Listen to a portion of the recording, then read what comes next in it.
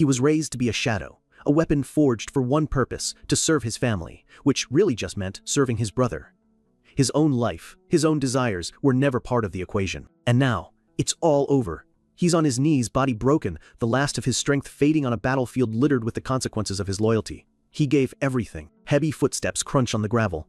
A voice, slick with contempt, cuts through the air. Well, look at this. What a pathetic sight. Even now, beaten and bleeding, there's a fire in his eyes, a defiant spark that refuses to be extinguished. This isn't a man who knows how to surrender. The Knight Commander Boris looks on with a cynical smirk. He has to admit, it's impressive. One man holding his own against the continent's finest. A monster in human skin. The ground tells the story of his ferocity. He didn't go down easy. He fought like a cornered beast and dragged some of them down with him into the dark. From behind the knights, the true leader emerges, an arrogant smile on his face. He's not surprised. This is exactly the kind of chaos he'd expect from that man's brother. Pure venom drips from his voice as he spits out their names. Cyan, Vert, Boris. The man just grins, a wide, unsettling smile. He's savoring this, enjoying every second of Cyan's downfall. But Cyan isn't dead yet. His hand tightens around his dagger as a dark, violent aura begins to swirl around him. He grinds out the question, who gave the order? The red and black energy crackles, growing stronger. Was it the Emperor? He demands, his voice trembling with a rage that could shake the very heavens. Boris instinctively recoils. He recognizes that sickening power. It's the black fog from the rumors. So, they were true after all.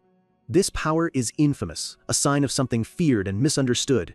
The energy erupts. Boris finally understands. You're an assassin from Mist, he scoffs, his courage returning. He declares that Mist is just a den of shadows compared to their glorious Knights of Light. He'll just report that he eliminated a heretic. Simple. Cyan's teeth are clenched so hard they might crack. The dark energy flares. He tells him to go ahead and try, promising that by the time he's done, Boris won't have a mouth left to speak with. But Boris just laughs. All that power is useless. A 9th star magic barrier surrounds the entire area. There is no escape. Cyan's mind races. Trapped. He has to get out, has to find out who orchestrated this betrayal. He needs to expose the truth of what happened with his brother. His glowing red eyes narrow. The situation just went from impossible to a death sentence. But giving up has never been in his nature. If there's a barrier, he'll just have to smash his way through. Suddenly, a single voice cuts through the chaos, and everything stops. A voice he knows better than his own. That's enough, Cyan. Boris immediately turns, bowing his head in deference to the newcomer. Cyan freezes, the rage in his eyes flickers, replaced by sheer, utter confusion. It can't be. His father's words from a lifetime ago echo in his mind. Live for the clan. Your brother, Ashel, is the clan. His life was never his to live. His success is your success. He was born to be a shadow, a stepping stone for his brother's glorious ascent. And there he stands, Ashel Vert, the hero of the Empire, clad in radiant golden armor, looking down on him as if he were nothing. The horrifying truth begins to dawn, cold and sharp. The blood drains from Cyan's face as the final piece of the puzzle clicks into place. The one behind all of this? He can barely force the name past his lips. His expression, a mask of disbelief and betrayal. Ashel. Ashel walks forward with an air of absolute authority, Boris respectfully stepping aside. Cyan stumbles backward, his world spinning. This doesn't make any sense. It's impossible. Ashel finally speaks, his tone chillingly calm. You seem confused to see me here. With a subtle gesture, an invisible force slams into Cyan, sending him flying. He crashes to the ground, coughing up blood. He looks up at the brother he dedicated his life to, his eyes wide with pain. What is the meaning of this? Ashel looks down at him, his gaze cold, detached. He tells him he's done well. For the clan, for the people, Tats, and for me, the words land harder than any physical blow. He continues, his voice devoid of all warmth. So now, I'm just taking the burden off your shoulders. He's talking about murder like it's an act of mercy. Cyan grips his dagger, his knuckles turning white. Did I do something wrong? He asks, his voice trembling. He doesn't understand. Ashel's eyes narrow. Wrong? The mask of civility finally shatters. His voice turns to ice as he gestures to the dark energy still clinging to Cyan. That ominous power? You're nothing but a murderer, hardly even human. His voice booms with righteous fury. You fooled everyone for long enough. Don't you know your own sins? Cyan is stunned silent. Sins? Murderer? The words are like poison, twisting everything he's ever done into something ugly and unrecognizable. His confusion ignites into pure, incandescent rage. His eyes glow a menacing red. The Succession War, the Demon King's invasion, the brutal conflicts that tore the continent apart. He handled it all. Every dark deed, every necessary evil was his burden to bear so that his brother, the hero, could remain pure. He was the shadow that allowed Ashel to be the light. Ashel simply turns his back, dismissing him as if he were a piece of trash to be discarded. That simple gesture shatters what's left of his world. Serving his brother wasn't just his duty. It was his entire identity. He slams his fist into the ground, the stone cracking under the force of his despair. The dark aura around him explodes into a swirling vortex of rage. "And now, you're just abandoning me?" His voice cracks raw with 20 years of thankless, brutal servitude. Blood drips from his mangled fist, but he feels nothing. His body is just a tool and it has one last task. His eyes burn with a furious crimson light. He's pushing past every limit, burning his very life force for this final act. "I will destroy you." With a final desperate roar, he unleashes everything he has left. The knights stare in horror. He still has that much power? That's impossible. He's not human. From within the storm of dark energy, Cyan's voice rings out, laced with bitter mockery. How foolish. Even now, he can't resist a final bitter taunt.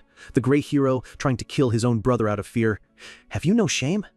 Ashel's eyes narrow. The words hit their mark. With a final surge of power, Cyan launches himself forward. A meteor of red and black aimed directly at his brother's heart. Ashel raises his sword just in time, deflecting the attack in a shower of sparks. But Cyan is relentless. All his pain, all his rage, all his betrayal is poured into this one final attack. He only needs one hit. He knows his brother's secret weakness, a single spot where his feigned regeneration won't work. He pushes forward, his blade crackling with energy, closing the distance for the final blow.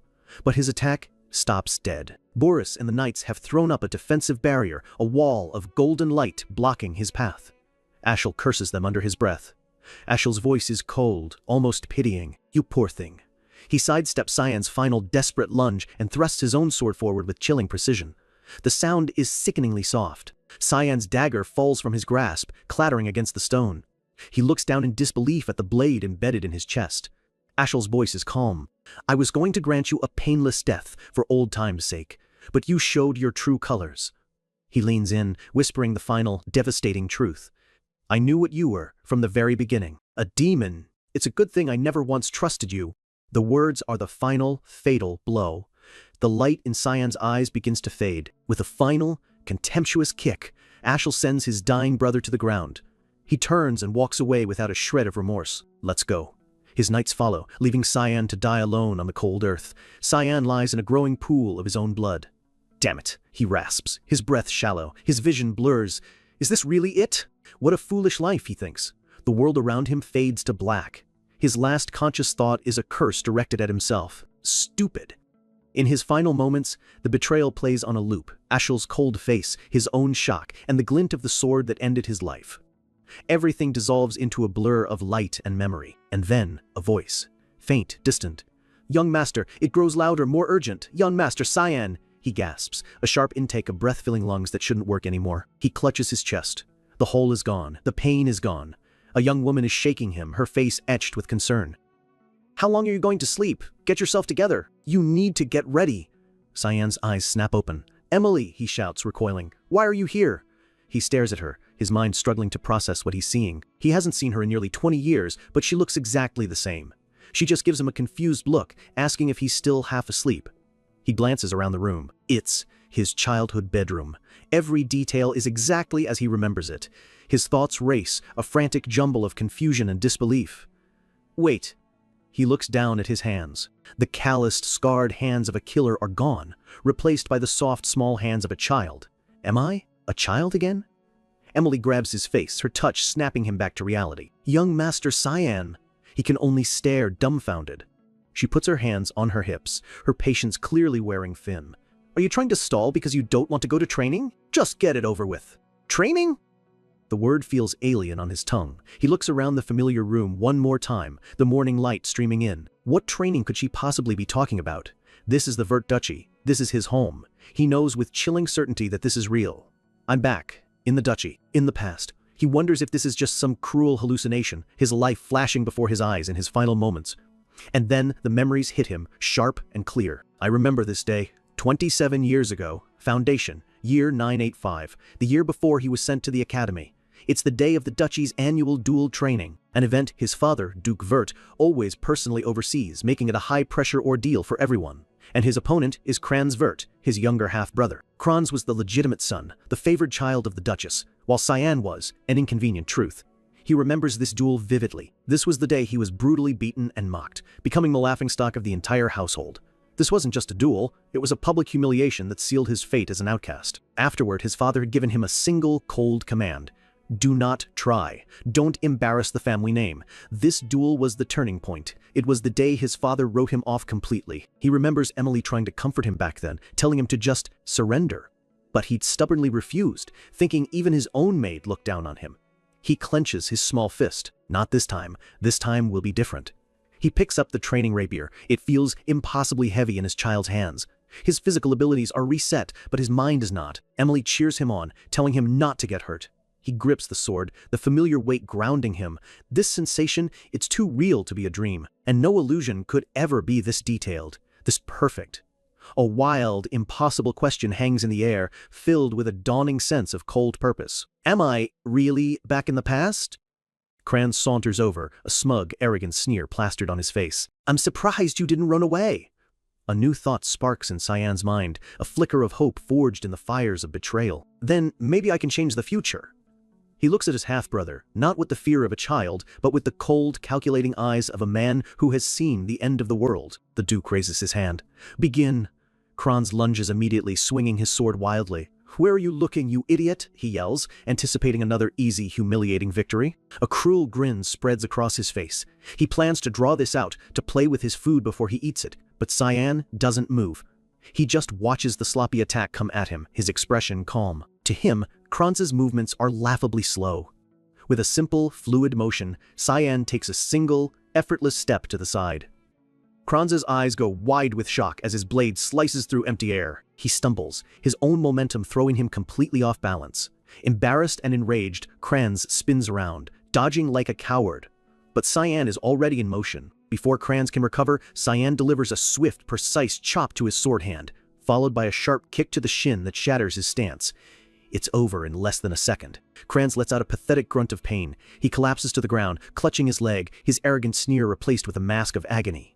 The Duke and Duchess watch in stunned silence. The Duchess cries out her son's name in alarm. Cyan stands over his defeated brother, his expression unreadable.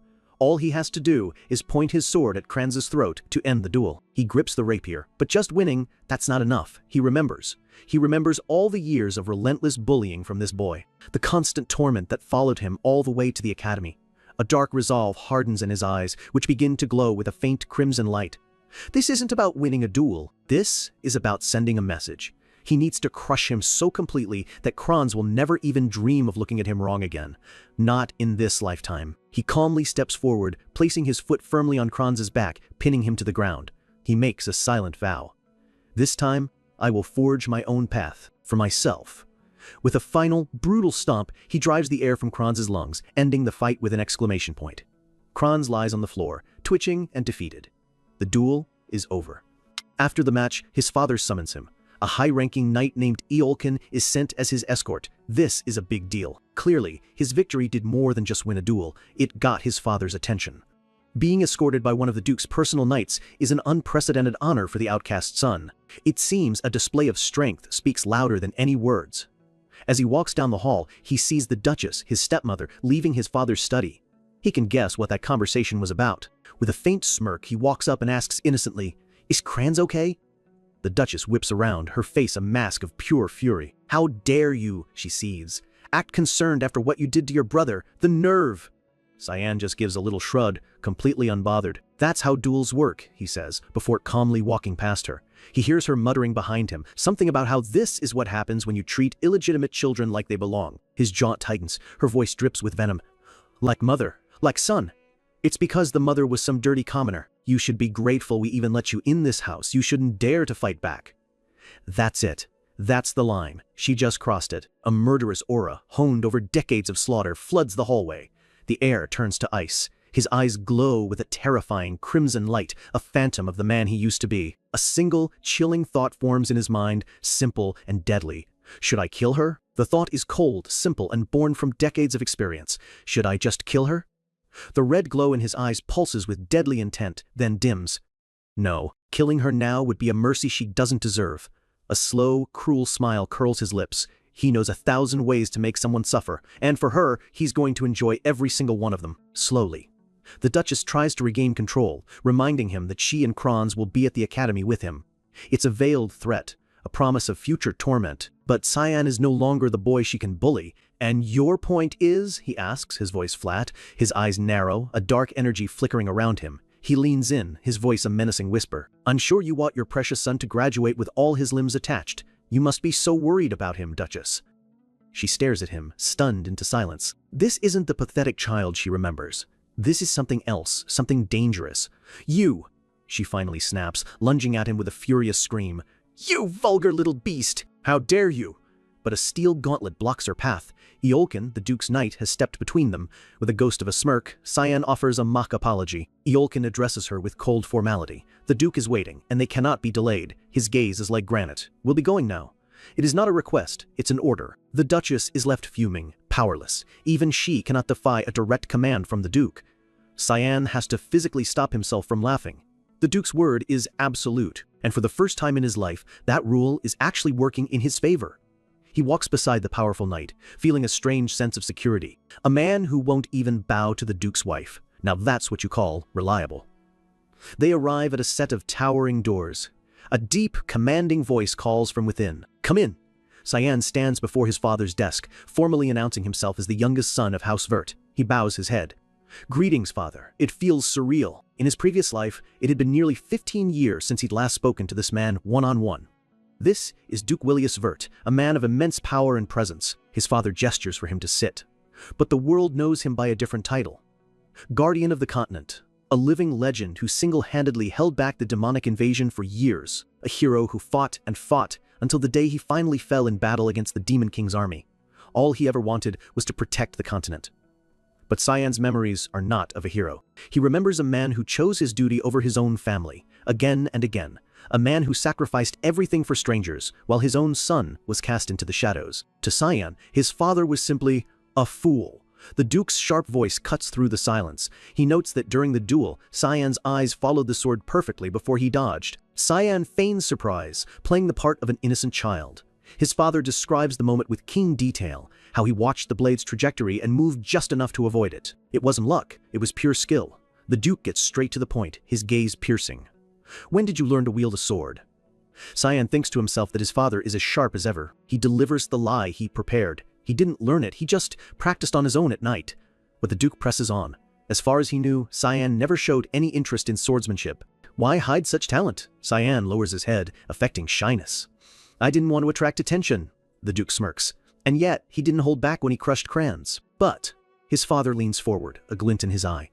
"Wasn't what you did after he was down a bit unnecessary?" He's referring to the brutal stomp, a clear display of dominance, not defense. Cyan understands immediately. This is a test. His father isn't just asking about the duel, he's trying to understand the boy standing before him. He meets his father's gaze without flinching and gives him the honest truth. "I wanted to prove myself." The Duke raises an eyebrow. "Prove what?" Cyan's voice is firm, unwavering. "That I am better than Kranz. That was the entire point of the duel for me." A deep chuckle rumbles from the Duke's chest. He throws his head back and laughs, a rare sound of genuine delight. "Excellent. A clear, concise answer. I had no idea you were so capable. I'm delighted." But then, his next words hit Cyan like a physical blow, stealing the air from his lungs. "You'll become a great and reliable support for Ashel one day." Cyan freezes. The world stops. What? The memory of his death flashes before his eyes. Ashel's cold face, the sword in his chest, the ultimate betrayal. Why would I ever help him? In that moment, he realizes with chilling certainty that nothing has changed. It doesn't matter what he does. To his father, he will always be nothing more than a tool for Ashel's glory. He clenches his fist under the table, digging his nails into his palm so hard it nearly draws blood, just to keep his expression neutral. The Duke, completely oblivious, smiles and offers him a reward. "Ask for anything you wish." The rage inside Cyan solidifies into a cold, hard resolve. If that's the path they've chosen for him, then he will burn it all to the ground. He will destroy everything Ashel ever hoped to achieve. A dangerous glint appears in his eye, along with a confident smirk. "What I want is..." Later, Emily bursts into his room looking like she's seen a ghost. "You asked to go to the battlefront." Cyan calmly continues changing his clothes. He confirms it, though it's not set in stone yet. Emily looks like she's about to faint. "Are you out of your mind?" Do you have any idea what that place is like? She describes a nightmare landscape, a place crawling with vicious demonic beasts. She's talking about Velias, the western border of the empire. It's the only place on the continent that can truly be called a war zone, and at its heart is the Lamea Valley, the absolute frontline, a brutal, unforgiving battlefield where the war against demons has raged for centuries, a place where children do not belong. Cyan explains the condition his father gave him. He has 1 month to become worthy of being sent to hell on earth. What worthy means, he doesn't know yet, but his objective is clear. He has to whip this weak, underdeveloped body into shape. His greatest advantage is that his mind is still a weapon.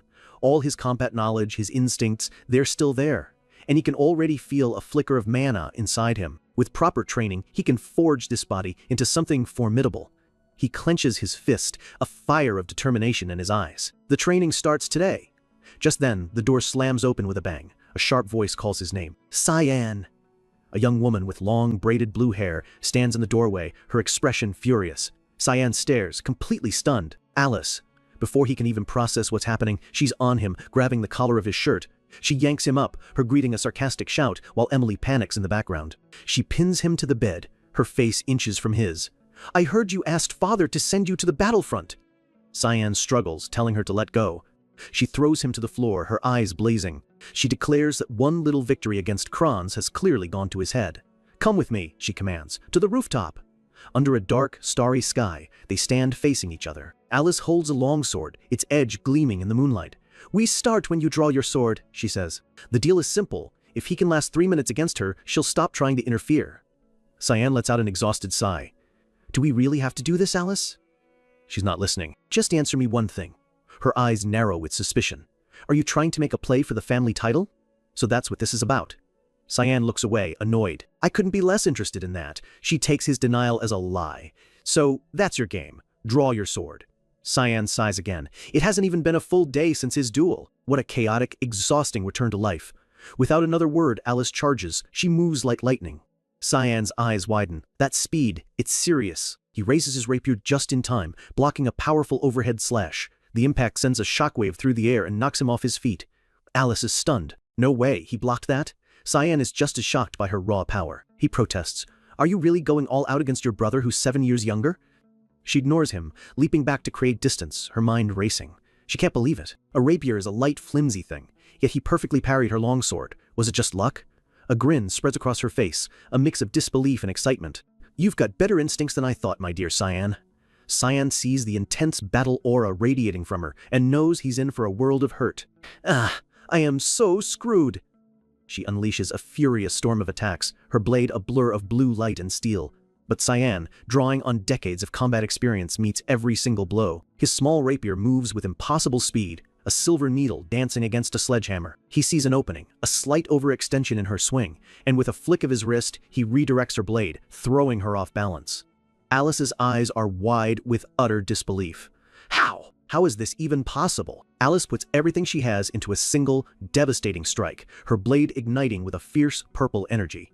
Cyan grits his teeth, his arms screaming in protest as he tries to hold his ground. Damn it, it's no use. He's thrown backward, the raw power of the blow rattling him to the bone. He's sent skidding across the rooftop, barely managing to stay on his feet as Alice prepares her next assault. He steadies himself against a chimney, his breath coming in ragged, desperate gasps. He knows that if he hadn't pulled back during that last exchange, he could have ended her. His entire fighting style is built for assassination.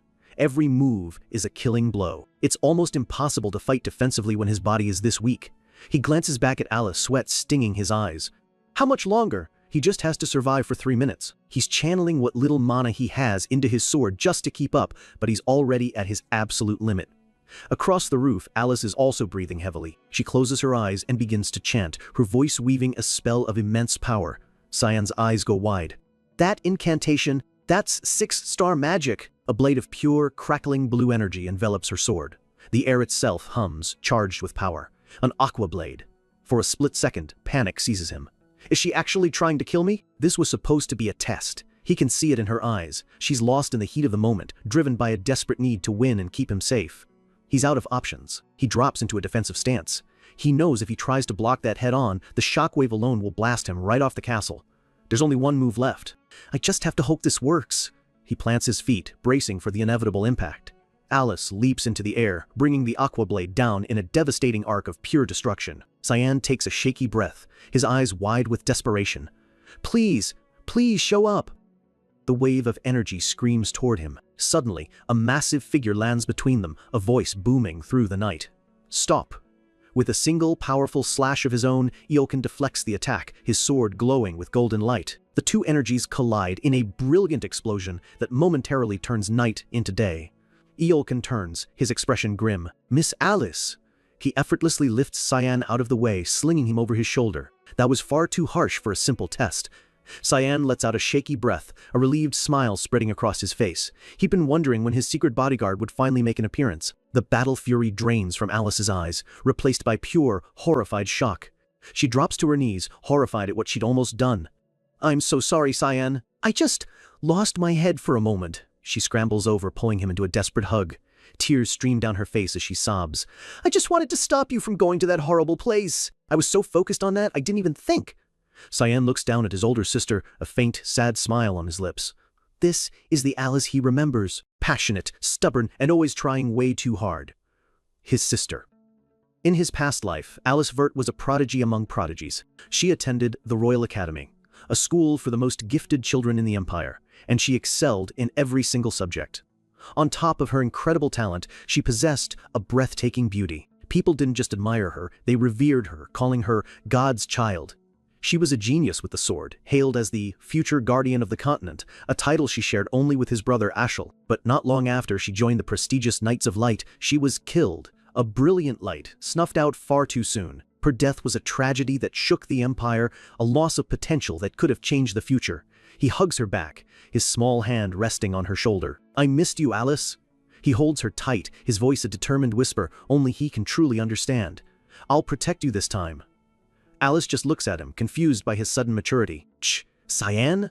She glances over at Ioken. She asks him why he's here. Shouldn't he be with the Duke on his way to the war? Ioken explains that the Duke ordered him to protect the young master in secret. Cyan already knew. He'd sensed Ioken's presence ever since leaving his father's office. He was a master of stealth, but not good enough to hide from a fellow expert. But why would his father go to such lengths? It was a puzzle for another time. Deciding to end the tense moment, Cyan goes limp in Alice's arms, faking sleep. Alice looks down at him, her expression softening into a gentle, loving smile. She gently strokes his hair. He's still just a little kid. Title card. Chapter title. Chapter title.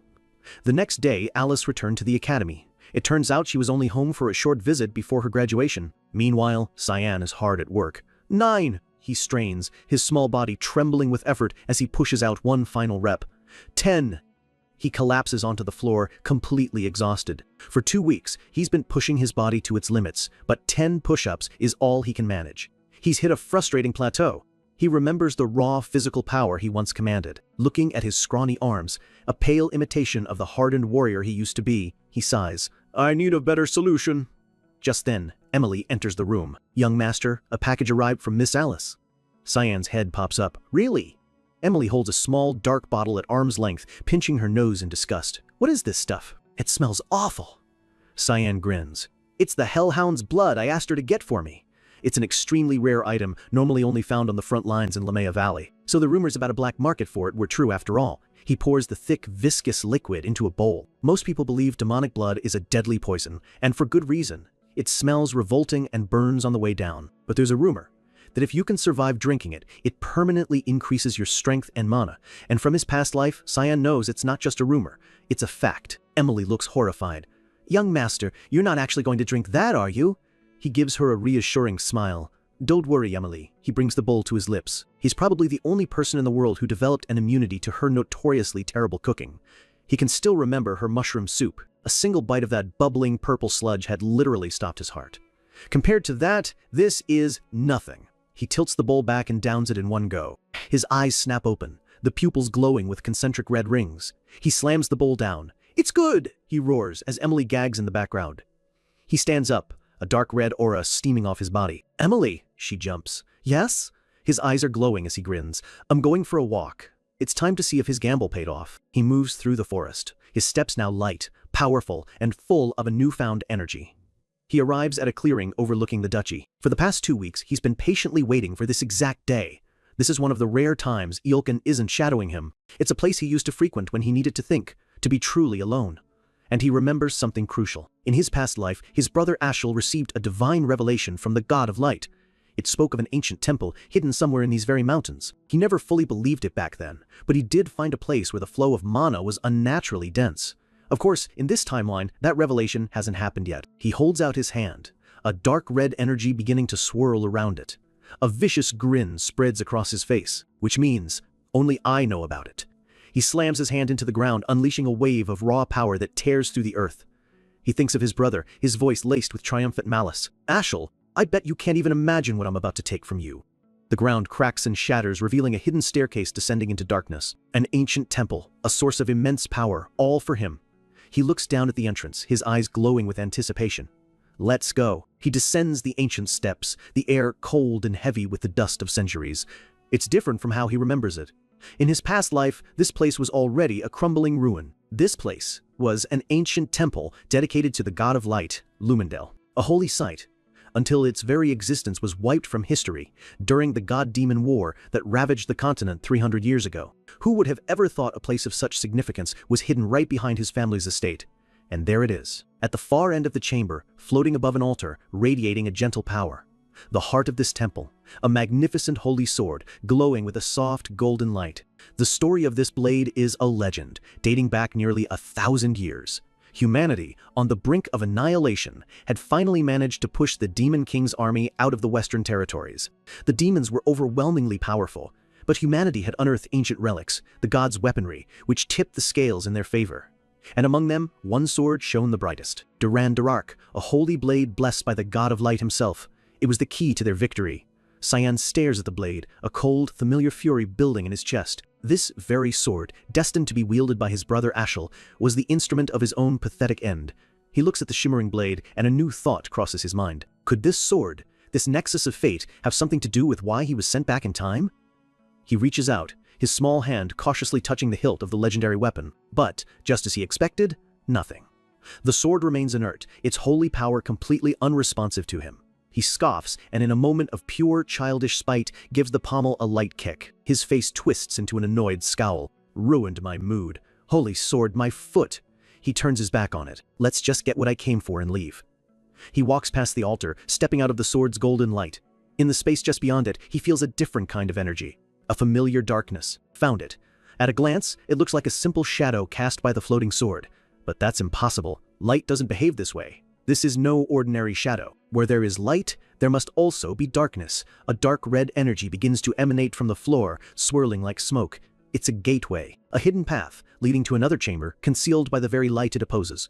He pushes open a heavy stone door and peers into a dark, forgotten sanctum. And there, floating above a darker, more sinister altar, is what he truly came for. It's been a while, he says with a small, genuine smile. My sword. He reaches out and grips the hilt without hesitation. The blade erupts with a violent surge of red and black energy. The demonic sword, Kyram, the raw, chaotic power floods into him. It feels like coming home. A wide, dangerous grin spreads across his face. Good morning, Kyram. He gives the blade a few experimental swings, the dark energy trailing behind it. Still asleep, are we? He sighs in pure bliss. Ah, this feeling, it's the best. A familiar predatory urge begins to stir within him. I really want to cut something right now. A menacing ghostly chuckle echoes through the chamber. Child, you feel no fear?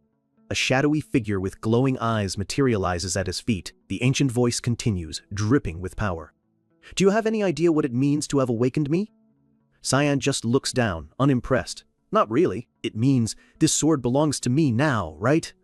The shadow explodes outward, filling the room with a crushing pressure. To wake a sleeping demonic sword. Oh, it is far too late for regrets, little one. A terrifying, toothy grin flashes in the darkness.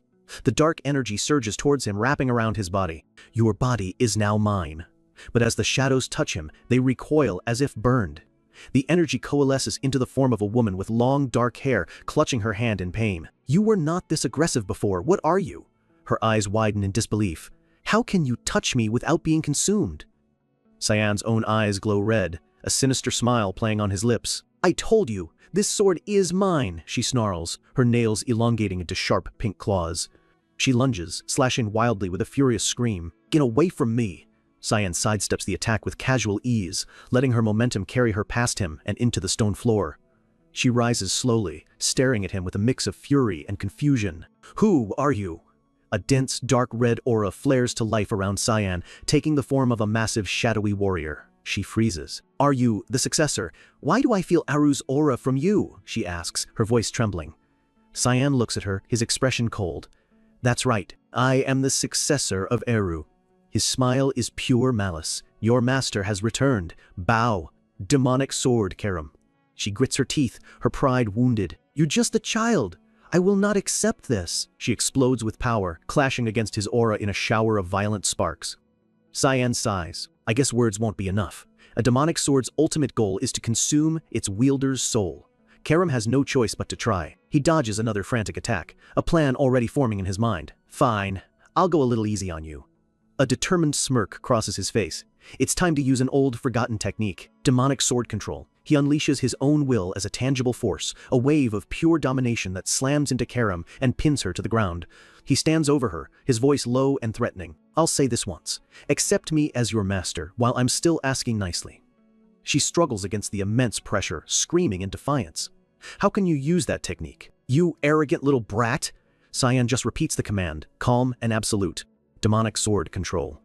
The pressure intensifies, crushing her further into the stone. He says it again and again, his will grinding against hers, breaking her down piece by piece. Demonic sword control. Demonic sword control. Demonic sword control. Finally, she can't take any more, her spiritual form pressed flat against the cracked floor.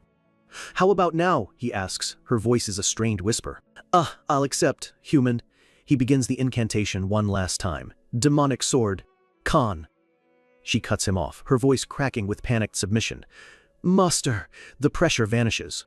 Now that he has what he came for, it's time to go. The demonic sword now rests in his hand as a simple, unassuming dagger. A tiny, imp-like creature with pink, flaming hair bursts out of the dagger. It's been so long since I've been outside." She zips around the chamber excitedly. "This is so refreshing." She flies right up to his face. "Hey, master, what's your name?" Cyan answers without emotion. "Cyan. Cyan Vert." The little creature looks confused. "Cyan? Never heard of you. Eru really chose a kid like you to be his successor?" Cyan looks away, a distant, haunted look in his eyes. "He did, in my past life." Karam freezes midair. "Past life? What are you talking about?" Cyan states it simply. "I died once before." The little demon is completely baffled. Cyan walks back into the main chamber toward the glowing holy sword. Karam floats beside him, muttering, "Still sleeping, huh? He'll be waiting another 20 years for his true owner to show up." She eyes him suspiciously. "You talk as if you already know the future." Cyan just grips his demonic dagger, a smirk playing on his lips. Without warning, he smashes the pommel of his dagger against the hilt of the holy sword. A small, glowing fragment chips off and falls to the ground. Karam is shocked. "What are you going to do with that?" Cyan picks up the fragment, his eyes gleaming with a manic, crimson light. A wicked grin spreads across his face. Who knows? Maybe it'll make things a little more interesting down the road. While Cyan begins to forge his new destiny, the world outside his family's walls continues to turn, full of its own stories and struggles. It's a world of adventurers who take on dangerous jobs all across the continent. They explore the unknown and fight back the monsters that plague humanity. In the eyes of the people, they are heroes. It's a life lived on the edge of a blade, but the rewards are great. Skill brings wealth, and wealth brings fame. But sometimes, after staring into the abyss one too many times, an adventurer grows so strong that they lose their way. Greed replaces honor, and they turn their blades on the very people they once swore to protect. At that point, they stop being heroes. They become bandits. In a forest clearing, a man slams his boot into the dirt in frustration. Damn it! His name is Varha, the leader of this small, desperate group. He's furious. They're still nursing wounds from a recent monster attack, and to make matters worse, their food supplies are completely gone. He whirls on his men, his voice a frustrated roar. "What are you all staring at? Go hunt something!" Hidden in the trees just beyond the clearing, a group of knights watches their every move. One of them whispers to his commander that this must be the group they're looking for. He asks for their orders. "What should we do, Sir Enoch?" Sir Enoch, the veteran commander, holds up a hand, his eyes fixed on the bandit camp. He makes a decision. Their guard is down. This is the perfect time to strike. He grips the hilt of his sword, ready to give the signal. But a calm voice beside him speaks up. "Please wait, Sir Enoch. This is Asher, a young mage assigned to their unit for this very mission." He warns the commander that they haven't gauged the enemy's strength. If the bandits have a mage more powerful than him, a direct assault could be disastrous. Another knight argues, "But Sir Asher, if they start to move, we'll lose them." Asher falls silent for a moment, his mind working. Then a small smile touches his lips. There is a way. Back in the bandit camp, Varja is still complaining, mourning the loss of a new recruit. He lets out a heavy sigh. He can't believe a single, laughing orc appeared out of nowhere and wiped out half their men. He remembers the old days, when life was simpler, before a fatal mistake turned him from an explorer into a wanted man. He turns to his mage, Vilshan, suggesting they just raid a nearby village. But Vilshan shakes his head. The local baron is already on high alert after their last display. Vilshan explains that their concealment magic won't last forever. It's time to move on to the next town. We'll plunder the village near that place and... His words are cut off by a streak of fire whistling through the air. The fiery projectile slams into the ground right in front of him. It erupts in a massive explosion of fire and dirt. Vilshan stumbles back, throwing up a hasty magic barrier just in time. An explosion out of nowhere. He realizes it wasn't random. It's magic! The knights burst from the trees, swords drawn. The trap has been sprung. The battle is instant and brutal, a clash of steel and desperate shouts. Vilshan's mana barrier shatters under the force of the blast, the shockwave sending him reeling. Varja screams his name in alarm. "Vilshan!" He quickly assesses the damage. A mana barrier is quick to cast, but it offers little real protection. When it breaks, the backlash hits the caster directly. He knows who did this. A mage. Asher steps out from the trees, his hands still glowing with residual energy. Sir Enoch kneels respectfully. "Now that their strength is revealed, I will engage the leader as you asked, Sir Asher." Varha grits his teeth. So the Baron finally decided to hire a real mage to hunt us down. But his fear quickly turns to defiant rage. But things won't go according to his plan. He charges forward, his sword clashing with Sir Enoch's. "I'll send your heads back to him as a warning," he screams. Enoch just smirks. That's a scary thought. He taunts him. "Try it if you can." Meanwhile, Vilshan is trying to escape, but the enemy mage is hot on his trail, gliding across the ground on a wave of shifting earth. Vilshan notices something. The mage is using Earth Wall, a spell that can't fly. Only mages of the third circle or higher can use true flight magic. A confident smirk spreads across his face. This guy's only a second circle. He spins around, a volley of sharp ice arrows materializing around him. "How long are you going to stand there? I'll strike first," he thinks to himself. "If he's just a second circle, I can take him out right here before I make my escape." But Asher simply raises a hand. A storm of fire arrows appears around him, easily outnumbering the ice. The two spells collide in midair with a deafening roar. Fire meets ice, erupting in a massive cloud of steam. The explosion of raw magic shakes the very foundations of the forest. The clearing is left a scarred ruin of scorched earth and flash-frozen trees. Vilshan stumbles, clutching his side. "Not bad for a second circle," he coughs, "but you picked the wrong opponent." He still thinks he has the upper hand. He's confident he can handle one mage on his own. But Asher just looks at him, his expression cold and unwavering. "I have no intention of letting you leave." He even compliments Vilshan's talent, noting his ability with complex magic. "I haven't seen such a promising mage in a while." Vilshan's ego soars, a manic grin spreading across his face. "You probably never imagined you'd meet your end here today." He gathers all his remaining power, unleashing his ultimate attack. A massive shard of jagged ice forms above him. Third circle magic, falling ice. "Die!" he screams, sending the spear of ice hurtling towards Asher. A massive boom echoes through the trees, but Asher stands untouched. A solid wall of ice has erupted from the ground, blocking the attack completely. Vilshan stares, his jaw hanging open. What? The ice wall begins to crack and crumble under the strain. Asher stands behind it, completely unharmed. Vilshan is in total disbelief. He blocked my spell?" Then, Asher counters. He raises a hand as spikes of jagged earth shoot from the ground around him. Earth spear. He clenches his fist. The earth spears rip through the ice wall, shattering it into a million pieces. Vilshan's face is a mask of pure terror. Earth spear? But that's a third circle spell. How can a second circle? Take a guess. The horrifying realization finally dawns on Vilshan. Not only did he use a third circle spell, he can use 4 different elements. He sees Asher's calm reflection in his own terrified eyes. "Don't tell me. He was playing with me from the start." A spike of earth erupts from the ground beneath him, a brutal and decisive end to the duel. Asher stands over the fallen bandit, his expression thoughtful. "Good thing I came," he says to himself, a faint smile on his lips. "Now I know how to fight against another mage. This was never a battle. It was a learning experience." But elsewhere in the forest, something far more dangerous is stirring. A massive, muscular figure stands amidst a scene of brutal carnage. A distinct limb pendant hangs from a chain around its neck. It's a huge, red-skinned orc, a savage grin on its face as it holds the severed arm of its latest victim. It seems the knights weren't the only hunters in these woods today. The battlefield is a symphony of chaos. A commander screams orders over the din of battle as a massive ogre crashes through their lines. "It's an ogre! Form a defensive line and take it down now. Leave none of them alive." Another commander calls for their most powerful holy spell. A vast, glowing magic circle materializes in the sky, a beacon of golden light against the dark clouds. The horde of monsters looks up, roaring in a mixture of confusion and rage. Chains of pure light shoot down from the heavens, wrapping around an ogre and binding it in place. It thrashes and screams, seared by the holy energy. With the monsters restrained, a knight on horseback seizes the opening, his voice a rallying cry. "Attack!" He leaps from his steed, his sword a blur of blue light as it slices cleanly through the ogre's arm. The beast roars in agony, its massive limbs severed at the shoulder. The knight lands with practiced grace, his movements fluid and deadly. In one swift motion, he finishes the monster off. This is the Lamea Valley frontlines, a place where death is an everyday occurrence. And riding through the heart of it all, completely unfazed, is a small boy on a white horse. Behind him, a terrified girl clings to his back, screaming for her life. Emily is, to put it mildly, not handling it well. "Young master, why on earth did you want to come to a place like this? Aren't you terrified?" Cyan just looks out at the carnage, a faint nostalgic smile on his face. "To think I'd be back here, it feels familiar, just as hellish as I remember." Emily can only continue to scream.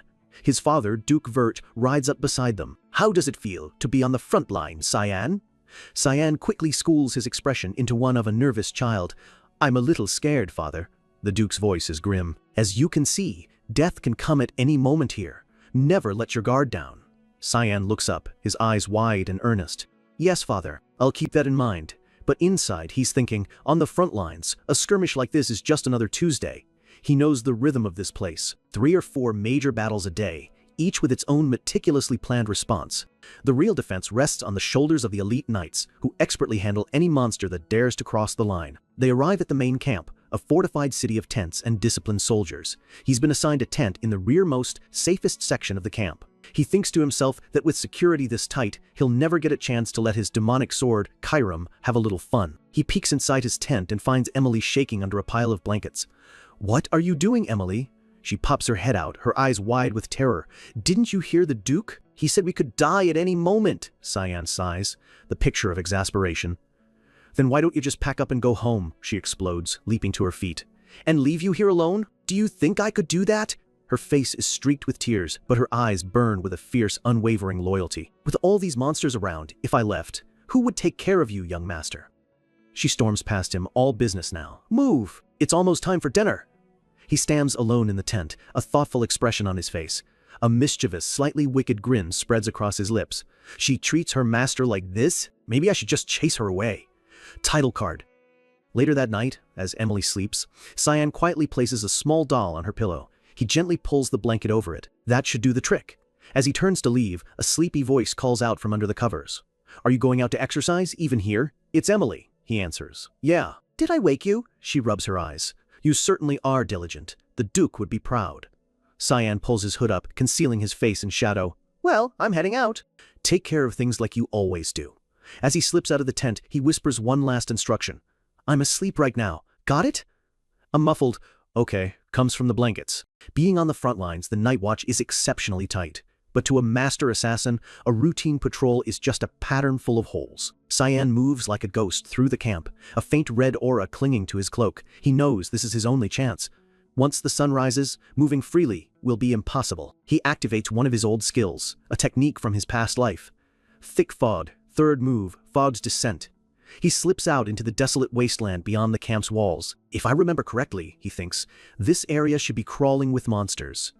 His eyes glow with a menacing red light, a predatory grin spreading across his face. The perfect hunting ground for Chiram, right? He draws his demonic dagger. It pulses with a vibrant, bloodthirsty energy. A voice, hungry and eager, whispers from the blade. This strong scent of blood. The energy swirls around him, taking his form. "Master, I don't think I can hold back any longer." "Let me cut something." As if on cue, a pack of monstrous flaming wolves charges from the darkness, their roars splitting the night air. "All right, Chiram," he grins, his eyes blazing with excitement. "Let's give you what you want." He becomes a blur of motion, a streak of red and black light that tears through the pack. He unleashes another technique, his movements impossibly fast. Fog sword, rushing fog storm. Arcs of pure crimson energy slice through the wolves, ending them in a single, brutal instant. The battle is over before it even truly began. Cyan stands over the body of a fallen wolf, plunging his dagger deep into its flesh. He collects the dark, steaming blood in a small wooden cup. He pulls back his hood and drinks it down in one go. His eyes are glowing, blood dripping from his lips. A look of pure, unadulterated ecstasy crosses his face. Ah, this is the stuff. Karam's voice echoes his delight. It's the first time I felt so refreshed since waking up. Cyan grins, wiping his mouth with the back of his hand. Good. We'll keep this up. Karam's voice is doubtful. How much stronger can we really get by killing these weaklings? Cyan looks out at the monster-infested wasteland, his expression calm and confident. Don't worry, the night is still young, and there are plenty more monsters where they came from. As if summoned by his words, a horde of creatures appears on the horizon. Karam's voice is filled with bloodthirsty glee. Oh, now I'm getting excited! Meanwhile, miles away, a royal convoy makes its way through a dark, winding canyon. Inside a lavish carriage, an attendant speaks to a young woman with short, white hair. Princess, I still believe the front line is too dangerous. Why don't we turn back? The young woman looks at her, her expression stern and unwavering. I've told you before, Leah, do not treat me like a child. I am the royal princess of the empire. It is my duty to accompany my father on his tours. The attendant bows her head. If you mention this again, I will become angry. Understood, princess. Leah speaks again, changing the subject. Oh, that reminds me. There's a rumor that the youngest son of the Vert family is also on the front lines. He should be about your age. The princess looks surprised. Duke Vert brought his youngest son to a place like this? Leah smiles. Apparently the boy volunteered. Since you two are the same age, you should try to get along. The princess turns away, a faint blush on her cheeks. As if I care about such trivial matters. Forget it. I'm going to sleep. Leah just sighs and bows her head. Understood, princess. As Leah turns to leave, the princess hesitates, her voice now much softer. What's his name? Leah thinks for a moment. Oh, Cyan. I believe his name is Cyan Vert. The princess whispers the name to herself, a small, curious smile playing on her lips. Cyan? Her crimson eyes gleam in the dim light of the carriage. Cyan Vert, how interesting! A harpy shrieks its last as a blade cuts it down from the sky. The Duke stands amidst the aftermath of the battle, his voice booming across the field. Check for injuries. The ground is littered with the bodies of fallen monsters. A knight reports that their lines held strong, with no casualties. The Duke gives the order to head back to camp. But as his men move out, the Duke pauses, a thoughtful, almost worried expression on his face. Back at the camp, Cyan wipes his blade clean on the fur of a monster, another battle won. He sheathes his sword and melts back into the ranks of the soldiers, just another face in the crowd. His father approaches, his presence commanding as always. How are you adjusting to life on the front lines? Cyan looks up, his expression carefully neutral. I'm learning something new every day, father. The Duke seems surprised. Is that so? I thought you'd be eager to return home by now. Then, something unexpected happens. A rare, genuine smile of pride spreads across his father's face. You've endured this far longer than I expected. I'm proud of you. Cyan is completely floored. He can only stare, stunned into silence. His father turns to leave. I have something to discuss with you tomorrow. Come to my tent in the morning. As the Duke walks away, Cyan thinks to himself, I've never seen him be so kind. He quickly calls after him, Yes, father. Later that night, under a canopy of stars, Cyan is back in the wasteland, pushing his limits. He leaps back just in time as a massive creature erupts from the ground, shattering the earth where he just stood. A death worm, he grunts, annoyed. They shouldn't be this close to the front lines. Karam's seductive voice whispers from his sword. Master, you seem to be struggling. Why not let me take the reins for a bit? Cyan scoffs. You think I don't know what you're planning? She pleads, feigning innocence. It's not like that. Just for a moment, I promise. He watches as the worm's mangled flesh bubbles and reforms. The deep gashes he inflicted heal in an instant. She's right. His normal attacks are useless against its regeneration. Cyan grits his teeth. It's been a month since he arrived. A month of constant hunting. He's grown stronger, but he's hit a wall. The weaker monsters just aren't enough anymore. The deathworm lunges, its cavernous mouth ready to swallow him whole. I guess I have no other choice. He raises his demonic dagger, its energy flaring to life. Fine, I'll play your game for now, Karam. Her voice is filled with ecstatic glee. All right, let's go wild. He unleashes his most dangerous technique. Thick fog, ninth form, demonic sword manifestation. His body is consumed by a swirling vortex of red and black energy. I'll rip your thick hide. The demonic aura shreds the worm's tough skin, tearing into the flesh beneath. 2 pieces. He leaps into the air, a dark silhouette against the moon, his cloak flowing like liquid shadow. Fog sword, 8 fluttering petals. A brilliant pillar of destructive energy erupts from his blade, a crimson spear that pierces the heavens. The attack obliterates the monster's head in a storm of raw power. Cyan stands at the center of the maelstrom, a whirlwind of dark energy and vaporized blood. The next morning, the Duke stands over the corpse of a wolf, one of many found scattered across the valley. This one hasn't been dead for long. A knight observes the imposing aura left on the body. Could a demon have done this? The Duke kneels, his expression grim. If a demon is involved, we can't afford to overlook it. Inspect the entire area and burn these corpses. As the knight leaves, the Duke examines the clean, precise cuts on the wolf. These sword marks, they seem familiar. Is it just my imagination? Just then, another knight runs up to him, his face pale. Your Grace, there's something you need to see. He leads the Duke deeper into the valley. What in the world?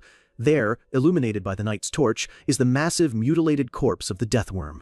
The Duke is stunned. Who could have possibly slain a monster like this?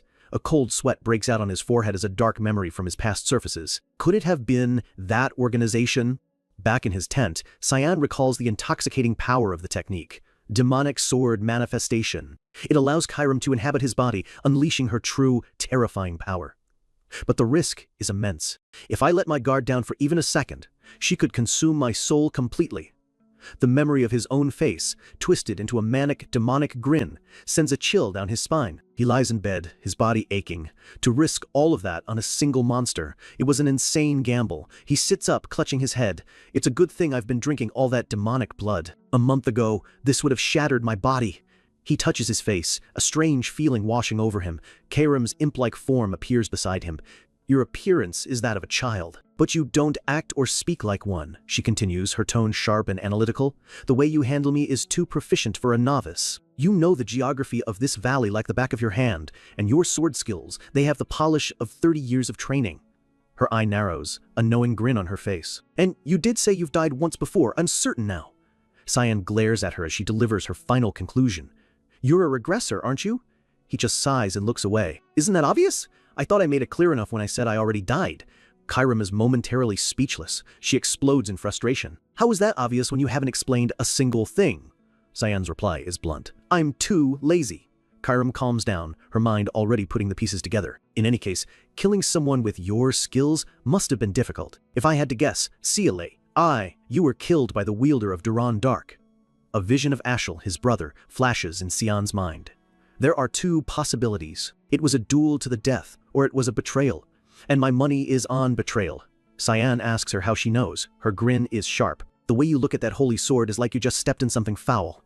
I'd have to be an idiot not to notice. She floats closer, her tone turning deadly serious. So, your goal is revenge. Fine, but keep this in mind. Her form grows, her voice dripping with menace. The moment you falter, the moment you show any weakness, I will swallow your soul without a second thought. Image, Chio 58. Cyan suddenly sits up, grabbing her and slamming her against the wall. Know your place, he says, his voice cold as ice. I am not a fool. Chiram retreats to a corner, muttering to herself. Cyan smiles faintly. She hasn't changed a bit. Same as she ever was. The next morning, the entire camp is buzzing with activity. A knight asks what's going on. Cyan watches the chaos, a sense of unease growing in his gut. Emily runs up to him, breathless. Young master, you're awake, he asks. What happened, Emily? Her eyes are wide with a mixture of fear and excitement. They found the corpse of a high-level monster near the entrance to the valley. Cyan's blood runs cold. Is she talking about the deathworm? Emily continues, oblivious. It's been years since a monster that powerful was sighted so close to the camp. Cyan cuts her off. Anything else?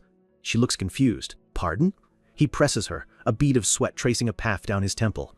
Did they mention anything else? A suspicious person? Anything about me? Just then, a grim-faced knight approaches them. Young Master Cyan, Ethiokan, his expression is unreadable. The Duke wishes to see you, immediately. Cyan curses himself internally. This is a problem. I couldn't dispose of the corpse, because soldiers showed up out of nowhere. He grits his teeth in frustration. My plan was to live a quiet life until I entered the academy. So much for that. He enters his father's command tent and bows deeply. I, the youngest son of the Verts, greet my father. He knows it's over. His father is too sharp, he must have figured it out. His father's voice is dangerously calm. Yes, Cyan. Cyan's mind races, desperately trying to formulate a lie. If he asks about last night, his father looks at him, his gaze intense and piercing. "Have a seat." Cyan sits, his own expression hardening, preparing for the inevitable confrontation. What kind of excuse can I possibly make? Cyan stands before his father, his mind racing, cycling through a dozen different lies and excuses. If he asks about last night, he thinks, his heart pounding, it's all over. The Duke's gaze is heavy, his silence more intimidating than any shout. "Have a seat." Cyan sits, forcing his expression into a mask of calm, betraying none of the storm raging inside him. What can I even say to get out of this? His father gets straight to the point, his voice leaving no room for games. "I'll be direct. What were you doing last night?" Cyan delivers the lie he prepared, a single bead of sweat trickling down his face. "I was tired, so I went to bed early." The Duke stares at him, unconvinced. He thinks back to the corpses. Went to bed early? But those sword marks, they were eerily similar to Cyan's style. He wonders, am I just overthinking this? Cyan presses his luck. "Is there a reason, you ask?" The Duke knows it's absurd. A 10-year-old boy couldn't possibly have slain a death worm. It's simply impossible.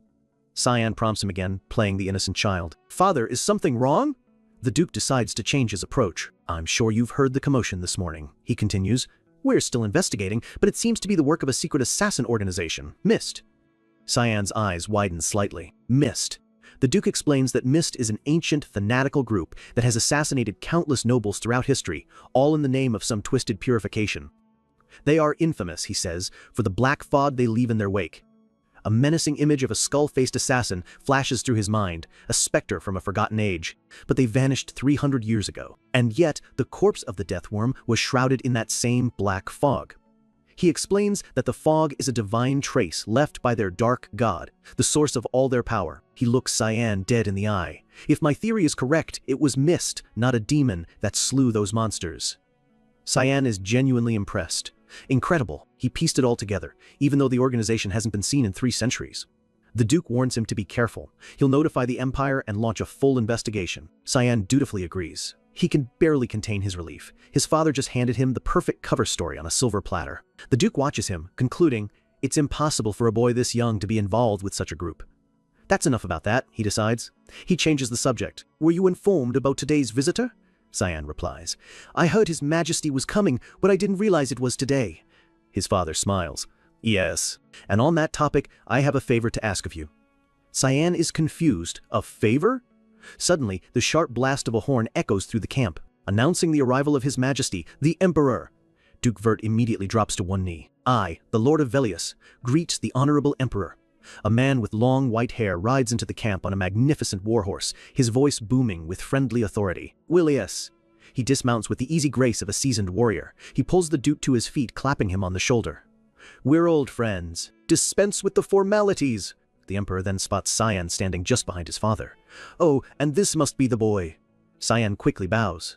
"I greet the Honorable Emperor. I am Cyan Vert, youngest of the Verts." The Emperor looks him over, a hint of admiration in his eyes. "For a child so young to be on these front lines, your sons are truly cut from a different cloth." Cyan finally understands his father's favor. It wasn't a task, it was an opportunity. His father wanted to show him off. He remembers his past life, always hidden away like a dirty secret whenever royalty visited, but now his father is proudly presenting him. The feeling is new. The Emperor smiles. "Excellent. As it happens, I have someone I'd like to introduce as well." A small, red-shoed foot steps down from the royal carriage. A young girl with short white hair and striking red eyes announces herself with regal poise. "I am the 5th princess of the Ushev Empire, Erin Severus." Cyan recognizes her instantly, and with that recognition comes a wave of painful memories. Erin Severus, the tragic 5th princess. The Duke turns to Cyan, his expression serious. "Your task for the day will be to escort Princess Erin." Cyan is stunned. "Pardon me? Escort her?" His father explains that he just needs to keep her company. They're the same age, and they'll be attending the academy together soon enough. Cyan remembers seeing her at the academy in his past life, always from a distance, a fleeting glimpse of a girl doomed to a terrible fate. The Duke adds, "There is no harm in acquainting yourself with the royal family. Just for today, try to get along." Cyan thinks to himself, "I really don't want to do this, but I understand what my father is trying to do. He's hoping we'll form a bond, just like the one he shares with the Emperor. But he's chosen the wrong person for that." He looks at the princess, his expression hardening. "She can never be my friend. He sighs internally, but that's a future only I know about. It's annoying, but for now, I have to play along. He starts, the princess points to a crimson river flowing through the valley. Why is that river red? Cyan explains. Ah, that's the Blood River. It flows through the entire Lamea Valley. The reason it's red is not very pleasant, he continues. Old or injured demonic beasts, unable to compete for survival, will instinctively throw themselves into the river to die. Their corpses and blood melt into the water, turning it red. The princess looks horrified. So that's just monster soup? Cyan nods grimly. Yes, they also drink from it. It's disgusting. I'd advise against going for a swim, she gags. Gross! What's at the end of the river? Cyan looks towards the desolate horizon. The demon realm. The princess is shocked. The demon realm? Where the actual demons live? A small, teasing smirk touches Cyan's lips. Yes, if you follow it long enough, you might even meet the Demon King, he adds. Though no sane person would ever try, he thinks it's surprisingly fun to mess with her. Suddenly, a bright yellow light flashes from a distant watchtower. The princess asks, What was that light? Cyan's expression turns deadly serious. That's the 3rd century post. A yellow light means an incoming monster horde. The princess panics. Monsters? Here! The duke's voice roars across the camp. Protect his majesty, guardian knights, with me to the western post. But the emperor holds up a hand, a wide grin on his face. Now, Willius. He draws his own massive sword. You think I came all this way just for a tour? I was starting to get bored. The duke lets out a resigned sigh. As you wish, your majesty. The emperor addresses the knights, his voice echoing with power. We will join the raid. Focus on slaying the beasts until this is over. The soldiers roar their approval. The duke turns to his son. You'll join the fight as well, Cyan? Yes, father. The princess looks at him surprised. You can fight them, he replies. Yes, from the back lines. Now you should get to the shelter, she cuts him off, her voice a defiant shout. Take me with you! Cyan is baffled. What is this kid talking about? She stomps her foot. You're the same age as me. If you can go, so can I. He stares at her, his expression turning to ice. People die here. This isn't a playground, she retorts. I don't care. I'm going, and you can't stop me. Cyan's patience finally snaps. Eokin. The massive knight appears in an instant, scooping up the princess. Yes, young master. I will escort her highness to safety. He starts carrying her away as she struggles. She yells, furious and embarrassed. How dare you? Unhand me. I am a princess. Cyan steps in front of her, his eyes glowing with a faint, dangerous red light. Dozens of knights could die because of your selfishness. In war, a split-second decision is the difference between life and death. His voice is ice cold, cutting through her protests. Can you take responsibility for those lives? The princess freezes, stunned into silence, her defiant anger crumbling into shock as tears well up in her eyes. Cyan turns and walks away without another glance. Go back to camp if you're going to cry like a child, your highness. He leaves her there with Eokin, a silent, tense standoff amidst the growing sounds of battle. On the battlefield, a massive, armored beast lumbers forward. It smashes through the knight's shield wall with a deafening roar. The creature is a tidal wave of pure destruction, scattering the soldiers like dolls. A commander raises his sword, desperately trying to rally his terrified men. Get back into formation. The duke's voice cuts through the chaos, a beacon of order in the storm. Protect his majesty and slay them all. Do not spare a single one. With a final, desperate war cry, the knights charge back into the meat grinder. While the battle against the monsters raged on, Cyan's thoughts drifted to the girl at the center of it all, Princess Erin Severus. In the complex web of the imperial family, she was an outcast. Her mother wasn't one of the emperor's official wives, but a commoner. This meant Erin was seen as little more than a placeholder princess, a political scarecrow with royal blood but no real power. While the children of the empresses were born into influence and opportunity, Erin was left with a title that brought more trouble than respect. Her mixed heritage made her an easy target for the cutthroat nobles of the court. But the princess never let their whispers and scorn get to her. She threw herself into her royal duties and studies, working harder than anyone to prove her worth. Cyan knew how her story ended in his past life. She was framed for treason, a convenient scapegoat for those who despised her. Exiled and stripped of her name, she disappeared from the world, earning her the sad title of the Tragic Princess. He can't help but think that if only she hadn't been so ambitious, she might have lived a peaceful life. Karam's cynical voice echoes in his mind. Living without ambition would have been better for her. Sounds a lot like what your old man used to tell you, doesn't it? Cyan deflects a monster's claw, his expression grim. This is different. This is just the brutal reality of royal politics.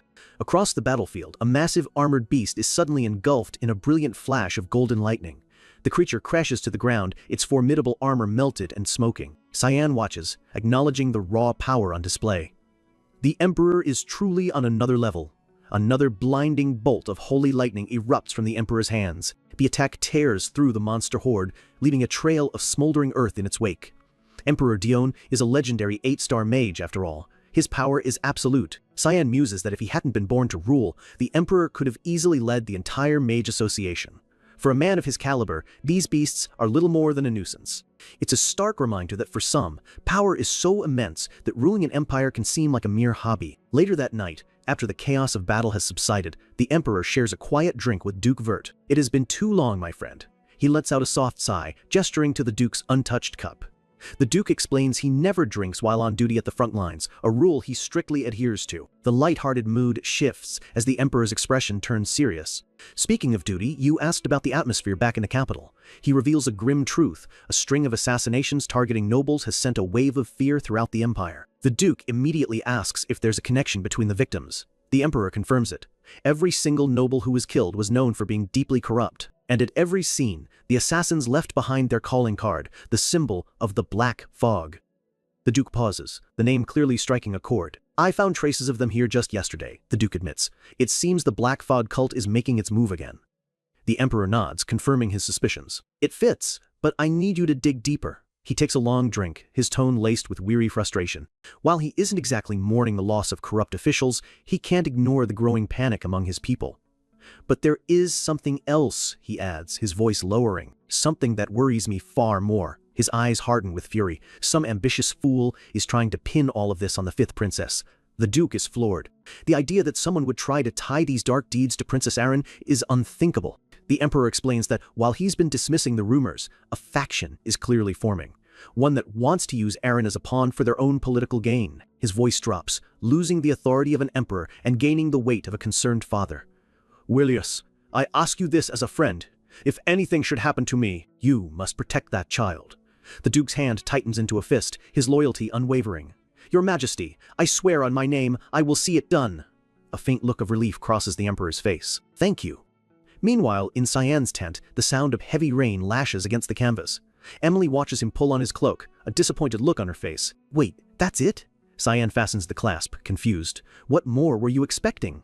She throws her hands up in frustration. "She's a princess. You can't just end an escort like that."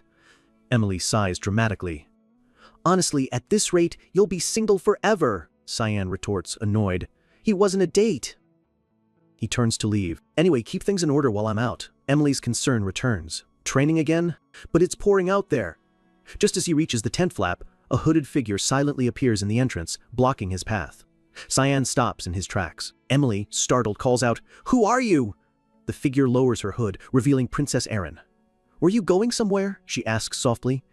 Her expression is hesitant, almost apologetic. "If you have a moment, I was hoping we could talk." Emily's demeanor flips instantly, her eyes sparkling with excitement as she gently nudges Cyan forward. Now, Cyan and the princess stand awkwardly inside his tent while her royal guards wait dutifully outside in the pouring rain. She tries to break the silence. "How long have you been on the front lines?" he replies flatly. "About a month." Cutting through the small talk, Cyan gets straight to the point. "Why did you come here?"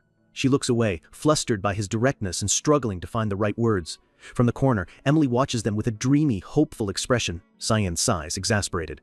"Emily, could you give us a moment?" She practically sings her reply, "Of course, have a wonderful time," as she happily exits the tent. As the flap closes, a heavy, awkward silence fills the space between them. Cyan sighs internally. A wonderful time? He may be in a 10-year-old's body, but his mind is that of a 40-year-old man. This is anything but wonderful. Finally, Arin finds her voice. "I wanted to apologize for my behavior earlier. I know I was not acting as a princess should."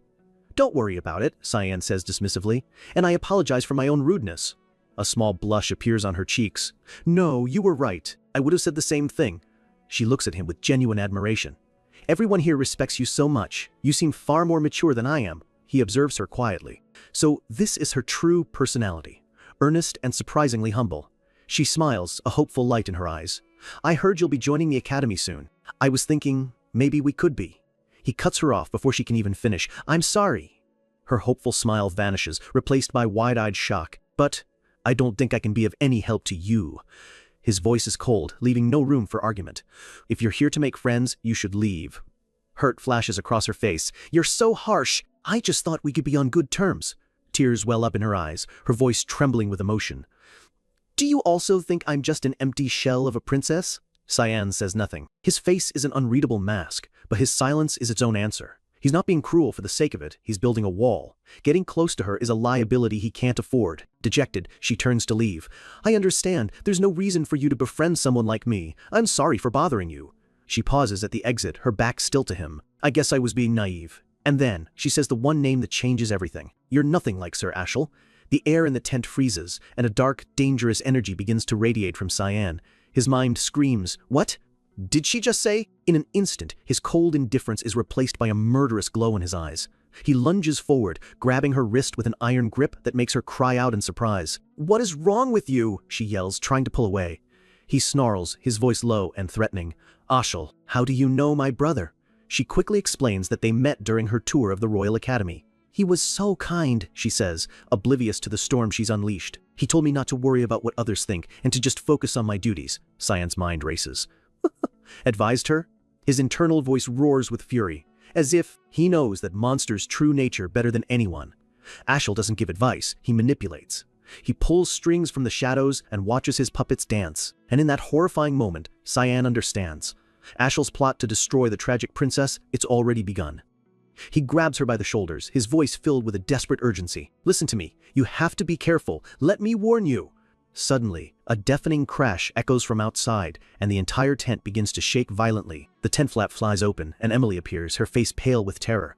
Young master! You have to run! She screams, just as the ground outside erupts in an explosion of dirt and rock. Something massive smashes through the side of the tent, sending Emily flying through the air like a rag doll. Outside, the guards are in a frenzy, shouting in panic as they see the wreckage of their young master's quarters. Emily lands hard in the mud, coughing and gasping for air. Her eyes widen in absolute horror at what she sees looming over the destroyed tent. A colossal golem, its stone body hulking and immense, stands in the pouring rain. Its eyes glow with a malevolent yellow light as it raises a fist the size of a boulder, ready to bring it down. All Emily can do is scream, "Young master!" Outside, the camp is in chaos. The guards scramble towards the wreckage, their shouts cutting through the storm. That's the young master's tent. Hurry! Check if he's all right! Emily lies drenched in the mud, coughing as terror grips her. A raw scream tears from her throat, a sound of pure, helpless fear. Looming over the tattered remains of the tent is a massive golem, its stony eyes glowing with a malevolent yellow light. All she can do is scream his name, "Young Master!"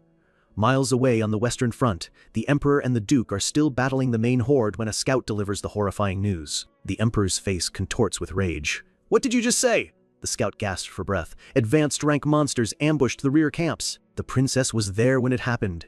The Emperor roars his command. All Imperial forces to the rear camps now. Secure the princess at all costs. But even as he gives the order, a chilling thought crosses his mind. The rear camps, just who was she there to see? Back at the camp, the situation is a nightmare. The entire area has been overrun by monsters. From behind cover, Cyan takes in the carnage. Deathworms and ogres, a truly terrifying sight. Huddled with the terrified princess and his maid, he realizes something is terribly wrong. These creatures belong deep in the valley. For them to be here, something must have drawn them. He looks down at his hands as the horrifying truth begins to dawn on him. Could he be the reason for all this? Emily throws her arms around him, sobbing with relief. Young master. Tears stream down her face. I thought you were dead. I'm never leaving your side again. Their reunion is cut short as a massive explosion rocks the ground nearby. Cyan pushes himself up, a flicker of annoyance on his face. He'd taken down the Demon King in his past life, as if he'd fall to a mere troll. The princess asks nervously if the knights are safe, and Emily tries to comfort her. But Aaron is consumed by guilt, believing this is all her fault. The knights who came to protect her, they were now in mortal danger because of her visit. 2 of her royal guards stand before her, swords drawn, their loyalty unwavering. We are all right, your highness. It is our duty to protect you. The other knight offers a reassuring grin. He's right. We will protect you with our lives. Their bravery is noble, but utterly futile against the power they now face. Cyan sees it a split second before it happens, a shadow falling from above. He screams, "Move!" A massive stony fist slams down. The knight only has time to look up in confusion before the world ends. The impact is sickening, and the knight is gone in an instant. The troll roars in triumph, its victory brutal and absolute.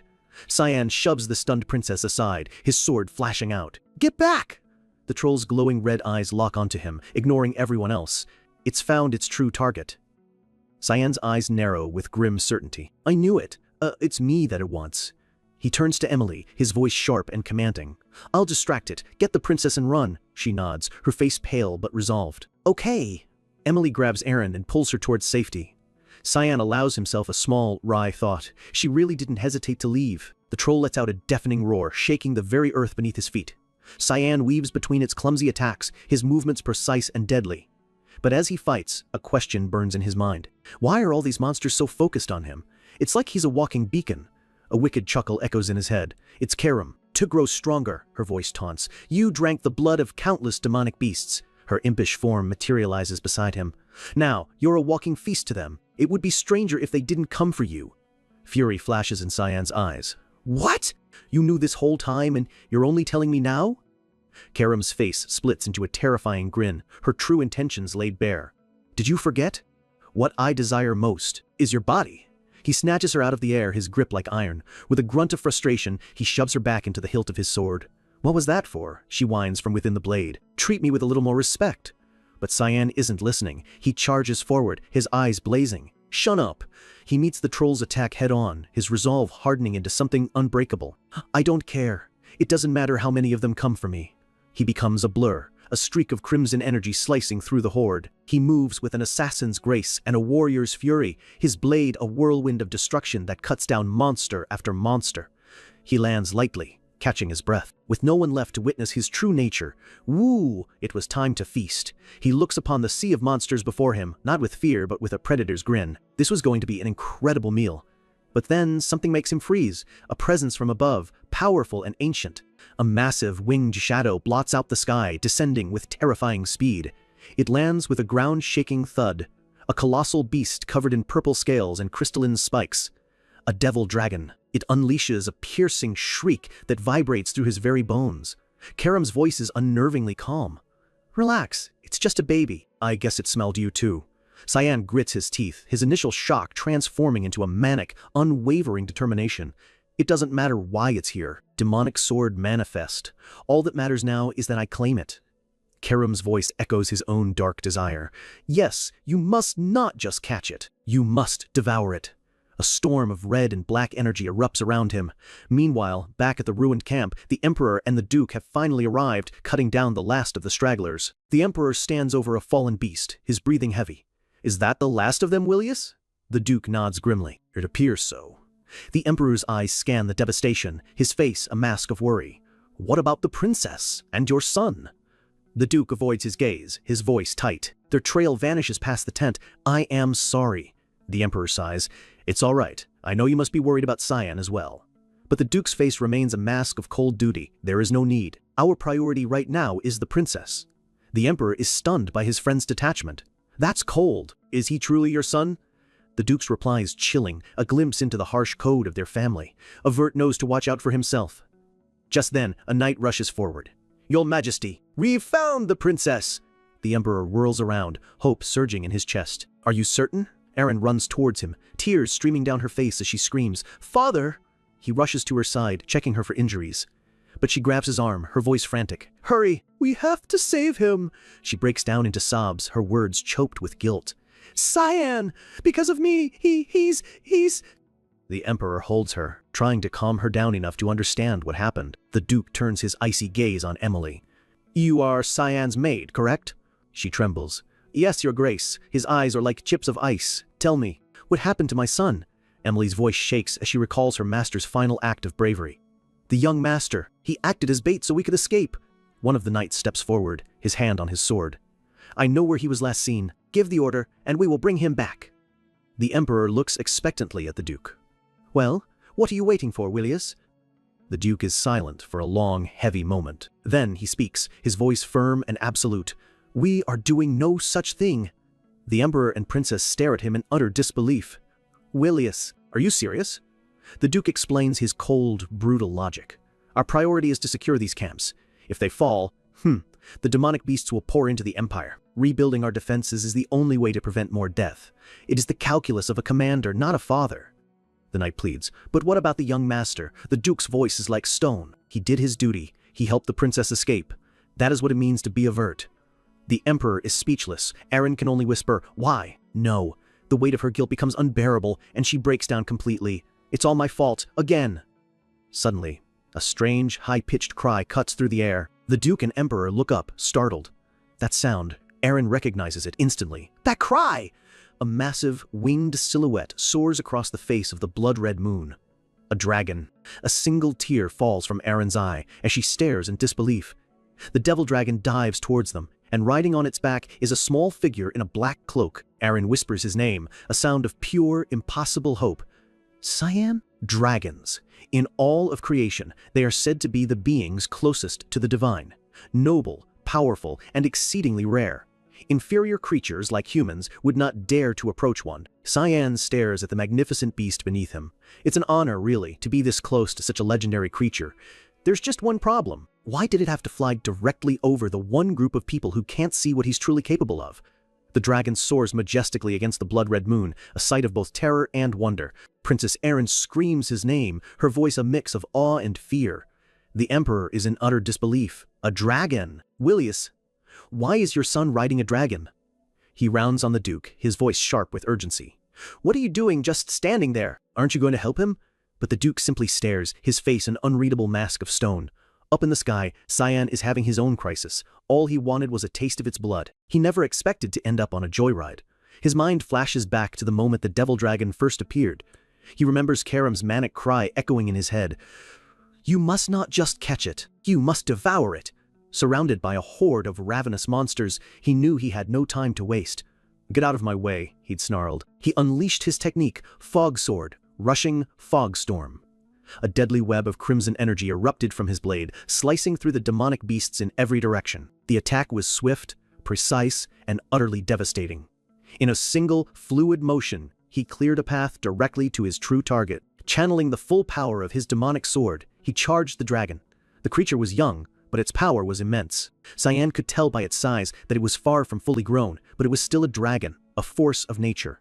It opened its jaws and unleashed a torrent of raw purple energy. The beam of pure destruction tore through the landscape with terrifying force. It carved a massive scar into the earth, a testament to the dragon's untamed power. But Cyan was already gone, a blur of motion against the chaos. Well, that's just rude, he muttered, dodging the blast with impossible speed. Spitting in my face on our very first meeting? He closed the distance in a heartbeat. His blade sang through the air, leaving a sharp, clean cut across the dragon's snout. A spray of blood erupted from the wound.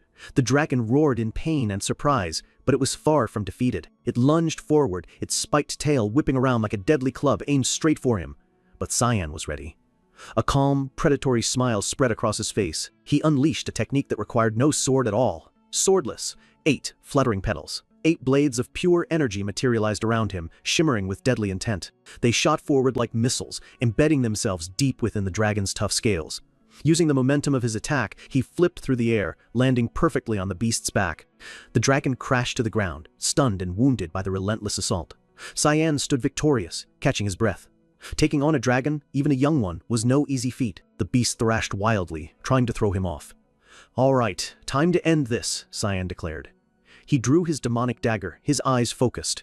He wasn't about to let it get away. His eyes began to glow with an intense, otherworldly light. With a desperate roar, the dragon decided it had had enough. It shot into the sky, trying to flee its tenacious attacker. But Cyan was one step ahead. "Oh no, you don't! Stop right there!" he yelled, plunging his dagger deep into the dragon's neck. He grinned, sweat beading on his forehead. He had used up a lifetime's worth of luck just finding this creature. He wasn't about to let it go. And that's how he found himself in this mess, parading his new pet in front of his father and the emperor. He had to figure a way out of this fast. Karam's voice screamed in his mind.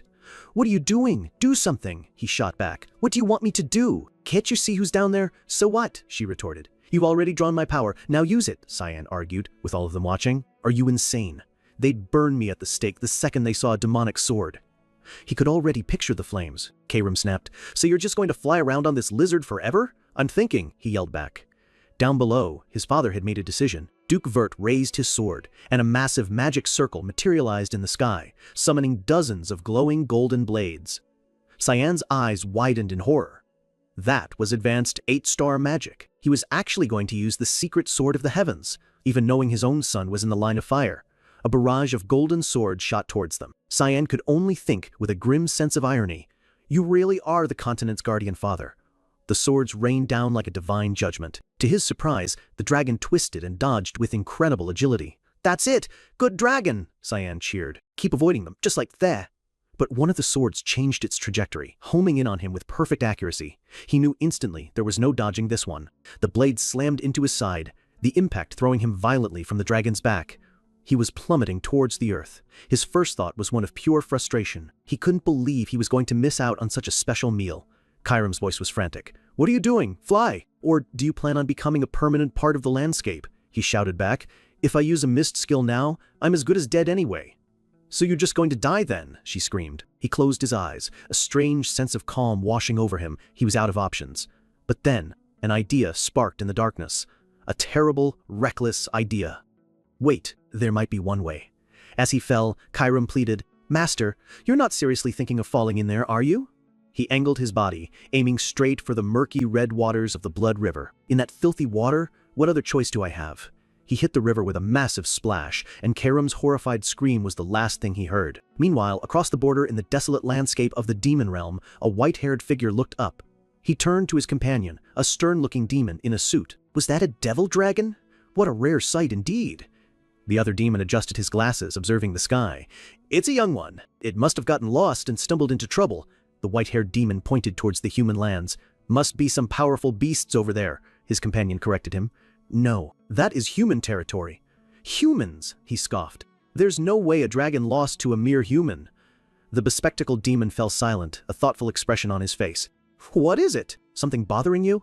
He gestured vaguely towards the human lands. "I sense a strange energy from that direction. Unfamiliar, and yet, somehow, I feel like I've felt it before. If you're so curious, go take a look. Just try not to kill everything you see out of boredom this time." The white-haired demon grinned. "You got it. I won't cause any trouble," he said, before leaping away. "I'll be right back." The other demon watched him go, a sense of deep unease settling over him. Back in the Blood River, the toxic current was pulling Cyan under, drowning him in its foul depths. He broke the surface, gasping and choking on the putrid water. The current finally threw him onto a desolate, rocky shore. He collapsed, completely spent, the river washing over him one last time. He coughed violently, spitting a mouthful of blood and vile water onto the black sand.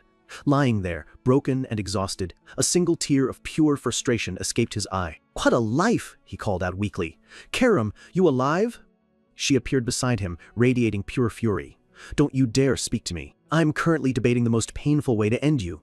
"Relax," he rasped. "We'll get cleaned up when we get back." She scoffed. "Oh, you think you're going back?" Her voice dropped, sharp with a serious warning.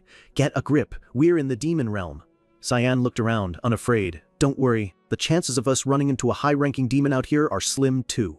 A footstep echoed nearby. A grin spread across his face. "I knew it. I knew something interesting would be waiting." But as the figure came into view, his eyes snapped wide open. That voice, a voice so deeply burned into his memory that he could never, ever forget it. Pure terror and unadulterated rage flooded his senses. A massive winged demon stood before him, its red eyes glowing with immense power. It spoke, its voice dripping with ancient authority. "Are you a human?" It was him, the one being Cyan never thought he'd see again. The Demon King, Velkarion, washed ashore in the heart of enemy territory, exhausted and broken. Cyan hears a voice he had prayed he would never have to hear again. His entire body goes rigid. He knows that voice. It's the sound that has echoed through his nightmares for years. It can't be. Not him. Not here. Not now. It's a voice so deeply burned into his memory that no matter how many years passed, he could never forget it. Standing on a jagged cliff above him is a figure cloaked in shadows and immense power. He looks down, and his voice cuts through the desolate air. "Are you a human?" Cyan's blood runs cold. It's him, the Demon King, Velkarion, the final insurmountable boss of his previous life. In his past, everyone who laid eyes on the Demon King said the same thing, that to look upon Velkarion was to stare into the face of evil itself, a being of pure, unadulterated destruction. And now, that very being stands before him, the air thick with the phantom scent of countless battles. Panic, cold and sharp, grips Cyan. He clutches his dagger, his mind screaming. Why now? Of all the times for this to happen, he's injured, weakened, and hopelessly outmatched. Valkyrian tilts his head, a hint of impatience in his voice. I asked if you were human. Are you going to answer? His piercing red eye seems to bore right through Cyan, sizing him up in an instant. The sheer pressure of his aura is suffocating. It feels less like a question and more like a challenge. Are you really foolish enough to fight me, boy? Cyan grits his teeth. He knows it's suicide, but his body moves on pure instinct. An assassin only has two choices: fight or die. With a desperate cry, he lunges forward, pouring every last ounce of his strength into a single, desperate strike aimed directly at the Demon King's neck. Valkyrian doesn't even move. He simply blinks, as a single lock of his white hair drifts gently to the ground. Huh! A deep, rumbling sound echoes through the wasteland. It's laughter. The Demon King throws his head back and laughs, a wide, amused grin spreading across his face. I'd heard humans had potential, he says, almost impressed. To think you actually managed to cut my hair. Maybe the rumors are true! Cyan is frozen in shock. Karam's frantic voice rings in his head. Bad timing, I know, but who is this guy? Cyan's mind can only form one answer. The Demon King. The Demon King. Karam shrieks mentally. How in the world are you supposed to fight him in your current state? She's right. It's impossible. His mind races, and he comes to the only logical, if hopeless, conclusion. He has to run. He clenches his fist, his body trembling not just from exhaustion, but from a deep primal fear. But could he even escape? Has anyone ever successfully run from Valkyrian? Just as Cyan braces himself to bolt, the Demon King speaks again. Hey, relax. His expression softens slightly. What am I going to do to a little kid like you? You can calm down. And then, in the most surreal moment of Cyan's two lives, the Demon King just lies down on the rocks. Look, I'm really not going to do anything, he says casually. Even I'm not low enough to pick a fight with a child. Cyan is completely floored. He just stands there, dagger raised, watching the most feared being in existence lounge around like he's on vacation. What is happening? With a sly grin, Valkyrian props himself up on an elbow. So, let's try this again. Are you human? Cyan finally finds his voice, though it's barely a whisper. Yes. The Demon King continues. And how did you get here? The river current, Cyan replies, still wary. Valkyrian nods. So, first time in the demon realm? He looks Cyan over curiously. You've got a strange aura about you. Who are you? Cyan keeps his answer short. A normal human. Valkyrian narrows his eyes.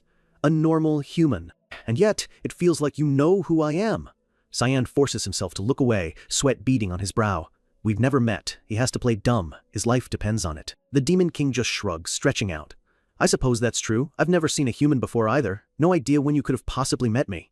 Cyan stares, his mind reeling. This casual, almost lazy demeanor. It's all wrong. Why are you here? He asks, needing to understand. Is this really the same Demon King? Felt a strange energy while I was making my rounds. Valkyrian answers nonchalantly. Cyan echoes, confused. Making your rounds? Yeah, the Demon King says, as if it's the most obvious thing in the world. As the king, it's my job to watch over the lands I rule. He winks. So, kid, what did I just say? Cyan just parrots his words back, still trying to process the absurdity of it all. Valkyrian sits up, pouting like a spoiled child. Aren't you even a little bit shocked? I'm the Demon King. He suddenly leaps to his feet, pointing an accusing finger. I knew it. You do know me. No kid reacts like this, he yells. Didn't your mother ever tell you the Demon King would snatch you away if you misbehaved? But Cyan's mind is a million miles away. This can't be the same person. He thinks back to his past life. The demon's invasion should be starting soon. But this playful, carefree version of Valkyrian doesn't seem like the type to start a war. He can sense the monstrous power he remembers, but it's suppressed, held back. If this is his true self, he looks at the smiling demon in front of him. This is not the harbinger of destruction he fought to the death. Then what on earth happened to change him? A terrifying realization dawns on Cyan. Something must have occurred between now and the future he remembers. Something that turned this laid-back ruler into a world-ending tyrant. He has to know. He has to prevent it. Taking a deep breath, Cyan decides to make a massive gamble. If you are truly the Demon King, then what is it you wish to accomplish? Valkyrian smirks, showing a hint of sharp teeth. Asking a question like that? You've got guts, kid. He grins, and his answer is shockingly simple. Nothing much. I just want my people to live well and eat well. Though, his face darkens in an instant, his eyes glowing with a terrifying red light. If anyone dares to get in our way, I will slaughter them all. A chill runs down Cyan's spine as Valkyrian's voice drops to a low, predatory growl. That is my duty as the Demon King. And there it was. For just a second, Cyan saw it. the monstrous, world-ending power he remembered, bound by unseen chains. He understands now. The true monster is dormant, and some future incident is the key that will unleash it. His mission is no longer just about revenge. He has to stop that incident from ever happening. With newfound resolve, Cyan looks the Demon King dead in the eye. "Demon King, let's make a deal." Valkyrian just raises an eyebrow. "Huh?" Cyan plays his only card, his knowledge of the future. Something is going to happen to you soon, something that will threaten the very people you want to protect. Valkyrian's relaxed posture vanishes, replaced by a sharp, dangerous focus. "What are you talking about? You're not making sense." "I don't know the details," Cyan admits, "but I know that this event will trigger a great war between humans and demons." Valkyrian grabs him, his patience wearing thin. "Are you saying I will invade your lands?" Cyan doesn't flinch. "That's why I want to negotiate." He looks up at the towering demon, his child's face filled with a gravity far beyond his years. "Promise me," he says, his voice steady. "Promise you won't start a war, no matter what happens." Valkyrian scoffs, but he's clearly intrigued. He lets Cyan go. "Fine. Let's say I agree. What do I get in return?" Cyan doesn't hesitate for a second. "My help." He stands tall, making a promise that could rewrite history. "No matter what happens, I will do everything in my power to help you." The two of them lock eyes. A 10-year-old human and the ruler of all demons, in a silent pact that could decide the fate of their world. Valkyrian's eyes gleam with understanding. "This is no ordinary child. You know something, don't you?" A slow, dangerous smile spreads across his face. "Tell me your name." "Cyan Vert." The Demon King extends his hand. "All right, Cyan Vert, I promise you, as the ruler of this realm, that I will not invade your lands no matter what." With the deal struck, Valkyrian's massive wings unfurl, catching the wind. He rises into the air, his voice echoing back. "But you had better uphold your end of the bargain. A deal is a deal." Cyan watches him disappear into the bleak sky, the weight of his promise settling heavily on his small shoulders. A satisfied smirk crosses Valkyrian's face as he flies away. He had found something far more interesting than he'd expected. Sometime later, a group of knights patrolling the border spots a figure in the distance. Over there. It's a small boy in a tattered white cloak, running towards them. It's Cyan, young Master Cyan. It's a miracle. After his encounter with the Demon King, Cyan was conveniently found by a patrol and safely returned to the human world. Overnight, he became a living legend, the boy who survived the Devil Dragon. He was taken to an abbey near the border that was serving as a temporary military hospital. Cyan wakes up in a soft bed, the warm sun on his face. He hears a voice call his name and turns, still groggy. "Sorry?" It's Princess Erin, standing by his bed, a deep blush on her cheeks. "Let me say it again," she says, her voice trembling slightly. He thought things were finally settling down. He was very, very wrong. Erin clenches her fists, her face bright red as she takes a deep, steadying breath. "Will you?" She practically shouts the words, her voice filling the entire room. "Will you be mine?" It could mean anything from becoming her knight to something else entirely. Cyan can only stare back, his face a perfect mask of utter confusion. "Sorry?" he repeats, his mind completely blank. What in the world is she talking about? After surviving the demon realm, Cyan is back in the land of the living, only to be ambushed by a confession he never saw coming. Princess Erin, her face flushed red, struggles to find her words. "Will you?" Finally, with all the courage a 10-year-old can muster, she shouts, "Will you be mine?" The question hangs in the air, a bold demand with 1,000 possible meanings. Cyan stares back, his expression utterly blank, and delivers the most brutally simple answer possible. "No." A single, quiet sound escapes Erin's lips. "Ah, ah." The hope in her eyes shatters. She flinches, as if his word was a physical blow. Tears well up, but she fights them back, muttering to herself, a painful reminder of what she's always been told. "Of course, I'm just a powerless princess," Cyan sighs internally. Her self-pity is grating on his nerves. He already knew she had no real power. His past life had made that painfully clear. But seeing her wallow in it makes it so much worse. In the brutal game of politics, a person like this doesn't just lose, they get erased. And he can't shake the memory that his own brother, Ashel, had a hand in her tragic end. So he decides to be direct. The truth is the only thing that might save her. You're right." He looks her in the eye and speaks the cold, hard facts. "As you are right now, you can't bring any benefit to me or to anyone else." He doesn't hold back. "You have no influence, no power, not even proper etiquette. Being associated with you would only bring me down." Each word is a calculated strike, meant to shatter her childish fantasy. But then, he offers her something else. Not kindness, but a challenge. "However," he says, his gaze unwavering, "I'll watch you until you become someone worthy of being watched. Aaron looks up, confused and hurt. Watch me? Before she can get the wrong idea, he dismisses her with a wave of his hand. Yes, now don't be disappointed. But his harsh words have the opposite effect. She straightens up, a fire igniting in her eyes. No, I understand. Her demeanor shifts completely. I just need to become strong enough for you to finally acknowledge me. She leans in close, poking him in the chest with a surprising firmness. With a fierce, determined grin, she points at him and makes a vow. Just you wait. I don't know how long it will take, but I'm going to become so powerful you won't be able to ignore me. A small, tired smile touches Cyan's lips. I'm looking forward to it. She's just a kid after all. But maybe, just maybe, this was the push she needed. As she reaches the door, she pauses. Oh, one more thing. She turns back, her expression now soft and sincere. Thank you, she says, a genuine smile lighting up her face. For being alive. Really. For a moment, Cyan is speechless. He just sits there as she leaves, the unexpected warmth of her words lingering in the sterile room. But his mind is already moving on. Days later, he's a silent shadow in a snowy forest, far from the prying eyes of the camp. He's not alone. Two men in thick, fur-lined coats move through the trees, completely oblivious that they are being hunted. One of them pulls out a glowing purple cube, a greedy chuckle escaping his lips. He holds the artifact up, a smug grin on his face. Just a little more. Suddenly, a voice cuts through the winter silence from right behind him. So, it was you, Reynold Crimson. The man freezes, his eyes wide with shock. He tries to turn, to fight, but his body is locked in place, held by an invisible force. From the shadows, Cyan emerges, surrounded by a swirling mist of dark energy. He recognizes the artifact instantly. A small dimension box, so they exist in this era too. From his past life, he knows exactly what this is, a masterpiece of magic that allows for infinite storage. A creation of the Garum Kingdom's Mage Association. He'd spent a year hunting this smuggling ring in his past life, always suspecting an inside man. So this is how you've been doing it, Cyan says coldly, as a tendril of dark energy snatches the box from Reynolds' hand. I'll be taking this. Reynolds finally chokes out a strangled cry as Cyan identifies him. Reynolds Crimson, a 7-star mage knight from Garum. Cyan steps into the light, and Reynolds stares in disbelief at the small boy radiating an aura of pure death. Cyan Vert? Why are you here? Reynolds stammers. Cyan ignores him, opening the box and pulling out the corpse of a demonic beast. He inspects it, his voice calm and analytical. You've been extracting blood from the corpses and smuggling it across the border in supply carriages. This blood is fresh, which means you have a spy in the supply department. Reynolds begins to sweat, his bravado gone. What are you talking about? I don't know anything. Cyan's eyes narrow.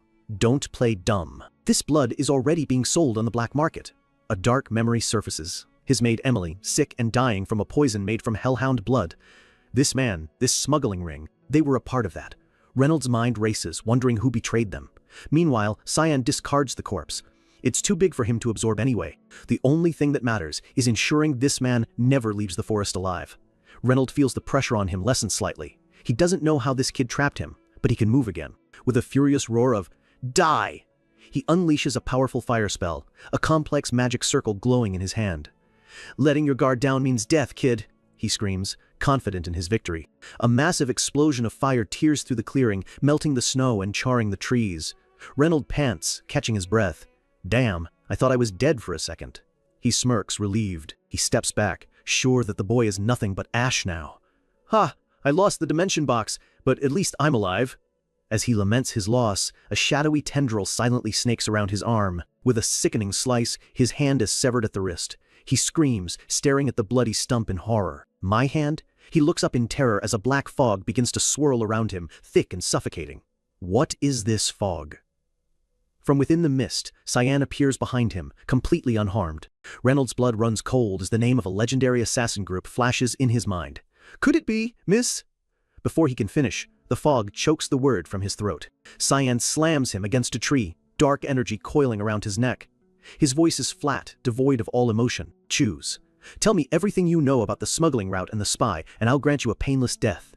His eyes glow with a demonic red light, a terrifying smile spreading across his face. Or suffer a death so horrific, even the devil himself would pray for your soul. The scene shifts to the bustling Velia's western border trading post. Two hooded figures, part of the smuggling ring, meet in the shadows. One opens a crate, revealing vials of demonic blood. 2 boxes this time.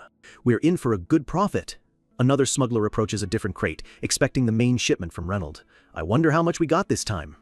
He casually lifts the lid. Their greedy smiles instantly twist into masks of pure horror. Inside the box, packed in ice, is the severed head of Reynold Crimson, his face frozen in an eternal scream. "Sir Reynold, who did this?" Panic erupts. The smugglers scatter like rats, their entire operation collapsing in a single moment of terror. Watching from a clifftop high above, Cyan stands cloaked and masked. Karam floats beside him. "Not going to finish them off?" she asks. Cyan replies coolly, "The warning should be enough. He knows exactly who he's dealing with." Reynold Crimson was smuggling blood from the front lines, delivering it to the mages of the Garum Kingdom, the Garum Kingdom Mage Association, a place where mages obsessed with power gathered to push the boundaries of magic and morality. And in the future, Cyan remembers, they used that smuggled blood to conduct horrific experiments that unleashed chaos upon the world. Karam quips, switching careers from assassin to world saver. Cyan just tells her to shut up. "I have to stop it now before it begins." Karam pushes him. "I thought this was all for you. Isn't this a little selfless?" Cyan looks out at the horizon, his motives clearer than ever. "I just don't want anyone else to suffer because of that blood. This is bigger than his own revenge now." Far from the snowy front lines, in a lavish estate within the Ushiv Empire, a man with short blonde hair stands by a window, reading a report. It's Ashel Vert. He reads the news from the border, a look of mild surprise on his face. "Cyan, went to the front lines with father?" A woman's voice calls from behind him. "Cyan Vert? Your little half-brother?" Ashel turns, a cold, predatory glint in his eyes and a dangerous smile playing on his lips. "Yes." And he's starting to get on my nerves. The little brother he'd written off as a disposable tool was suddenly becoming a problem, and Ashel always dealt with his problems. I think it's time I paid him a visit. He survived a war zone, but now Cyan faces a different kind of battlefield, home. As his bags are packed, a new, more dangerous chapter begins. His loyal maid, Emily, throws her hands up in celebration. Finally, the horrible life on the front lines is over. She's buzzing with excitement, already dreaming of a peaceful life. The academy will be a paradise compared to this place, right? But Cyan knows the truth. For him, the real hell is just beginning. The academy he remembers wasn't a place of learning. It was a viper's nest of political schemes and shadowy power plays.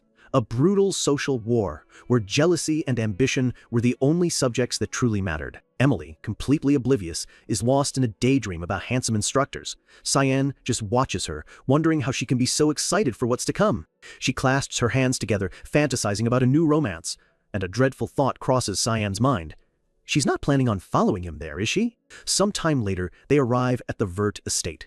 Cyan steps onto the familiar stone path, a place that once felt like a prison. He walks with a newfound confidence, no longer the invisible shadow of the family, but a young master returning from war. Suddenly, he hears a sharp gasp and turns, slightly confused. It's his half-brother Krantz, the same arrogant bully Cyan had utterly crushed in a duel. The boy looks like he's seen a ghost, stammering Cyan's name in pure, unadulterated terror. Before Cyan can even say a word, Krantz lets out a terrified shriek and bolts, running for his life. Chiram pops up, amused. "Who was that idiot?" Cyan sighs. "My half-brother, Krantz. Don't worry about him." Karam keeps prodding. "Why are you so different from your family? It's the same with your father." Cyan argues back. "That's not true. I get along fine with my older sister Alice." His expression darkens. Because the real problem, the true monster in this family, is someone else entirely. The heavy doors to the main hall swing open. The moment he steps inside, the entire household staff bows in perfect unison. "Welcome home, young Master Cyan." Cyan pauses. In his past life, these people wouldn't have even given him a second glance. Now, they show him the same empty courtesy they reserve for his father, or for him. He walks to his room, reflecting on how much has changed. The pain and the struggle, maybe it was all worth it. But as his hand reaches for the doorknob, he freezes. A powerful, chillingly familiar energy washes over him, and his eyes flash red. A cold dread floods his veins. He knows this energy. It's an aura that makes his very soul tremble. The aura of betrayal, pain, and his own death. His hand hovers just inches from the door. He knows who's waiting for him. Yes, beyond this door, is that bastard? The man who murdered him. A calm, deceptively friendly voice calls out from inside. "It's been a while, Cyan." The name is spoken by Ashel Vert, his older brother, who smiles as if greeting a long-lost friend. Cyan's mind screams, "Stay calm, stay calm." He opens the door. Ashel looks him over. "Do you not remember me?" "Calm," Ashel continues smoothly. "I suppose it's natural. We haven't seen each other since before I left for the academy." But Cyan isn't listening.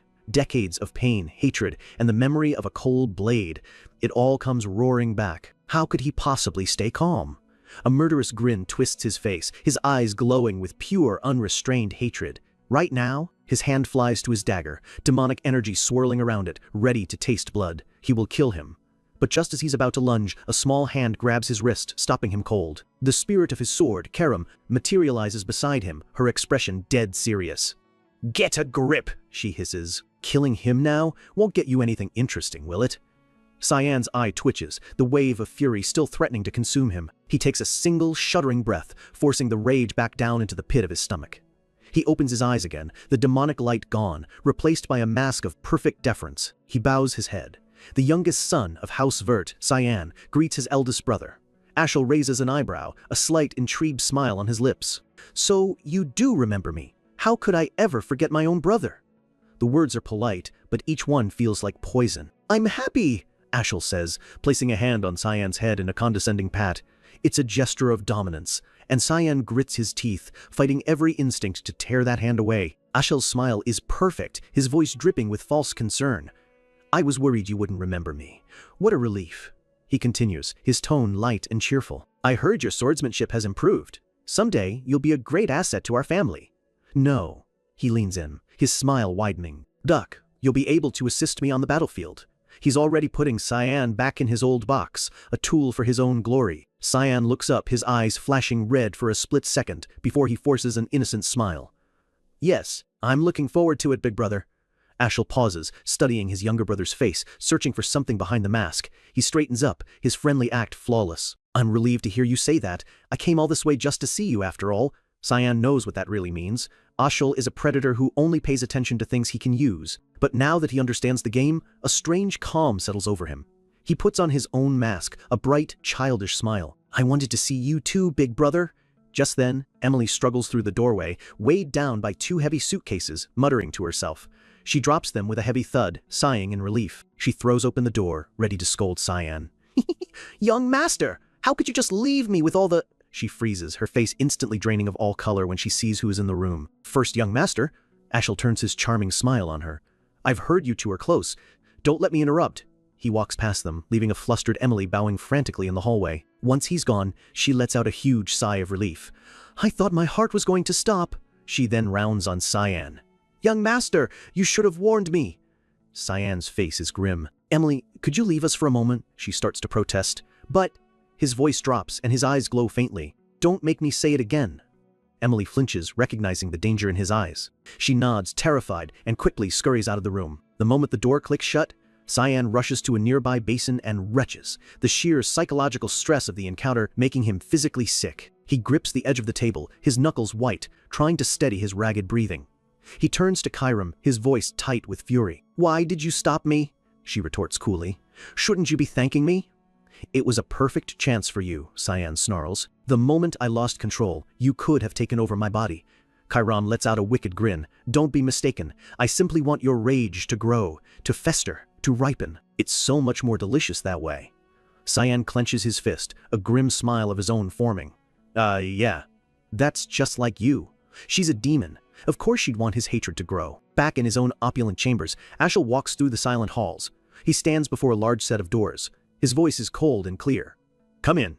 A subordinate enters and bows. "We've confirmed the location of the second young lady, as you ordered." He's talking about their sister Alice. Ashel lounges in a chair. "Where is she?" the aide reports. "In the north, the land of the White Elves, Pruina."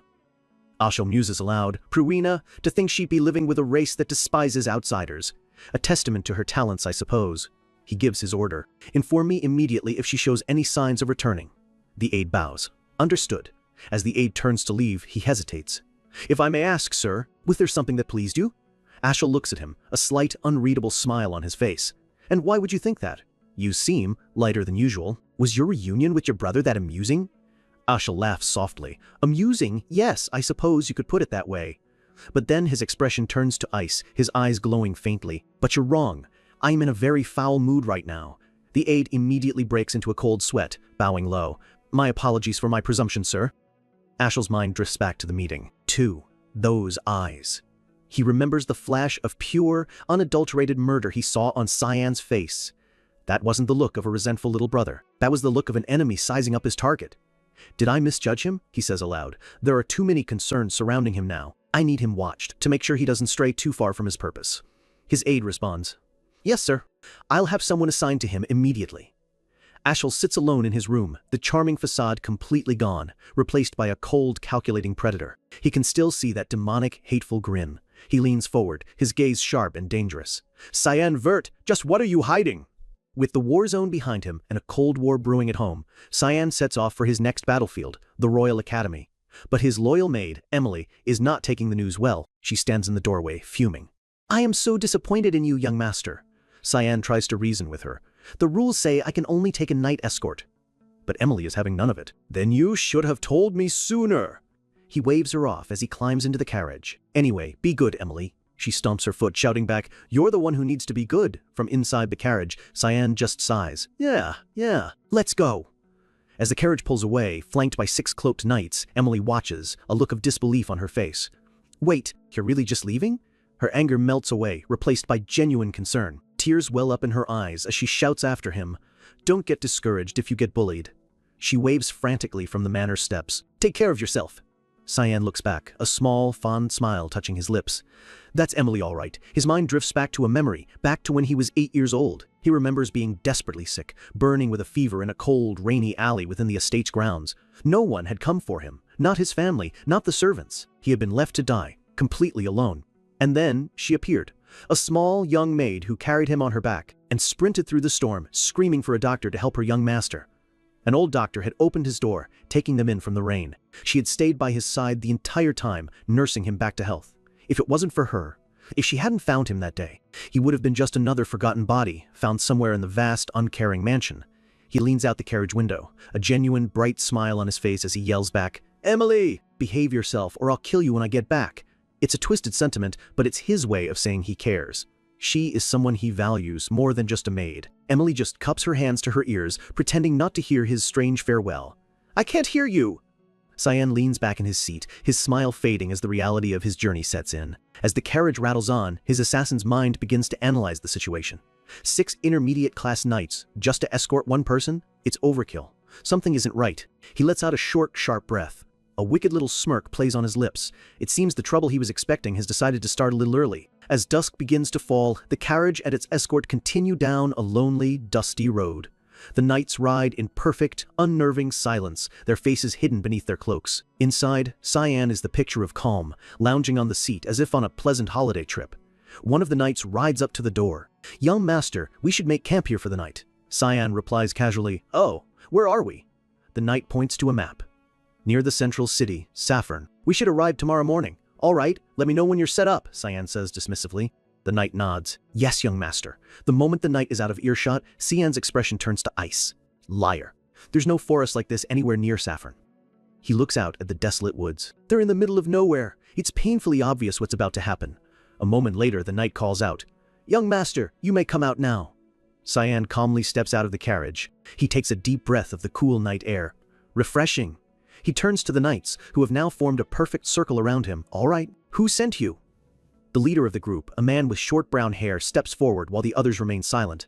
A few of the men look nervous, sweating under their cloaks. This isn't going as planned, but their leader just smirks, a cruel, confident glint in his eye. Cyan's eyes narrow, his own expression turning cold and dangerous. He smiled. "I asked a question." The leader draws his sword, his smirk widening. "You don't need to know. You'll be dead soon anyway." The other knights draw their weapons. "It's nothing personal, kid. I'll even be nice and make it quick. Just close your eyes." The leader lunges, his sword held high for a killing blow. "Now, goodbye." But Cyan doesn't even flinch. He watches the blade descend, his expression utterly, terrifyingly calm. In a flash, something flies through the air. It's the leader's sword hand, cleanly severed at the wrist. The man stumbles back as, in the same instant, his carriage is sliced perfectly in two. He collapses to the ground, his face a mask of shock and agony. Cyan stands over him, his demonic sword Kairam now in his hand, glowing with a malevolent pink light. His voice is a low growl. I asked, "Who is behind this?" The other knights are frozen in place, their confidence shattered in an instant. Dark, shadowy tendrils of energy seep from Cyan, coiling around them, paralyzing them with fear. "Why aren't you moving?" he asks, his voice dangerously soft. His eyes glow a fierce, demonic red. Kairam's blade hums with power. "Did you really think this would be easy?" The leader can only stare in disbelief as another knight screams, cut down before he can even raise his sword. Cyan becomes a blur, a whirlwind of red light and dark steel. A knight cries out as the blade slashes across his chest. Another tries to block, but the demonic sword shears right through his weapon. They fall one by one, their screams swallowed by the silent forest. It's over in seconds. A swift, brutal massacre. Cyan stands in the center of the carnage, untouched. The surviving leader looks on, his body trembling, tears of pure terror streaming down his face. This is... He looks at the small boy surrounded by the bodies of trained knights. This is really a child? He finally understands. There was a reason the legend said he survived a dragon. Cyan approaches him, his bloody dagger held loosely at his side. The leader breaks down completely, sobbing on the forest floor. This mission, it was doomed from the start. Cyan kicks him onto his back. You. He presses the glowing tip of his blade to the man's throat. Tell me everything. The knight cracks instantly, screaming out the name. It was Mrs. Margaret. She was behind it all. Cyan pulls his blade back. That was too easy. He was expecting a professional, not some hired muscle. The knight just lies there, a sobbing, broken mess. With the ambush over, the lone, terrified horse begins to pull the remains of the carriage. The surviving knight, now serving as the driver, explains the rest. Young Master Krantz asked Mrs. Sanecombe, Margaret, for a favor. We were just following her orders. Cyan thinks back to Krantz's terrified face at the mansion. So it was him. He scoffs. I'll have to teach him a lesson when I get back. The knight glances back nervously. Young master? He asks the question that's been weighing on him. What? What's going to happen to me? Are you going to kill me? He asks with a weak, defeated laugh. Cyan looks down at him from his perch atop the ruined carriage. You don't seem very sad about it. The knight looks down at his hands, resigned to his fate. We tried to kill you first. I have no right to complain. Then just drive, Cyan says simply. There's a difference between being useless and having no value. You're a good driver. The knight gasps, stunned by this unexpected display of mercy? No, it's something colder. It's pragmatism. Tears of relief well up in his eyes. Thank you, young master. Sometime later, Cyan announces their arrival. We're here. The ruined carriage approaches a magnificent city, a towering castle at its center bathed in the morning sun. They have finally reached the central city, Saffron. For every action, there is a reaction. And for a failed assassination on a boy like Cyan, the reaction is pure, unfiltered panic. A vase shatters as a furious voice roars. What in the world do you mean? A butler stands before Mrs. Margaret, delivering the grim news. Of the assassins sent, 6 are confirmed dead, 1 is missing, and it's been 10 days since Cyan was last seen in the area. They've been completely in the dark. The color drains from Margaret's face. It was supposed to be a simple, flawless plan. She was assured there would be no problems. Her shock quickly curdles into rage. She screams at her subordinate, demanding to know how he could fail to eliminate one small child. The butler can only bow, admitting that they completely underestimated the young master. He suggests that Cyan must have a powerful protector hiding in the shadows and offers to send another team.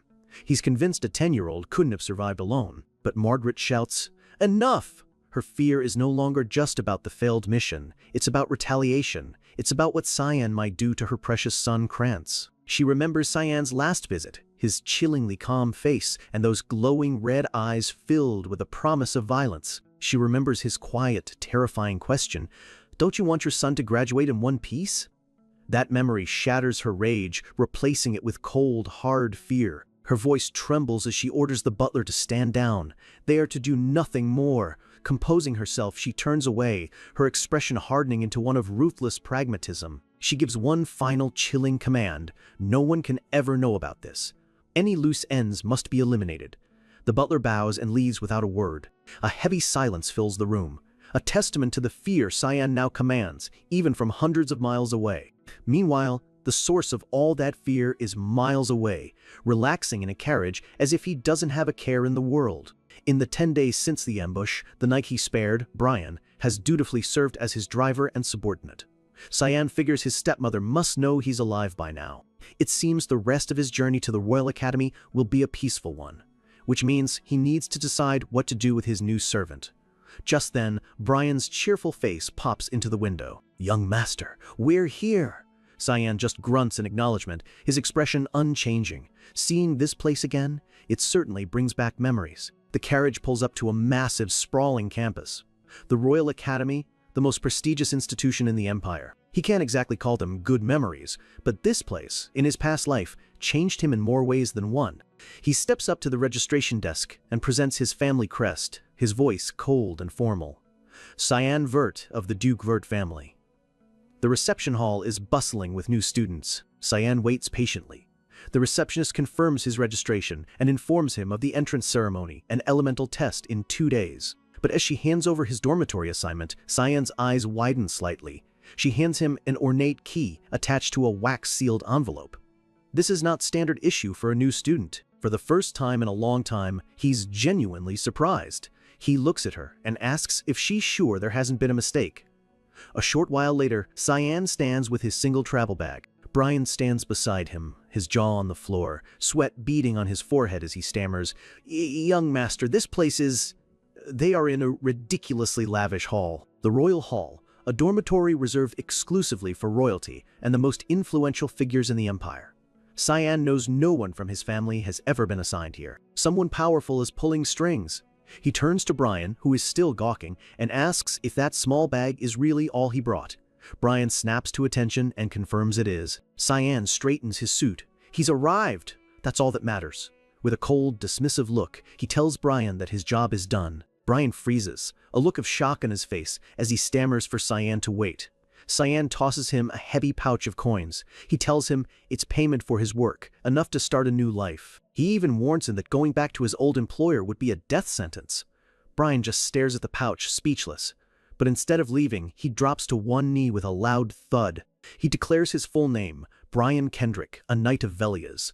With a burning intensity in his eyes, he declares his intent to serve Cyan for the rest of his life. Cyan looks down at him, genuinely confused. "You're a knight? I thought you were just a driver." Brian admits he's the lowest rank, so he gets stuck with menial tasks. He explains that his father always told him that if he ever met a master worthy of his loyalty, he should pledge it without hesitation. Cyan lets out a small sigh. Pledging your life to someone is a foolish thing to do.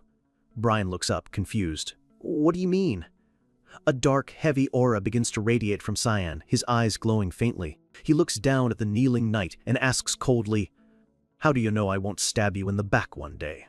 Brian stammers that it wouldn't matter, but Cyan cuts him off, grabbing his collar and pulling him close. He gives him one final chilling warning, "Don't ever think about betraying me." With that, he lets him go.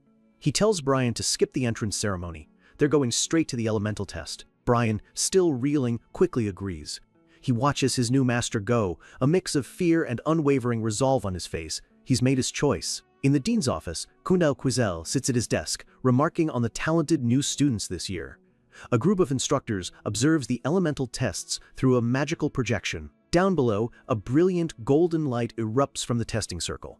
It's Princess Aaron. Her results are impressive, a light element affinity of 52%. Next up is a brawny student named Seth Chaharkhan. He unleashes a powerful wave of energy. His results even more remarkable, a sand element affinity of 71%. The dean nods, impressed. These students are surprising, but his attention is on another file, the file for Cyan Vert. And Cyan's stats are unlike anything they have ever seen. Physical rank, S, an impossible level for a child. And his element, darkness, with an affinity of an unbelievable 92%. An instructor, Sarika Nigrathi, pushes up her glasses in disbelief. Even Alice Vert, Cyan's prodigy sister once called a god's child, only graduated with an 88% affinity. The dean finds it fascinating. The child praised as a once-in-a-generation talent can't even match her younger brother. Sarika raises a valid concern. With an element as dangerous as darkness, such immense talent could easily become a threat. The dean taps the file, then brings up another point. He asks if she knew Cyan was assigned to the Royal Hall. He leans forward, revealing the crucial detail. It was a direct order from the Emperor. Sarika's eyes widen in shock. The dean explains that Cyan saved the princess on the front lines, and now the Emperor is even considering a marriage between them. Sarika immediately understands the terrifying political implications. Marrying the powerless fifth princess to the monstrously talented son of the Vert family, it would ignite the smoldering succession crisis and tear the empire apart in a civil war. The dean simply tells her not to overthink it. All they can do now is watch. Their role, he says, is to witness whether this child will become the empire's greatest hero or the harbinger of its destruction.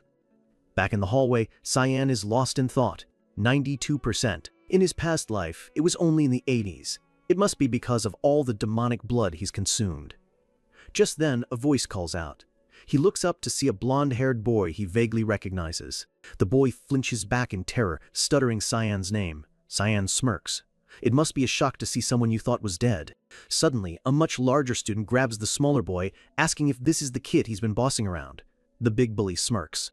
He introduces himself as Popper Paneron and sneers at Cyan, mocking him for not knowing who his own mother is. A flicker of recognition. Cyan remembers this face.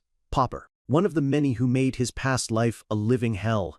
A slow, predatory smile spreads across Cyan's face, his eyes beginning to glow with a menacing red light. How lucky for him to run into an old friend so soon. Popper cracks his knuckles, telling his friend to move.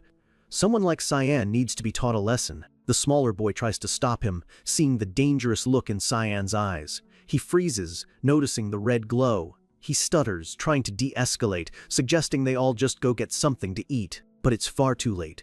Before Popper can even throw a punch, Cyan moves in a blur.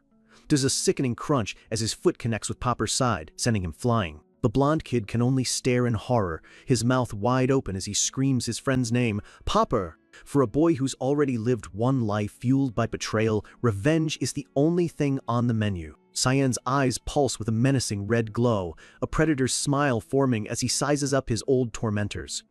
It's been a long time. From Krantz's point of view, it's a nightmare unfolding in slow motion. The brutish Popper cracks his knuckles, sneering that a punk like Cyan needs to be taught a lesson. Krantz wants to scream, to warn him to stop, but the words are caught in his throat. He sees the look in Cyan's eyes. Not fear, but something chillingly calm, and a wave of dread washes over him. He weakly suggests they just leave, but his voice is trembling too hard to be convincing. In less than a heartbeat, Cyan moves. There's a dull, heavy thud as his foot connects with Popper's ribs, sending the much larger boy sailing through the air before he crashes onto the hard stone floor, out cold. This single, decisive action shows this isn't a schoolyard scuffle. It's a demonstration of overwhelming power. Krantz can only stare, his mouth hanging open in sheer horror as he screams his friend's name.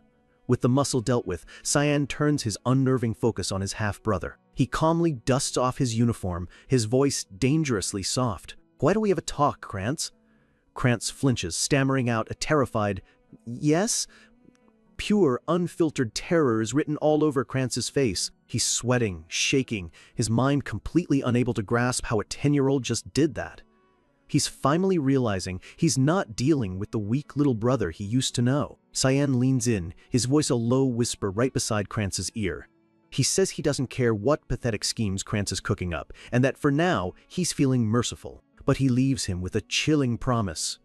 If Krantz ever tries something like this again, he won't be graduating with all his limbs attached. The threat is so absolute that Krantz can only choke back a sob, completely broken. Cyan walks away, leaving his terrified half-brother in a heap on the floor. A wicked grin spreads across his face. It seems his academy life is going to be far more entertaining this time around. Elsewhere, in the quiet, sun-drenched halls of the academy library, a very different and far more dangerous confrontation is about to begin. Instructor Sarika Nigrathi walks through the towering bookshelves, her expression thoughtful and analytical. She recalls the dean's ominous words about her new student, Cyan Vert, either a disaster or a hero. This boy, she decides, requires her full attention. Her quiet footsteps echo as she enters a secluded, restricted area of the library, a place off-limits to all students. She runs a hand along a shelf of ancient, dusty tomes, her eyes searching for one book in particular. But it's not there. Her eyes narrow. The book she's looking for is gone. This is impossible. No one should know it even exists. A calm voice cuts through the silence. "Are you looking for this?" Sarika looks up, and for the first time in years, her composure cracks. Standing there is Cyan Vert, holding the very book she was searching for. A nervous smile finds its way to her face as her mind races. How did a student get in here? More importantly, how did he approach her without making a single sound? For a master of stealth like herself, this is a deeply unsettling revelation. Maintaining her role as a teacher, she asks him to return the research material, confirming his name is Cyan. Cyan plays along, offering a charming, innocent smile. "Ah, you mean this?" he asks. Of course, I should return it to you." He hands the book over, and she takes it, thanking him cautiously. The air is thick with unspoken tension, a silent battle of wits between two people who are not what they seem. Suddenly, the book slips from his grasp, scattering papers across the floor. But it was no accident. It was a signal. Cyan's polite facade vanishes, replaced by a sharp, all-knowing gaze. He looks up at her and asks if that book was what she was really looking for. "Instructor Sarika," he begins, then corrects himself. "No, the leader of the assassination organization, Mist Sarika Negridi." The name hangs in the air like a death sentence. A wave of dark, murderous energy explodes from Sarika, her friendly expression melting away into pure shock. "Who are you?" she demands. "How do you know that?" Cyan's mind flashes back to his past life. He remembers this instructor as just a kind, ordinary teacher. He recalls a counseling session where she'd asked about his academy life, and he, the bullied outcast, had simply remained silent. She'd smiled patiently, telling him that these one-on-one talks were important for a student's growth. But to the young Cyan, who only knew cruelty from his own family, her words about growth felt like a sick joke. He just remembers her saying she was quite interested in him. She had noted his high affinity for the dark element, calling it rare, but without any distinct characteristics. But then she'd leaned in, her eyes gleaming, and told him that humanity simply hadn't understood darkness yet. She believed his potential was infinite. He remembers the flicker of hope he felt, a rare spark in his miserable existence. She had wished him the best for his future with a smile that seemed so genuine. For a fleeting moment, he'd wondered if she could be someone to guide him. But now, he knows better. That was all a lie. He was just being played. He reminds himself to never again be fooled by the face behind those glasses. The kind instructor is a mask. Her true self is a killer, the leader of the infamous organization known as Mist. A shadowy group hiding in the one place no one would ever suspect, the prestigious academy where the continent's elite gather. The memory fades, snapping back to the tense standoff in the present. Sarika, her composure remarkably regained, straightens her glasses. "Very well," she says, her voice now dangerously cold and professional. She tells him they'll continue this in her lab and orders him to clean up the mess and follow. This isn't just an invitation, it's her moving the confrontation to her own territory, where she has the advantage. Cyan follows, a little surprised. She's taking this surprisingly well, which tells him she's already planning her next move. They arrive at her lab, a room filled with strange potions and alchemical tools. To Cyan, it's just as he remembers it from his previous life. She offers him a cup of tea, a seemingly polite gesture. He takes it and drinks without a hint of hesitation. A wide, unsettling grin spreads across his face. "You laced the tea with poison, didn't you?" He finally understands her calmness. This was her trap. Sarika laughs, a cheerful sound that doesn't reach her eyes. She tells him not to worry. It's not fatal. It's just a little something to cause excruciating internal damage. But Cyan just smiles back, completely unfazed. He reflects that after years of consuming demon blood and his maid Emily's notoriously terrible cooking, a poison like this is practically a light refreshment. He looks her dead in the eye, his own glowing faintly. "I'd like for you to make it stronger next time." The power dynamic shatters. Sarika is speechless. He presses his advantage. "So, shall we start talking?" Sarika puts her cup down with a sharp clink, her expression deadly serious. "How did you know about my identity?" she continues, her voice low and threatening. It wasn't just her identity he knew. He also knew the exact location of their hidden book of commands, which was cleverly hidden in a restricted area that no student should ever be able to access. A sly smirk appears on her face as she leans forward, trying to regain control. She asks if he's going to make some ridiculous claim, like saying he's a member of Mist himself. Cyan's response is ice cold. "Do I need any more proof? His impossible knowledge is all the proof required." Sarika scoffs, her anger finally breaking through her professional facade. She accuses him of acting arrogant just because he has a high elemental affinity. Cyan calmly mentions that on his way to the academy, he overheard nobles being killed off one after another. He leans in, his eyes glowing intensely, and delivers the final blow to her denial. "Since when did you start the purification process?"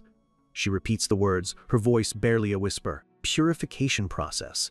It's their internal code for assassination missions. He knows their secrets. She tries one last time to feign ignorance as her dark aura flares, but Cyan's own blood-red energy surges to meet it. He knows she'll deny it. Secrecy is the foundation of their entire operation. She warns him that he's speaking words he'll regret, but he just smirks back, mocking her. Are you threatening a student? The subtext is clear. They both know this is far beyond a simple student-teacher issue. That's it, she snaps. In a blur of motion, she flips the table and lunges, daggers already flashing in her hands. She has decided that a dead boy can't reveal any more secrets. Cyan reacts instantly, his face a mask of concentration. So, this is how you're going to act? He says, already moving to counter her attack. He blocks her blade with his bare hand, a surge of purple and red energy exploding at the point of impact. He casually holds a black feather, a projectile she threw just inches from his face. I believe, he says calmly, that I've already proven my identity. But Sarika is beyond reason. She snarls that even if he knows their secrets, there's no member of Mist that she, the leader, doesn't know personally. She throws herself at him again, a whirlwind of deadly speed and glowing daggers. With a crazed look in her eyes, she screams, I won't let you go. Cyan lets out a weary sigh. It can't be helped. He reaches out his hand, and a brilliant, pulsating energy of pink and black begins to materialize from thin air. He unleashes a wave of power that stops her dead in her tracks. She can only stare, her eyes wide with disbelief, at the weapon forming in his grasp. He now holds a wicked-looking dagger, radiating an unmistakable demonic aura. If you cannot believe me, he says, then I'll just have to show you. He parries her next frantic strike with ease. The clash of their weapons rings through the lab as she cries out for him to wait. She stares at the blade in his hand, a look of dawning horror and realization on her face. You, that sword, could it be? The blade glows with immense power. This is Chiram, the legendary demon blade, a weapon that can only be wielded by the one chosen by Air, the very foundation of her organization. Cyan holds the blade confidently, the energy swirling around him. He asks her, Are you finally going to acknowledge me? He presses his final advantage, stating that even now, Mist is desperately searching for the whereabouts of their true heir. Sarika can only stammer, How did you? Cyan looks down at her, his expression cold and absolute. Look, the heir you were all searching for is right here. He gives his final, undeniable command, the one that completely upends her world and solidifies his own authority. Take me to Air. To meet a god, you first have to walk through the shadows. And under the moonlit sky of Luin, Cyan is about to step into the darkest one yet, a world of assassins hiding in plain sight. Sarika leads him to an unassuming building, its windows dark and silent. It's the perfect cover, just another house on a quiet street. She places a hand on the chained door, and a purple magic circle flares to life. The lock dissolves into light, opening a path that doesn't exist for the ordinary world. This is the true gateway to Mist. They step through the shimmering portal, both now cloaked for the trials ahead. The air inside hums with a dangerous, latent energy. Sarika gives him a sideways glance. She's a little surprised by his composure. Most would be stunned by a hidden magical base, but Cyan seems completely unfazed. His calm is almost unsettling. Arriving at a massive set of doors, she stops. She tells him this is the path to the altar he seeks, but from here on out, he walks it alone. His test is about to begin. He's about to meet the followers of the Black Fog. Cyan steps through the doors, finding himself in a colossal, dark hall. He immediately recognizes this place for what it is, a pocket dimension, a realm created and sustained by the power of a god. It's a classic trick of the trade. The space is impossibly vast, far larger on the inside than it could ever be from the outside, with towering walls that vanish into the darkness above. But Cyan isn't admiring the architecture. His assassin senses are already screaming. He pinpoints the threats instantly. 2 hostiles hiding at his 4 o'clock, and another 3 at 11. To them, they are hidden shadows. To a master like Cyan, they might as well be waving flags. In the next instant, the air fills with the whistle of steel. Daggers and swords fly from the darkness, all aimed to kill. But Cyan is already in motion, a phantom deflecting every single blade with ease. He'd already predicted this ambush. A test was inevitable. As the cloaked assassins land around him, he straightens up, completely untouched. With a hint of mockery in his voice, he remarks, This is a bit of an intense welcoming party, don't you think? He doesn't wait for an answer. He becomes a blur, weaving through their attacks with a deadly grace that speaks of a lifetime of experience. Sparks fly as his cloak whips around him, parrying blades from all directions. He's not just defending, he's dancing through their storm of steel, utterly in control. One of the assassins, wielding a vicious-looking blade, is completely stunned by what he's seeing. His attack is blocked effortlessly, the impact sending a jarring shock up his arm. He can't believe it. This small child just deflected his dagger in a split second. That kind of speed is inhuman. The shock quickly turns into a grim excitement. This kid is the real deal. He decides it's time to use one of their secret techniques. He barks out an order, and the assassins coordinate instantly, trapping Cyan in a pincer movement known as the Death Horn formation. But as they close in, a deep, crimson energy begins to pour from Cyan. He's preparing a secret technique of his own, one they should recognize. The assassins freeze, their eyes wide with shock. That technique, how could a mere child possibly know it? He's turning their own secrets against them. Cyan unleashes the bloodthirst wave. A massive wave of pure, crushing, killing intent erupts from him, flooding the hall in a terrifying red light. This technique is no simple spell. It's a high-level skill that manifests a user's bloodlust into a physical force, an invisible pressure that crushes the will of its victims. And these assassins are completely overwhelmed. They clutch at their throats, gasping as the sheer force of his intent suffocates them where they stand. One by one, they collapse, unconscious. Cyan stands over them, his cloak settling. He calmly notes that they won't be getting up for a while, though as he surveys the room, his eyes narrow. One figure remains standing in the distance, completely unaffected. This one must be different. A higher-up, perhaps. Without hesitation, Cyan summons Karam. He channels its dark energy and unleashes a fog sword technique, unshakable roots of a great tree. The attack rockets across the hall, a blur of dark power aimed to incapacitate. But to his shock, the lone figure meets it head-on, stopping the technique cold in a brilliant flash of purple light. Now, Cyan is genuinely surprised. To stop that technique midway through requires incredible skill. Who is this person? The figure drops their weapon. A wooden mask. It's Sirika. She gives him a small, impressed smile, complimenting him. "You're quite adept at using my main skill." In the next second, she rushes him again, her own blade drawn. Her voice drops, losing its calm demeanor. "I can't hold back any longer. This is no longer just a test." Cyan blocks her strike, but he can see the shift in her. There's a sudden, wild intensity in her eyes that wasn't there before. Her eyes are wide with a crazed, ecstatic glee. The academy instructor is gone. This is Hallmaster Sirika, a warrior drunk on battle, and she roars, "Show me your true powers!" She unleashes a ferocious technique of her own, the Thick Fog 8th Form Assault. A dizzying flurry of strikes that fills the air around him. The massive hall is filled with the sharp, ringing clash of their blades. Sirika grins maniacally, thrilled by the exchange. He knows both Thick Fog and Fog Sword techniques. With every move he makes, she declares, he's making her even more interested. She challenges him to show her everything, but just as her excitement peaks, Cyan suddenly leaps away, creating distance between them. He's already figured her out. It's not about the test anymore. It's her zeal for combat. That's her driving force. She's a battle-crazed warrior who lives for the thrill of a good fight, and he knows that someone like her will fight until one of them is on the ground for good. He's dealt with this kind of battle lust before, and he has no interest in indulging her death wish. Sirika chases after him, furious at his retreat. "Come back here, Cyan Vert!" she screams, breathing heavily. "Isn't this what you wanted too?"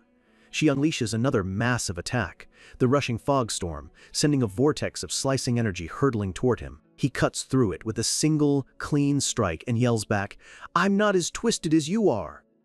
Sirika explains that since this realm was created by their god, his energy can't be detected by the outside world. Here, there's no need for him to hold back. Cyan stops, and a slow, dangerous smirk spreads across his face. Her words just gave him the green light, a place where he can use all the techniques he wants. His eyes begin to glow with red energy. A thought crosses his mind. He might end up finishing her for real, but he accepts that risk. He moves. In less than a second, he's behind her. A single, precise strike lands on the back of her neck, and she drops to the ground, stunned unconscious by his sheer, blinding speed. As she falls, he thinks to himself, just as he expected. At that moment, a shadowy figure appears beside the fallen Sirika, whispering, "You can rest." Sirika looks up, her vision blurry, seeing a woman with long, flowing black hair. She doesn't understand what's happening. The woman looks down at her, her voice dripping with annoyance. "I really didn't want to intervene," she says. "You know who I am, right?" Sirika, still on the ground, recognizes the immense power radiating from her. "Yes," she says weakly. "Demonic sword, Karam. It's Karam, now in her full human form, glaring down at Sarika with pure fury. "You're supposed to worship Eru," she growls. "But here you are, trying to take down my master."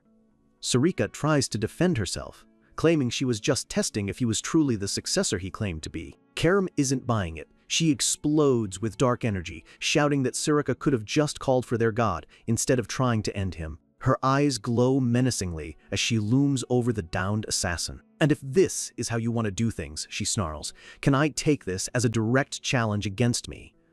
But Sarika just smirks and pushes herself to her feet, casually telling Karam they should worry about the successor first. Kairam whips around to see Cyan on the ground, pale and weak. In her small imp form, she panics, her voice filled with genuine alarm.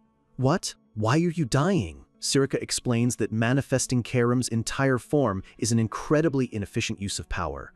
It's an ultimate trump card that rapidly drains the owner's life force. Hearing this, Karam gets furious, grabbing Cyan's collar and shaking him. "Hey, this is nothing," she shouts. "What was the point of drinking all that beast blood if you're this fragile?" Sarika stands up, her earlier battle lust returning in full force. She declares that as a Hall Master of Mist, she never rejects a fight. Her eyes glow with that same crazed excitement as she stares at Kairam. "Plus," she breathes, "if you're the opponent, I really can't turn this down." For the first time, Karam looks genuinely scared. She whispers to Cyan, "What is wrong with her? I'm scared. Let me go." Cyan sits up, confirming he's fine, and asks Karam why she even manifested in the first place. Kairam instantly gets over her fear and steps in front of him protectively. With a predatory grin, she tells him, "Just stay behind me. I have to teach that wench a lesson." Sarika grins back, grabbing her weapon. "It would be an honor, Kairam." Kairam's face twists into a snarl. "Don't come crying and begging for forgiveness later," she warns. Sarika's grin only widens. "I'd love it if you could push me to that point." But just as the two powerhouses are about to clash, a deep, resonant voice echoes through the hall, filled with absolute authority. "That is enough." Cyan looks up. It's him. A swirling vortex of dark energy materializes in the center of the hall, pulsing with divine power. Cyan stares into the portal, his expression serious. The presence is overwhelming, a pressure far beyond anything he's felt before. The voice of their god gives a single, final command. "Send the successor to the altar." Both Karam and Sarika immediately bow their heads in submission. "Yes, Eru." A faint, satisfied smile touches Cyan's lips. Finally. After all this time, he finally gets to meet Eru, the god of darkness. And from the depths of the portal, a figure shrouded in shadow sits upon a throne, radiating an aura of absolute power, waiting for him. People say a lot of things about gods, especially the one Cyan is about to meet. They say the god of black fog is a being of pure evil, that he kills without hesitation, justifying it as some kind of twisted mercy for the dead. When questioned, his logic is simple. Death is what his victims truly desired. His whole philosophy is that no one else can decide what is right for you. If dying protects your own ethics, then that's a valid choice. To anyone with a shred of sanity, it's the logic of a madman. But as Cyan stands before this being, he has a different thought. This god isn't some grand philosophical evil, he's just an idiot. The regressed son of a duke is an assassin. Chapter 19. God of Black Fog, Eru. Cyan steps into the altar room, the air humming with an ancient, dark power that feels heavy on his skin. With Karam floating faithfully by his side, he ascends the long, imposing staircase, walking toward the throne at the very top. A voice, deep and timeless, echoes from the throne, asking a simple question. "Do you know who I am?" The figure seated there is shrouded in shadow and armor, radiating an aura that is undeniably divine. Cyan looks up, his expression unreadable. "Of course," he answers calmly. "You are the god of black fog, Eru." The god leans forward, his glowing red eyes fixed on the small boy before him. He states that he's never seen Cyan before and asks what proof he has to claim the title of successor. Cyan's answer is simple and confident. He's sure that Eru has already sensed the power of the fog flowing within him. Eru's voice explains that there are only two ways for a successor to be chosen. The first is if he, the god, personally grants them the Mist Stone, the source of his power. The other way is if the Mist Stone on its own finds a person it deems worthy. Eru states plainly that since he doesn't know Cyan, it must be the second case. He then adds a crucial piece of information. The Mist Stone, the very core of his power that should be at this altar, vanished a year ago. And that's not the only strange thing. He finds it surprising that Cyan not only found Kyra when he couldn't, but also seems to be handling her quite well. From the sidelines, Karam just scoffs, muttering about who's really handling whom. But more than anything, Eru sees it in Cyan's eyes, a depth of experience that no 10-year-old should possess. The pieces click into place for the ancient god. "I see," he says, his voice holding a newfound understanding. And then he delivers the truth he pieced together in mere moments. "You're an outsider from a timeline that I am not a part of." He knows. He knows. Cyan returned from the future. For the first time, Cyan is genuinely stunned. A timeline Eru wasn't a part of? All this time, he'd assumed this god was the one who sent him back. But Eru shatters that illusion. He tells Cyan that if he was looking for an all-knowing, all-powerful deity, he's come to the wrong place.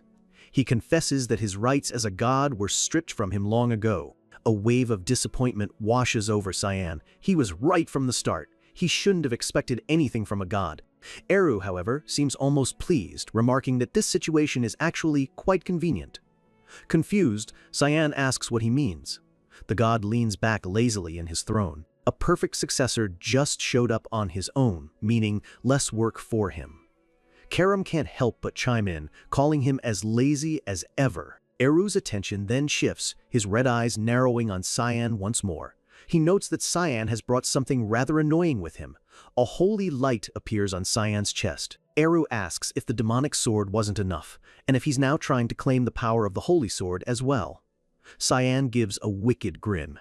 He says he's not trying to do anything yet. It was just a thought that occurred to him. He explains his plan. If the world doesn't even know the holy sword exists, it's useless. So, he'll manipulate events to create a crisis so dire that the world needs it, turning a forgotten relic into a critical piece on his board. Eru simply remarks that Cyan has quite a twisted hobby, but says it's none of his business. He will, however, follow the rules. A wave of immense dark energy flows from the god. He declares that he will ask Cyan, his successor, one final question as his absolute master. "What do you seek with this power?" Cyan stands firm, unflinching as the divine pressure swirls around him. He remembers being asked this same question in his first life, and his answer back then was pathetic. "I will live for my brother." The words of a fool, a loyal tool who had no idea he was being used. What an idiotic response. Looking back, he wonders why they even accepted that. A successor with no desire of his own? A pawn with no will? Wasn't there anything he wanted? He remembers a lesson paid for in blood. A voice from his past echoes in his mind. Remember this, there is nothing more dangerous than blind faith. He realizes now that he has no grand cause, no divine faith to offer this god. This time, his answer has to be for himself. Eru waits patiently, his glowing eyes fixed on Cyan. Cyan clenches his fist, his voice ringing with absolute conviction. "I'm going to use your power purely for self-serving purposes. Just for me." Eru's power surges. He tells Cyan that right and wrong are for him to decide, but he asks if Cyan is truly confident. He won't regret this selfish path. The god leans closer, his voice a low threat. "You best answer carefully. Depending on your response, I might end you right here." But Cyan doesn't flinch.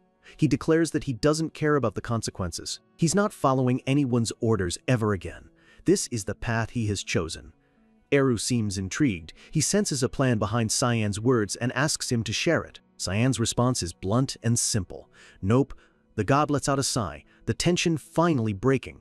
He says it doesn't matter as long as Cyan will purify his name in the world. He won't ask any more questions, calling him surprisingly boring. The test is over. Eru suddenly teleports in front of Karam. "Then I shall now converse with my daughter," he says cheerfully, his tone shifting completely. He looms over her tiny imp form, teasing her. "You've changed quite a bit. So obedient now." "Do you like your owner that much?" Karam sputters, furiously denying it. Eru coos that he's happy to see her like this and blows a kiss. Karam just screams for him to get away from her. As the god continues to dote on her, she yells for her crazy owner to do something. Cyan just watches deadpan, remarking on their wholesome father-daughter relationship, which only infuriates Karam more. Suddenly, a bright light shoots from Eru's hand and strikes Karam. A powerful magic circle envelops her as she screams in confusion, unsure what's happening. A column of vibrant energy erupts, and from within the light, a new form begins to materialize. Karam looks down at her hands, her voice filled with pure shock. She's in a full-sized human body. I have a body? She asks in disbelief. Cyan realizes it isn't draining his life force at all. Iru must have used his own power to grant her a stable, physical form. Karam grabs Iru by the cloak, demanding to know what he did. He calmly explains that he just gave her a piece of his own life force. He asks if she doesn't want it, explaining that she'll need a proper form to serve her new owner. Karam is left speechless and flustered. Eru laughs heartily, while Cyan just mutters, like father, like daughter. The next day, back at the academy dorms, a nervous voice calls out from the doorway, "Young master?" It's Brian, Cyan's loyal but perpetually overwhelmed servant, standing outside his lavish room. He peeks inside and stops, completely bewildered. What is going on here? Cyan, sitting calmly on the couch, just tells him not to worry about it. But Brian's eyes are wide with panic, because this is definitely not a situation he can just ignore. In the room are two women, Instructor Sarika standing with a stern look and Karam lounging casually in a chair. The air is practically crackling with tension. Karam smirks at Sarika, teasing her about visiting a student so early. She suggests people might start talking about their special relationship. Sarika just pushes up her glasses with a creepy grin, insisting she's just here to guide her disciple onto the right path. A perfectly normal instructor-student relationship, but their inner thoughts tell a different story. They're already fighting for a place by Cyan's side, with Karam thinking, my owner needs me, while Sarika internally declares, he's my disciple. Having had enough, Cyan stands up and announces he's going for a walk. Brian begs him not to leave him alone with these two. The moment Cyan is gone, Karam challenges Sarika to a fight. Sarika grins, accepting instantly. Poor Brian is left to deal with the inevitable chaos. Cyan escapes the dorm and wanders through the bustling academy town, finally getting a moment of peace. The streets are filled with students and locals going about their day. He finds a quiet spot on a rooftop overlooking the city. Finally, a chance to relax. But the peace is shattered in an instant. His sharp senses pick something up on the wind, the distinct smell of blood. In an alleyway below, a student is thrown violently against a wall. He coughs, spitting blood onto the cobblestones as he struggles to push himself up. He's on his knees, injured and completely outmatched. 3 other students stand over him laughing. One of them suggests it's time to try that. He creates a small, glowing orb of raw, condensed mana in his hand. The leader, a cruel-looking boy with blue hair, crouches down in front of the injured student. "I brought you a little snack," he sneers, grabbing the boy's face and forcing his mouth open. With a twisted grin, he holds the mana stone up, asking if he's going to eat it. Forcing someone to swallow raw mana is an incredibly dangerous and cruel act of bullying. The victim struggles, tears of pain and fear streaming down his face. But another student grabs the bully's hand, shouting for him to stop. A new voice cuts through the tension, clear and cold. "Aren't you embarrassed to call yourselves nobles while doing something so pathetic?" The blue-haired boy looks up, annoyed. He introduces himself as Barrett Louismill, eldest son of a duke, and arrogantly asks, "And who are you?" Standing there, arms crossed with a look of cold confidence, is Princess Erin Severus. She announces her name, her voice ringing with newfound strength and authority. Barrett looks momentarily surprised, as if he's only just now noticing her. He mutters to himself, finally realizing who he's dealing with. A flicker of recognition crosses his face. "So, you were the 5th princess of the UZF Empire, Lady Erin." He sounds less intimidated and more annoyed that she's interfering. A fake, charming smile plasters his face as he grabs her hand to kiss it, saying, "It's an honor." But the gesture is aggressive, more a show of dominance than a greeting. Erin yanks her hand back, her face filled with disgust. She tells him flatly she has no interest in exchanging pleasantries with someone like him. She demands an explanation for the scene before her. Behind them, Barrett's cronies watch with smug expressions, while their victim, a young student named Leximus, kneels on the floor, terrified. Barrett's fake smile twists into a malicious grin. He claims it's all a misunderstanding and suggests they just ask the kid directly. It's a classic bully tactic, forcing the victim to lie for him. He turns his threatening gaze back to Leximus, ordering him to speak up. The poor kid just stammers, completely frozen in fear. Barrett grabs him by the collar, yanking him closer, his face a mask of pure intimidation. He slings an arm around Leximus's shoulder, a sinister smile on his face, and asks in a sickly sweet voice, "Are we bullying you right now?" Under duress, Leximus is forced to say, "No, I wasn't getting bullied." Erin is furious. She yells that there's no need for him to lie, asking how he could possibly say that when he's so clearly terrified and hurt. Leximus looks away, sweat dripping down his face. He just wants this to be over and begs Aaron to leave, insisting they were just playing around. Barrett lets out a wicked laugh, his eyes glowing with a faint blue light. He mockingly asks Aaron if she heard that, then wonders why he's being treated like the bad guy. His arrogance is off the charts. Aaron has had enough. She declares she's taking the student with her and reaches out to help Leximus up. But before she can, Barrett's hand clamps down on her wrist with a sharp crack. Aaron cries out in pain. Barrett's face is dark with anger. He tells her she clearly doesn't understand the situation. One of his lackeys panics, realizing he's just assaulted a princess of the Empire. He squeezes her wrist tighter. Aaron grits her teeth and warns him that if he doesn't let go, he will pay for this insult. Barrett just laughs, a twisted, maniacal grin spreading across his face. He sneers that she's just a powerless fifth princess. In his eyes, she has no real authority. Suddenly, a blur of motion cuts through the air. In a flash, someone slams into Barrett, sending him flying across the pavement with a sickening thud. Erin stands there, her wrist freed, her eyes wide with shock. A blush creeps onto her face as she recognizes her savior, whispering his name. Cyan? Cyan stands over them, his expression cold and unreadable. He glances at the injured student on the ground, and a name from his past life echoes in his mind. Reshmus? Erin, still stunned and flustered, calls out his name again, her heart pounding. But Cyan isn't focused on her. He's staring at the student, another name surfacing from his memories. Leximus? He's connecting the dots, realizing this student is related to a target from his past. Leximus looks up in shock, wondering how this stranger knows his name. Even Barrett's friends are stunned that this small boy just sent their leader flying. The scene shifts to a flashback. Years ago, in his previous life, Cyan was at Klein Castle in the Garum Kingdom on a mission. He recalls a fierce battle, a flurry of steel and dark energy against a skilled warrior cloaked in black. His target was a woman named Reshmus. After graduating from the academy, she had, for some unknown reason, joined a warrior clan in the Garum Kingdom. Not only that, but she had abandoned her nationality, turning her back on the UCF Empire entirely. The memory of their duel is vivid. Sparks fly as their blades clash in a breathtaking display of speed and power. Cyan remembers being shocked by her skill. She moved with an impossible grace, her sword a seamless extension of her body. Every strike was precise, every parry flawless. She was a true master of the sword. He remembers the moment his blade finally found its mark, the surprise on her face as she was thrown back. A powerful shockwave erupted from their clash, sending her crashing to the ground. He remembers standing over her, having dealt the final blow. He had killed her on the Empire's order.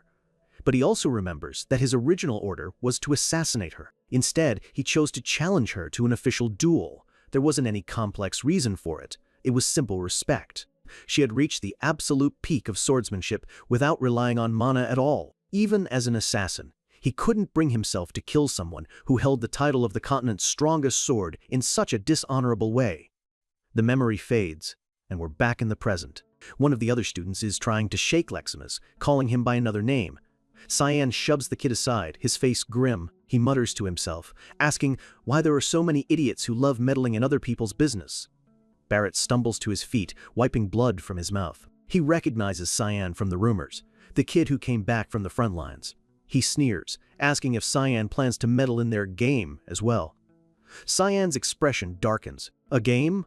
He repeats, his voice dripping with contempt. That's not even funny. He explains that wrongfully injecting a mana orb can destroy a person's entire mana circuit, crippling their ability to use magic for life. This isn't a game. It's a way to permanently ruin someone. He looks at Barrett with utter disgust. To call something so cruel a game, these nobles are truly rotten. A swirling orb of pure, dark energy forms in Cyan's hand. With a cold smile, he says, "Well then, let me join in too." Leximus looks on in absolute shock, feeling the sheer power emanating from the small boy in front of him. Cyan raises the massive, crackling sphere of dark magic above his head, the energy warping the air. Aaron shouts his name, asking what he's doing. Cyan's eyes glow with a menacing red light. He looks straight at Barrett and his cronies, his voice chillingly calm as he asks, "Why aren't you opening your mouths?" The hunter has just become the prey. The scene shifts to a peaceful sky above the academy. The calm afternoon sun shines down on the impressive architecture of the royal hall. Later, inside a dorm room, Cyan reflects on Leximus's injuries. a few fractures and a slight concussion. He's impressed that the kid managed to endure that much, acknowledging that the kin of the continent's best swordswoman would be different. Leximus, now patched up, sits nervously on the bed and timidly asks Aaron if she knows her. Leximus then blushes, feeling awkward under Cyan's intense gaze, and stammers, I feel like you keep looking at me." Cyan answers bluntly, "I thought I knew you, but I don't." He apologizes if it made her uncomfortable, though his tone is as flat as ever. Aaron quickly tells him it's fine, trying to smooth over the awkward moment, while Leximus looks down, still flustered. Aaron turns to Leximus with concern, asking where her dorm is. She's worried the bullies might come back for revenge. Leximus quietly replies that she's in the commoner hall. Aaron looks surprised, realizing this means she's not a noble. Leximus explains that she was enrolled thanks to an instructor who promised to support her financially. But, as fate would have it, that instructor was suddenly fired. Aaron pieces it together. With no one left to support her, Leximus might have to leave the academy. Leximus can only confirm with a sad nod. Aaron's face softens with pity. "Oh no! You poor thing," she exclaims, her heart going out to the girl's plight. Cyan, ever the pragmatist, speaks up. He suggests Aaron should just take Leximus as her subordinate. He adds that she could learn swordsmanship from her, solving two problems at once. Aaron is completely baffled. She points at Leximus and says, "What are you talking about? Leximus is a boy." Cyan cuts her off with a simple, deadpan statement. "She's a girl." Aaron's brain short-circuits. Her eyes go wide as she lets out a silent gasp of shock. Leximus immediately panics, thinking she's offended the princess, and stammers that she never meant to deceive her. Embarrassed, she explains that having short hair and wearing boys' clothes is just more comfortable, and that people often make the same mistake. Aaron looks utterly dejected, a dark cloud hanging over her. She apologizes, lamenting that she didn't even realize, while even Cyan knew. She mutters, "I guess I failed as a woman." Leximus frantically insists she's the one who should be sorry. Shaking off her despair, Aaron turns back to Leximus, her resolve renewed. She asks what she thinks of Cyan's idea, saying she thinks it's a good one. Aaron lays out the offer. If Leximus comes under her protection, she won't be bullied anymore, and she can learn whatever she wants. She'll have a comfortable life. Overwhelmed, Leximus looks up, her voice barely a whisper as she asks, "Why me?" Aaron gives a small, genuine smile. She admits that she doesn't like being alone, and as a princess, she can't just stand by and do nothing. She finishes with a simple, heartfelt, "Thank you for accepting." Tears well up in Leximus's eyes. She clutches her chest, her voice choked with emotion, as she vows to become someone that Aaron can be proud of. She cries out, "Thank you so much!" As Leximus tries to compose herself, Aaron smiles and starts to say, "You don't need to thank me. It was all Cyan's idea." But when she turns around, he's already gone. A faint, ghost-like outline is all that's left where he stood just a moment before. A thought echoes in the empty space. I did enough. He set the pieces in motion, and now it's up to them to play the game. We see Cyan walking away from the building alone. He knows Princess Erin can handle the rest by herself. His thoughts turn back to the incident. He now understands why Reshmus, the swordmaster from his past, had left the Empire. It was because of arrogant nobles like the Louis Mill family, who destroy a person's future for their own amusement. Cyan muses that if Reshmus had kept her mana, she would have been a difficult opponent even for him. Her potential was that great, and it was snuffed out by petty cruelty. But as he walks, he puts those thoughts aside. His attention is now focused on something else entirely. He thinks back to that morning when his instructor, Sirica, had personally delivered an order to him. Behind her, a tiny Kairum growls, clearly unhappy about the situation. A confident, dangerous smirk spreads across Cyan's face as he holds up a single, black card. This isn't just a school assignment. As he thinks to himself, it's my first purification job as Mist. The student has just received his first official mission as an assassin. A new life means new responsibilities, and for Cyan, his first official mission as an assassin has just landed in his hands. He looks down at the coded black card, his instructor's words echoing in his mind. This is a difficult one. He remembers her giving him a thumbs up, her expression unreadable behind her glasses as she said, "I believe in your potential."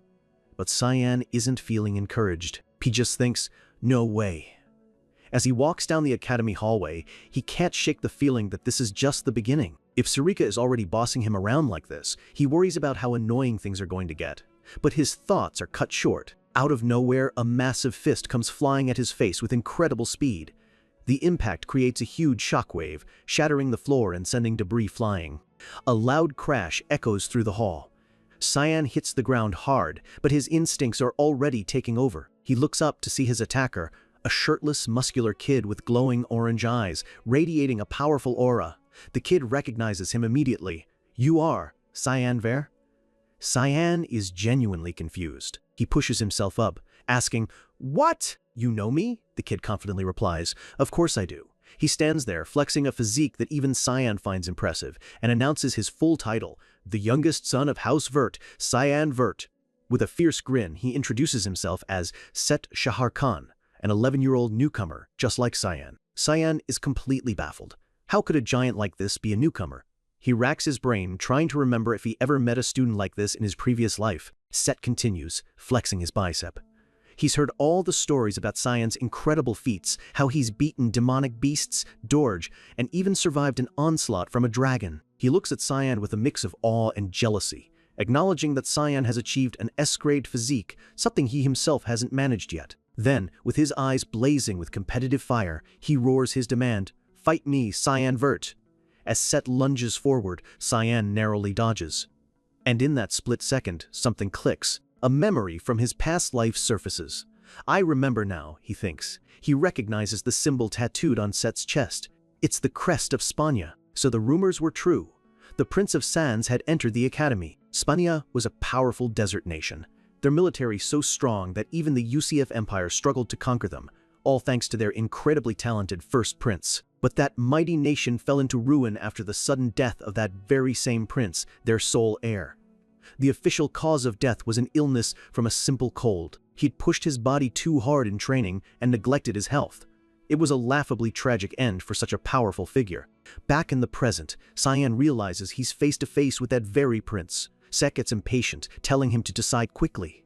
Cyan thinks to himself that this never happened in his first life. Another variable, another annoyance he has to deal with. But he also remembers something else about this prince, his personality. He looks up and asks, "Right now?" Set grins, believing he's won. "That's right, we will decide who is better, you and me." He insists he won't take no for an answer. Cyan looks him dead in the eye and flatly says, "No." Set is completely thrown off. "Why?" he shouts. Cyan calmly explains the rules, pointing a finger at him. "Unauthorized sparring is forbidden. You have to formally request one in the administration office." Set, surprisingly, accepts this. "Very well," he shouts. "Where exactly is the administration office?" Without missing a beat, Cyan replies, "Third floor of the main building." "Got it," Set yells, and with a powerful leap, he takes off at full speed, shouting back, "I'll be back soon." "Just you wait, Cyan." Cyan watches him go, a small smirk on his face. He remembers the rumors about Set, that his brain is made of muscles. And it seems those rumors were true, because the administration office is in the exact opposite direction. He muses that he doesn't even know if a sparring request is a real thing. But for now, at least, he won't have to see that simpleton for a while. With that distraction handled, his focus returns to the real task at hand. It's time for his purification job. The scene shifts to a bustling town late in the evening, the moon hanging high over the rooftops. Inside a dark, torchlit building, a man reports to his boss, "Sir Zykerman, we've finished preparing the product." The man, Zykerman Albas, snaps back, "Then stop loitering around and deliver it to the customers." He's clearly a man who doesn't tolerate failure. Zykerman is one of the continent's 3 great magnates.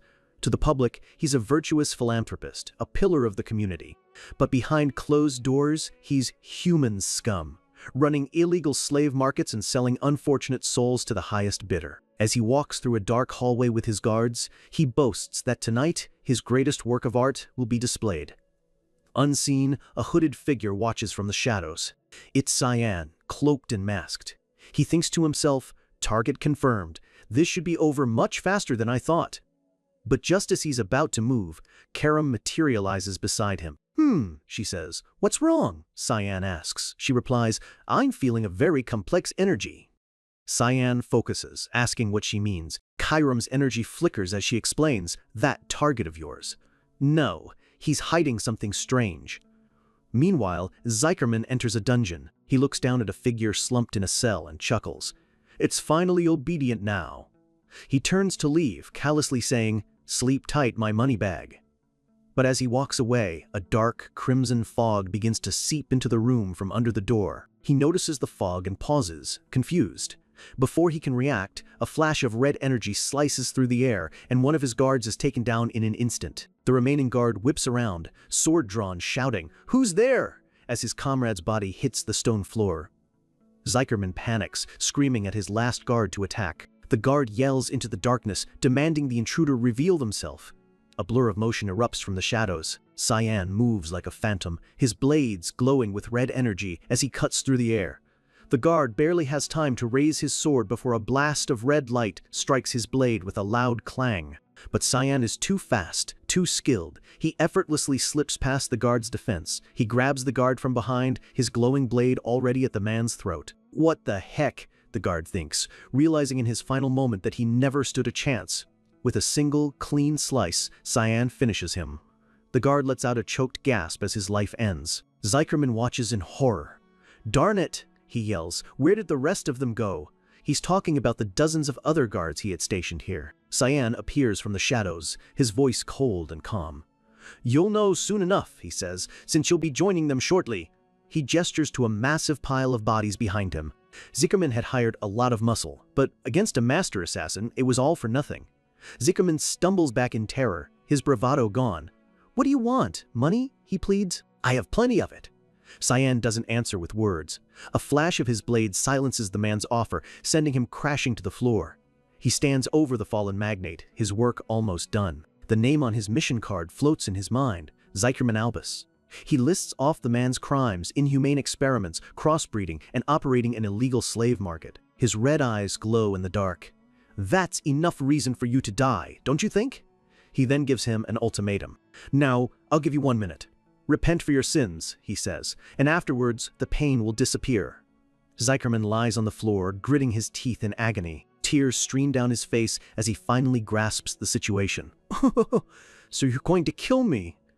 But there's no repentance in him. He starts screaming excuses.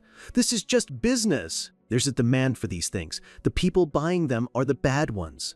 He finishes his pathetic tirade by screaming, "What did I do that was so wrong?" Cyan looks down, utterly unimpressed. "Yeah, I figured a vermin like you wouldn't feel remorse," he states coldly. "That's the end of 1 minute. Now you'll just have to die painfully." Zykerman can only gasp out, "Wait!" Cyan unleashes his 8th assassination technique, Wild Strike. A flurry of crimson slashes rains down, and Zykerman lets out a final, agonizing scream. Cyan lets out a breath. With that, the purification is complete. But he's not quite done yet. He decides to take a quick look around. Chiram leads him to a specific cell. "Is it here?" he asks. "Yeah," she confirms. "I can feel a combination of 2 energies." With a single, precise cut, Cyan slices the lock and cell bars clean off. He peers into the darkness, his eyes adjusting. A girl? He sees a young woman with long purple hair lying motionless on the floor. He wonders if she's already gone. Chiram floats beside him. He tells her it's just a human, nothing to see. But Chiram corrects him. "No, look at what she's hugging!" Cyan looks closer and sees it. Clutched tightly in the girl's arms is a large, glowing object with a distinct pattern. It's a dragon egg. The egg pulses with a gentle, violet light, a rare and powerful artifact in the hands of a dying girl. We cut back to Cyan's dorm room. His servant, Brian, is staring at the dragon egg, now sitting on a cushion. He asks, completely bewildered, "Where did you get this?" Cyan casually replies, "I picked it up on the way here." Brian is losing his mind. Who just picks up something like this? Cyan, lounging on the couch, just shrugs. "I'm telling the truth. I found it during a stroll." Cyan looks at the egg, his mind racing. He can't believe Zykerman was trying to sell something so dangerous, or perhaps he was planning to deliver it somewhere. Brian panics again. "What if it hatches?" Cyan waves him off. "That won't happen, so don't worry." He explains that for an egg to hatch, a mother dragon has to continuously inject it with mana that matches its element. Without a mother, a dragon's egg is basically a rock. But just as he says that, a small sound breaks the silence. A tiny crack appears on the surface of the egg. Both of them freeze. Brian leans in, nervously asking, "A crack?" While Cyan's confident expression starts to crumble. A bright, purple light bursts from the crack, and more fractures spread across the egg's surface. It is definitely not a rock. Brian looks like he's about to have a heart attack, and Cyan, for the first time in a long time, looks genuinely dumbfounded. All he can manage is a simple deadpan, "Ah, Just when Cyan thought he had things under control, his life is about to crack wide open, literally. A brilliant purple light erupts from the dragon egg as the crack spread, pulsing with an energy that should be impossible. The shell shatters, pieces flying across the cushion. The impossible has happened. Something is emerging, and out pops a tiny girl with long pink hair, little horns, and a piece of the shell still stuck on her head. She lets out a small, sleepy cry. Brian is having a full-blown meltdown, clutching his head and screaming, "It hatched! Young master, what do we do?" Cyan can only stare, his own face a mask of pure shock. He gets a better look at her. Not a pure dragon, but not fully human either. His mind connects the dots. The dying woman in the dungeon, the egg. She was nurturing a draconic human, a hybrid of a dragon and a human. As Brian continues to panic, Cyan realizes this is going to be a much bigger pain than he ever imagined. The little girl's eyes snap open. They're golden and sparkling with life. She looks directly at Cyan, a huge, happy smile spreading across her face as she lets out her very first word, "Pa." Before he can even process that, she leaps into his arms, snuggling against his chest and shouting with pure joy, "Papa!" Cyan is completely frozen. "Papa?" he thinks. Does she think I'm her parent? A sound breaks the stunned silence. A stifled laugh, trying and failing to hold itself back. Karam, in her full human form, is doubled over, howling with laughter. She points at Cyan and cackles, "Papa, congratulations on becoming an 11-year-old dad." Cyan's head snaps toward her, his face contorted in pure rage. He screams, "This is all your fault, Karam." We flash back to the dungeon, just moments before.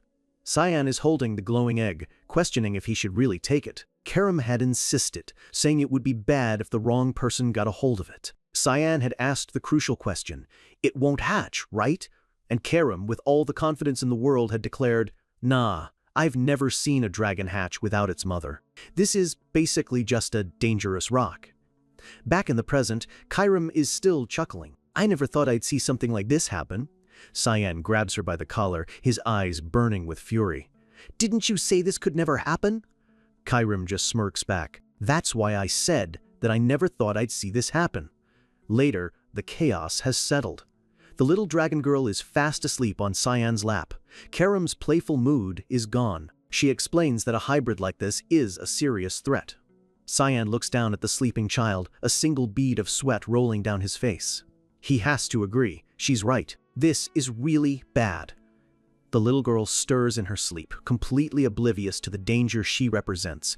She's a being whose very existence defies the natural order, and in their world, that makes her a target for everyone. If the Academy found out, they'd try to eliminate her. If the dragons, who are obsessed with bloodline purity, discovered her, they would hunt down and kill not just her but every single person who knew she existed. Cyan closes his eyes, the weight of the situation crashing down on him. This is a risk that could destroy everything he's building. He asks himself a cold, hard question. Does he really need to take on that kind of danger? He looks at the innocent child. If she's fated to live a life of pain, hunted by the world, his hand reaches out, the mind of a 37-year-old assassin taking over. The most logical, efficient solution is to eliminate the problem before it starts. Wouldn't it be better to just end it now? Karam watches, a grim understanding on her face. "So that's your decision," she thinks. "I guess it would be for the best." Cyan's hand closes around the girl's small neck. This is the assassin's way. Cold, logical, and final. Karam's voice echoes in his mind, agreeing with the brutal logic. If her fate is misery, then this is a mercy killing. His own thoughts are clear. It would be better to send her off now. But then, the little girl's eyes flutter open. She looks up at him, not with fear, but with sleepy confusion, and whispers, "Papa?" Cyan freezes. A jolt runs through him and the red, demonic glow fades from his eyes. The girl smiles brightly and wraps her arms around his, snuggling closer. "Papa," she coos, "I like you." Something inside him shifts. A warmth spreads through his chest, a feeling he hasn't felt in this life, or the last. She's warm. His hand, once meant to kill, gently loosens its grip. He pulls back, completely bewildered. What is this emotion? In that moment, the assassin makes a choice. He gently lifts the little girl into the air. A small, almost imperceptible smile touches his lips. "I think it'll work out somehow." The girl giggles, happy to be played with. Cyan looks at Karam and declares, "Let's just raise her." Karam looks at him with utter disgust. Her one-word judgment is clear: lame. The scene shifts to the grand and imposing Vert Castle. Inside, Cyan's stepmother, Mrs. Margaret, is pacing back and forth, wringing her hands in a panic. What do I do? What should I do? She bites her nail, her face a mask of fury and fear. Cyan, that little brat. If I don't do something about him, it'll be bad for my son. The failure of her assassination attempt is eating her alive. A smooth voice cuts through her panic. Mother? It's a shell, standing behind her with a placid smile. He puts a hand on her shoulder, his expression full of fake concern. You seem anxious. Please talk to me if you're struggling. She stammers a thank you, completely flustered. She quickly insists she's fine and hurries away. Ashel watches her go, his gentle smile never wavering. But the second she's gone, his face turns to stone. The smile vanishes, replaced by a cold, calculating look. He calls out, Report, Kellen? A subordinate appears and reports that the knights sent to kill Cyan were found dead, and that Brian Kendrick likely sided with him. Ashel's eyes narrow. The man continues, The one behind it was Mrs. Margaret, just as you expected. Ashel asks if there's anything else. Kellen reports that their informant at the academy has gone silent ever since Cyan was placed in the royal hall. Ashel's thoughts are sharp and angry. He already knew all of this. It's useless information. He turns, a terrifying grin on his face, his blue eyes glowing. He grits his teeth and says, So you weren't able to find out anything new about my brother? Kellen starts sweating, his face pale with fear. He knows what this means. He's failed his master. And everyone knows Ashel doesn't keep subordinates who fail him. Kellen's mind races. He can't give up his position after all the hard work he's put in. He falls to his knees, desperately pleading, I'll go there myself. Please believe me, I won't disappoint you. Ashel places a hand on his shoulder. I know how much of a hard worker you are, he says calmly. All right. But his final words are a command, not a comfort. Please, be fast. As Kellen leaves, Ashel stares into the distance, his resolve hardening. My brother is definitely hiding something. I will find out what it is.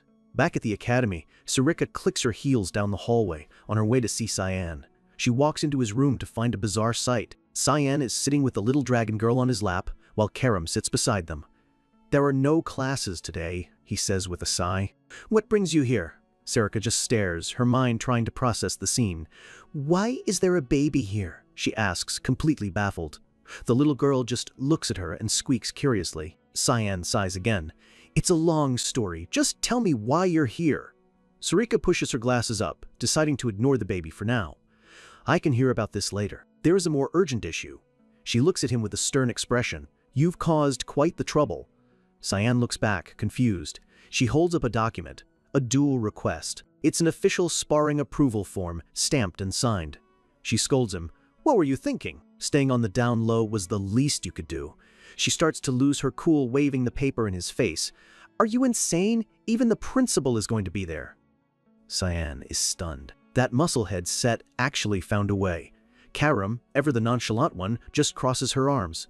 What's the big deal? It's just a couple of kids fighting. Cyan snaps back. That kid is no ordinary kid. He resigns himself to his fate and asks, So, when's the duel? Sarika's answer sends Cyan and Brian flying back in shock. In 2 hours! Cyan hits the floor, thinking, This is way earlier than I expected. We cut to the dueling arena. Set stands ready, a confident, eager grin on his face. I've been waiting for this moment. Cyan Vert, I'm sure you feel the same way. Cyan just lets out a tired sigh. He does not, in fact, feel the same way. Set explains he wanted a pure combat duel, but the only options were swordsmanship and magic. He then makes an offer. Are you going to use magic? If you're not, I won't either. Cyan's silence is all the answer he needs. Set's grin widens. Good, I like you. The duel begins. Set charges forward in a blur, swinging his massive sword. Then, let's see how good you are. Cyan narrowly dodges the first strike. He notes that Set is incredibly fast for his size, and his sword carries a lot of weight. But he also sees the flaw in Set's style. This kind of heavy, straightforward attack is very easy to counter. He parries the next blow, the clang of steel echoing through the arena. Set is shocked by how easily his attack was blocked. Cyan knows that against an opponent like Set, you don't fight strength with strength. You use precision. Set throws a punch, yelling, That won't work, but it does. Cyan moves with the grace of a seasoned assassin, effortlessly sidestepping the blow and using the opening. With a flick of his wrist, he uses his thin rapier to trap Set's sword, twisting it in his grip. Set can't believe it. He's using the force of my own downward strike to twist my blade away, with just a rapier? In a single, fluid motion, Cyan disarms him, sending Set stumbling forward, completely off balance. Before Set can even recover, Cyan vanishes from his sight. In the next instant, he feels cold steel at his neck. Cyan is behind him, the tip of his rapier pressed against his throat. Set is frozen in shock, unable to comprehend what just happened. He lets out a choked sound of disbelief. Does he have eyes in the back of his head or something? The Prince of Sands has been completely and utterly outmaneuvered. He slams his hand into the stone floor, using the impact to create a desperate opening. With a grunt of effort, he pushes himself away from Cyan's blade, his face contorted with raw determination.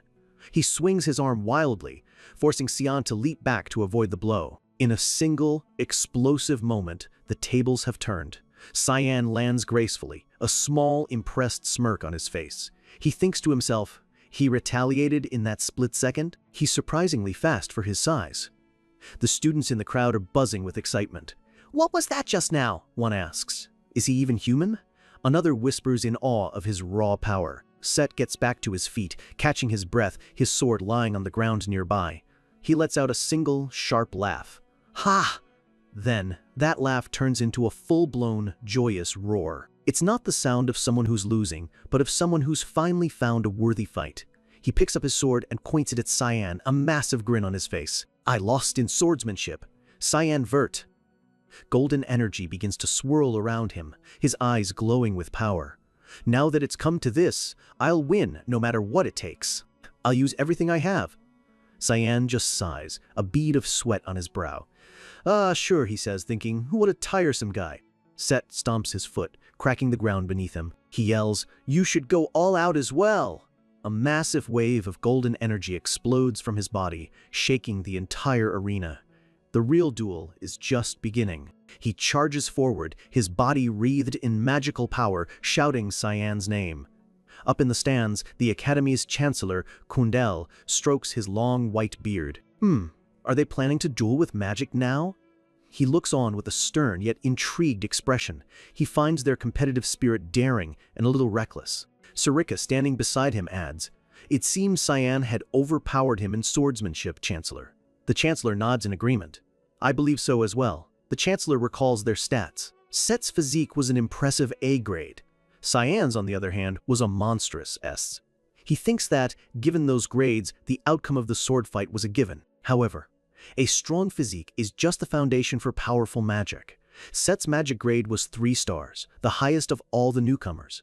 This is where he holds the true advantage. The Chancellor and Sarika both look on with anticipation. The question on both their minds is the same. What will you do now, Cyan? Sarika is practically vibrating with frustration, thinking, why don't you just tell the whole world you want their attention, you idiot? Down in the arena, Set gathers his magic, pulling chunks of rock from the floor and shaping them with crackling energy. He molds the earth into a massive, gauntlet-like fist and launches it at Cyan, calling out the attack, Death Fist. His fist glows with immense power, ready to pulverize anything in its path. Cyan draws his rapier, which also serves as a wand, his expression serious. So he's using magic now, huh? He effortlessly dodges the rock fist as it crashes into the ground, shattering the stone tiles. But Set is relentless. He grabs at the air, his magic pulling Cyan back toward him. You're not going anywhere, he roars. He unleashes a wave of razor-sharp energy blades made of sand, tearing up the arena floor as they fly toward Cyan. Desert Tooth, he yells, putting all his power into the attack. Cyan watches the storm of sand blades approach, his expression calm and unreadable. The attack engulfs him completely in a whirlwind of destructive energy. Cyan's mind quickly analyzes the situation. Set Shaharkan, a magic grade of 3 stars. The Desert Tooth attack slams into the ground with a massive explosion. But when the dust settles, Cyan is standing there, completely untouched. He realizes the danger. With this level of power, Set could easily cast 4-star magic if he pushed himself. If that happened, the instructors maintaining the protective barrier around the arena might not be able to contain it. Set stands across the ruined arena, panting. How long are you going to run? He taunts. Like the rat you are. Cyan Vert? Cyan gives him a deadpan look. Then do you want me to just stand here and get hit by that? Set's face twists in a snarl. If you are a warrior, then you shouldn't shy away from my attacks, you brat. Cyan just looks bored. He's out of his mind, he thinks, before adding, "You do know that we're both brats, right?" Enraged, Set screams and unleashes his ultimate attack, a massive vortex of swirling sand and energy. Sandstorm. The Chancellor leans forward, a sound of interest escaping his lips. "Oh!" Sarika is in disbelief. "Wait, wasn't Seed a 3-star? Isn't that a 4-star spell?" The massive sandstorm rages across the arena, a torrent of power that seems impossible to stop. Cyan watches it come, a determined grin finally appearing on his face. "Fine, this time," he says, "I won't shy away from it." The scene cuts away from the duel for a moment. Back in Cyan's dorm, Brian is holding a baby bottle. He's wearing a pink apron and carefully testing the milk's temperature on his wrist. The temperature is just right. "Perfect," he says, a proud smile on his face. He thinks back to taking care of his younger siblings. It was annoying back then, but who knew it would prove so helpful now? He turns around, holding the bottle, and calls out in a sing-song voice, "Princess, it's time to eat!" But he stops dead in his tracks, his happy expression turning to one of pure shock. No way. The baby girl, who was a newborn a few hours ago, is now standing on her own, looking like a toddler. "She grew in that short amount of time," he gasps. The girl just looks at him and asks, "Food?" Back at the duel, Cyan is completely enveloped in a massive sphere of blue protective magic. The crowd murmurs, wondering what's happening inside. The barrier begins to crack under the immense pressure of the two clashing spells. The instructors struggle to maintain it, shouting for reinforcements. One panics. The situation is getting dire. "What is the Chancellor doing?" Sarika rushes to the Chancellor's side. "Chancellor, we have to stop this now." But he holds up a hand, his eyes fixed on the arena. "Just wait a bit more." His eyes narrow. Something is happening. Inside the barrier, Cyan holds out his hand. A perfect, small sphere of pure darkness forms in his palm. He activates a secret technique, Sphere of Nothingness. Sarika recognizes it instantly, her eyes wide with horror. Stop it! Tendrils of dark energy erupt from the sphere, wrapping around the raging sandstorm. The Chancellor just laughs, thoroughly entertained. "The more I see of this boy, the more amazed I am." Sarika, however, is having a meltdown. "Why are you using that here?" The sphere of nothingness begins to absorb the sandstorm, swallowing the golden energy whole. With a final pulse of dark energy, Cyan closes his fist. The sandstorm vanishes completely, leaving Set standing in stunned silence, utterly bewildered. A student in the crowd asks, "His magic just disappeared." Another wonders, "Was that black sphere a spell? I've never heard of magic like that." The entire audience is left in stunned silence. Cyan stands amidst the wisps of fading dark energy, his posture calm and confident. "Just what is that guy?" someone wonders. He looks at Set and asks a simple question. "Are you going to continue?" Set just stands there panting, completely drained of energy and spirit. He manages to get out 2 words. "No, it's my loss." He falls to his knees, utterly defeated. "To think I'd lose!" He looks down at the ground. A total defeat in both swordsmanship and magic. How depressing. Cyan watches him, a flicker of sympathy crossing his face. "I'm kind of feeling sorry for him," he thinks. "Did I discourage him a bit too much?" But then, Set slams his fist into the ground, shouting, "Good!" He looks up, his eyes burning with a new fire. "Very good. I was getting tired of beating up weaklings. My desire to train is overflowing." He stands up and extends his hand to Cyan. With a newfound respect and a confident smile, he makes a promise. "I don't know when, but I will challenge you again." "Will you accept my offer then, Cyan Vert?" Cyan takes his hand, but his answer is blunt and immediate. "No, I refuse."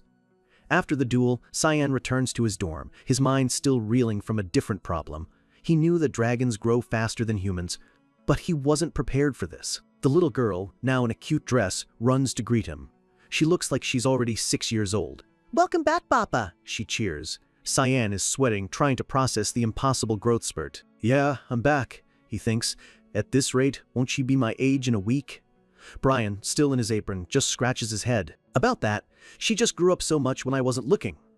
Karam, on the couch, points out the obvious. If she's growing this fast, it's going to be difficult to hide her here. Cyan looks thoughtful. Karam is right. It won't be possible to keep this a secret forever. Just then, the door opens. It's Sarika. She leans against the frame, her arms crossed. I may have overlooked your demon blade, she says, her voice dangerously calm. But it's going to be difficult for me to overlook a dragonborn as well. Her eyes glow with a menacing purple light, a sinister smile on her face, especially after the crazy rampage you went on today. Just what are you thinking? The real trouble, it seems, has only just begun. When you're juggling state secrets, an assassin guild, and a rapidly growing dragon child, the last thing you need is a lecture. But that's exactly what Cyan is getting. Sarika is furious, demanding to know what he was thinking, making it clear she can't help him hide a secret this big. Her anger radiates in waves of purple energy. Especially after you went wild like you did today, she snarls. What were you thinking? Meanwhile, miles away, Karam is lounging on the sofa, suddenly feeling like someone, somewhere, is talking trash about her. Sarika glances at the little girl Nana, who seems to have grown even in the last few minutes. She's growing scarily fast, Sarika notes. I was gone for just a bit, and she's already this big. She crosses her arms, looking down at Nana with a grim expression. She tells Cyan that since he's the one who brought her here, this is his problem to deal with. But she warns him that a secret like this is going to be incredibly hard to keep. Cyan calmly explains his security measures. Brian is in charge of taking care of her, and there's a barrier around the dorm to hide both her and Kairam's presence. In the background, Brian looks completely bewildered, as if he's just now realizing he's been assigned as a full-time nanny. Sarika seems slightly appeased. She hands him a red, wax-sealed envelope, saying his precautions should work as long as he doesn't create any more trouble. Cyan takes the letter, a small, confident smirk on his face. This is, he begins, rather disappointing for a reward after winning the duel. Sarika turns to leave, tossing a final warning over her shoulder. You'd better be careful for a while. Her eyes narrow as she walks away. She knows all too well that nothing good comes from getting this much attention. Back in the dorm, Brian looks at the letter in Cyan's hand. Young master, what is that? Cyan replies nonchalantly. Ah, a warning letter. The fact that there are now 3 identical Nanas running around his feet doesn't seem to faze him at all. Yeah, Cyan says with a wicked grin. It's telling us we're going to be kicked out for misbehaving. Brian gasps in horror. Kicked out? This sends Nana into a panic. She grabs onto Cyan, tears in her eyes, crying, What do we do, Papa? Are we going to be living on the streets? Cyan just chuckles, patting her head. Where did you learn to say things like that? He asks, amused. He can't help but think she's growing up way too fast. He looks down at her reassuringly. Not yet. You don't need to worry about anything. Brian is still panicking. Are you sure it'll be all right? If we have to go back to Velius? Cyan cuts him off. Don't worry. I'm going to go issue a complaint. He examines the letter more closely and recognizes the signature. The dean sent this to me himself. This didn't come from the administration office. He realizes what this really is. The dean wants to talk to me. We flash back to Cyan's past life. He's standing before Dean Kundal, much older and worn down. The dean asks him, You want to enter the Knights of Light? Have you finally decided to live for your brother? Cyan remembers answering, yes. And he remembers the dean's sad, knowing reply, That doesn't seem like a path that fits you. The memory is sharp and painful, a reminder of the naive boy he used to be. The dean had laughed then, a hollow sound. I guess you're aware of that too. Then let me give you some advice. He had told Cyan that nothing good would come from that path, that no matter what trials he faced, he wouldn't benefit from any of it. That's what it's like to live as someone's doll. The image of a puppet on strings flashes in his mind. No matter the result, you are just going to end up blaming your brother. Back in the present, Cyan gently pats Nana's head, a dark, determined look on his face. That's what he told me in my past life, he thinks. I wonder what he's going to tell me this time. Brian interrupts his thoughts. Young master, shouldn't we give this child a name? We can't keep calling her kid. Cyan thinks for a split second, then says the first thing that comes to his mind. Nana, how's that? Brian is aghast. You didn't give it any thought at all. But seeing the look on Cyan's face, he quickly changes his tune. Good, it's good. Nana, however, is ecstatic. Her eyes sparkle as she shouts, Nana! It's still Nana spelled backwards. I want to be Nana Vert. Cyan is momentarily stunned. How did she know my last name? Brian, meanwhile, is having another breakdown, convinced she's going to get bullied. But Nana just happily runs in circles around Cyan's legs. The scene shifts to the Royal Academy Dean's office, a grand and intimidating room. Dean Kundal is at his desk writing when he pauses, sensing something. He thinks about the duel. Cyan Vert. I knew he had potential, Budo, but to absorb a 4-star spell using a 1-star black sphere, he's scarily talented. And what's more, it didn't seem to take him much effort at all. A determined glint appears in the dean's eye. I want to know your limits, he thinks. And just then, he senses a presence right outside his door, Cyanvert. A caption introduces the dean, Kundel Quizel. He's a legendary figure who taught the current emperor and was the father of the last empress. As one of the few 9-star mages on the continent, he's dedicated his life to teaching ever since his daughter's death. As Cyan approaches the office, he recalls what he knows about the dean. In his past life, Kundel was a pacifist. But in this timeline, for some reason, he suddenly intervened in the royal succession fight. Cyan stops, his expression serious. He realizes that even though the dean's actions have changed, his fundamental personality likely hasn't. He feels the magical energy radiating from the office. A powerful barrier. He knew I was coming, Cyan thinks with a grin, and still put up a 5-star protection barrier. He stares at the glowing door. All right, if this is a test, then I'll take it. Inside, the dean smiles to himself. Now, what will you do? He thinks, confident in his defense. Only a truly great mage could get through this barrier. Suddenly, a loud crash makes him jump. The window to his office shatters inward. Cyan comes flying through the broken glass, landing perfectly in the middle of the room. Dean Kundel? He asks, as if this is a perfectly normal way to enter a room. He introduces himself. I'm Cyanvert, an incoming student. I came to express my disagreement with the complaint. The dean can only stare, a low chuckle escaping him. The boy ignored the barrier entirely and just came through the window. Bold. He leans back, admitting defeat. I lost this one. He then asks, your disagreement? Yes, Cyan says. The letter said it came from you. But after feeling that barrier, I became certain of one thing. The warning letter was just an excuse. The image of the formal letter flashes in his mind. You wanted to test my talent, didn't you? The dean nods. Right. It was aggressive, but you successfully proved your talents. But, he says, wagging a finger, I will not take back the warning. You can try to persuade me otherwise. Cyan stands tall. Then can I ask you one thing? The dean simply replies, go on. Cyan gets straight to the point. Do you want the expansion of the empire? Or do you want honor for your family? The dean's eyes flash with a dangerous light. This is not a question a student should be asking. He leans back. That's quite a bold question. Cyan presses on.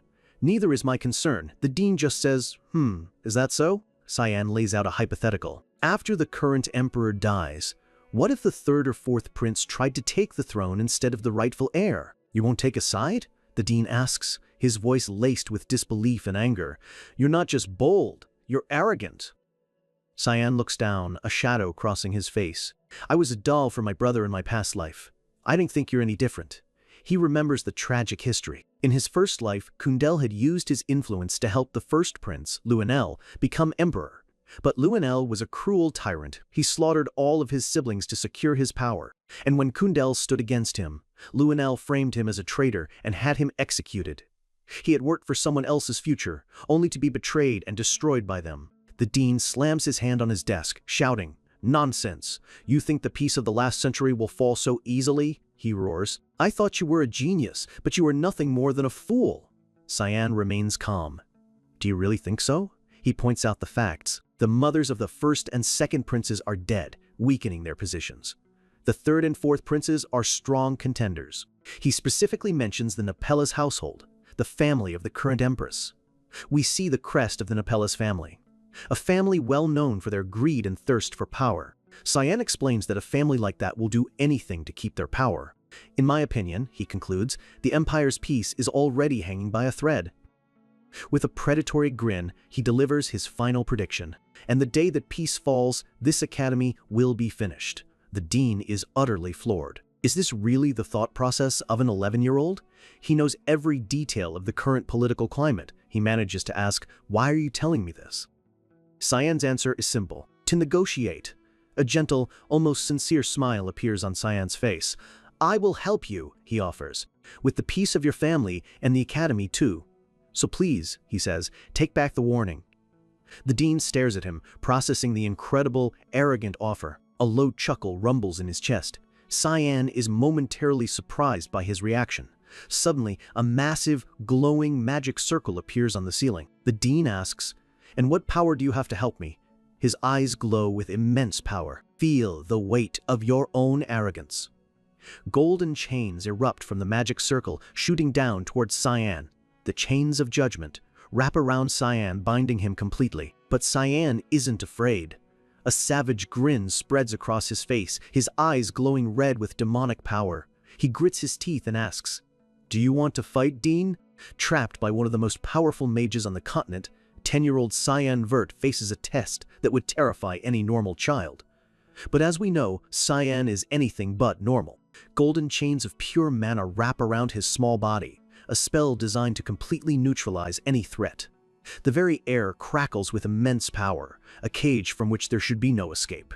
But instead of fear, a feral grin spreads across Cyan's face.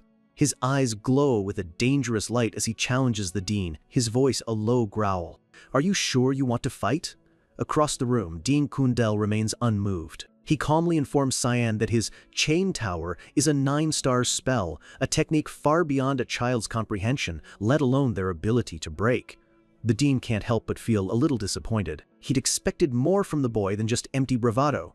Perhaps he'd overestimated him after all.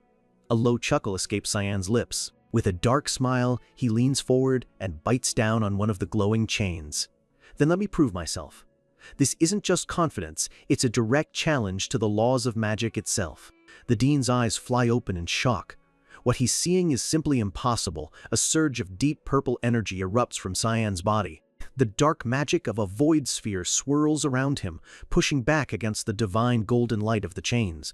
The dark aura pulses like a living entity, latching onto the chains. Instead of being destroyed by the superior spell, it begins to devour the magic whole. The Dean is in utter disbelief. He mutters that this is absurd. A void sphere is a basic 1-star spell, yet it's somehow consuming his ultimate 9-star technique. The purple energy writhes and spreads, completely overwhelming the golden chains.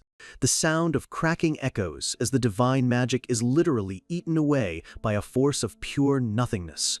With one final pulse, the darkness collapses into a perfect sphere, the last of the chains vanishing into its core.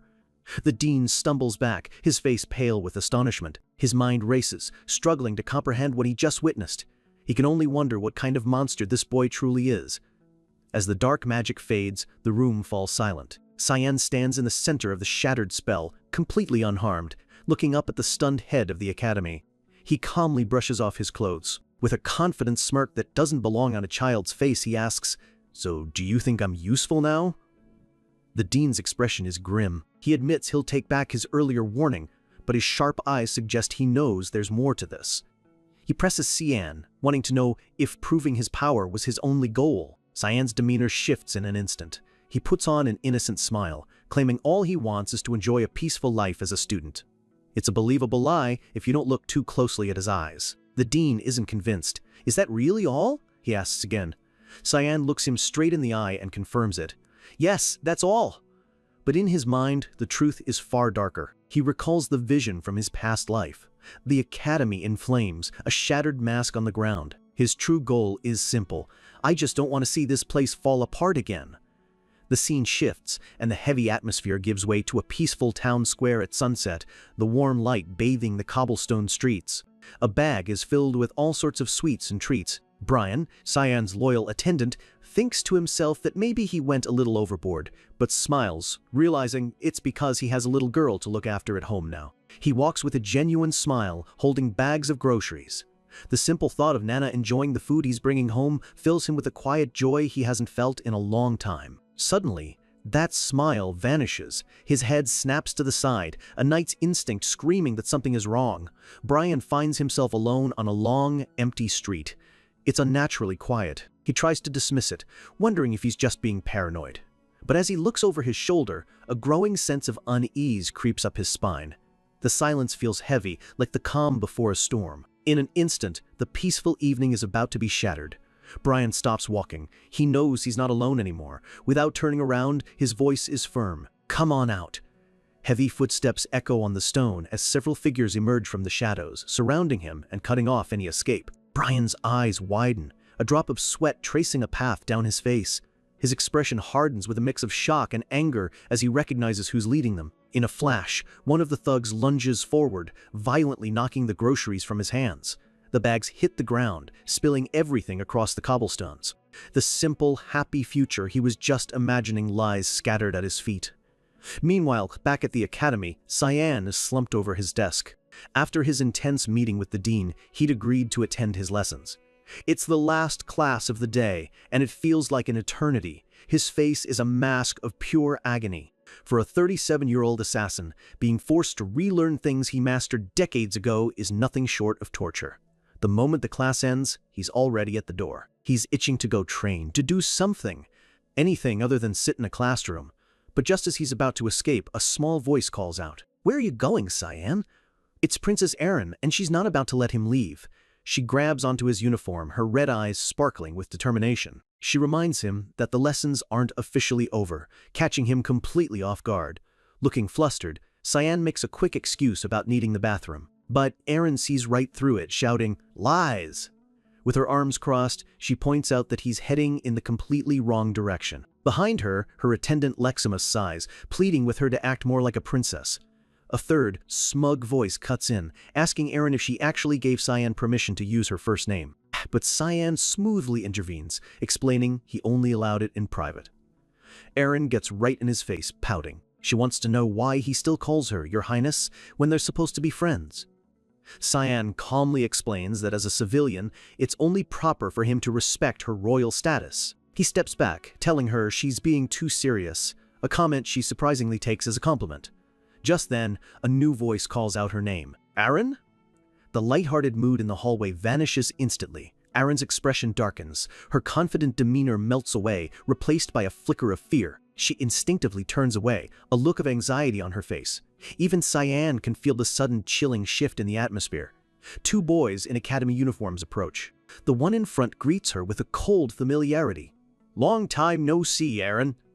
Erin identifies the white-haired boy as Pavian, his face a mask of mild annoyance. The brown-haired, freckled boy is Nerovian. His smile is smug and condescending, and it's clear he's enjoying her discomfort. Erin nervously clutches her skirt, barely managing to say it's been a while.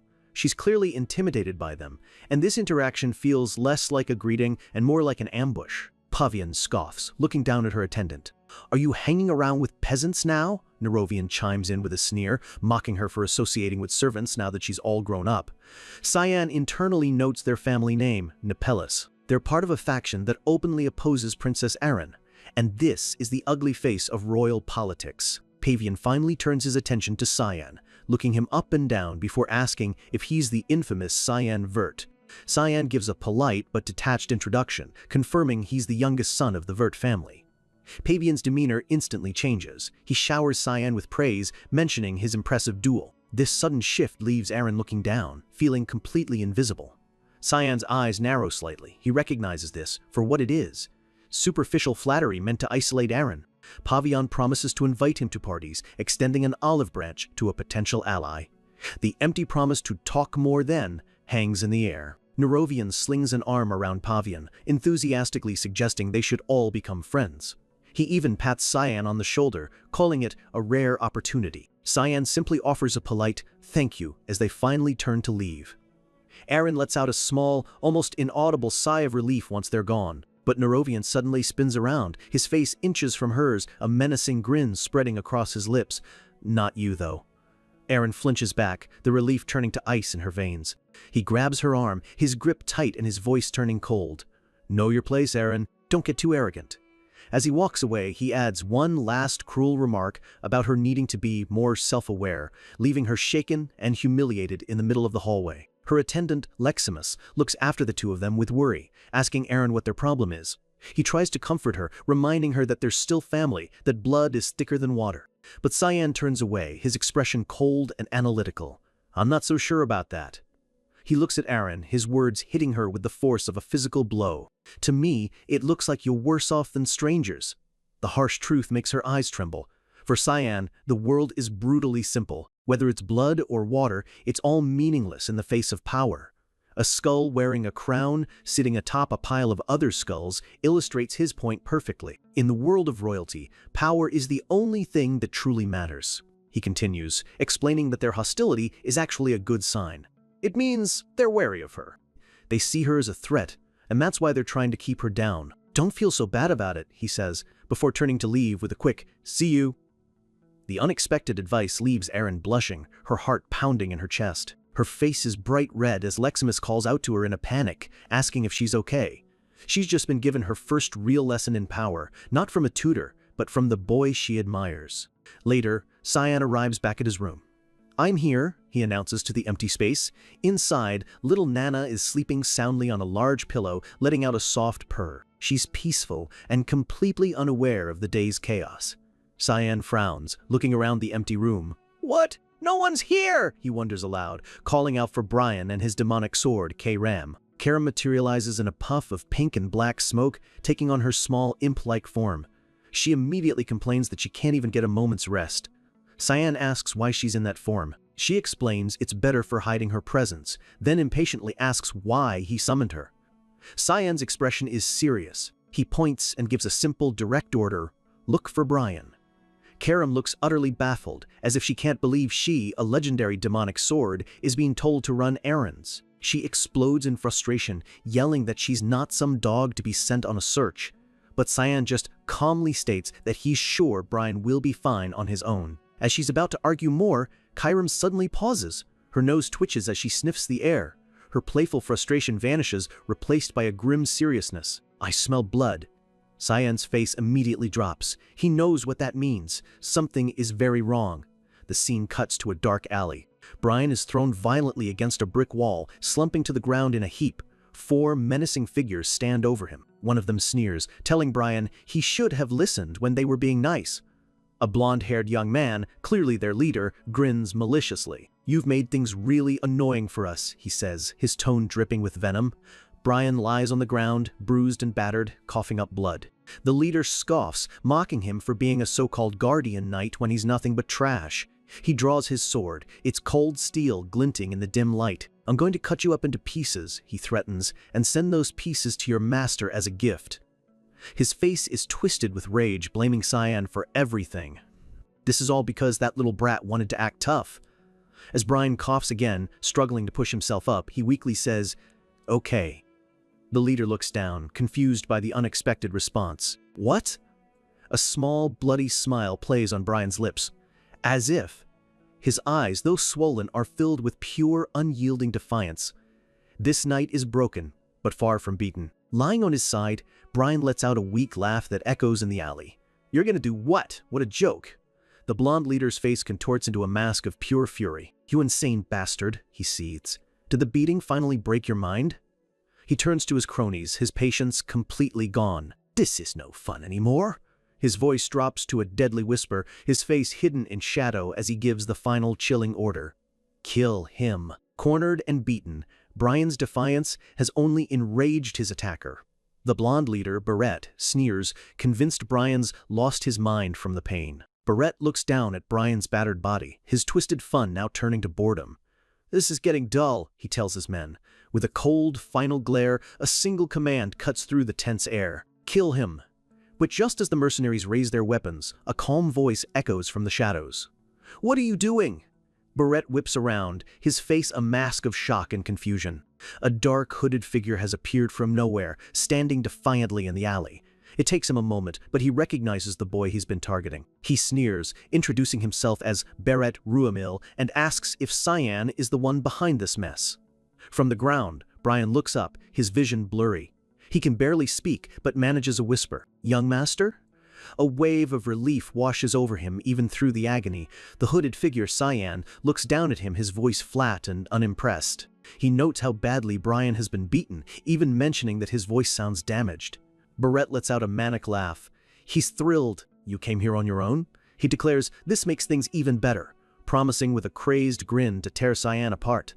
Cyan's face remains hidden in shadow, but his voice is chillingly calm. "I'll be looking forward to that."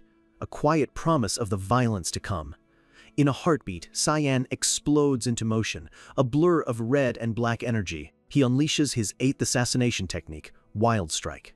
Before the thugs can even react, flashes of red light slice through the alley. Their weapons are shattered, their bodies thrown aside by a force they never even saw. Screams rip through the night as the mercenaries are tossed like ragdolls, crashing into the stone walls. In a single, fluid motion, Cyan has neutralized every single one of them. Barrett can only watch in disbelief, his mind reeling. He screams in frustration, unable to comprehend how his men were defeated in an instant. Watching from a safe distance is Princess Erin, her face pale with shock. She can't understand what she's seeing, as Cyan stands amidst the chaos, a massive sphere of dark energy swirling above him. With his blade glowing and eyes burning red, a wicked grin spreads across Cyan's face. To Erin, he looks less like a boy and more like a terrifying monster. Consumed by rage, Barrett gathers a ball of fire in his hand. He screams Cyan's name, vowing this ends now. But before he can launch his spell, Cyan is already on him. A single brutal punch to the gut cuts off his words, the impact echoing through the alley. Cyan doesn't stop. He unleashes a flurry of attacks, kicking Barrett into the air and sending him crashing hard onto the cobblestones. Barrett lies crumpled on the floor, groaning in pain. Cyan looks down on him, his voice laced with disappointment. "You haven't changed at all. Is tormenting people weaker than you really that much fun?" His voice drips with a contempt born from a lifetime of memories. Barrett manages a weak, defiant laugh. "What business is it of yours?" he challenges smugly. "Are you going to kill me for it?" Barrett Ruemil, the name echoes in Cyan's mind. He knows this man all too well. The eldest son of the powerful House Ruemil was infamous for his sadistic cruelty, both in this life and the last. In his past life, beating servants was a daily routine for Barrett. For fun, he would burn small animals alive, a sick smile always on his face. But then came the incident, the one where his cruelty finally crossed a line that even his powerful family couldn't erase. He ruthlessly murdered a female student at the academy. His only excuse? He was just testing out his magic. In the end, the Assassination Guild Mist received an order to purify him, a quiet command for his execution. The order was simple and clear. Cyan recalls traveling to Barrett's manor after his expulsion, and there, in the darkness of his home, he witnessed the true extent of the man's evil. He found countless dead servants, their bodies discarded all across his basement. The memory is still vivid, a sea of bodies, a testament to one man's unchecked cruelty. Cyan remembers planning to make Barrett's end as painful as possible, but even then, the monster just cackled, telling him to stop dragging it out and just get it over with. That image of his insane, satisfied grin, as if he'd accomplished everything he ever wanted, is still burned into Cyan's mind. Looking down at the beaten Barrett, Cyan realizes that simply killing him back then was a mercy. He got to live his life exactly as he pleased, right up to the end. But now, for what he did to Brian, for trying to ruin another life, a simple death is nowhere near enough punishment. Cyan's hand flashes out, grabbing Barrett by the throat and lifting him effortlessly off the ground. A glowing orb of purple mana forms in his palm, pulsing with raw, dark energy. He pushes the orb against Barrett's chest. Barrett chokes out for him to stop, but Cyan's voice is ice. "What did you say you'd do to me again?" Barrett screams in terror, yelling that he's a Ruemil, that he's powerful, that Cyan won't be safe if he does this. "You sure talk a lot," Cyan says, shoving the orb of dark magic directly into Barrett's body. With his eyes glowing red, surrounded by a terrifying purple aura, Cyan speaks, his voice a low snarl. "You could have been an eyesore. You could have disliked me." As Barrett gags, Cyan continues, "I don't care what people like you say behind my back." But his voice turns deadly. "But you never should have messed with my subordinate. You scummy bastard." Barrett clutches at his throat, gargling as the dark energy tears through him from the inside out. A blood-curdling scream echoes through the alley as his body is racked with unimaginable pain. Cyan simply watches, his expression a mask of cold satisfaction. But this brutal display has been seen. A spy, hidden in the shadows, realizes he's witnessed something terrible. He thinks to himself that he never imagined Cyan was hiding this kind of power. He knows he has to report this to his Lord Ashel. He understands now, this boy could become a huge obstacle to his master's plans. Suddenly, a hand clamps over the spy's mouth. A new voice whispers right beside his ear. "So it was you. It's Sarika. She's found the fan who's been tailing her new master." Back in the alley, Cyan walks over to Brian, who is struggling to sit up. Brian apologizes, his face swollen and bruised, explaining that he was overwhelmed by their numbers. Cyan looks down at him, his expression cold. He looks awful, he thinks to himself. He asks harshly if Brian is really his attendant, questioning why he would fight a battle he couldn't possibly win. Cyan's gaze is sharp and unforgiving. "Is this the loyalties you were talking about before?" He grabs Brian by the collar, pulling him close. "Why didn't you just run?" he demands. "You're an idiot." Cyan's eyes are filled with a rare, genuine anger. "There's no loyalty that requires you to die for me. Don't do something so stupid," he warns, adding under his breath, "because it irritates me." This is how an assassin shows he cares, not with comfort, but with a harsh lesson in survival. Taken aback by the fierce scolding, Brian can only stammer out another apology, promising he'll be ready for a proper scolding when they get home. Cyan lets him go and turns towards the shadows. "You can come out now, Sarika." A figure drops down from the rooftops. Sarika lands with a slight smirk. "Was I caught?" Cyan replies dryly, asking how he could miss her when she brought the entire guild with her. As she lands, she tells him she has a little present for him. Her present is the spy, bound and gagged, thrown at Cyan's feet. Cyan looks down at the struggling man. "So that's the one who's been tailing me." Sarika, surprised, asks if he knew all along. Cyan just shrugs. "I had a rough idea." Sarika leans against a wall, looking impressed. "All right," she says. "I'll acknowledge your ability." She mentally lists his achievements: power that rivals her best assassins, a silver tongue that can sway the Dean, and the sheer will to command a demonic blade. She concludes he's doing an excellent job as the Heir of Mist, but she warns him that things will only get more difficult from here. Incidents like this will draw more and more unwanted attention. Cyan nods, telling her he'll heed her warning, but then his eyes flare with a dangerous red light. "However," he continues, his voice dropping with cold determination, "I refuse to be screwed over like a fool. If anyone messes with the people close to me, I'll find and crush them all." Sarika lets out a laugh. She understands now. This isn't just a threat. It's his declaration of intent. He will protect what is his, on his own terms.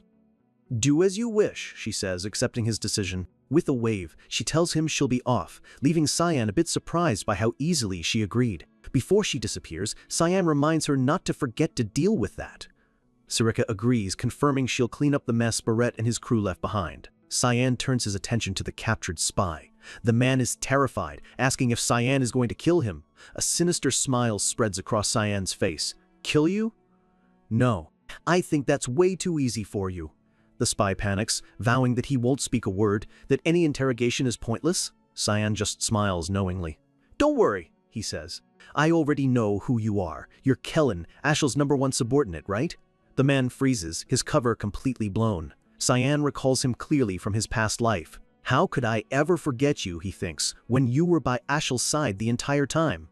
His expression darkens as he remembers Kellen's jealousy, a poison that affected everyone around his brother. A small, devious smile plays on Cyan's lips. This man, he thinks, might be dangerous in a different way, but that also makes him useful. He reaches a hand out towards the terrified Kellen. He muses that killing him now would be simple, but since he's so loyal to that monster Ashel. A surge of dark energy envelops Cyan's hand. He grins, realizing that Kellen will be far more useful to his plans alive, but not quite himself. Dark, shadowy tendrils erupt from Cyan, swirling around Kellen. The spy screams in pure terror, begging for him to get the shadows away. Cyan chants the name of the spell. Creation, Shadow Persona. A figure made of pure darkness materializes before him, its eyes glowing with ominous intent. The shadows violently wrap around Kellen, pulling him in, consuming him whole. His final, desperate scream is cut short as the darkness completely engulfs him, his body and soul being reshaped into a new, terrifying tool for Cyan's revenge. A new day dawns at the Grand Ruin Academy, but beneath the clear skies and pristine architecture, the currents of conflict and ambition continue to stir. On the training grounds, the sharp clang of a wooden sword cuts through the morning air. Reshmus, Princess Erin's attendant, swings with fierce determination. But Erin is faster. She ducks under his attack, landing a clean blow to his side and forcing a pained grunt from him. She presses her advantage, their swords locking in a shower of sparks. With a determined shout, she declares that a hit like that is nothing, pushing him back with all her strength.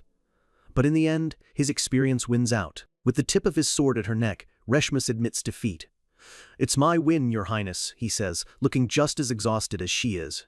Erin sighs, leaning on her sword. She tells Reshmus she just can't seem to win against him, then playfully reminds him that he's supposed to call her by her name when they're alone. When he apologizes again, she corrects him with a mock glare, snapping his name with mock formality. He immediately straightens up, replying, Yes, Lady Aaron. Their training is interrupted by a loud cry of pain from another part of the grounds. A familiar voice yells, "Young Master!" Aaron and Reshmus look over, realizing someone else is training just as intensely. The voice belongs to Brian. He's taking a brutal, one-sided beating, getting punched and kicked across the yard. He's sent flying through the air, crashing hard onto the dusty ground. His opponent is Cyan, who moves with cold, calculated efficiency, not giving his attendant a single moment to recover. As Cyan watches Brian struggle to his feet, a flicker of approval shows in his eyes. He thinks to himself that for a supposed handyman, Brian is surprisingly resilient, with impressive stamina. Cyan folds his arms, a small smirk on his face, convinced that Brian is going to be quite useful. He walks over to the exhausted attendant and asks if it's tough. Brian spits out a mouthful of blood, but yells with unwavering determination, "No, young master, I'll endure it to the end." For Cyan, this brutal training is absolutely necessary. It's not punishment, it's a harsh lesson in survival, the only way an assassin knows how to prepare someone for the dangers ahead. He remembers the attack from a week ago, the cruel look on Barrett's face. He knows there's no guarantee it won't happen again.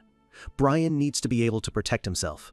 Catching his breath, Brian asks if it's really okay to have Kellen around. Cyan just tells him not to worry, that the spy is already on their side. The memory of Kellen's agonizing scream flashes in his mind as the forbidden spell took hold. Brian recalls watching from the sidelines, his face still bruised and swollen, as the dark magic subsided. Kellen lay twitching on the ground as Cyan stood over him, the last vestiges of purple aura fading from his hands. Cyan remembers gritting his teeth, realizing just how difficult it was to perform such a high-level spell after so many years. The spell was a 9-star grade darkness magic called Shadow Persona. It's a forbidden technique, one that tears a person's soul apart to create a new, loyal personality from the shadows, giving the caster complete and utter control. As he held a dagger to the dazed Kellen's neck, Cyan recalled that he had only used this terrifying spell once before in his entire past life. With the spell complete, Cyan had asked the kneeling man, "Now, who are you?" The newly brainwashed knight introduced himself as Kellen Diego, an official guard knight of Velias. He continued his report, stating that he came to Ruin under orders to keep surveillance on young Master Cyan. A small, satisfied smile touched Cyan's lips. He's become obedient, he thought, before asking Kellen who his master was now. Kellen declared that while he once served Ashel, he now wished to serve only Cyan, bowing his head and pleading to be accepted. Cyan's smile widened. "Fine," he said. "Listen closely. Go back to Ashel and tell him." A wicked, predatory grin spread across his face as he gave his final command. "Oh, everything! Don't miss a single word. Got it?" Kellen bowed deeply, his loyalty now absolute, declaring he would do as young Master Cyan commanded. His eyes glowed with a faint purple light, the permanent mark of the shadow magic that now controlled his very soul. Back in the present, Cyan admits to himself that the look of absolute trust in Kellen's eyes was a little overwhelming. He tells Brian that the guy is still dangerous, but he'll probably be fine. Just then, Aaron approaches, surprising Cyan and the very battered Brian, who is now slung over his shoulder. She comments that she didn't expect to see him here. Aaron beams, explaining she comes every weekend for sword training. After the recent incident, she figured she needed to be better prepared. Cyan's expression becomes serious. He knows she's talking about the attack on Brian. He recalls the aftermath. Barrett Ruamil was found completely incapacitated, but he never revealed who did it to him. The truth is, he couldn't reveal it. The dark magic Cyan used didn't just break his body, it permanently severed his connection to magic, ensuring he would never be a threat again. Cyan looks over at Aaron's attendant, Reshmus, finding his reaction a bit strange. He'd expected Reshmus to be at least a little satisfied, seeing his rival so thoroughly beaten, but the boy showed no such emotion. Suddenly, a tiny, high-pitched voice shrieks from above, "Papa!" Everyone looks up to see a small, pink-haired figure hurtling down from the sky at an incredible speed. Brian, still slung over Cyan's shoulder, points frantically. "Young master, over there!" Cyan stares in disbelief, recognizing the projectile as Nana. His mind races in pure panic. Didn't I leave her with Karam? The scene cuts to Cyan's room, where Karam is fast asleep on the couch in her human form, snoring loudly with a lollipop stick dangling from her hand. Nana crash lands directly into Aaron's arms. The princess is completely bewildered, but Nana is ecstatic, cheering that she found her papa. Aaron stares at the little girl, her mind short-circuiting as it processes the one word Nana keeps repeating with glee. "Papa?" She looks from the giggling little girl in her arms back to a horrified Cyan. Aaron's face goes from confusion to pure, scandalized shock. Papa, she stammers, her mind jumping to the worst possible conclusion. Just when? And with who? Cyan is surrounded by a storm of question marks, completely at a loss for how to explain this impossible situation. His mind screams a single, desperate word. How? A little while later, after a frantic and surely unbelievable explanation, the situation has been cleared up. Aaron lets out a huge sigh of relief, glad to hear the scandalous misunderstanding was just that, a misunderstanding. She tells Cyan she had no idea he had such a kind side, calling it unexpected, but Cyan is panicking internally. This is bad. The princess now holds his biggest weakness in her hands. Brian is panicking too. He knows that if the academy discovers Nana, Cyan will be expelled. And worse, the princess now knows the truth. Nana is a dragonborn. But Aaron just places a hand over her heart and gives Cyan a brilliant, reassuring smile. Don't you worry, Cyan. I won't tell anyone about this. Brian is skeptical, asking if she's being serious. Of course, she chirps, happily squishing Nana's cheeks. She turns to her attendant for support. Isn't that right, Reshmus? Reshmus agrees with a bright smile, adding that he doesn't have anyone to tell anyway, because he doesn't have any friends. Aaron looks utterly shocked by his blunt confession. Cyan, equally taken aback, can only ask, why? Aaron looks at Nana with a gentle, empathetic smile and says simply, because I feel bad for her. She explains that since Nana belongs to neither the human nor the dragon race, she'll never truly be accepted by either. It's a loneliness Aaron understands all too well. She looks at Cyan, her expression softening. But it's a relief, she says, that you are here taking care of her. Then she gets an idea. In return, she asks, could I visit your room from time to time? Cyan is taken aback. My room? Aaron immediately starts blushing, waving her hands frantically. Don't be mistaken. I just want to see Nana occasionally. Cyan considers it for a moment before deciding it probably doesn't matter. The casual agreement only makes Aaron blush even harder. He holds up a finger, a serious look on his face. Then, this will be our secret from now on, yes? Aaron nods eagerly, promising to keep it in mind. The words echo in her head. Our secret? A huge, giddy smile spreads across her face. As Cyan and Brian leave, with Brian now carrying a happy Nana, Aaron and Reshmus bow respectfully. Reshmus looks over at the princess, who is still standing there, lost in her own world. Lady Aaron? He asks, concerned. Aaron is blushing furiously. She thinks to herself, that means I've gotten just a bit closer to Cyan, right? Back in Cyan's room, Kyram is finally awake, and she is furious. With a terrifying grin, she sarcastically suggests Cyan should just get caught living with a demon blade too, since he's already revealing all his other secrets. Cyan yells at her to go reflect on her mistakes, reminding her she's the one who fell asleep and let a child wander off. As he throws a pillow at her, Kyram can only think that Nana is just as unpredictable as her father. Brian suggests taking Nana for a walk, thinking she must be stressed from being cooped up all the time. Nana cheers at the idea. Kyram, lounging on the couch, agrees that it's probably for the best. With that, Brian and Nana head out for some fresh air. Later that night, two figures with massive wings fly through the moonlit sky. Just as Cyan secures a new secret ally in the human world, a far older, more powerful force stirs. The leading figure, a man with long purple hair and powerful horns, suddenly stops, sensing something deeply wrong. He looks down towards the distant lands, his red-haired attendant hovering patiently nearby. She asks him what the problem is, addressing him as Lord Lucian. He replies, his voice grim, I smell something foul, Catalina. He asks where they are. Catalina tells him they're on the outskirts of Ruin, the human capital. Lucian looks toward the distant academy, wondering if the scent is coming from there. He decides his return journey will have to wait. His expression is grim, his red eyes glowing with intensity. He senses an energy from that direction that he cannot tolerate. An energy that is an abomination to all dragons. After the close call at the academy, a peaceful walk on the outskirts of Luen seems like the perfect way for Nana to burn off some energy. But in this world, peace is always a fleeting luxury. Nana runs ahead, giddy with excitement, cheering about how huge and fun the open fields are. Brian chases after her, frantically yelling for her to be careful, while Cyan watches from a distance. He can see she's genuinely happy. A small, rare smile touches his lips. They're a good 10 kilometers from the city center, far from prying eyes. He figures it should be perfectly safe for her to play as much as she wants out here.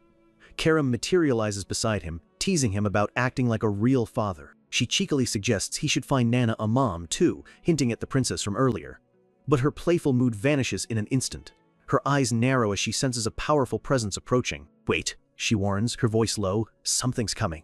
Miles away, flying through the sky, Lord Lucion's face twists in disgust as he owns in on their location. A single word escapes his lips: sickening. Back on the ground, Brian's eyes go wide with terror. "It's dangerous," he screams, yelling for Nana to get back. A massive blast of blue energy erupts from the sky, crashing down right where Nana was standing. Cyan moves in a blur, pushing Nana out of the way just in the nick of time. Cyan yells out, asking Brian if Nana is okay. Brian, clutching the startled little girl, confirms that she's safe. Cyan's expression is grim, a fresh scratch on his cheek from the blast. He orders them both to stay behind him, his eyes fixed on the sky. He stares at the massive crater, where two figures now stand amidst crackling blue energy. He has a very bad feeling he knows who they are. As the dust settles, his fears are confirmed. High-ranking dragons, and there are two of them. These aren't just beasts, they're ancient, intelligent beings who see humanity as insects. Brian holds Nana tight as she trembles with fear. He realizes with a sickening certainty that the foul scent the dragons were tracking was Nana herself. The silver-haired dragon, Lucian, glares down at them, his face a mask of pure, aristocratic disgust. His red-haired companion Catalina looks just as repulsed, wondering aloud how such a vile, mixed-blood creature could even exist. Lucian addresses Cyan directly, asking if he's the owner of that halfling. He also notes Kyram's presence, calling her a mere object, which infuriates the demonic sword. Catalina screams at Kyram to shut up, calling her an inferior thing that has degraded itself by serving a human. Kyram bristles, her voice a low growl. "Do you want to die?" Catalina raises a hand, ready to strike, but Lucian stops her. He tells her not to bother. He has no interest in fighting such inferior beings. His cold gaze falls on Nana, who shrinks back in Brian's arms. He offers them a cold bargain. "Hand over that halfling to me." He looks at the crying, terrified girl with a chilling, clinical interest. A half-human, half-dragon, he thinks she would make a fascinating experiment. He promises to let the rest of them go, if they just give him the child. Cyan doesn't even hesitate. A single, sharp command cuts through the air. "Shut up." Lucian looks genuinely surprised, as if he can't believe a human would dare speak to him that way. "What did you just say?" Cyan's eyes glow with a fierce red light. He repeats himself, his voice laced with venom. "I said shut up, you lizard-faced scum." Lucian is silent for a moment, and then he begins to laugh, a low, dangerous sound that promises nothing but pain. In the blink of an eye, he's in front of Cyan, his fist connecting with a brutal impact. Cyan is sent flying backward, tumbling across the rocky ground as Brian screams his name in terror. Cyan gets to his feet, wiping blood from his lip. He tells Brian it's fine and orders him to get Nana as far away as possible. Brian hesitates for only a second before obeying. Lucian looks at the scorch mark on the ground where Cyan landed. "A fancy little trick," he remarks, completely unimpressed. He hovers in the air, his spear crackling with energy, and sneers, "This is why we call you inferior." But Cyan isn't intimidated. He prepares his own technique, demonic sword manifestation. A torrent of red and black energy erupts from him. His body transforms, his head becoming a featureless black mask with glowing red eyes wreathed in crimson flames. Catalina gasps, recognizing the forbidden power. Lucian calmly identifies it as the power of the exile. He admits the day has been full of surprises, but he dismisses it just as quickly, claiming Cyan is still just a human playing with borrowed power. In the next instant, Cyan appears right beside him, a blur of impossible speed. Lucian's dragon-slit eye widens in shock. "When did he?" Cyan attacks, forcing the powerful dragon on the defensive. Their blows clash in a flurry of sparks and raw energy. Lucian grits his teeth in frustration, snarling, "You little..." He swings his massive spear, unleashing a wave of destructive blue energy. He unleashes a powerful shockwave, his hand crackling with lightning. The entire battlefield is engulfed in a massive explosion, powerful enough to shatter the very landscape. The force of the blast rips through everything, sending shockwaves for miles. But Cyan is already moving. Using his fog glide, he phases right through the blast, appearing behind the stunned dragon. He unleashes his next attack, rushing Fogstorm. A massive torrent of red and gold energy erupts from his blade, hurtling towards the dragons.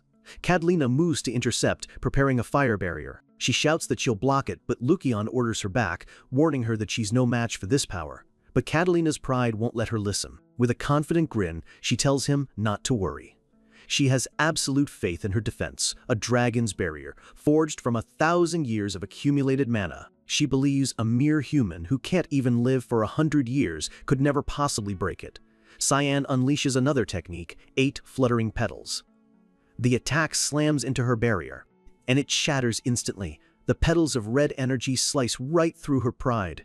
Catalina is thrown back, her ultimate defense completely obliterated. Her eye widens in disbelief. There's no way he can pierce this. Before she can finish that thought, Cyan is on her, his blade a blur as he unleashes a double serial slash. The attack lands. Lucian can only watch as his subordinate is struck down. He grits his teeth, his expression a mixture of fury and disbelief. He looks at the shadowy figure and demands, "Just what are you?" He roars that this power shouldn't belong to a human, questioning how this is possible. The demonic figure of Cyan simply points its blade at him and commands, "Spit it out! Tell us who you are!" Enraged, Lucian summons a massive magical circle, finally acknowledging Cyan as a worthy opponent. But Cyan isn't just fighting with brute force, he's using his past life knowledge. He utters a single word, polymorph. A massive surge of blue magical energy erupts from Lucian. Cyan knows what this is. It's a spell that forces a dragon to abandon its human form, and return to its original one. Lucian's body begins to twist and contort, his jaw elongating into a monstrous snout. His limbs crack and reshape, growing into massive, scaled claws. With a deafening roar that shakes the very mountains, Lucian's true form is revealed, a colossal silver dragon, crackling with immense power. But Cyan's expression doesn't change. He knows this transformation holds a fatal flaw. In this moment of transformation, the dragon is at its most vulnerable. The massive dragon glares down, demanding to know what he's trying to do. Panic flickers in its ancient eyes. Does he know the weakness of polymorph? It's a secret no human should ever know. Cyan stands atop the dragon's massive head and drives his blade deep into a vital point between its scales. A massive beam of red energy shoots into the sky as the beast roars in agony. The dragon's only thought is to escape. Too late. Cyan's voice echoes as he prepares one last technique, unshakable roots of a great tree. He plunges his hand deep into the wound, channeling a torrent of dark, destructive energy directly into the dragon's core. The dragon thrashes, letting out a final, world-shaking roar as the dark magic tears it apart from the inside. The colossal beast begins to crumble, its body dissolving into streams of energy as Catalina, now back in her human form, falls unconscious from the sky. The battle is over. Brian runs towards Cyan, calling his name, asking if he's all right. But he stops dead in his tracks, his mouth agape in shock at what he sees. Cyan gently covers Nana's eyes with his hand. "I can't see," she protests. In front of the massive, dissipating corpse, Cyan stands with his cheeks puffed out, proudly holding 2 huge, bloody chunks of dragon meat. He looks at Brian and tells him to eat it, calling it a precious delicacy. The battle is over, but for a ruthless survivor like Cyan, where others see a fallen god, he sees an opportunity. Nana, her eyes still covered, pipes up that she wants some too, but Cyan immediately shuts her down. "No, not for you!" Inside a lavish office, Ashelvert, the celebrated hero of the Empire, listens to a report.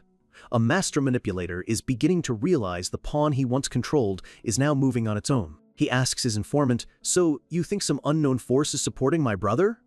The informant, Kellen, confirms it, his expression uncharacteristically serious. He adds that he believes the other spies they sent were likely eliminated by this same mysterious force. Ashel leans back, his fingers steepled, looking entirely unimpressed. "Is that all?" Kellen can only apologize for the lack of solid information. But it's not the lack of information that's bothering Ashel. It's something else, a subtle shift he can't quite place. A single thought crosses his mind. Strange. Kellen stands stiffly, but Ashel sees right through it. He notes that the man is missing the desperate edge he used to have. It's like he's a completely different person. Ashel, a master of deceit, can sense when one of his own puppets has had its strings cut. A slight, knowing smile plays on Ashel's lips. He's pieced something together, a subtle change that no one else would notice. "I see," he says softly. He looks up at his informant. Then, "Kellen, I'd like to ask you a question." The sudden shift in tone makes Kellen flinch, a bead of sweat tracing a path down his temple. Kellen stays silent, his mind racing. He knows this is bad. The pressure is immense. He realizes instantly, this is a test.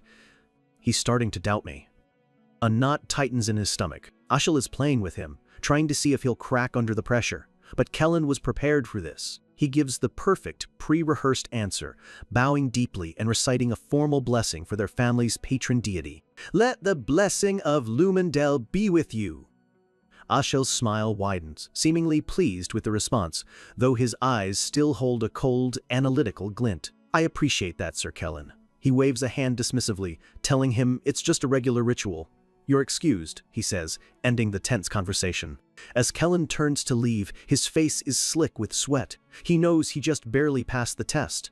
"I better be careful," he thinks, his heart pounding. Once his doubts bloom, I won't be able to escape so easily. He grips the doorknob, his only thought to not get in young Master Cyan's way. He has to play his part perfectly. As he opens the door, he's surprised to see a woman standing there. It's a young maid with cheerful green eyes and a nervous smile. He recognizes her. She's one of Cyan's maids from the academy. Before he can ask what she's doing here, Ashel's voice cuts in from behind him. "I called her." Ashel walks up, placing a deceptively friendly hand on Kellen's shoulder while addressing the startled maid. "Did you say your name is Emily?" The maid, flustered to be in the presence of the famous hero, stammers out a yes. Ashel flashes a charming, disarming smile. "Could you do me a favor?" But the look in his eyes is anything but kind. He's already setting his next piece on the board. Emily looks up, her face blushing, completely unaware of the dangerous game she's just been pulled into. "A favor?" she asks timidly. Title card for the manhwa. The scene shifts to a dark, high-tech chamber. An urgent voice cries out, "Mr. Lukian and Miss Catalina are missing!"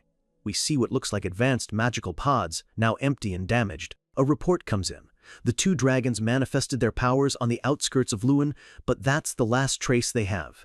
It's unbelievable, considering they were both powerful, 8-star rank beings. The camera pans down to show shattered fragments of their mana stones, the source of a dragon's life force. This is all the evidence that remains. A voice speculates that whoever killed them must have used magic to erase all other evidence. Their investigation leads them to a chilling conclusion.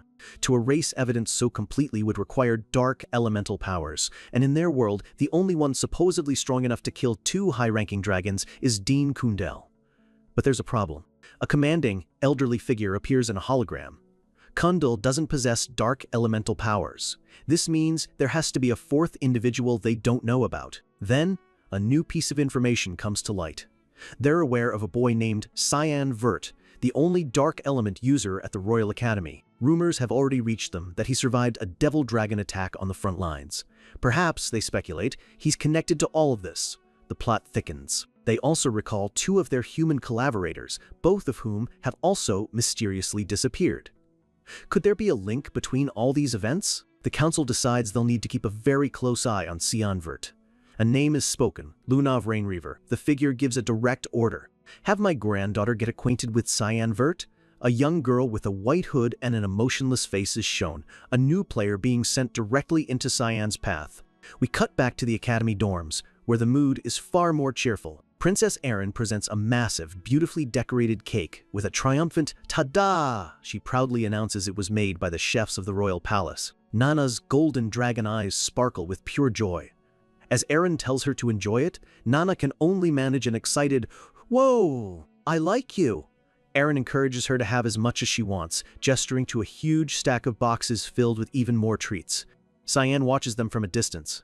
They're having fun, he thinks, but his mind is on more serious matters. He knows they need to lay low for a while. As Nana digs into the cake, her face a mess of cream and strawberries, Cyan's thoughts darken. If dragons could sense Nana once, they could do it again. But this thought doesn't bring fear, it brings resolve. A determined smile spreads across his face as he clenches his fist. "I will make sure no one can lay a hand on the people I care for," he vows. "After all, I decided to live for my own sake in this life." His smile twists into a vicious, chilling grin. "And I'm going to completely ruin that bastard's plans." He's talking, of course, about his brother, Ashel. Erin turns to him, a curious look in her eyes. She noticed his sudden change in expression. Cyan quickly schools his features back into a pleasant smile. Erin asks him, "Cyan, Did something good happen? You look happy. He pauses for a moment, his smile unwavering. I just had a nice thought, he replies smoothly. The scene changes to the lush gardens of the Vert residence. The political chessboard is expanding. Ashel is sitting with another man, remarking that it's been a while. The man across from him is stunning, with long white hair and sharp purple eyes. This is Luenel Severus, the first prince of the empire. Ashel offers a polite, practiced smile. It's all thanks to you, your majesty. The prince's expression turns serious. More importantly, he begins, he asks Ashel how long he plans on rotting away in this estate, mentioning that he heard his sister, Alice, has left on a journey. Ashel puts on a show of brotherly concern. I'm actually quite worried about her, he says, his expression somber. But the prince sees right through it, cutting him off with a sly, mocking grin. Aren't you actually worried she might threaten your position? Ashel's eye twitches, his facade cracking for just a moment before he quickly deflects. The prince leans forward. We're friends, aren't we? He then casually changes the subject. By the way, your younger brother's name was Cyan, right? As he pours a drink, the prince drops a bombshell. My father is interested in him. So much so that he's considering an engagement between him and Aaron. The prince scoffs, annoyed at his father's actions, calling Aaron a useless little garbage daughter. Ashel listens, his expression hardening.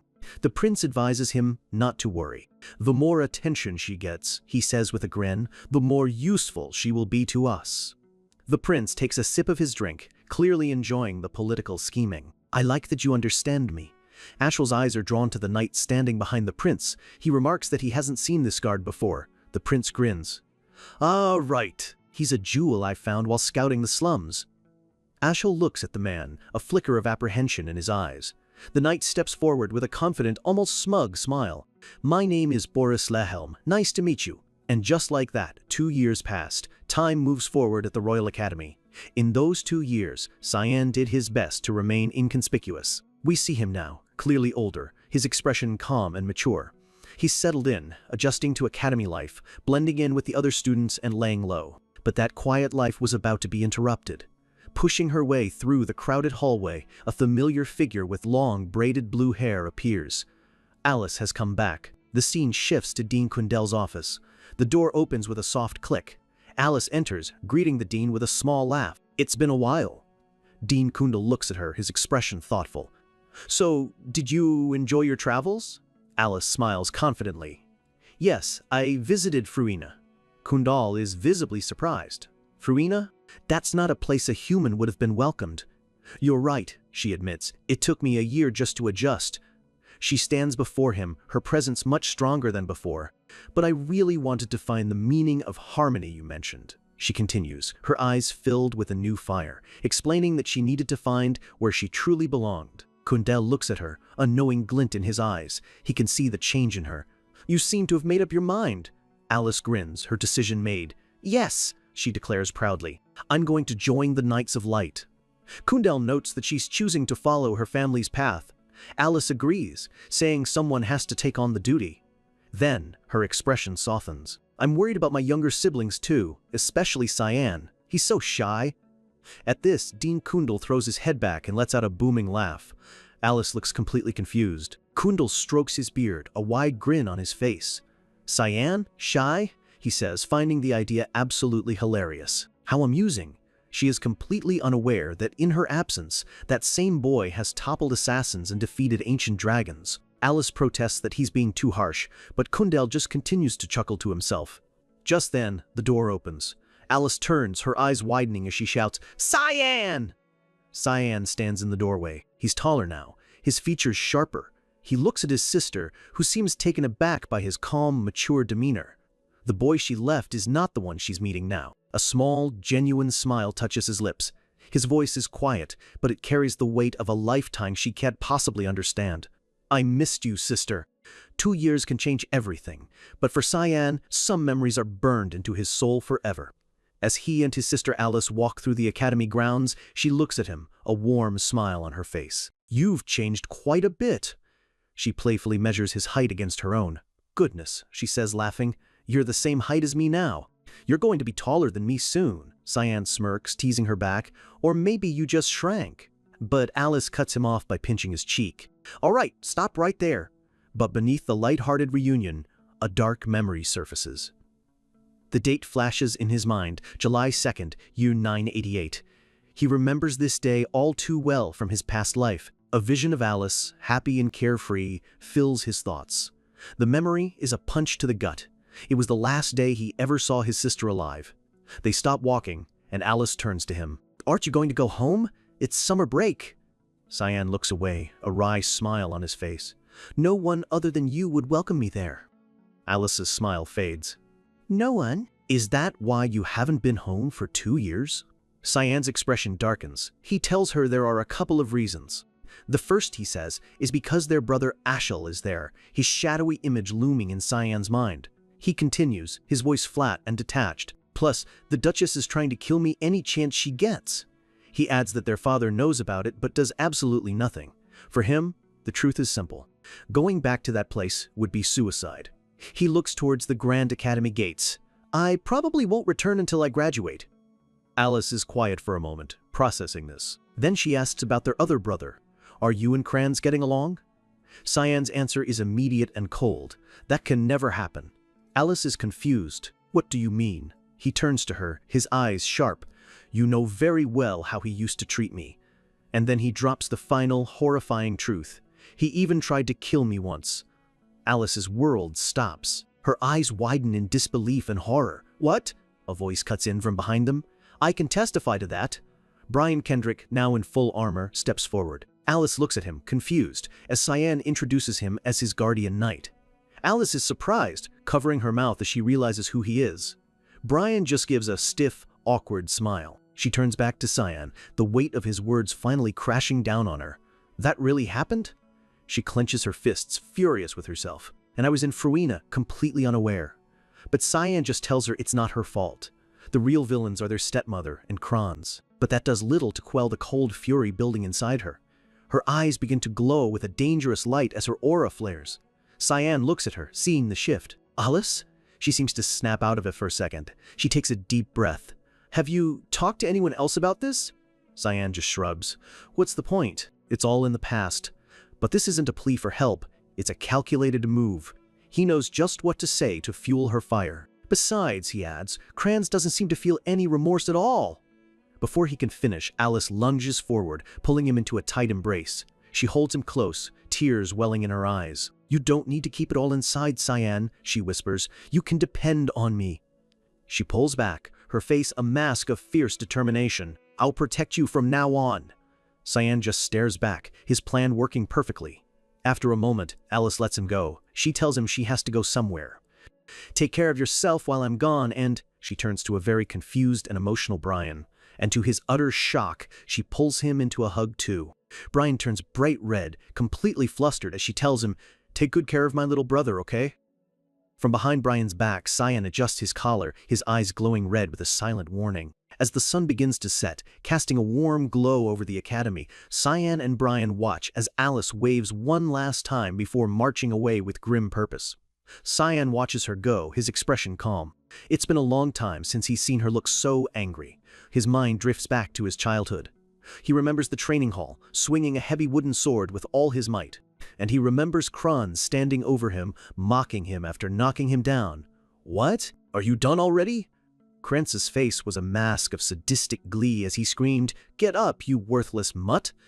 A younger Cyan, terrified and bruised, could only beg for him to stop. But Kranz just brought the sword down again and again, sneering, "God, you sure cry a lot." He just kept swinging, enjoying every second of it. It was only when another voice yelled, "Stop, Kranz!" that the beating ended.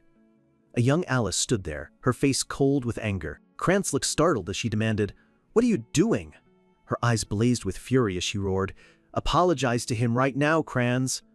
Back in the present, Cyan sits in his room. He saw that same protective rage just once in his past life. And now, he knows the Duke's household is about to erupt in chaos.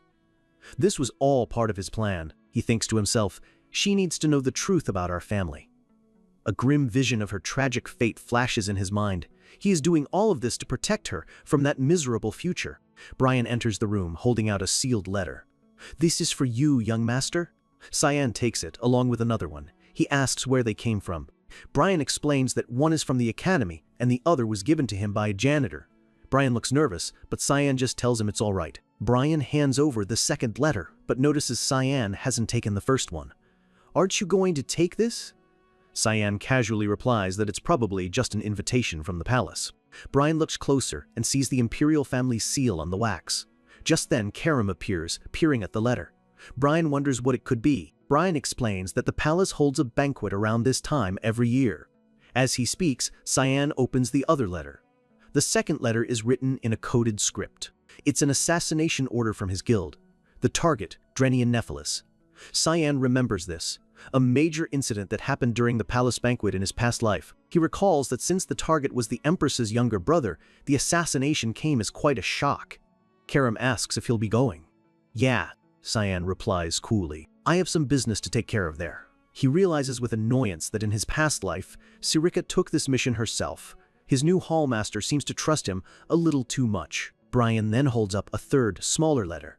"Oh, and this is from Princess Erin." Karam's eyes light up. She swoops in, teasing him. Oh my, I thought you were just a kid, but it seems you've got yourself a love letter." Cyan has had enough. He activates a command, demonic sword restriction, sending a jolt of pain through Karam. As Karam collapses to the floor, Cyan calmly tells Brian to make preparations to go to the palace. Suddenly, a small voice comes from the doorway. "Papa, I'm hungry!"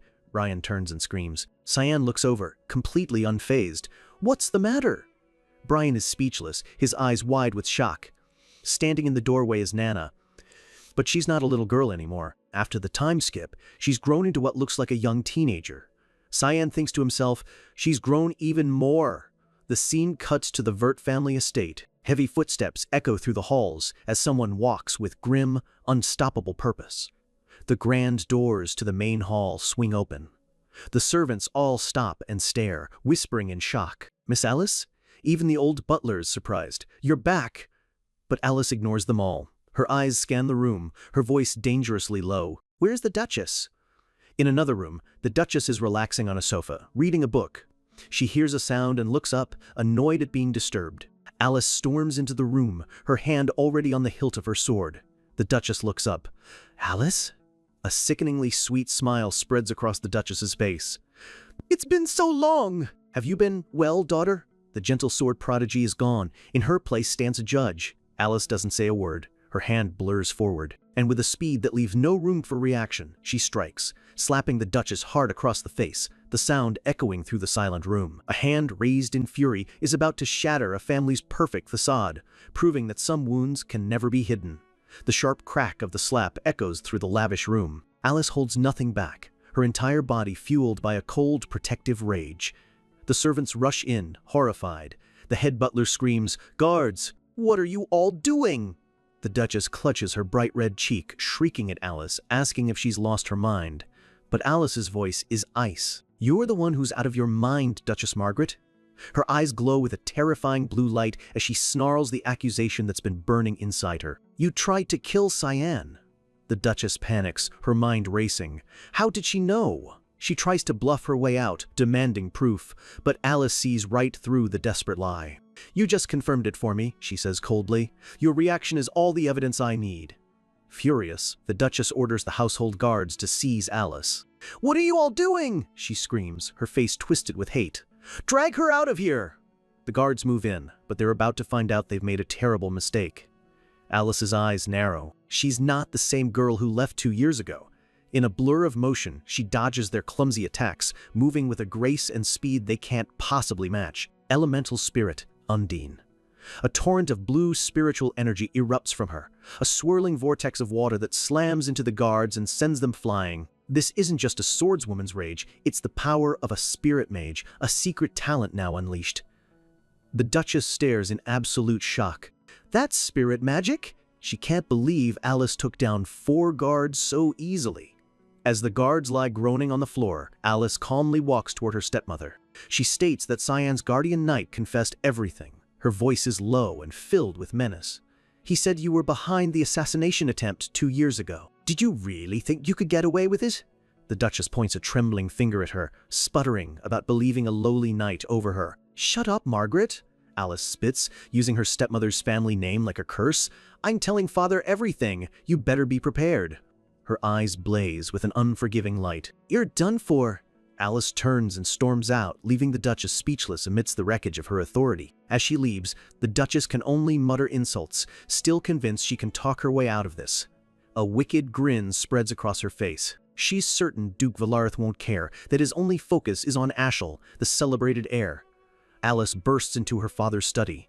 But before she can speak, Duke Valarth looks up from his desk. "I already know she tried to kill Cyan Vert. What about it then?" Alice is stunned into silence. "What do you mean?" she asks, her voice trembling. "Your own child was almost assassinated, and that's all you have to say?"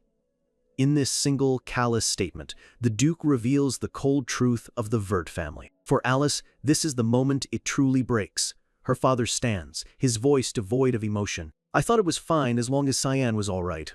Alice screams that he almost died, that he only survived because of his knight. The Duke just scoffs. "Ha! Do you think that fool saved Cyan?" he sneers, calling Brian a stupid errand boy. A dawning horror spreads across Alice's face. "Are you saying Cyan took them all down himself?" Her father walks towards her, his voice dripping with condescension. "You don't know him at all, do you?" He holds out a sealed letter. "Take this. A banquet invitation from the imperial family," he explains. "I can't go. You will go in my place." He pushes the letter into her hand. "Go and relax. You don't need to worry about Cyan. That child is stronger than you think," he says, before turning his back on her and leaving for the barracks. The door clicks shut, leaving Alice alone in the silent room. She walks down the empty hallway, her father's words echoing in her mind.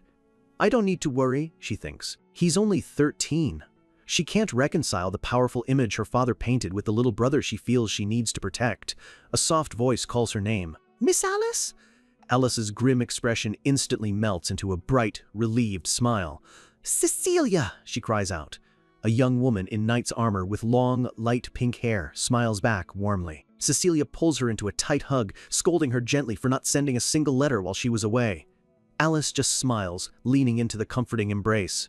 This is Cecilia Rian, a high-ranking knight, but to Alice she was so much more, her maid, her teacher, and her best friend. Cecilia pulls back. "All right, let's get you a change of scenery." Alice holds up the invitation, a new plan forming in her mind. "Yeah," she says with a grin. "Let's go to the Imperial Palace." The scene shifts to a carriage rattling along a country road. Inside, Nana is pressed against the window, her eyes wide with excitement. "A deer!" she exclaims, her wings and tail on full display in her excitement. Cyan sighs, looking completely drained. "Nana, put your tail away," she pouts, but with a slight grunt of concentration. Her horns, wings, and tail retract, disappearing from sight. She throws her arms out with a proud "ta-da." Cyan is relieved, but also thinks to himself that he didn't know she could do that. It makes things safer, but still, he gives her a serious look. "Nana, you haven't forgotten what I taught you, right?" She instantly transforms, sitting primly with a sly smile. "Of course, young Master Cyan. I am young Master's maid." Then her composure breaks and she grins with sharp teeth, shouting her own name with glee. "Nana!" Cyan buries his face in his hand. "I'm so worried. She's going to create trouble." He glances over at her, still buzzing with energy. Just then, Brian calls into the carriage from outside. "It's some bandits," Brian reports, looking at a group of rough-looking men blocking the road. The lead bandit grins menacingly. "Give me everything you have." Cyan peeks out the window, completely unimpressed. "Oh, no big deal. Get rid of them. This isn't just a random encounter, it's the graduation exam for 2 years of hellish training." Nana looks at him, confused. "Papa, what's going on?" "Nothing," Cyan replies, leaning back. "Just some insects." Outside, the bandit lunges, only to be met by a flash of Brian's sword. Brian moves like a storm, his blade a blur as he cuts through the bandits with brutal efficiency. One of them screams his name in terror. The remaining bandits charge, screaming about revenge, but they're hopelessly outmatched. Brian lets out a breath, the fight already over. He unleashes one of his new techniques, Serial Slash, a whirlwind of strikes that finishes the last of them in an instant. His movements are sharp, his armor glinting in the sun. The weakling from 2 years ago is long gone. A confident smirk appears on his face. "I've grown stronger," he thinks with pride. From the carriage, Cyan yells, "Get going if you're done." "Yes, young master, right away," Brian calls back, his confidence immediately replaced by his usual deference. Elsewhere, in a dimly lit office, Sarika Negriti reviews the guest list for the imperial banquet. Her subordinate notes that there are far more attendees than usual, suggesting they postpone their plans. "No," Sarika says, her expression firm. "This has to happen now." Her subordinate looks concerned, asking why she's in such a rush to assassinate Drini and Nephilis. Sarika's face twists in disgust. "He's sickening," she says. "A monster who uses his power to go after married women. He needs to die." She then looks at another file on her desk. And this bastard. The file is on her own fiancé, an arranged marriage she can't believe her family agreed to. As she flips through the guest list, another profile catches her eye. "This child is attending too," she says, shocked. The file describes a rare genius whose elemental stats are all perfectly balanced. Her family crest is that of the Garam Mage Association. The name on the file is Lunav Rainreaver, the granddaughter of the association's head. Sarika's mind races. This child never shows herself in society. Why is she attending this banquet? Her subordinate informs her that the association president himself ordered her to attend. Sarika's eyes narrow. What is he planning? I have a bad feeling about this. One thing is certain, this banquet is going to be far from ordinary. Back on the road, Cyan's carriage arrives in a bustling town. Nana is once again in awe of her surroundings. Distracted, she bumps right into a large man. He turns around, annoyed, but Nana immediately panics and apologizes profusely. She looks up at him with wide, teary eyes, asking what she can do to make up for it. The man's anger melts away instantly, replaced by a flustered blush. Nana turns to Cyan, beaming. "Papa! The people here are so kind." Cyan just thinks, no, he's not. Get away from him. He pulls her away, sighing internally. He forgot how naive she is about the world. Brian leans in, whispering frantically. "Young master!" Nana's eyes. Cyan looks over and his blood runs cold. "Shoot!" Nana's pupils have turned into draconic slits. She mutters one thing. "I'm hungry." Just as quickly, her eyes return to normal. But the danger isn't over. A faint, dark aura begins to leak from her body. It grows stronger, visible to the naked eye. Cyan panics. People are going to see. He shoves Brian forward, his voice strained with urgency. "Brian, get her to a restaurant, now!" Brian doesn't hesitate, scooping her up and running. Cyan watches them go, sweating. All that, just because of hunger? Her power is too unstable. They quickly find a restaurant with a giant turkey leg on its sign. Inside, Nana leans back in her chair, surrounded by mountains of empty plates. "Finally, I feel alive," she sighs contentedly. Cyan sips his drink, looking at the bill with a pained expression. "Good thing I brought a lot of money," he thinks. Raising a kid is tough. Just as he relaxes, he feels a strange, unfamiliar pulse of mana nearby. A girl with short, light blue hair appears at their table, a calm smile on her face. "Nice to meet you." Just as Cyan deals with the chaos of his own making, the machinations of others finally catch up. She looks directly at Cyan, her purple eyes sharp and knowing. "You're Cyan Vert, right?" Her smile widens slightly, holding a mystery he can't yet decipher. A new, unknown player has just entered the game. Out of the blue, a girl with an unnerving confidence and knowing eyes approaches him. Her sudden appearance throws a wrench in Cyan's plans, as she asks a simple, direct question that feels anything but. "You're Cyan Vert, aren't you?" Her smile is calm, maybe a little too calm, and it's immediately clear this is no chance meeting.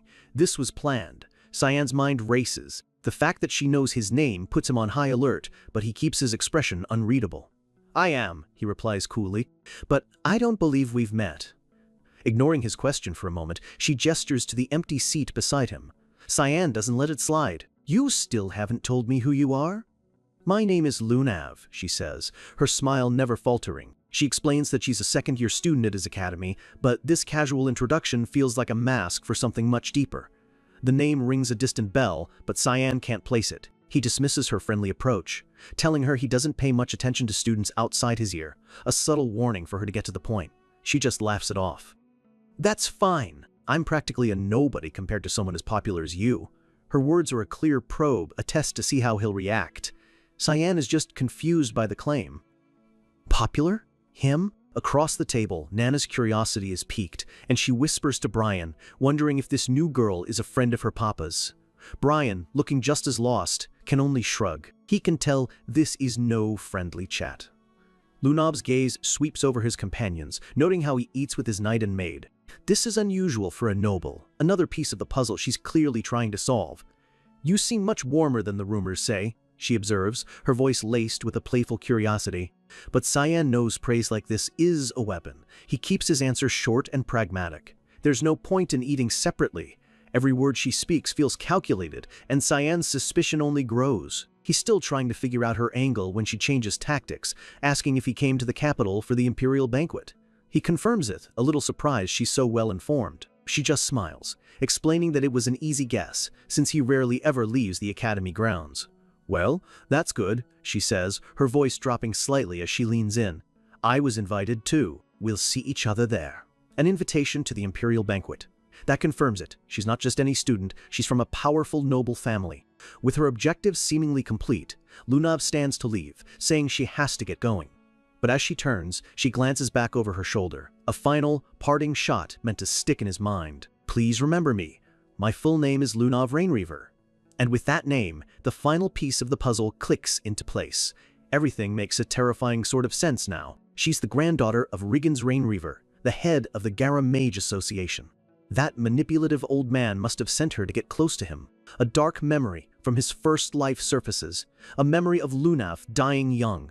A tragic figure whispered to be a victim of the association's ruthless human experiments. He clenches his fist. Her survival is more proof that his actions are creating ripples, changing the future in ways he can't predict. The timeline is becoming unstable, and for this wild card to appear on this day of all days, the day of the event that would go down in history as the Banquet of Blood, it's a terrible omen. Meanwhile, in a far more lavish room, a different kind of preparation is underway. It's Princess Erin, dressed in a stunning gown. She anxiously studies her reflection, turning to her attendant. What do you think? Do I look all right? Her attendant, Leximus, gives her 2 enthusiastic thumbs up, telling her she looks perfect, the prettiest he's ever seen her. Though internally, the poor boy is exhausted. After dozens of dress changes, he's just begging for this to be over. But Erin, lost in her own nerves, isn't convinced. No, I don't think this is it, she frets, ready to dive back into the wardrobe. Trying to end the crisis, Leximus plays his trump card. It's okay. I'm sure young Master Cyan will love it. The name hits her like a lightning bolt, and her face instantly flushes crimson. What are you talking about? She stammers, completely flustered. Why would he even see me? Leximus just gives her a deadpan look. You're the one who sent him the invitation. She turns away, unable to hide her embarrassment. Just then, a maid enters.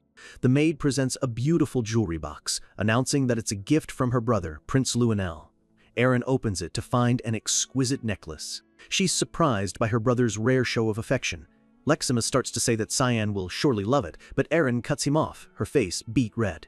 I told you I don't like him. As night falls, the imperial palace glows, a beacon of power and prestige, ready for the grand event. Inside, the grand hall buzzes with the empire's elite, a sea of silk and jewels, their polite laughter echoing under the chandeliers. They are the most powerful people in the nation, gathered in one place, completely oblivious to the storm about to break over their heads. Cyan, dressed sharply in a formal suit, scans the crowd like a predator, searching for his target. The room is packed, but the man he's supposed to assassinate is nowhere in sight. Then, his eyes lock onto a familiar nervous face in the crowd. It's Kellen, his brainwashed spy. And if Kellen is here, it means his treacherous brother Ashel can't be far away. Kellen suddenly makes his way over. He confirms Ashel is with Prince Luenel, but then leans in, his voice a low, urgent whisper. There is something you must know. Is it possible for you to leave this banquet right now? Cyan's eyes narrow. His first thought is that his mission has been compromised. Did something leak? Kellen shakes his head, his expression grim. I have a terrible feeling about this. I believe many people here, yourself included, are in grave danger. Then, he delivers the one piece of information that changes everything. Ashel ordered me to leave the palace before the banquet begins. He said he has prepared a small event for the evening. The words hit Cyan like a physical blow. In an instant, the horrifying truth crashes down on him. The architect of the Banquet of Blood was his own brother. Kellen explains he couldn't live with himself if Cyan got hurt. Understanding the risk Kellen took to warn him, Cyan quickly dismisses him, telling him to get out of the palace immediately. Will you be all right? Kellen asks, genuinely concerned. I'll be fine, Cyan replies, his mind already calculating a dozen new scenarios. You're the one in danger now. Go! Kellen bows and disappears into the throng of nobles, leaving Cyan alone with the monstrous revelation. A small event, huh?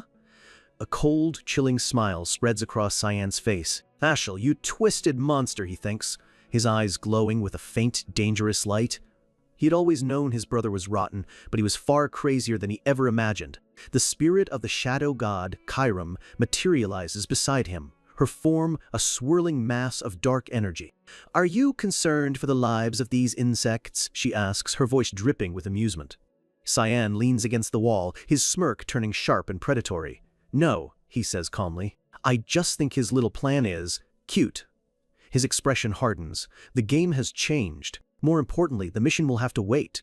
He closes his eyes, focusing his power to send a silent, urgent message to the Hallmaster of Mist. Across the hall, Sarika Negriti, looking elegant in a red gown, feels his mental touch. Psychological influence, she thinks, recognizing his signature power. "Cyan? What is it?" His voice echoes directly in her mind, cold and clear. "Wish postponing the purification mission." Sarika maintains her composure, taking a sip of her drink as she sends her thoughts back.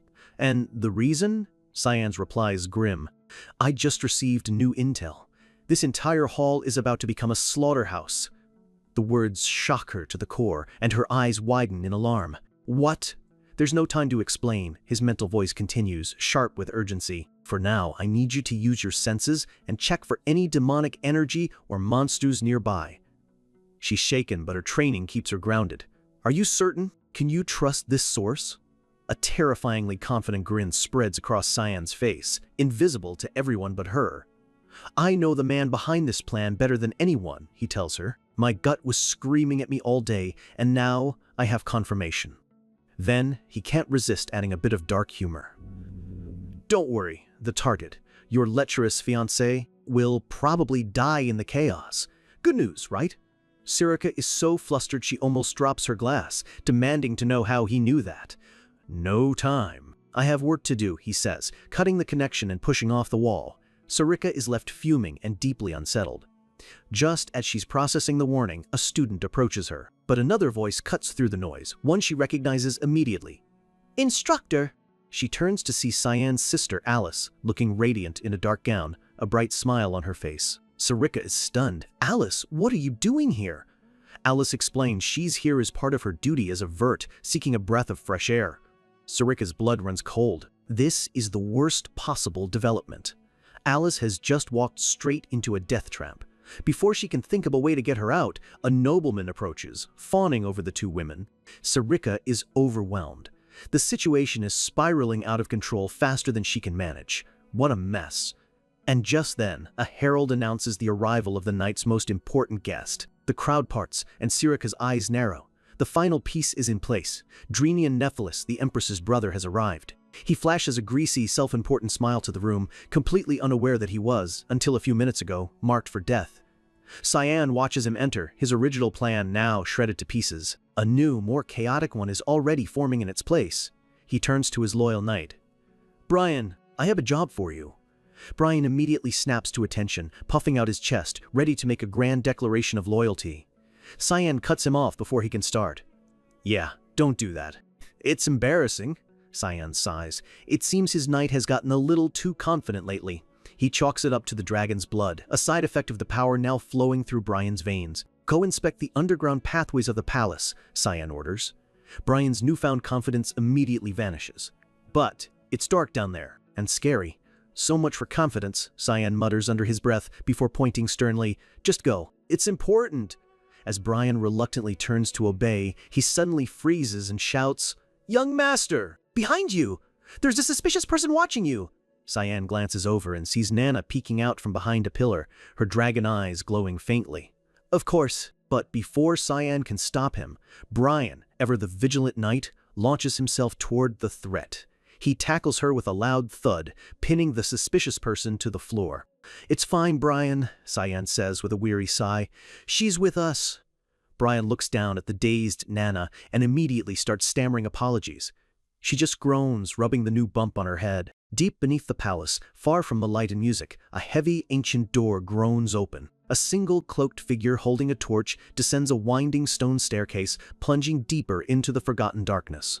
The figure emerges into a vast, cavernous chamber, the torchlight barely pushing back the oppressive shadows. A ghastly smile spreads across his hidden face as he speaks into the echoing silence. "It is time, my subordinates." He raises his hand, his voice ringing with dark power as he gives a single, chilling command. "Arise!" And in response, the darkness itself begins to stir. All around him, countless pairs of glowing green eyes ignite in the shadows. The banquet of blood is about to begin. The imperial banquet shines in all its glory, a spectacle of wealth and power. But beneath the glittering facade, a dark tide is about to turn this night of celebration into one of terror. Princess Erin scans the bustling crowd, her expression souring into a frustrated pout. After all the trouble she went through to invite certain people, they were nowhere to be found. She lets out a small huff of annoyance, her fingers tracing the necklace at her collar.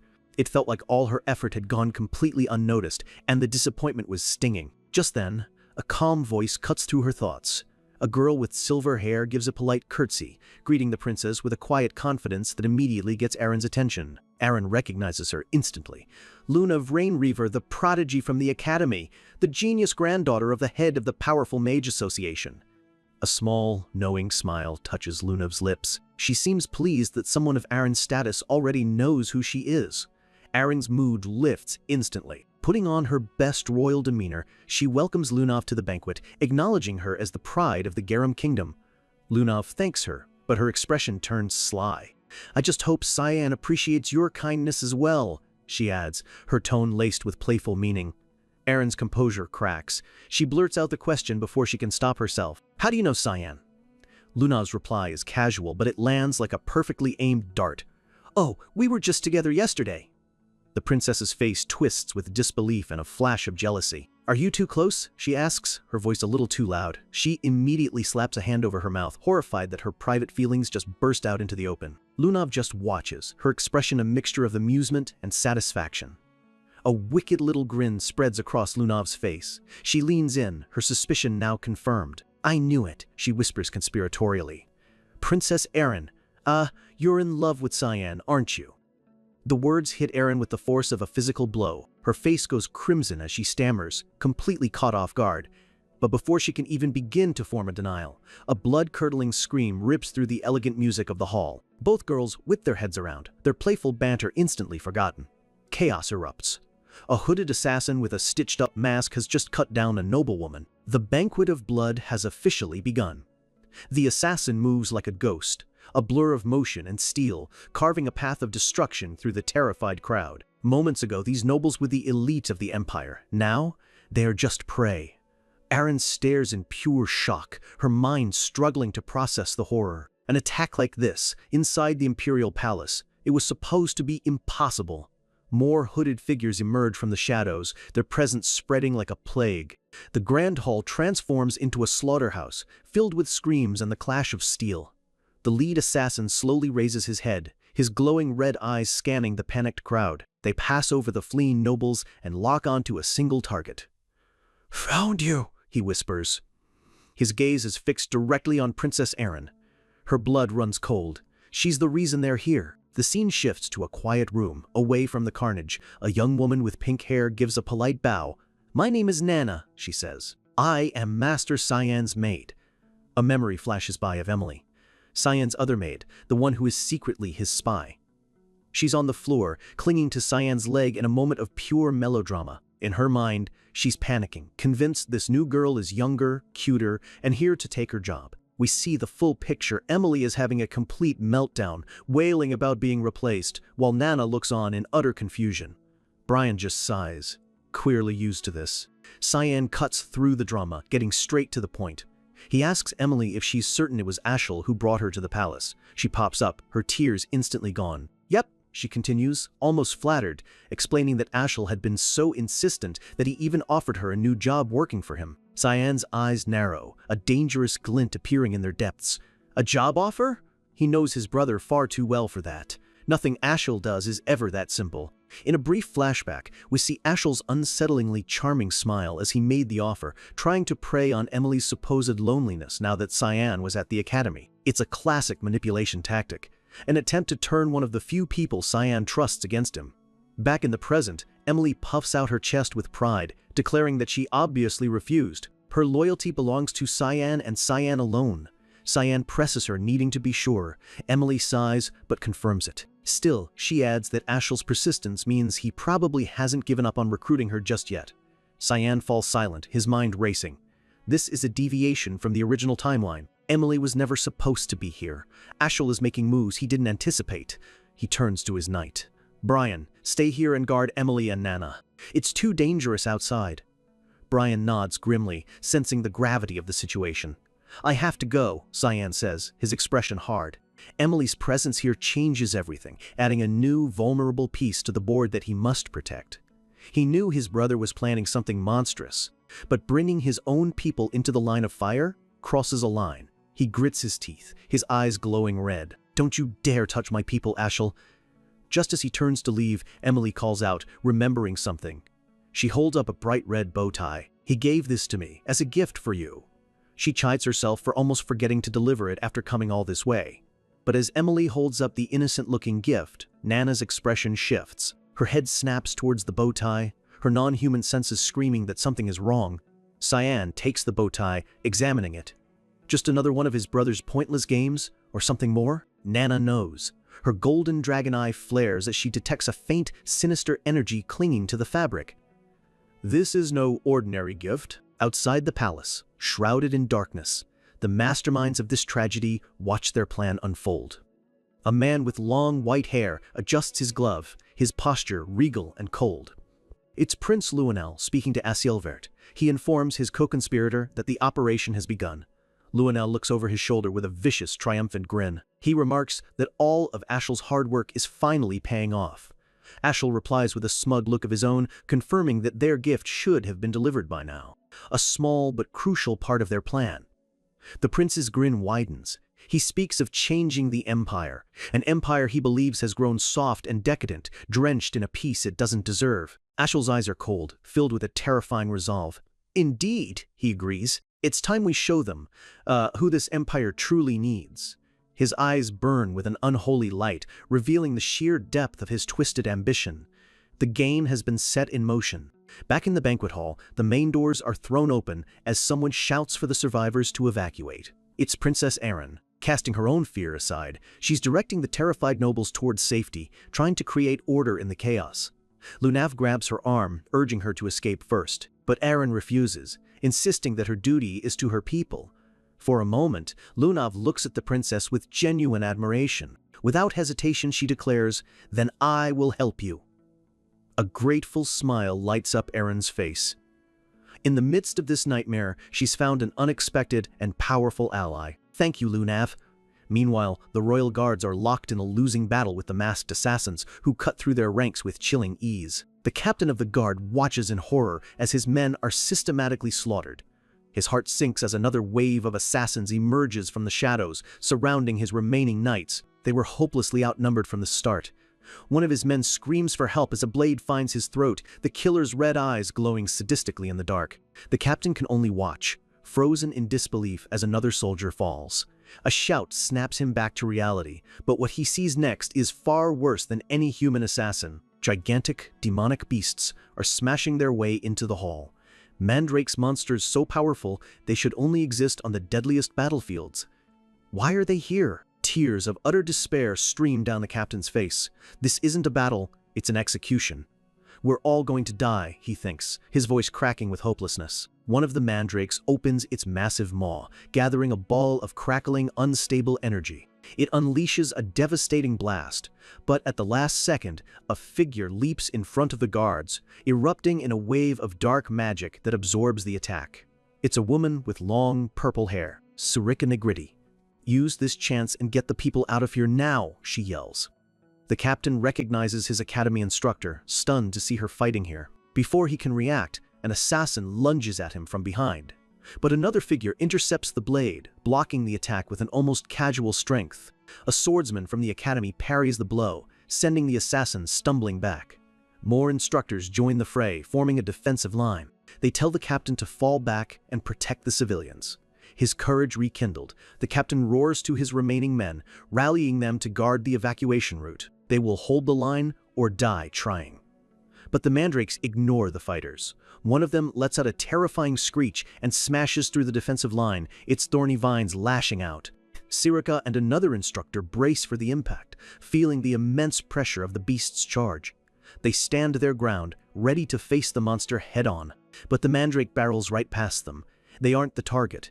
In a horrifying moment of realization, they see where it's headed. It's charging straight for the main exit, where Princess Aaron and Lunav are helping the last of the nobles escape.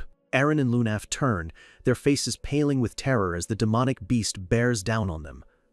"Princess Aaron!" Sirika screams, a desperate warning. "You're their target." A thorny vine whips through the air with lethal speed aimed directly at the princess. A loyal royal guard leaps in front of her, raising his sword in a valiant but futile attempt to block the attack. The force of the blow shatters his defense instantly. Another guard screams her name in horror, but it's too late. The vine strikes home. A flash of red sprays through the air as Princess Aaron is thrown violently to the ground, a look of pure shock frozen on her face.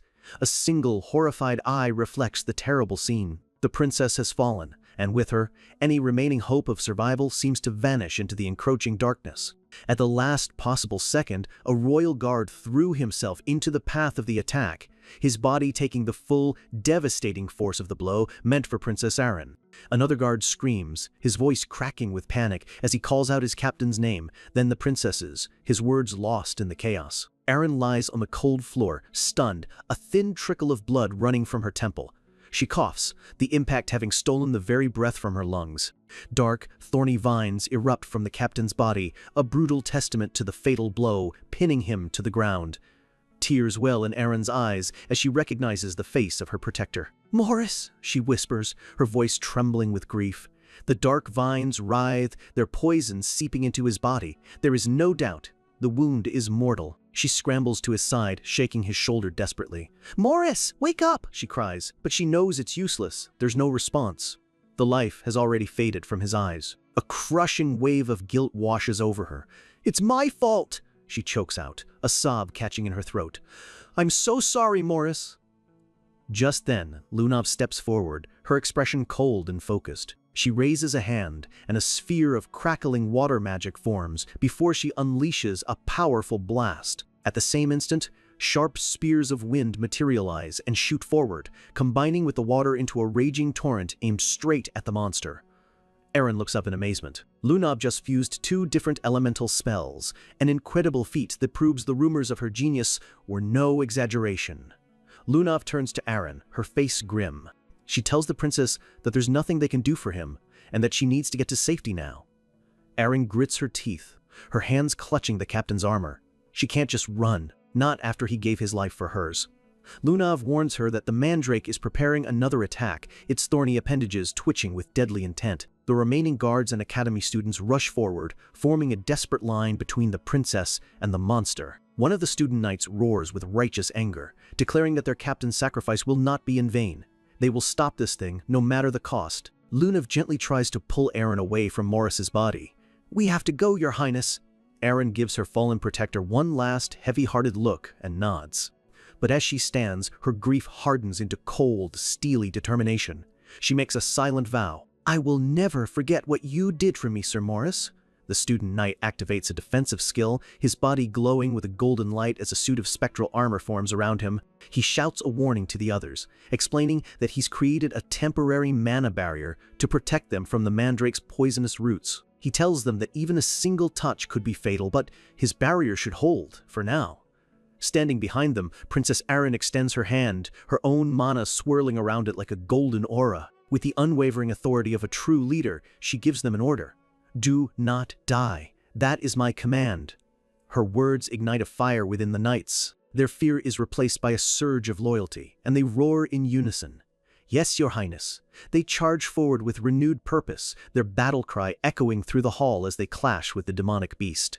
The lead knight brings his sword down with all his might, the enchanted blade carving deep into the creature's thorny hide. The mandrake shrieks in pain, its multiple heads thrashing wildly, but the beast is overwhelmingly powerful. It sends the knight flying with a single, brutal swipe, and he hits the ground hard.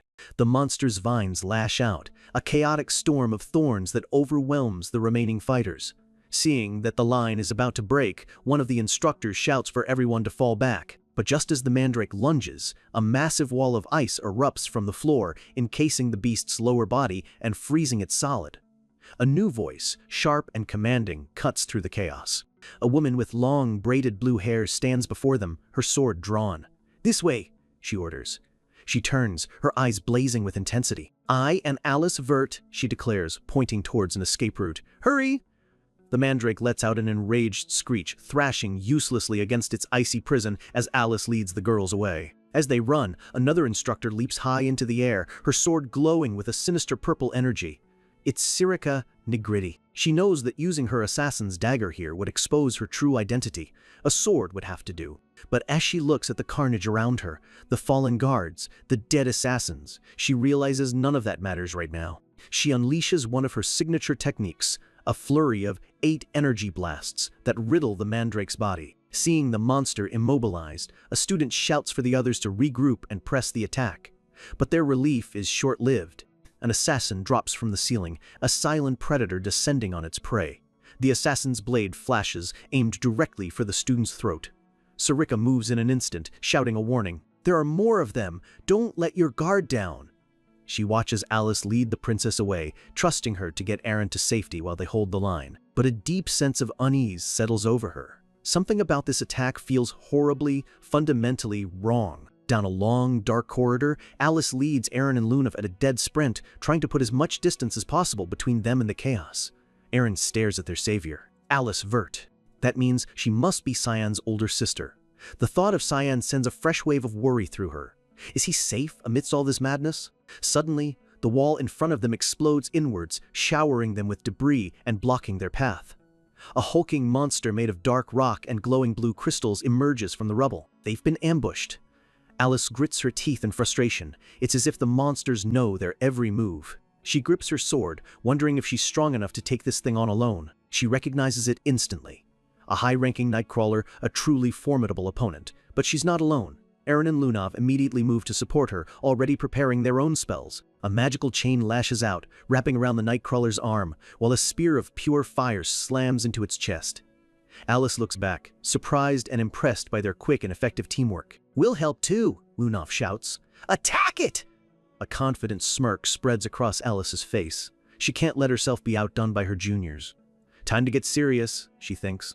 The nightcrawler lets out a furious roar, shattering the magical chain with sheer brute force. It smashes its crystal-covered fists into the ground, sending a shockwave of destructive energy hurtling towards them. But Alice is ready. She casts a protection spell, and a wall of solid earth erupts just in time to block the attack. She uses the wall as a launch pad, leaping high into the air and bringing her sword down in a powerful arc. Her blade glows with a brilliant blue energy. "I am a Vert," she declares, her voice ringing with power. "A protector of the Empire." With a furious cry, she vows to make the monster regret the moment it was summoned. She unleashes her technique, and a massive wave of cutting water energy slams into the nightcrawler, engulfing it completely. Back in the main hall, Sirica finishes off the last of the assassins, her dark magic moving with lethal grace. She stands amidst the fallen enemies, catching her breath. She hopes that's the last of them. She glances down at one of the masked figures. Something feels different about this one. Her eyes narrow as she inspects the body more closely. "Is this?" She pulls back the hood, and her blood runs cold. "It's not a monster. It's the lifeless, twisted face of a dead human. A marionette," she realizes with dawning horror. "Forbidden magic. A spell that reanimates the dead, turning them into mindless puppets." Sirica knows how incredibly difficult this magic is to master. To create this many puppets would require an immense amount of time and power. The sheer scale of the preparation is staggering. This wasn't the work of one rogue mage. This was a highly organized operation. The terrifying implications race through her mind. What is their real goal? Are they trying to start a civil war? In another part of the castle, a man in a royal red cloak stands over a pile of defeated puppets, breathing heavily. It's the Emperor. He mutters about the sheer audacity of the attack, wondering if he's finally cleared them all out. He stumbles, exhausted, his sword clattering to the floor as his knee gives out. Prince Luenel and Ashel Vert rush to his side, calling out with feigned concern. The Emperor waves them off, saying he's fine, just pushed himself a little too hard. A weary smile touches his lips. He tells them it's good to see them here. Ashel steps forward, the very image of a loyal subject, and offers his father-in-law a hand. The Emperor takes it, thanking him, completely unaware of the viper he's welcoming into his trust. For a split second, over the Emperor's shoulder, Luenell and Ashel exchange a silent, knowing glance. Their plan is proceeding without a hitch. Ashel helps the weakened Emperor to a seat. The ruler tells him to go help the others, but Ashel shakes his head. He looks at the Emperor with a chilling, false sincerity. "Don't worry about that, Your Majesty. We will remain by your side." The wolves are in the throne room, perfectly disguised as sheepdogs. The screen fades to red, symbolizing the blood that has been spilled, and the betrayal that now stains the heart of the Empire. Elsewhere, the nightcrawler that Alice struck down crumbles into dust, but the fight is far from over. Alice stands ready, her sword in hand, as she stares down a long hall. The enemies just keep coming, a seemingly endless tide of darkness flooding the Imperial Palace. Back in the relative quiet of the side room, Cyan studies the red bow tie, a so-called gift from his brother. Brian squints at the bow tie, a frown creasing his brow. "Something feels off," he says, a sense of unease in his voice. "I have a bad feeling about this." He explains that it's just plain weird. In all the years he's known them, Ashel has never once given Cyan a gift. It's completely out of character. He continues, his voice low, admitting that he's always sensed a deep, unspoken hostility from Cyan towards his older brother, something far more serious than simple sibling rivalry. Suddenly, Nana, who had been silent, speaks with a chilling urgency. "Brian, we need to run!" Her eyes are glowing a menacing gold, her dragon senses screaming at her. "Something dangerous is coming this way!" Brian is stunned. He's never seen her look like this, her eyes blazing with raw primal instinct. But he has no time to question it. A massive explosion of dark energy rips through the room, shattering the walls and showering them with debris. Brian shoves Emily out of the way, just as a monstrous, shadowy beast smashes into the room. A behemoth, a high-ranking demonic creature. The danger has found them. This is a promotional image for the series. Meanwhile, in the main halls, the surviving nobles are in a full-blown panic, scrambling for any escape route they can find. A portly nobleman, Marquis Drenian, runs for his life, gasping for air. He can't believe this is happening. He can't die here. He'd been the first to flee, but his escape led him straight into a wall of undead assassins blocking the main exit. His face twists with desperation. He has to get out of here. He has to get back home. A twisted image of his abused maid flashes in his mind. The thought of losing his possessions fills him with a sick resolve. A perverse grin spreads across his face, his fear momentarily replaced by a disgusting fantasy. He grabs a nearby knight, frantically demanding to know if the back doors are safe. The knight can only stammer that he thinks so.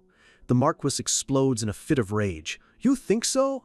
Do you have any idea who I am?" But his tirade is cut short as a hooded assassin lunges forward, its blade slicing cleanly through his chest. The knight screams his name as the arrogant noble falls, just another body in a hall of carnage. The remaining survivors are completely surrounded, their last flicker of hope dying. "It's over," one of them mutters. "We're done for." But just as the assassins close in for the kill, a massive wave of water crashes over them, unleashed from an unknown source. It's Alice Vert. She lands in the middle of the chaos and shouts, "Lunav, now!" Lunav responds instantly, casting a powerful freeze spell that spreads across the hall. The water from Alice's attack instantly crystallizes, turning into jagged shards of ice that impale and trap the undead puppets. Their combined attack creates a devastating storm of ice and water, wiping out a huge portion of the enemy forces in a single, brilliant move. The surviving knights can only stare in awe. These two young women just did what they couldn't, turning the tide in an instant. Alice lands gracefully, announcing her name to the stunned guards. "It's not over yet," she says, ordering them to protect the princess at all costs. A knight rushes to Aaron's side. The princess insists she's fine, but her gaze is fixed on Lunav, who looks completely drained. Lunav, pale and sweating, waves off her concern, but it's clear she's pushed her magic to its absolute limit. "They'll be coming again soon," Lunav warns, urging Aaron to use this chance to escape. Aaron looks at her friend, her expression filled with a quiet resolve. She's not leaving anyone behind. Not again. Inspired by their bravery, the knights rally, forming a protective circle around the princess. Alice steps forward, her sword ready. "I'll provide support," she declares. A student leader takes command. ordering the guard knights to form a barrier and protect the fleeing nobles. He then turns to the royal knights, ordering them to form the last line of defense for the princess. Alice's body is wreathed in a powerful blue aura. She vows to do everything in her power to stop this nightmare. But as she fights, a grim realization sets in. No matter how many she cuts down, more just keep appearing. It's as if the enemy knows their exact location at all times. They're not just fighting, they're being hunted. As another wave of monsters appears, Erin braces for an attack, but then, the necklace she's wearing begins to glow with an intense, sinister red light. The gem pulses with demonic energy. It's a beacon, calling the darkness directly to them. The gift from her brother was a trap. Back in the side room, the behemoth continues its rampage. Emily lets out a terrified scream. Brian stands firm between her and the beast, his sword raised. "Stay behind me," he commands. He can't believe it. A monster of this level, inside the palace. Cyan was right. This was a planned catastrophe. Emily trembles behind him. She's always relied on her master for protection, but now she wishes she could fight for herself. Brian clenches his jaw. He knows he's the only thing standing between this monster and his friends. He has to protect them. Emily clings to his back, whispering words of encouragement. "I believe in you. You can do it!" The behemoth lets out a monstrous roar, its maw gaping wide as it prepares to charge. Brian braces himself as the beast lunges, meeting the attack head-on with a clash of steel against claw. He holds for a split second, surprised by his own strength, but the monster's overwhelming power sends him flying. He hits the wall hard, grunting in pain as Emily cries out his name. He forces himself back to his feet, trying to sound confident. "I'm fine," he lies. "I won't let it even scratch you." But it's a promise he can't keep. The behemoth is too fast, too strong. It lunges again, and this time there's no stopping it. In what he believes are his final moments, a single thought fills his mind. "This is it for me. I'm sorry, young master." But just as the monster's teeth are about to close around him, a flash of purple energy slams into its side, knocking it off course. Brian and Emily stare in shock, wondering where the attack came from. A pair of large, leathery wings unfurl, enveloped in a swirling vortex of raw, untamed power. It's Nana, but she's been transformed. Her eyes glow, her hair crackles with energy, and massive dragon wings have sprouted from her back. A low, animalistic growl escapes her lips. This isn't the sweet, innocent girl they know. This is a dragon, and she is furious. Elsewhere in the castle, the battle continues to rage under the pale light of the moon. The undead marionettes are relentless, their numbers seemingly endless. Princess Erin stands her ground, her hands glowing with golden light as she casts a protective spell. The holy barrier she creates deflects an assassin's blade, saving a knight from a fatal blow. Alice unleashes another whirlwind of water magic, carving a path through the undead ranks. But she knows it's a losing battle. This will never end, she thinks, frustrated. Whoever planned this was thorough. The knights are tiring. They can't keep this up forever. They need a new strategy. And fast. She smashes an assassin with a magic-infused fist, shattering its mask. As the mask falls away, she gets a clear look at the face beneath. Her eyes widen in shock. These aren't monsters, they're corpses. Marionettes reanimated with forbidden dark magic. Her mind races, searching for a solution. Think, what's the opposite of dark magic? The answer comes to her in a flash of inspiration. Light magic. The power of the god of light is the natural enemy of the undead. If they have someone who can wield it, they might just have a chance. A determined glint appears in her eye. She knows what she has to do. It's their only way out. She turns to Erin, who is struggling to maintain the defensive barrier. "Princess," Alice shouts, "imbue my sword with your mana," Erin protests. If she does that, the barrier protecting the knights will fall. The undead press their attack, and Erin knows the knights will be overwhelmed without her support. But one of the knights overhears them and shouts his encouragement. He tells her not to worry about them. They can hold on. He begs her to trust them. Seeing the unwavering resolve in their eyes, Erin makes her choice. "All right, then," she begins to chant, her hands glowing with a brilliant, holy light as she casts a powerful blessing. The holy energy flows from her hands into Alice's sword, which ignites with an intense golden light. Alice can feel the raw power surging through the blade. It's working. She knows combining two different types of mana is incredibly difficult. But if she adds Lunav's spirit magic to the mix, a spirit of light and water materializes around her, a beautiful and powerful fusion of their abilities. With this, she thinks, they might just pull it off. A confident, almost feral smile spreads across her face. It's a massive gamble, but for a chance to end this nightmare once and for all, she's more than willing to take the risk. A lone figure walks through the carnage of the banquet hall, his pristine dress shoes stepping past the defeated forms of the undead. It's Cyan. He surveys the destruction, recognizing the handiwork, marionettes and mandrakes. This is the work of a necromancer from his past life named Boris. He picks up one of the discarded masks, his expression grim. This must be the moment Boris swore his loyalty to Ashel. His brother has been building his army for a long, long time. Chiram, his demonic sword, floats beside him, remarking on the ancient and powerful necromancy at play. She finds it hard to believe a modern human could wield such forbidden magic. Cyan recalls one of Boris's favorite tricks, using dazed stones to lure in and empower demonic beasts, their mana, an irresistible beacon in the darkness. Chiram confirms it, sensing the stone's energy deeper within the palace. The entire place is a slaughterhouse. Cyan knows they need to move, but first, he looks down at his formal suit, now spattered with blood. He can't show up looking like this. He needs a disguise. Back in the heart of the battle, Alice channels an unbelievable amount of power. A massive, beautiful spirit made of water and holy light manifests behind her. Lunav stares in disbelief. It's Marion, the water spirit. She realizes Alice must be using Aaron's light magic to forcibly summon her, but she knows that should be impossible. Fusing different types of mana is a fundamental violation of magical law. A cold dread washes over her. Alice can't possibly maintain such an unstable fusion for long. Her eyes widen in panic. They have to stop her because if they don't, her body is going to tear itself apart from the strain. Alice is literally sacrificing her own life force to wield this power. The spirit Marion looks down at Alice with a sad, gentle expression, asking the child why she would do this to herself. Alice can only reply that it was the only way she could think of to win. The spirit sighs, lamenting the cruel fate of this young woman. A child blessed by the Spirit King, now forced to destroy her own body just to protect those around her.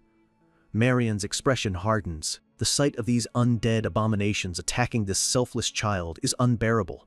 "Get away," she commands, her voice echoing with power. "From this child!" With a single wave of her hand, she unleashes a massive torrent of holy water, purifying the marionettes in a brilliant explosion of light. The power is immense, tearing through the enemy ranks with divine force. Aaron watches, stunned, but she quickly sees that even this incredible power isn't enough. The marionettes, though heavily damaged, are already beginning to stir, their bodies regenerating in the darkness. A knight screams at Alice to stop, telling her she'll die if she keeps this up. But Alice, blood trickling from her lips, knows she can't. If she falters now, it will all be for nothing. With grim resolve, she grits her teeth. "I have to end this now." She calls upon Marion's ultimate authority, and a massive spear of pure light and water materializes in the spirit's hands. Suddenly, a hand grabs Alice's arm, stopping her cold. The spirit Marion looks down, her form flickering like a dying candle. Alice looks over, confused by the sudden interruption. Aaron and Lunav are just as shocked. Where did he come from? A new figure has appeared on the battlefield. Dressed in a sharp black suit, his face is hidden by a stitched white mask. A sinister, chaotic red aura emanates from him like a crown of fire. A thick, black fog begins to spread from the man, coiling around them like a living shadow. The fog snakes around Alice's arm, and she finds she can't move, her body locked in place. The masked man's power surges through the fog, a paralyzing, draining force. Alice cries out in alarm. She can feel her strength, her very life force, being siphoned away. The spirit Marion looks at her sadly, her voice a soft echo in Alice's mind. "It is time to say goodbye, Alice." The spirit's form begins to dissipate. "This is the end of your journey with me." Goodbyes can be both sad and joyous. As the spirit vanishes, the backlash hits Alice like a physical blow. She coughs up blood, the strain finally overwhelming her. She collapses to her knees, her sword clattering to the ground. The black fog has completely drained her. She has nothing left. The spirit's final words echo in her fading consciousness. "Remember, Alice, the spirits will always welcome you with open arms." As she passes out, she weakly whispers Marion's name one last time. Lunav explains what just happened. The masked man didn't attack Alice. He severed her connection to the spirit, saving her from burning out completely. But she has no idea who this person is, or whether he's a friend or a new, more powerful foe. Alice is on the ground, completely helpless. The masked man's sword glows with a sinister red energy as more marionettes close in. It looks like it's all over. An undead assassin lunges, but the man moves with impossible speed, a blur of red and black that cuts down the entire wave of enemies in the blink of an eye. Alice stares in shock. "He's on our side!" The masked man continues his silent, brutal assault, dispatching the undead with a calm, deadly efficiency. He already understands the situation perfectly. These monsters aren't just attacking randomly, they're being drawn to a single source. If he takes one step back, they will swarm the princess's group. He mentally asks Karam if she senses anything unusual from the group. She confirms that Lunav's power is immense, but natural. Then she points out the true lure, the Daze Stone. The source of the monster's mana is coming from the princess's necklace, the very one he gave her. "All right," the masked man says, "I'll close the distance in one go. Assist me." Karam eagerly agrees, and the man's hand glows with dark energy as he prepares a space-warping spell. He unleashes his power, creating a fog domain. A swirling vortex of black and red fog erupts from his position. The fog expands rapidly, consuming everything in its path, tearing the undead marionettes to shreds. The knights shout warnings. They have no idea what's happening. It feels like they've been transported to another dimension entirely. A lone figure walks through the swirling red mist. The remaining marionettes turn towards him, their programming struggling to comprehend this new, overwhelming presence. Alice watches in horror as the black fog consumes the last of the marionettes, dissolving them into nothing. The last thing she hears is a faint, dying whisper from one of the consumed undead, a plea to be killed. And then, silence. The entire hall goes quiet, the battle over in an instant. Erin catches her breath, asking what just happened. "He killed all of them," Lunav explains, her voice filled with awe and confusion. "But who is he?" The question hangs in the air, but then Lunav's strength gives out and she collapses. Erin rushes to her side, trying to wake her. But before she can help, the masked man appears behind her in a flash of red energy, grabbing her from behind. The knights scream her name, completely caught off guard by his impossible speed. He holds a glowing red dagger to her throat, and the knights yell at him to let her go. Erin struggles, her heart pounding. Who is this man? And why, despite the danger, does his presence feel so strangely familiar? In one swift movement, he brings the dagger not to her throat, but down onto her necklace, shattering the cursed jewel. He then gently pushes the stunned princess back towards her guards. The knights are bewildered, the thick fog still swirling around them, obscuring their vision. The masked man then scoops up the unconscious Lunav, holding her bridal style. Erin screams, thinking he's taking her friend hostage. She lunges forward, her voice filled with desperate rage. Get away from her. In a final, desperate act, she unleashes her most powerful attack, a massive beam of pure light energy. The beam hits the masked man head on, engulfing him completely. But when the light fades, he's gone. A calm voice echoes through the hall. "Do not worry, I mean you no harm." "I destroyed the jewel," he explains. "The monsters will no longer be drawn to you." Erin clutches the broken necklace, horrified. "This necklace, the one my brother gave me, it was the cause of all this?" "Go through the front gates," the voice directs. "I have already cleared the path." As his fog dissipates, a knight rushes to Erin, asking if she's hurt. She says she's okay, but her mind is reeling. She quickly asks about Alice and Lunav. Alice, holding the still unconscious Lunav, confirms they're all right. Erin agrees they should follow the man's instructions and get out of here. Alice nods. Her priority now is getting these kids to safety. She'll worry about the identity of their masked savior later. But as she holds her, Lunav's eyes flutter open for just a second. She whispers a single, barely audible name. "Ah, Cyan?" Back in the other room, the behemoth roars, ready to finish its fight, but it's too late. A shadowy, winged form slams into it, ending its rampage in a brutal spray of blood. The figure is wreathed in dark purple energy, its power immense and terrifying. Brian and Emily can only stare in disbelief at the monstrous creature floating before them. "What is that kid?" Brian stammers. "Are you sure she's just a maid?" Emily is speechless. They both whisper her name in awe and terror. Nana? The sweet little girl has become a true dragon. In another life, this was the night a princess was framed for a massacre, a pawn in a twisted game for the throne. Cyan remembers it all too well. In his first life, after the blood had dried, a story was carefully spun in the shadows of the palace. The official narrative claimed that Princess Aaron Severus, blinded by ambition, had orchestrated the entire banquet of blood to seize power. And their proof? A cursed necklace embedded with a dazed stone, a devious magical item designed to lure demonic beasts directly to its wearer. But Cyan knows the truth. It was a gift from his brother Ashel, or his co-conspirator, Prince Luenel, a perfectly crafted and elegant trap. And when the chaos finally subsided, those same two men, the true architects of the tragedy, were celebrated as the heroes of the empire. From a rooftop overlooking the palace, Cyan holds the stitched mask that concealed his identity. He explains the plot to Chiram, who can only ask with disgust if they really faked the entire incident for their own gain. Chiram scoffs, remarking that sometimes humans are far more monstrous than demons. But Cyan just stares out at the city, his expression grim. He knows this is nothing compared to the horrors they'll unleash in the future. He thinks of the massacres he was forced to commit in his first life, all for his brother's glory. A dark thought crosses his mind. Maybe, in some ways, he's even worse than they are. Chiram, now in her human form, asks if it's time to go. Cyan nods. He wants to get back to Nana, confident the knights can handle the rest. But just as they're about to leave, Chiram stops him. Her expression is serious. Something about the Daystone has been bothering her. Cyan turns, listening. Chiram reminds him of the maid, Emily, the one who was with Nana, and then she drops the bombshell. She smelled of the Daystone too. Cyan's eyes go wide. A single, terrifying possibility clicks into place. A memory flashes in his mind. Nana, her eyes glowing, drooling as she growls about how delicious Emily smells. The scene cuts back to the destroyed room. Brian is desperately shielding the terrified maid as Nana loses control, her dark energy swirling like a violent storm.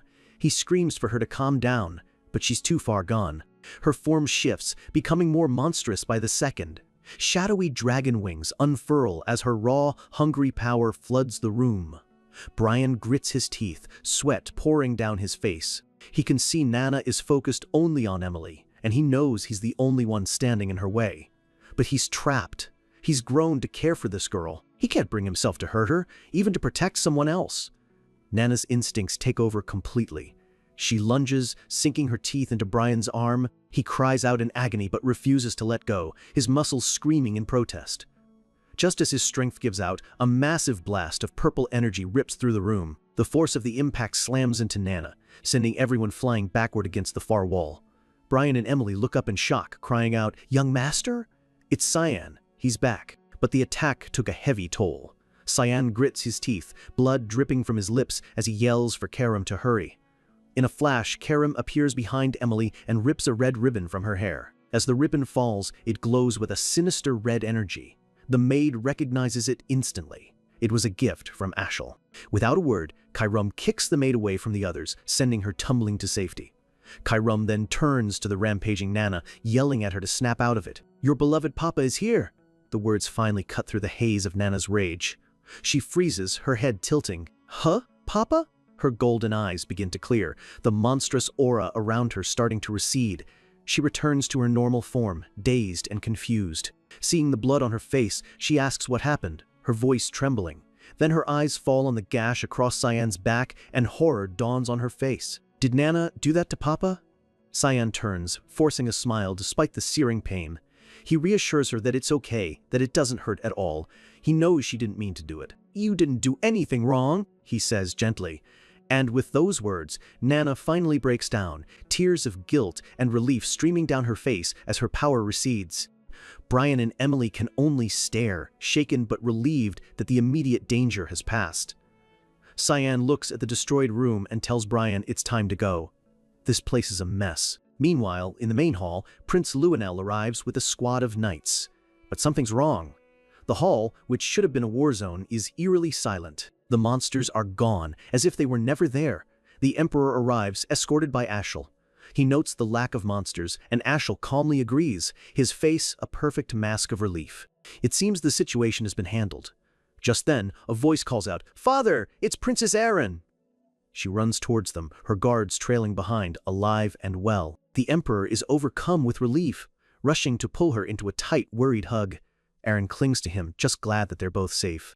But as she pulls back, her gaze falls on Prince Luenel, standing calmly behind her father, and her expression hardens. She tells the Emperor she only survived thanks to Alice Vert and Lunav Rainreaver.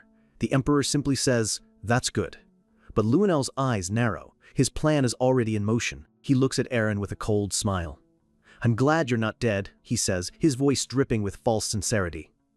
Alice and Lunav approach, kneeling before the Emperor. He thanks them for protecting his daughter, promising a handsome reward. Eren watches as Luenel leans in to whisper something to Ashel. The two masterminds exchange a look, their expressions cold and calculating. Eren can't hear them, but a feeling of dread washes over her. Suddenly, Lunav speaks up, her gaze fixed on Luenel. "I believe I know who is behind this incident." But before she can say more, Luenel makes his move. He points his sword at her, a twisted grin on his face. He identifies her as the granddaughter of the Garam Mage Association's president and places her under arrest. Alice is shocked. She has no idea what he's trying to pull. Ashel watches the scene unfold, his expression a perfect blank. The Emperor roars at Luenel to lower his sword, while Eren shouts that Lunav is a hero. But Luenel dismisses her words as a trick, claiming the Garam Kingdom has always been looking for an opportunity to strike the Empire. He accuses Lunav of orchestrating the attack to create chaos. Unfazed, Lunav calmly asks for proof. Ashel steps forward, playing his part. He states that a suspicious aura was detected at Lunav's lodging the night before. The Emperor turns to him, demanding to know if it's true. The accusation is too serious to ignore. Luenel presses his advantage, promising to find evidence if he's given time. The Emperor, seeing no other choice, reluctantly agrees. Eren can only watch in horror as her father is played like a fiddle. Luenel smirks, his victory assured. "Leave it to me." As she's led away, Lunav wonders if this is a trap, or if this too was part of her grandfather's own grand design. And just like that, Lunav and her delegation became the perfect scapegoats. In the aftermath, Eren's guard, Leximus, is reunited with her, vowing never to leave her side again. Funerals are held for the countless nobles who lost their lives. Cyan reflects that while he saved many, he couldn't change the fact that this night would forever be known as the Banquet of Blood. Back in his room, Cyan winces as Alice tends to his wounds. He tries to brush it off, saying it could have been worse, but Alice insists he stay still. "I'm your sister," she says gently. "Just listen to me for once." She tells him how worried she was. Cyan just agrees quietly, thinking that running away was indeed something he was very good at. Alice finishes the bandages, her expression turning somber. She admits that if it weren't for the mysterious masked man, she would have died too. She wonders aloud who he could have been. Thinking back, she notes that his height was actually quite similar to Cyan's. Before Cyan can react, she notices how much his body has changed, exclaiming over his muscles and scars. She pokes his back playfully, teasing him for being embarrassed. She then asks if she can touch his muscles, and Cyan squirms away as she laughs. A smooth voice cuts in from the doorway. "You two are still as close as ever. It makes me jealous." It's Ashel, a pleasant smile on his face. He walks in, asking if Cyan is okay. Cyan's demeanor instantly cools. "Yes," he says cautiously. "Thank you for your concern." Alice immediately senses the tension. She asks Ashel how the investigation is going. A thought crosses her mind. Does Cyan also know the truth? Does he know about the vile cruelty that lies beneath Ashel's heroic facade? Ashel says that's why he came. He explains that a bracelet with a daze stone was found in Lunav's room. He continues, saying, "Lunav claims it was a gift, which means the giver is now a prime suspect." He looks at Cyan with a patronizing smile. "You're a clever boy. On that note, did you receive anything from anyone during the banquet?"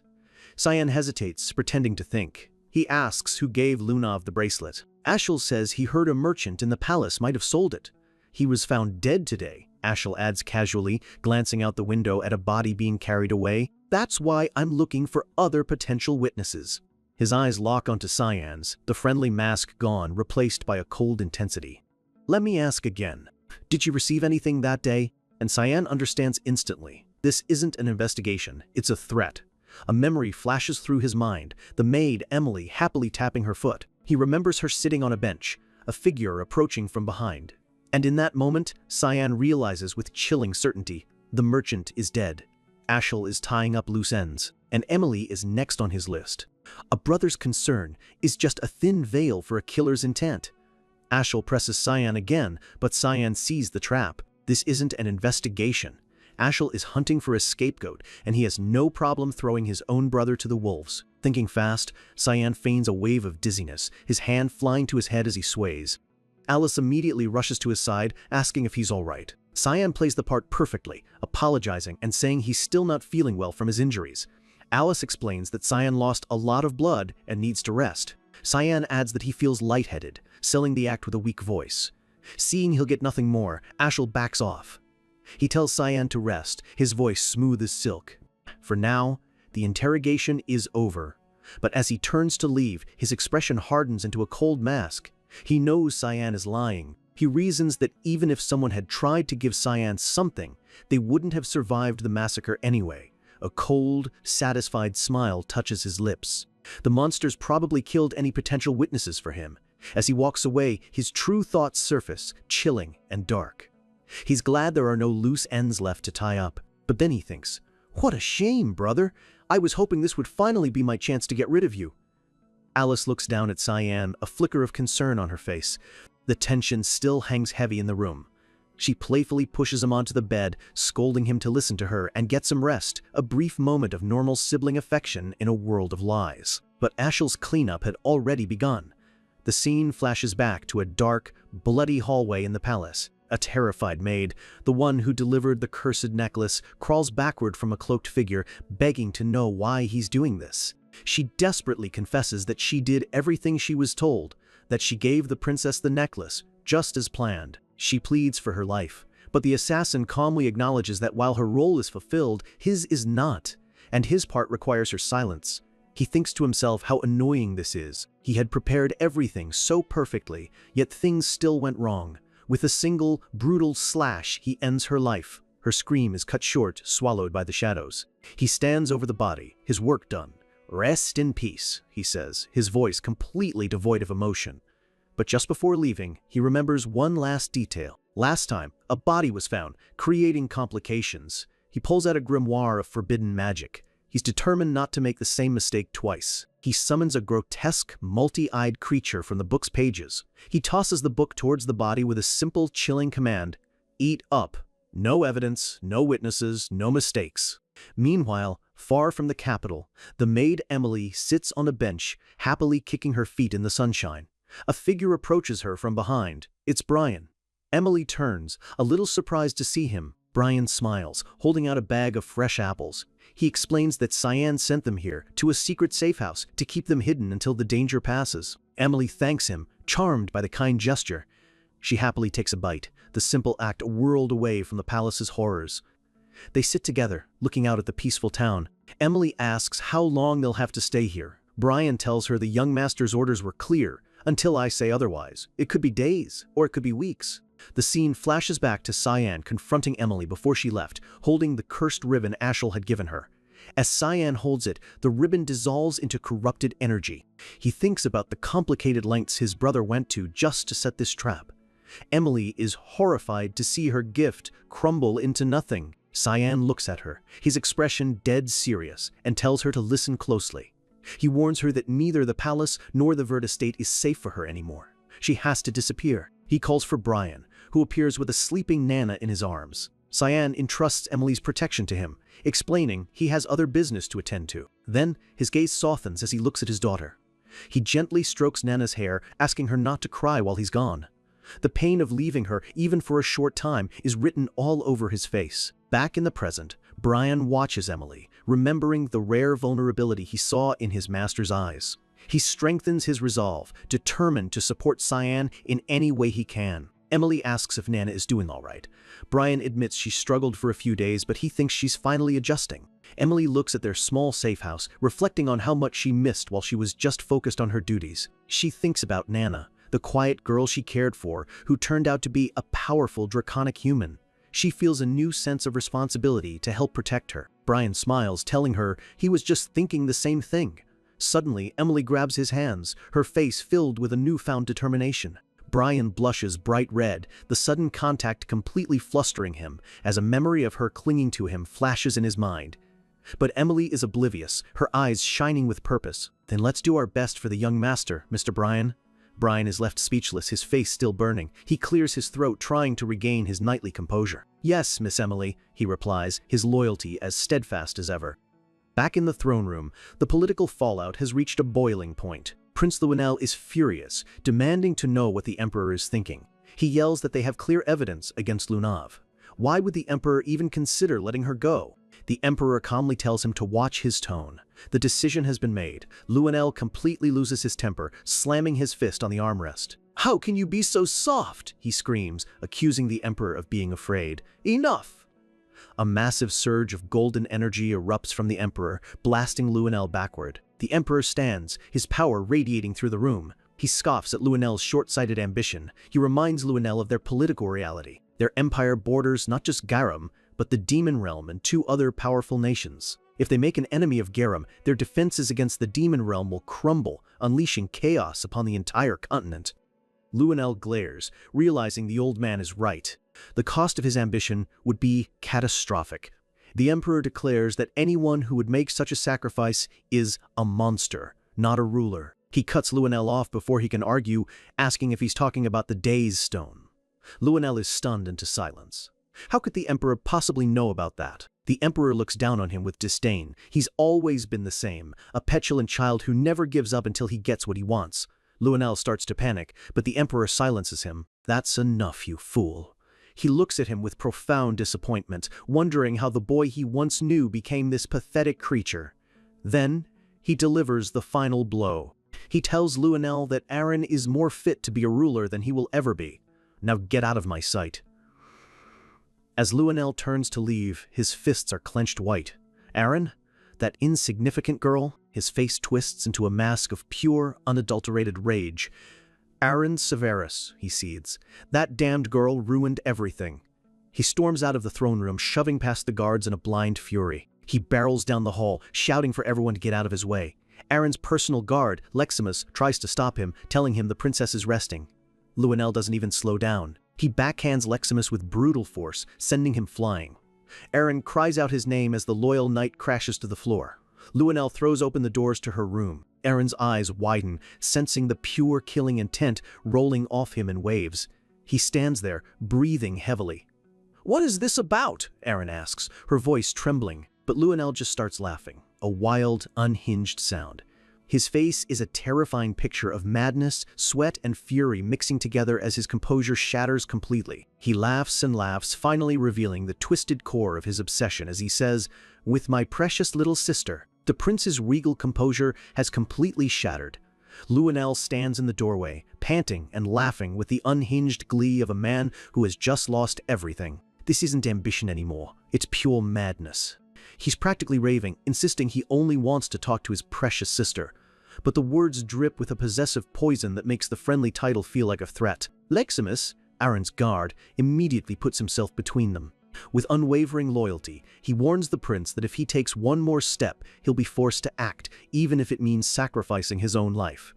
Luenel's eyes burn with contempt. He scoffs at the guard, calling him a mere bug and threatening to not only execute him, but his entire family, erasing their very name from history. But before his threat can land, a voice cuts through the air, sharp and steady.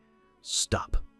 Aaron steps forward, her gaze unwavering, and calmly asks him what he truly wants. For a moment, Luenel is caught off guard by her confidence. He can't place it. Something about her is different. This isn't the meek, frightened girl he's used to tormenting.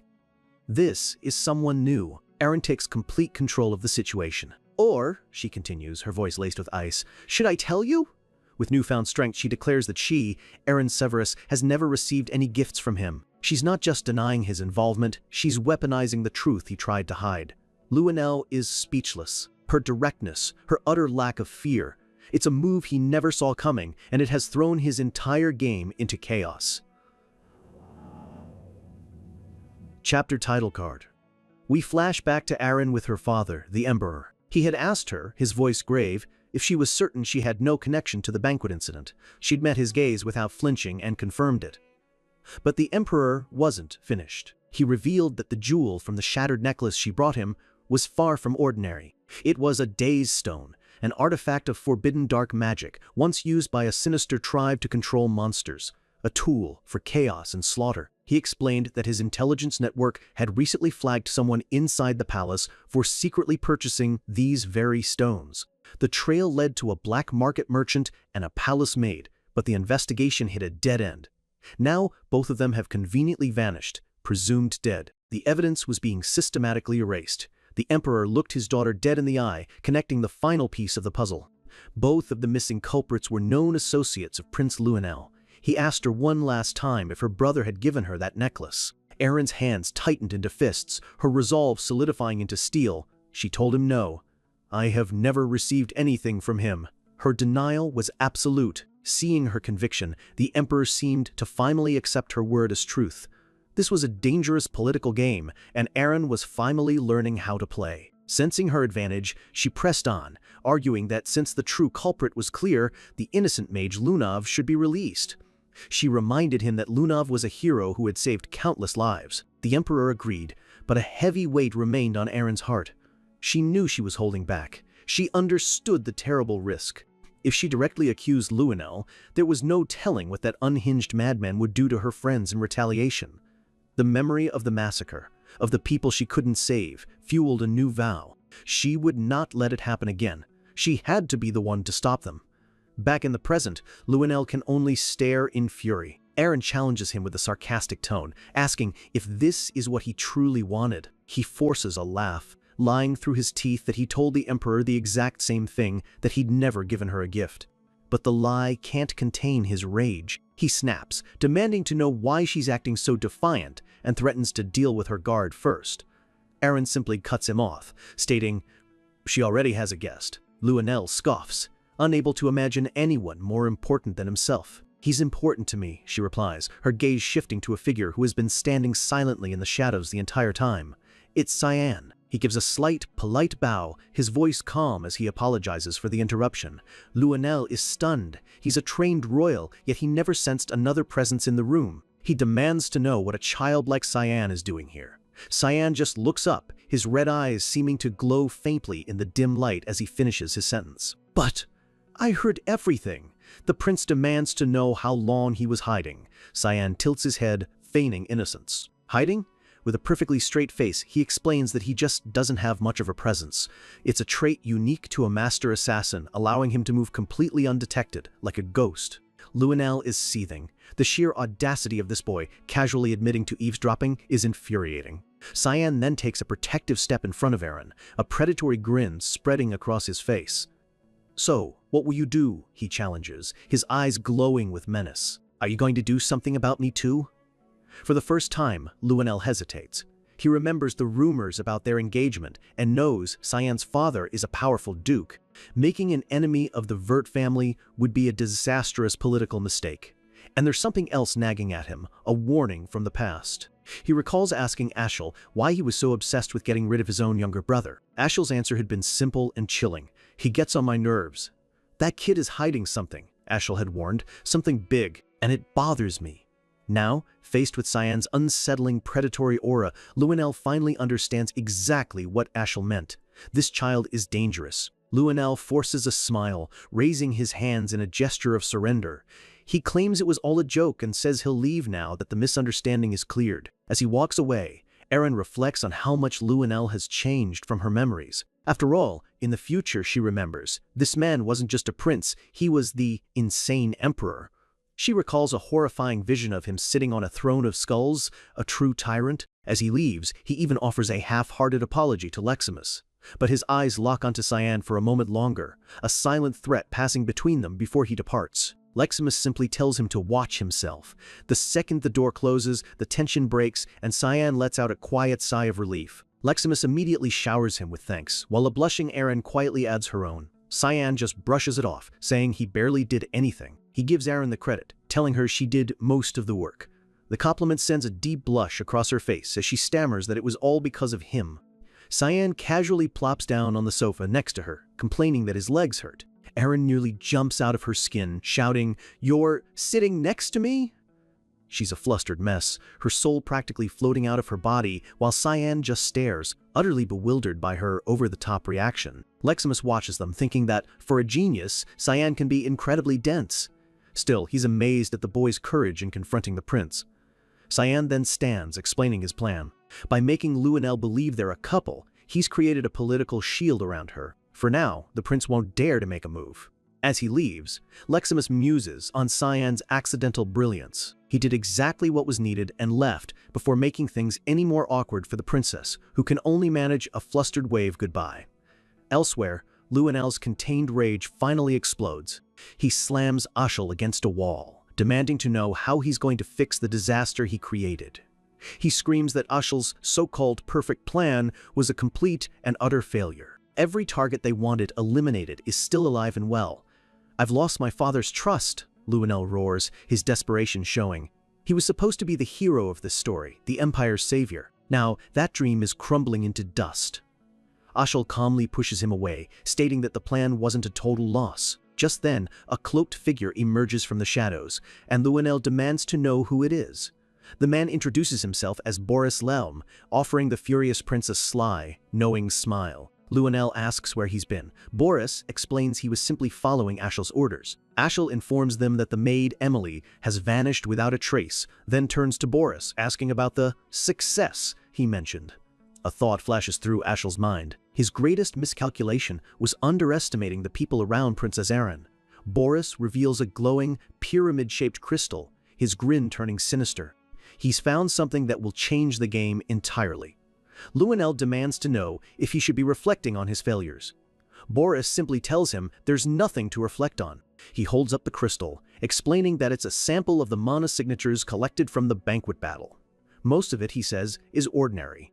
But as he speaks, a dark, blood-red energy begins to bleed from the crystal, swirling around it like a malevolent smoke. "But this one," he says, his voice low as both villains stare intently, "is exceptionally rare. It's the kind of energy you'd call evil, ominous." A wicked grin spreads across Boris's face as he delivers the final, devastating blow. This is the mana of a demonic sword.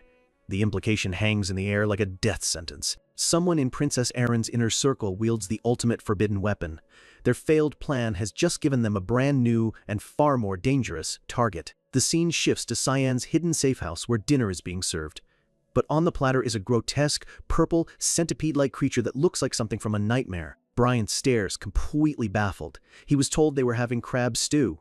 This is definitely not crab. What confuses him even more is seeing Nana and Cyan's sentient sword, Kyram, happily digging in as if this is the finest meal they've ever had. Emily, completely oblivious to Brian's horror, just encourages Nana to eat up, commenting on how much she seems to be enjoying it. Brian's eyes go wide. He could swear he just saw one of the creature's legs twitch. Nana finally finishes her portion, declaring that she's full. Brian can't believe it and urges her to eat more, if only to get the horrifying creature off the table. But it's Cyan who speaks up, wiping his mouth. He says he has to leave soon, before Ashel gets suspicious. Hearing the villain's name, Emily clenches her tiny fist and mutters, "Bad Ashel." Cyan explains he only dropped by to make sure they were safe. He warns them to stay hidden and tells Brian to be the messenger if they need anything. He reassures them that his own people are standing guard outside. A shot reveals a cloaked mist assassin watching from the rooftops. This small house is now the most secure location in the Empire. As Cyan turns to go, Emily calls out, begging him to come back soon. He glances back over his shoulder, a rare, small smile on his face. "Yeah, don't worry," he says, telling Brian to take care of them. Brian replies dutifully, but his attention is fixed on the piece of purple monster he's holding on his fork, his expression one of pure existential confusion. The heavy safe house door closes, sealing Cyan's small, strange family away from the world. Stepping into the quiet street, Cyan allows himself a brief moment of reflection. He never intended for this, but he's somehow managed to build a real family.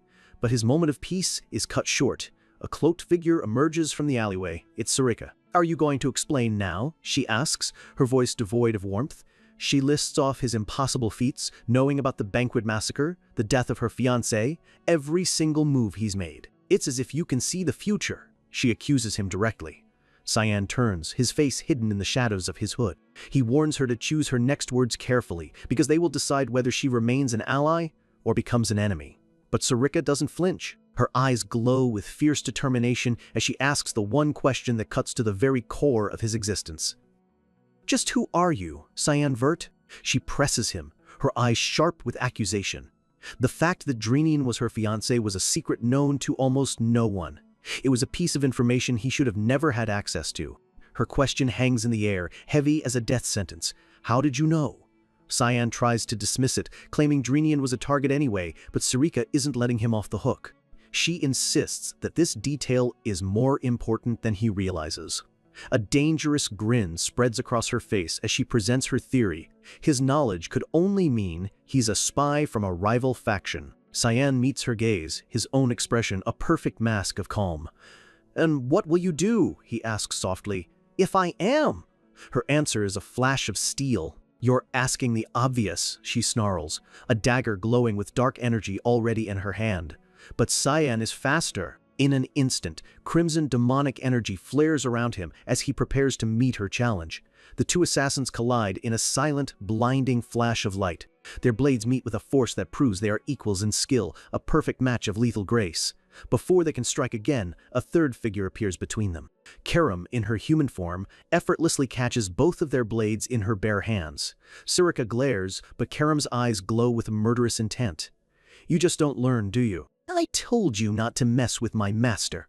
Sarika scoffs, retorting that Karam is the one who doesn't know her place. That single comment ignites Karam's bloodlust, her grin widening into something truly terrifying. "You are really starting to get on my nerves." The two women explode into a chaotic flurry of attacks, purple and black energies clashing violently in the night. As Sarika is knocked back, she decides to end this. A ball of crimson energy forms in her palm. "Fine," she says. "I'll show you something interesting." A wicked smile spreads across her face as she channels her full power. Here it comes. She unleashes the authority of the Black Fog, a massive, crescent-shaped wave of destructive energy that carves a deep scar into the earth as it hurtles towards Karam. Sarika is confident. It's a devastating attack, but all Karam has to do is dodge it. But Karam doesn't dodge. She meets the attack head-on, and the resulting explosion is immense, shattering the very ground beneath them and shaking the forest to its core. Sarika is thrown back, her arm bruised and bleeding from the sheer force of the shockwave. She stares in a mixture of awe and terror. She realizes that if she had tried to block that counterattack, she would have been instantly vaporized. Karam stands in the center of the destruction, merely annoyed that her attack missed. It's a chilling realization for Sarika. This being's power is on a scale that could level an entire city. The clearing is now a wasteland of shattered rock. Sarika understands now. Only a creature on par with the Demon King himself could possess such overwhelming strength. Karam turns to her, a playful smirk on her face. "All right, prepare yourself." "I was just warming up." Sarika's face lights up with a manic excitement. "I can't wait, Lady Karam. I will also use my full." Before she can finish her challenge, Cyan's voice cuts through the air, cold and absolute, demon blade control. In an instant, Karam is sealed back into her sword form, which plunges harmlessly into the ground. The sudden stop sends Sarika tumbling to the ground. She groans in frustration, muttering about how she was just getting started. Cyan looms over her, his expression severe. "If you make that much noise, we're going to get caught," he finishes, his voice dripping with disappointment. "You idiot." Sarika sits up, looking like a scolded child. "Oh, right," she mutters, before saying she'll tell the others to prepare to move to a new location. Cyan just sighs, turning his back on the mess. He tells the two of them to clean up the destruction they caused. Sarika storms off towards the safe house, her frustration practically radiating from her. She stops before Karam, who is kneeling on the ground, equally annoyed. For a moment, the two most powerful women in the clearing are left in a tense, awkward silence. Back inside, Cyan rubs his temples. "Change of plans," he announces to his small family. "Pack your bags, we're leaving now." A soft voice calls out from behind him. "You're here, Senior?" He turns, his eyes wide with surprise. Standing in the middle of the room is Lunav Rainreaver. Brian quickly apologizes, explaining that she appeared out of thin air while he was cleaning. Cyan is stunned. She somehow bypassed the Mist Guild's magical barriers and their elite assassins. He demands to know how she found them. Lunav just offers a calm smile. "It's a talent of mine," she says, reassuring him that she's the only one who knows their location. "Though, after that commotion earlier, I doubt it will stay that way," she adds dryly. Ignoring the confused looks from the others, Cyan gets straight to the point and asks what she wants. "Thank you, Senior," she says, her expression completely sincere. "I came here to tell you that." Cyan is confused. He can't recall doing anything to earn her gratitude, but Lunav just gives him a knowing smile. "It's fine. I know everything. On that day," she says, her eyes sparkling with meaning, "the moment when you came inside me." Brian and Emily's jaws hit the floor. Nana just tilts her head, confused. The implication is shocking, and for a split second, they can only wonder what on earth she means. Lunav quickly clarifies. She's talking about the banquet, when the masked figure, Cyan, found her unconscious and used his power to save her. She demonstrates her own ability, summoning orbs of light and fire into her hands with ease. She reveals her unique talent. She can wield the mana of all elements, fuse them at will, and even read and track a person's unique mana signature. She calls it a gift from her grandfather. More like a curse, Cyan corrects her, his own mana swirling faintly around him. He knows that power is slowly destroying her body from the inside out. A slight blush dusts Lunav's cheeks as his words confirm her suspicions. "So it was you," she says, her voice filled with a hopeful certainty. She suggests they talk somewhere more private. As they head out, Cyan catches Brian and Emily whispering. He shoots them a death glare and warns them to be packed by the time he returns. Emily asks where they're heading next. "We're going to Ruin Academy," Cyan announces. A new phase of his plan is about to begin. Emily's eyes sparkle with excitement at the thought of being able to take care of her young master all day. She daydreams about serving him one of her horrifying purple dishes, much to Brian's visible disgust. "I'm just having mixed feelings," he mutters, clearly traumatized. Outside, Luna finally opens up to Cyan. She tells him of a childhood spent in a cold, dark laboratory, enduring endless painful experiments to awaken her power. And through it all, she had to remain silent, never once complaining. A single tear traces a path down her cheek as she remembers the pain. "Because that was my duty," she says, her voice heavy with sorrow. "As the granddaughter of Regan's Rain River." She asks Cyan if he has a similar duty. He tells her no, he doesn't have anything like that. "Then why didn't you reveal that you saved us?" she presses. Cyan tells her it would have been a nuisance, and that someone as smart as her should already know the reason. She considers his words. A reason, she recalls analyzing his mana. At first, she thought it was simple darkness magic. She had collected a sample of it with a single touch the day they first met at the diner. Cyan realizes with a jolt that her ability to read mana so precisely is a variable he never accounted for in his previous life. She's a true wild card. Lunav continues, explaining that the mana he used to save her at the banquet felt different. Holding an orb of that very energy, she asks him, "What is this? It feels like it's yours, but at the same time, it feels otherworldly." Cyan finally understands. He asks if she plans to report her findings to her grandfather. She closes her fist and the orb of mana vanishes. "No. What would I gain by revealing that?" she says with a cynical smile, echoing his own logic back at him. "It would only be annoying." Cyan smirks, finally seeing her true nature. He asks if this is her way of rebelling against her family. She turns the question back on him. "Aren't you aware of the reason as well, Senior?" Lunav leans against him, a genuine, grateful smile finally reaching her eyes. "Thank you, Senior Cyan, for taking away a bit of my pain." In that moment, Cyan sees her situation with perfect clarity. Her body was like a pot of water boiling over, endlessly filled with the chaotic mana of every element. But her grandfather, in his ruthless ambition, had slammed a lid on that pot, trapping the power inside. He likely did it to control her, to stop her power from leaking out, but he didn't account for the pressure. The overflowing mana had begun to consume her very life force.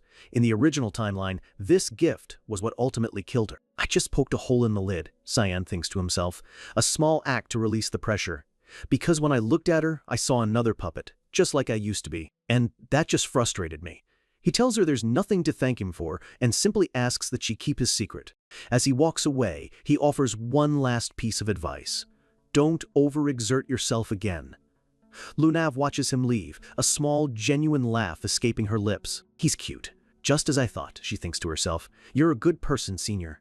In the shadows, a new and powerful alliance has just been forged. Meanwhile, miles away at the Garum Council headquarters, chaos erupts. "What did you say?" Regan's Rain River slams his fist on his desk, his face contorted in rage. An aide reports that Lunav was freed from prison without any charges. He suggests sending a formal petition, but Regan's cuts him off with a roar. "No, that's not the problem. Lunav has disappeared from the Empire." He bellows, his eyes blazing with fury. "Find her, track her down and bring her back to me this instant." A new chapter of Cyan's life begins, not on a battlefield, but on the quiet road to a new home. A carriage makes its way toward the imposing silhouette of Ruin Academy, a sanctuary that could just as easily become a cage. Inside, Emily is practically glowing, her face lit up with a joy so pure it's almost blinding. Cyan watches her, slightly taken aback by her sheer excitement. Beside her, Nana just looks on with wide, curious eyes. Emily exclaims that she's just so happy to be able to serve him again. Then, a thought strikes her. She asks if maids are even allowed inside the academy. Cyan adjusts his collar, a hint of confidence in his posture. I think the principal will make a special exception for us. The scene cuts to the principal's office, where Kundel's face is a thunderous mask of pure rage. "Not allowed!" he roars, his voice echoing off the walls. "Absolutely not!"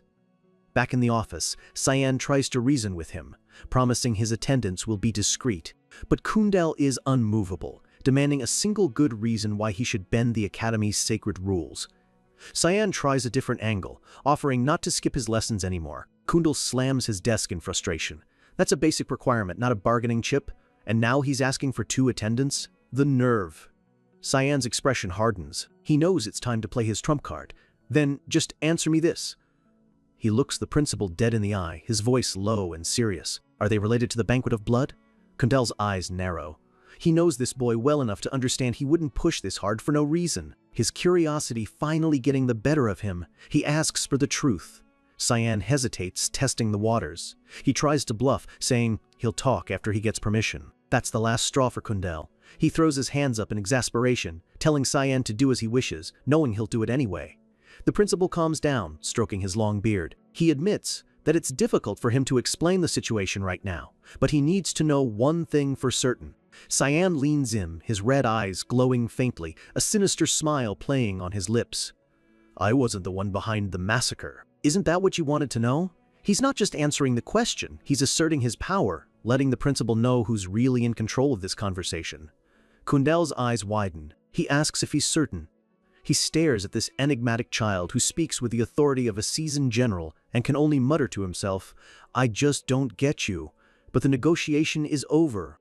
A flustered Kundel turns away, reminding Cyan not to dare skip his lessons again. Walking through the Grand Academy halls, Cyan reflects that the conversation went even better than planned. He wonders how the old man would react if he discovered the true mastermind behind the massacre was his own grandson, Prince Luenel. But Cyan knows Luenel lacks the cunning for such a complex plot. He's certain his brother, Ashel, was the true architect, with his new pawn, Boris, handling the execution. It's their classic pattern, Ashel, the brilliant strategist hidden in the light, and his disposable pawns doing the dirty work in the shadows. As he nears his new dorm, he stops short.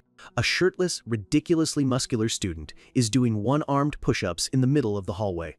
The student is already past 1,200 reps.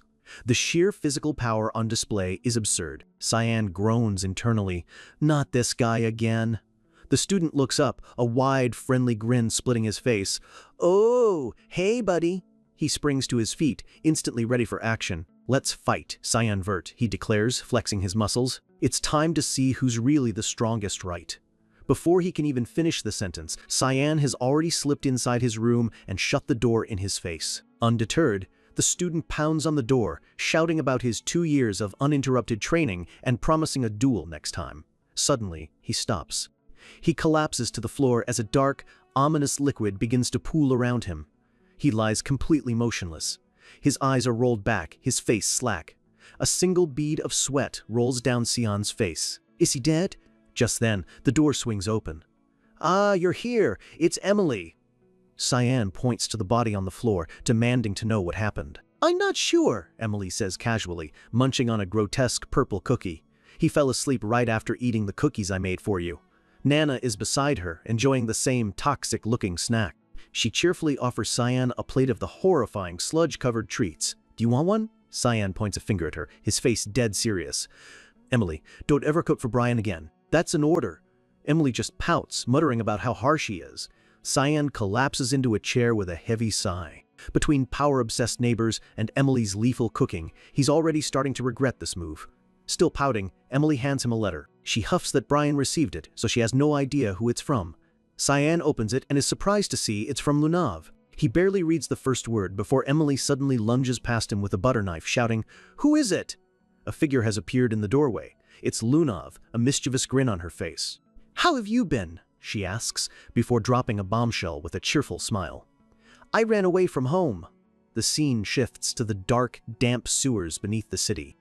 Two cloaked figures make their way along a narrow path. One warns that guards from the powerful Garam Association are on their way, but the other dismisses the threat, saying it's already been handled. An older, cloaked man turns to his companion, his voice grave. "Don't forget," he says, "this is the only way to stop Region's Rainreaver."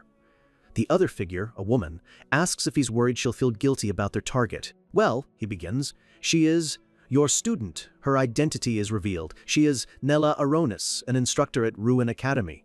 She scoffs at the insinuation. "I'm not foolish enough to feel pity for that monster." It's clear she's talking about Lunav, a chilling hint at the propaganda spread by Regans. Her companion seems satisfied. Nella says she'll head to the target location, confident her team is already in place. As she disappears into the darkness, her companion mutters a quiet prayer for their kingdom. A secret war is brewing in the shadows. Back at the academy, Cyan is having a tense brunch with Lunav in the courtyard. "You're quite aggressive," she comments, referencing how he practically dragged her out of his dorm room. Cyan cuts straight to the chase. He knows the dorms are protected by powerful barrier spells and demands to know how she got inside. Lunav explains with a smug smile that she simply analyzed the barrier's mana structure and created a counterspell on the spot. Pretty cool, right? Cyan is internally reeling. Her ability isn't just analysis, it's a cheat code. She can deconstruct and nullify any magic she encounters. She's far more dangerous than he ever realized. Lunav asks if he read the letter she sent.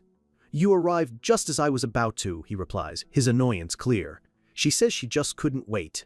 Then, Cyan's eyes narrow. He asks if her grandfather, the powerful Regans, put her up to this.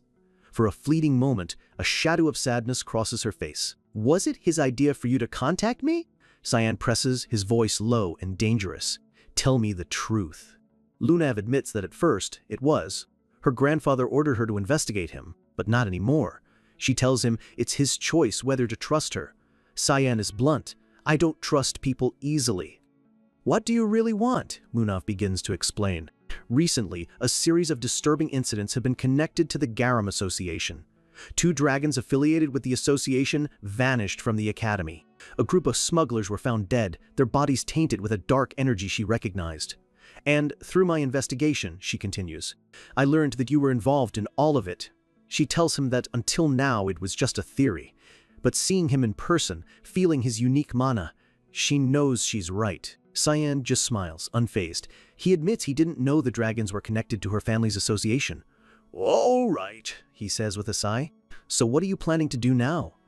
Lunav looks him straight in the eye and drops a devastating truth. "I'm going to die soon." The words hang in the air, and for the first time, Cyan is stunned into silence. She explains that while his intervention helped, she knows her own body. "The damage is too extensive. I'm already broken beyond repair," she says, a brief flashback showing her as a small child, trapped and alone in an experimental chamber. "Thanks to you, I think I have about 3 years left." Cyan stares at her, his voice sharp with disbelief. "Why are you so casual about it? Doesn't the fact that you're going to die bother you at all?" A heartbreakingly empty smile touches her lips. "I wish I could feel something." Cyan's eye twitches in frustration. He can't comprehend her detachment. What an annoying brat. He abruptly stands up to leave, dismissing her. "Whatever, it's none of my business. Go back to your family." "I don't like getting involved in annoying affairs," he says over his shoulder. Lunav just waves cheerfully, as if they were just having a casual chat. Karam appears beside him, scolding him for his callousness.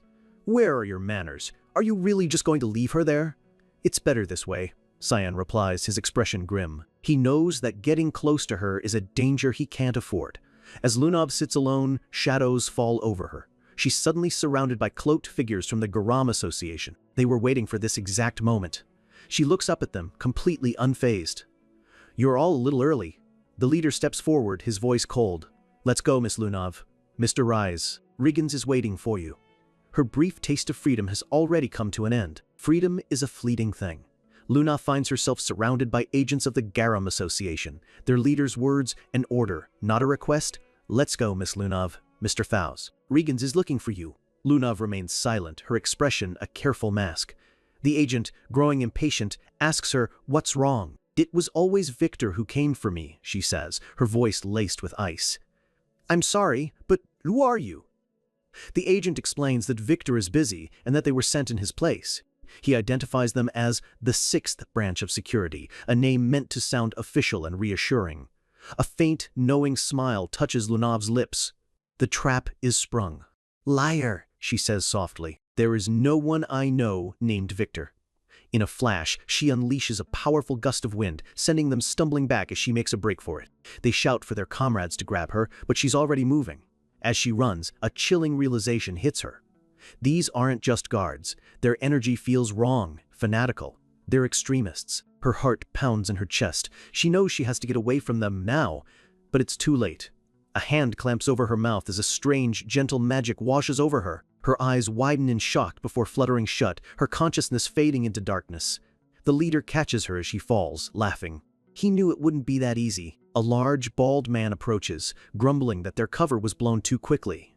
The leader simply orders him to take her to the carriage. Lunav is unconscious, her desperate bid for freedom ending in failure. But they weren't unobserved. From a nearby rooftop, Karam watches the entire scene unfold. She reports back to Cyan, noting that the kidnappers don't seem like standard Garam agents. This confirms his suspicions. Cyan's eyes narrow beneath his hood. Just as he predicted, something far more sinister is at play. The carriage rumbles away, disappearing into the night, with Cyan following like a shadow. It arrives at a secluded, ominous cathedral, hidden deep in the woods. The agents are ordered to stand guard outside. The bald man carries the unconscious Lunav inside, announcing her arrival to a figure waiting in the shadows. He looks down at her with a hint of pity.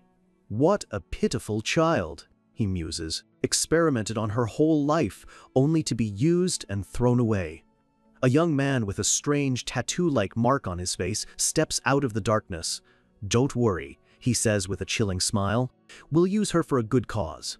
Lunav is laid on a cold stone slab, an unwitting sacrifice in a dark conspiracy. Outside, the leader of the retrieval team senses a shift in the air. A thick, dark fog begins to swirl around them, pulsing with an ominous red energy. "What is this?" he wonders aloud. He realizes the truth a second too late. Wait, this can't be the mist. Before he can finish his thought, a blade slices through his comrade's throat. Assassins from Cyan's Mist Guild emerge from the fog like ghosts, their movements silent and lethal as they cut down the Garam agents with brutal efficiency. The leader can only watch in horror, his mind struggling to process the sudden violent ambush. "What the heck is going on?" A voice cuts through the chaos, cold and commanding. "Stop!" That's enough. A shadowy figure appears behind him, a blade already at his neck. The hunt is over. Inside the cathedral, the bald man hears the distant screams and turns, alarmed. The young leader senses it too. "It seems," he says calmly, "that we have another guest." He smiles, completely unconcerned. "Ah, an enemy," he says, turning to the bald man. "Ralph, show them what happens when someone gets in our way." Ralph cracks his knuckles, his expression grim. "Yes, I'll go silence them." Outside, Cyan, now wearing his demonic mask, stands over the fallen agents. He notes that the grunts were easy, but he can sense the stronger ones are still inside. Ralph steps out of the cathedral, sizing Cyan up. "Not bad for a kid. Are you here alone?" Cyan studies him, his mask hiding his thoughts. "It doesn't seem to be the case for you," he replies, sensing the chaotic, unstable power radiating from the man. "It's just like Lunav's, but amplified." "No," Cyan thinks. "He's even more unstable than she was." Ralph just scoffs, cracking his knuckles again. "I don't need anyone's help taught to defeat a brat like you." He charges forward, ready to crush him. But before he can even land a blow, the young leader's voice rings out, filled with annoyance. "Are you done yet, Ralph?" The young man, Keel, steps out, looking thoroughly unimpressed. He glances at the defeated Ralph, shaking his head in disappointment. "This is not what I expected to see." With a grunt of effort, Ralph pushes himself to his feet, clearly injured but not out of the fight. Cyan ignores him, his attention now fixed on Keel. "Are you the last one? Why did you take Lunav?" Keel just laughs, a ball of golden fire erupting in his hand. My, you won't be very popular if you're so direct. You should find that answer out for yourself." Cyan recalls Lunav's unique ability to combine elemental magic at will. "He's definitely like her," he confirms internally. This is the proof he was looking for. Keel unleashes a massive vortex of fire and lightning, a spell he calls Thunder Flame. Cyan is engulfed in the blast, but as the smoke clears, he's left with even more questions. Their power is immense, but flawed. He draws a single, ornate dagger, its blade glowing with crimson demonic energy. Keel's confident smirk vanishes. "That's impossible!" Cyan effortlessly parts the roaring flames with his small blade. Keel can't believe his eyes. You're deflecting my magic with just a dagger? In a blur of motion, Cyan is behind him, his hand clamped over Keel's face. Got you. Keel uses a burst of wind magic to blast himself away, creating distance. He lands, breathing heavily. This masked intruder is far more dangerous than he anticipated. I can't let him live. He gathers his energy, preparing a final, powerful blast. But as he fires, Chiram appears out of nowhere, casually kicking the massive energy beam aside. Keel's eyes widen in horror. He's not alone? Before he can react, Chiram has him in a chokehold, his escape impossible. Keel struggles, shouting for her to let him go as an intense blue light builds in his hand. He unleashes a massive, point-blank explosion, a desperate attempt to break free. The blast rips through the cathedral grounds, powerful enough to shatter stone and shake the earth. Cyan lands amidst the debris, impressed. She sure has a lot of mana. Keel is furious, his hands now bound by swirling dark energy. "Didn't you hear me?" he screams. Chiram stands over him, smug. "Stop struggling. No human can break these restraints." Cyan approaches, his voice deadly serious. "Who ordered you to kidnap Lunav?" He glances at the cathedral, sensing more of them inside. "How many more of you are there?" Keel just laughs, a crazed, fanatical sound. "What an interesting kid. You'll find out soon enough." His face is bloody and beaten, but his eyes burn with conviction. "Because we will find you. See you in hell." Chiram recognizes the signs. She tells Cyan his body is reacting to a heart curb, a forbidden artifact that traps a mage's mana inside their heart, turning them into a living bomb. But Cyan already knows. He assumes Lunav has one as well. Keel is stunned. "How did you know that?" Cyan names the shadowy organization from his past life. The path of evolution, right? He leans down, his demonic mask inches from Keel's face, and throws his own words back at him. "You can find that answer for yourself. In hell." Keel's eyes widen in terror as he feels his own power turning against him.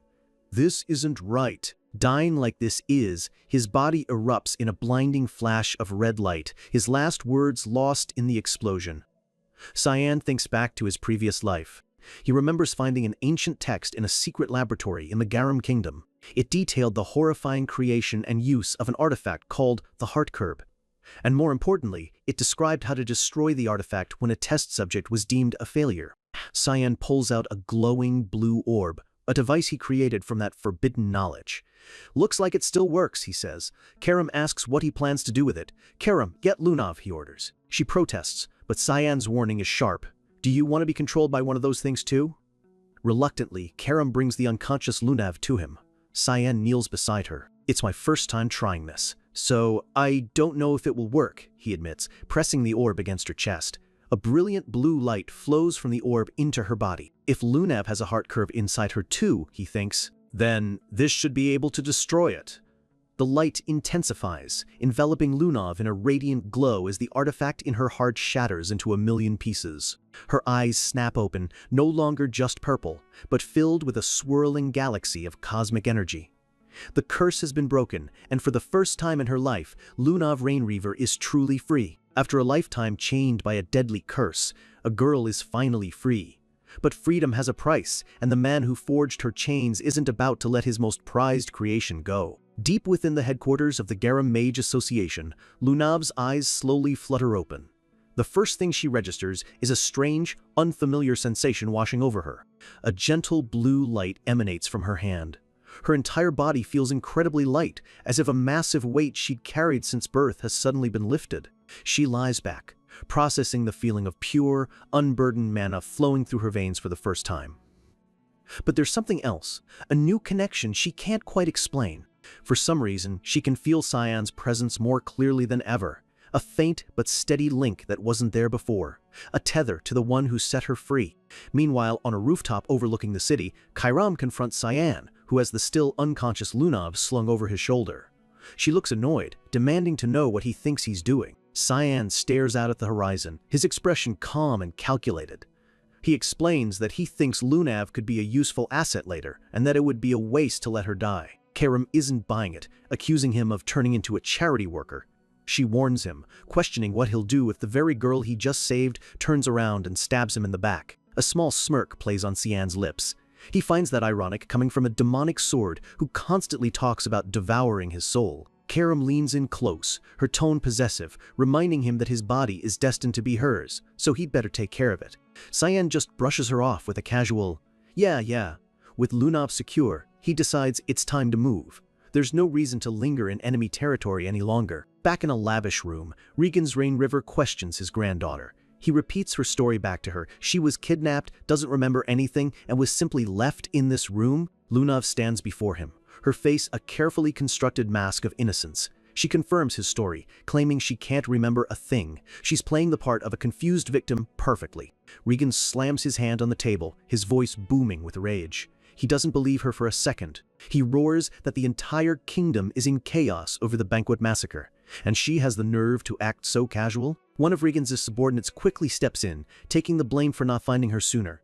Regan dismisses his apology, placing the blame squarely on Lunav for acting on her own. He places a hand on the subordinate's shoulder, his voice calm and reassuring as he praises the man for his hard work.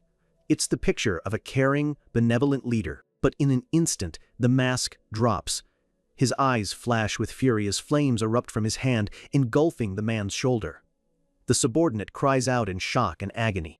With cold fury, Regan's reveals he's known about the man's betrayal for a long time. He snarls, asking if he really thought he could harm his granddaughter and get away with it. The man pleads, insisting it's all a misunderstanding. Lunav watches in stunned silence. Her grandfather cuts the man off with a simple, chilling command, "Shut it." He says that just listening to his voice is sickening. A massive explosion of fire erupts from his hand, completely consuming the traitor in a fiery vortex. The flames roar, leaving nothing behind but a pile of ash. Lunav covers her mouth, her eyes wide with horror. She has seen her grandfather's cruelty before, but this casual, brutal execution is on another level. Regan calmly explains that the man he just incinerated was one of the conspirators behind her kidnapping. He's sending a clear, brutal message to anyone who would dare cross him. Wiping his hand clean, Regan turns his cold gaze back to Lunav. The real interrogation is about to begin. He demands to know what she found out about Cyan Vert. Lunav feels the immense pressure. She knows this is a test, but she sticks to her story, telling him there was nothing special about Cyan. Regan scoffs. An obvious lie like that won't work on him. He steps toward her, his very presence suffocating. Lunav adjusts her story slightly. She admits she met with Cyan, but insists she found nothing of note during their brief encounter. That's not the answer he wants. He grabs her arm, his grip like iron. His voice drops to a menacing whisper, demanding to know what the boy is hiding. He's convinced that a member of the powerful Vert family must have a secret, or at the very least, a powerful backer. For the first time, Lunav pushes back. She tells him Cyan has nothing but a knight and a useless maid. She asks him why he's so obsessed. It's a fatal mistake. Her defiance only fuels his rage. Regan's eyes narrow to slits. He informs her that she doesn't get to ask questions. She was born a Rain Reaver, and her only purpose in life is to obey his every command. He dismisses her, and as a final act of control, forbids her from leaving the grounds for the foreseeable future. Lunav walks away, leaving her grandfather standing over the smoldering remains of a man who dared to defy him. Her face is a mask of cold fury. As she walks down the long hall, a single thought consumes her. She is sick and tired of this house. The seeds of true rebellion have finally taken root. The scene shifts back to the familiar grounds of Lune Academy. A muscular, shirtless student stands with his arms crossed, looking annoyed. He's waiting outside Cyan's dorm, grumbling about how the kid doesn't even bother showing up to class. Giving up, he decides to come back later. Just as he leaves, Cyan arrives. He overhears a group of students talking in the hallway. Apparently, all lessons have been canceled for the day. Another student expresses her hope that it's nothing serious. Cyan listens in, wondering what could have happened. One of the students explains that an instructor named Nella Aronis has gone missing. The name immediately clicks in Cyan's head, and his thoughts turn to Sarika.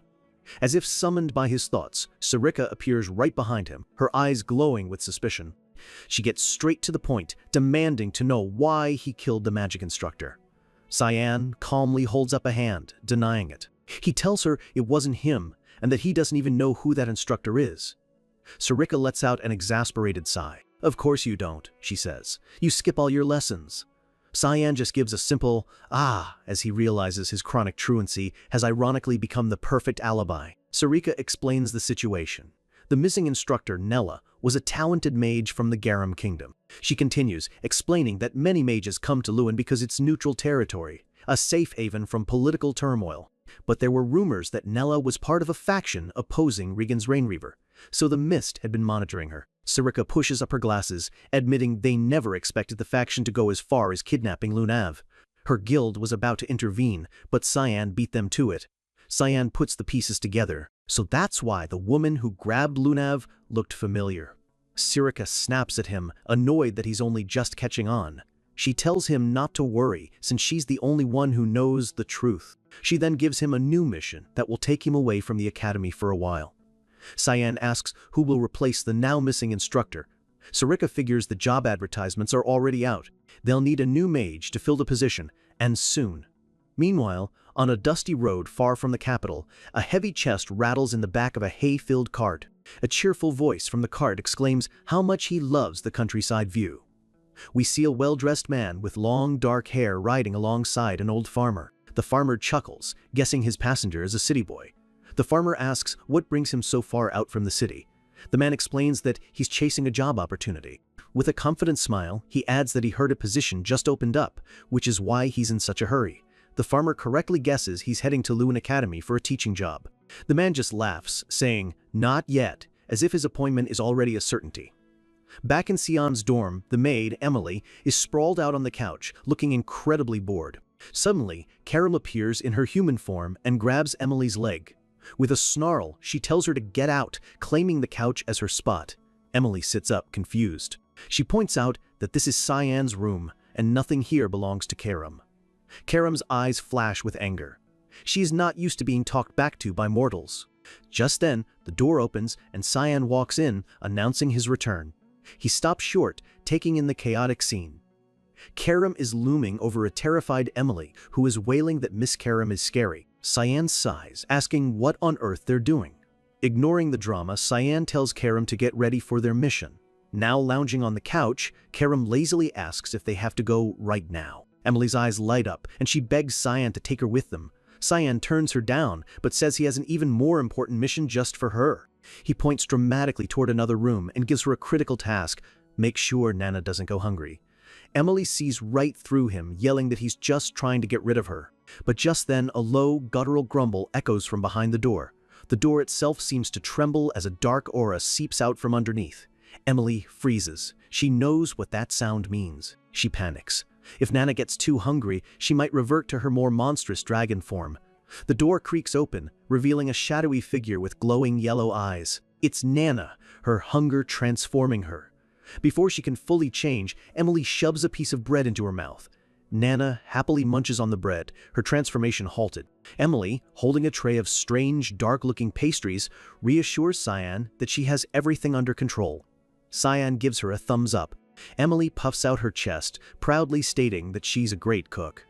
The tiny, floating imp form of Karam sweats nervously at the very sight of her baking. Cyan adds one last warning: don't feed any of it to Brian. The poor knight is still recovering in bed from her last culinary experiment. With the dorm settled, Karam asks where they're heading. Cyan replies that their destination is in the southwest of the empire, a city called Lambaster. We get a glimpse of a dark, grimy city skyline. Cyan explains that it's a lawless place, ruled by money and violence. The scene cuts to a roaring crowd in an underground fighting arena. A new match is about to begin. The crowd screams for blood, placing bets on the outcome. We see one of the fighters, Zaber. He's tall and muscular with long, dark hair. He looks down at his opponent with disdain, wondering how he should finish him. His opponent is a hulking brute named Zelbard, who looks more like a stitched-together monster than a man. Zaber just tells him to shut up and come at him. Zaber gets into a low stance, taunting his opponent, calling him a pig. The signal is given. The fight begins. Zelbard roars and charges, swinging a massive arm with enough force to shatter stone. But Zaber is unbelievably fast, easily dodging the attack with a confident smirk. He calls the move slow and prepares to counter, but suddenly feels a massive impact. It was a feint. Zelbard's first attack was a distraction, and he lands a crushing blow on Zaber, cackling that he's going to tear him apart. Zaber stumbles back, blood trickling from his lip as the crowd roars. He spits out a mouthful of blood, the smirk gone, replaced by a grimace of pain. But then, it's Zelbard who suddenly roars in victory. The punch he landed somehow backfired, and a massive, bloody gash has opened up across his own face. With a final, brutal strike, the announcer declares him the winner as he finishes off his opponent. In a city where the only laws are written in blood and paid for in gold, a 12-year-old boy has just arrived to start a war. The streets of Lambaster are a cesspool of drunks and criminals, the perfect hunting ground for an assassin. Cyan and Karam, in her human form, navigate the filthy streets. Karam wrinkles her nose in disgust. Cyan explains that, while the region is technically neutral, this city is impartial for a simpler reason. It's completely and utterly out of control. Before he can elaborate, a rough voice cuts in, welcoming the precious guests to their city. A mountain of a man and his crew of thugs block their path. He completely ignores Cyan, his leering eyes fixed on Karam. He suggests she ditch the kid and hang out with some real men instead. Karam just scoffs, turning to Cyan. "So this is what you meant, isn't it?" she says, her voice dripping with disdain. The city is crawling with low-lifes. The thug leader just laughs it off, warning her that they play rough around here. He finally glances down at Cyan and tells him to get lost. But Cyan just looks up, a faint, chilling smile on his face, amused by their foolish confidence.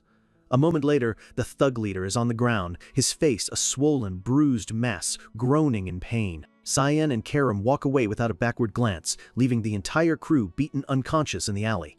For a master assassin, a few street thugs aren't even a warm-up. They arrive at their destination. Cyan slams a heavy pouch of gold on the front desk of a large inn, demanding their best room. The woman at the counter looks at him skeptically, asking how old he is, clearly not taking him seriously. Cyan repeats his request, his tone turning cold. He decides to play a role he knows all too well. He raises his voice, adopting the arrogant tone of a spoiled nobleman, and demands to see the owner. Caught off guard by his sudden display of authority, the woman begins to stammer. She quickly changes her tune, stammering out a formal welcome to the Lambaster cage. From the lobby, Cyan watches as more guests arrive, every one of them looking like they belong to the criminal underworld. He watches them with a sharp, calculating gaze. Everything is proceeding exactly as he planned. One particularly shady-looking group, led by a man with a sinister grin and an eye patch, heads out, ready for a night of illicit business. The receptionist approaches Cyan, her professional smile plastered back on her face. She introduces herself. "My name is Lisa," she says, "manager of the Lambaster cage. How can I help you?" Cyan gets straight to the point. "I'd like to use the cage." Lisa's smile remains, but her eyes turn to ice. She apologizes, informing him that new customers are strictly forbidden from using the cage. Cyan's eyes flash red for a split second. Just as he thought. This place isn't just an inn, it's a front for something much darker. He presses her, gesturing to the other criminals coming and going. He asks why they're allowed in, and if he's the only new customer here tonight. As he speaks, a wave of pure, suffocating killing intent washes over Lisa. It's a primal, terrifying aura that she hasn't felt in years. In an instant, she drops to her knees, her voice trembling as she begs for forgiveness, pleading that she's just doing her job. Cyan smirks, pulling back his aura. Her reaction is interesting, but as he lets his guard down, Lisa lunges. A blade flashes from her sleeve, aimed directly at his throat. But Cyan is faster. He calmly flicks a single gold coin from his pouch. The coin spins through the air with impossible speed, intercepting the dagger with a sharp clang and knocking it harmlessly aside. Lisa stares in disbelief at the golden coin now lying on the floor. Her mind races. She only attacked because she felt that overwhelming killing intent. She can't believe it came from a child. Cyan picks up the coin, looking at the fresh scratch on it with mock sadness. Then he turns on her, demanding an apology. "Did you just try to attack me?" he asks, his voice dripping with menace. Lisa frantically tries to explain that it was all a misunderstanding. Cyan leans in, his expression twisting into a terrifying grin. He tells her he's very displeased and asks how she plans to take responsibility. Lisa is completely flustered, her brain short-circuiting from the mix of terror and utter confusion. Having thoroughly broken her composure, Cyan has won. The power dynamic has been firmly established. Defeated, Lisa leads him down a dark, torchlit staircase, explaining that this is the path to the real cage. She hands him a VVIP plaque, a square medallion with an intricate design. Lisa explains that it's given to special customers and that keeping it on him will guarantee his safety inside. She gives him one last serious warning. She doesn't know why he's so desperate to enter the cage, but she advises him not to go unless he has multiple lives to spare. Cyan isn't fazed. He simply replies that he prefers to do things his own way. Lisa stomps away in frustration, muttering that she'll never forget this humiliation. As they descend deeper, Karam asks why he went through all that trouble instead of just forcing the woman to bring him the owner. Cyan reveals his true mission. The order from Sarika was to draw out the owner of the Lambaster cage. The mission directive, written in the coded language of the mist, is clear. His target is a woman named Lindsay Nihalov, the veiled and mysterious figure who runs this entire criminal empire. Cyan explains that there are no clues to her whereabouts. Kyram groans, annoyed that Sarika would give them such a vague, impossible task. As they walk, Kyram notices that Cyan seems to know his way around. He confirms that he'll figure it out soon enough. His mind flashes back to a memory from his past life. He sees this very city engulfed in the flames of a brutal civil war. He tells Karam he came here a few times before and that this place is destined to collapse. Karam wonders just how chaotic this place really is. Cyan just repeats that she'll find out soon enough. A massive, barred gate groans open before them, revealing a huge, roaring arena. This is the true Lambaster cage. Elsewhere in the city, a man with spiky white hair takes a drag from his cigarette. He looks down at the bruised thug from earlier, asking if a little kid really did this to him. The thug, kneeling on the floor, insists that the boy was no ordinary child. The boss, a local gang leader named Gunther, seems intrigued. The thug explains that the kid booked a VIP room at the cage so they couldn't touch him. Gunther considers this. Perhaps the boy is the son of a powerful noble. The thug, a massive lump now protruding from his forehead, wails that he's too embarrassed to even show his face in public, begging his boss for help. Gunther stands up, a grin spreading across his face. This sounds interesting. He's curious to see this kid for himself and decides they're heading to the cage immediately. Back in the arena, a brutal fight comes to an end with a devastating kick to the face. The crowd erupts as the announcer declares the winner, Linda Weasley. A ridiculously muscular woman with fiery red hair flexes for the cheering audience, her boot planted firmly on her defeated opponent's chest. Cyan watches from a balcony overlooking the ring. He can see now why this city is doomed. Betting on fights like this, he muses, is certainly a good way to attract attention. With a sly smile, he adds, and that's exactly why I'm here. Kyram looks at him, confused. Cyan's eyes glow red as a wicked grin spreads across his face. He lays out his simple, brutal plan. If the owner won't come out on her own, they'll just have to make so much noise that she has no choice. Karam still doesn't quite get it. Just then, a guard spots Cyan on the VVIP balcony and stomps over. He and his partner get in Cyan's face, telling him this is no place for a kid. Cyan thinks to himself, perfect timing. The guard grabs Cyan's shoulder, but in a blur of motion, Cyan seizes his arm and brutally twists it. The other guard shouts in alarm as his partner screams in agony. He stares in shock, unable to process what just happened. Cyan turns to him, his face shadowed, a predatory grin on his lips. The guard immediately starts to beg for his life. But Cyan unleashes a rapid flurry of strikes, too fast for the eye to follow. The guard can only watch his partner collapse before he too is struck down, his cry of pain cut short. Cyan stands over their unconscious bodies, dusting off his hands. He looks out at the arena below, his eyes glowing with dark energy. His voice is calm, but his smile is pure chaos as he asks, "So, where do I sign up to fight?" A 12-year-old boy has just demanded to fight in an underground death match, and the crowd is buzzing with a mix of disbelief and morbid curiosity. They can't believe the cage is so desperate for fighters that they'd let a child step into the ring. One spectator slams his fist on the railing, shouting that this is absolutely ridiculous. And there he is. Cyan, standing in the middle of the arena, calmly wrapping his hands. The crowd is in an uproar, shouting and jeering at the sight of a kid preparing for battle. But Cyan is completely unfazed. He looks up at his massive opponent with a flicker of interest, a spark of excitement in his eyes. This is exactly the kind of chaos he was hoping for. The hulking monster known as Zelbard towers over him, easily 10 times his size. He looks down at the little kid and wonders aloud what the most entertaining way to kill him would be. A man in the stands crosses his arms, convinced the promoters have lost their minds.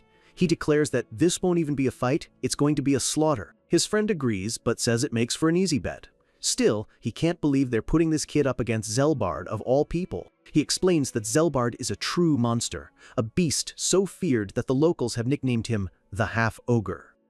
Zelbard lets out a maniacal laugh, his eyes glowing with a sickly green light. He's made up his mind. He's going to crush this tiny opponent into a paste. He throws a punch, his massive fist rocketing towards Cyan like a cannonball. The boy just watches it come, his expression perfectly calm. But just as the punch is about to connect, Cyan moves.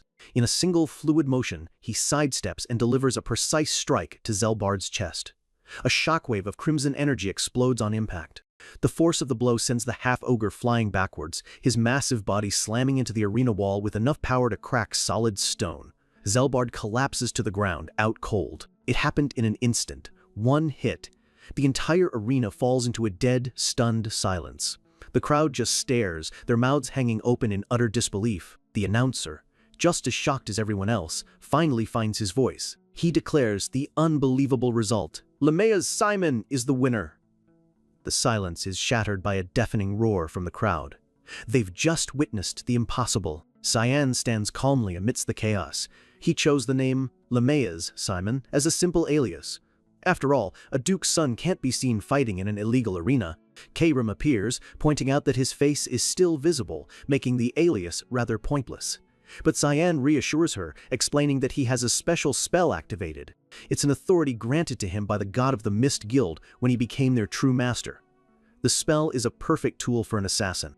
People can see him and interact with him normally, but the moment they try to recall his face, their memory will turn to fog. He's a ghost hiding in plain sight. With his point made, Cyan decides to head back to his room. Kairam grumbles that she wasn't worried, but her tone tells a different story. Meanwhile, the gang leader Gunter has just arrived at the arena. He takes in the scene, the defeated monster, the roaring crowd, and hears the name, Lamea's Simon. A hungry grin spreads across his face. He's found his next prey. His eyes gleam with a predatory light as he stares down at the ring. "Don't disappoint me, Simon," he says to himself, his voice filled with anticipation. The scene shifts back to the front desk of the Lambaster cage. Lisa, the manager, is on edge, demanding to know what all the commotion is about. A stunningly beautiful woman with long blonde hair and a red dress has just stormed in with her entourage. This is Delkia, the powerful manager of the red light district. Delkia demands that Lisa bring her the kid who caused a scene earlier. Lisa plays dumb, telling her to get lost. Delkia's smile turns into a snarl, warning Lisa that things are about to get ugly. Lisa stands her ground, ready for a fight. Hidden from view, she prepares an array of throwing knives, declaring that she won't tolerate any disruptions concerning her customers. Delkia sees that as a confession. "So I as here," she shouts, her men readying themselves for a fight. Lisa realizes she's in a bad spot. This kid has managed to anger every major player in the city in less than a day. A calm voice cuts through the tension. "Excuse me." Cyan appears as if from thin air, standing right between Delkia's men. He raises a hand casually and asks, "Are you looking for me?" Lisa is just as shocked as everyone else, asking how long he's been standing there. Cyan nonchalantly replies that he's been there for a while, then walks forward. "Here I am." He steps right up to Delkia, telling her to deal with him directly instead of harassing the staff. The moment Delkia's eyes meet his, the world around her seems to explode into a shower of pink flower petals. She is utterly captivated. Cyan begins to explain that her men provoked him first, but she gently takes his hand, interrupting him. She looks at him, her cheeks flushed, and asks for his name. Cyan, caught off guard by her sudden shift in demeanor, tells her it's Simon. Delkia practically swoons, calling it a brave name for such a handsome face. Lisa watches with horror, realizing this woman is dangerously unpredictable.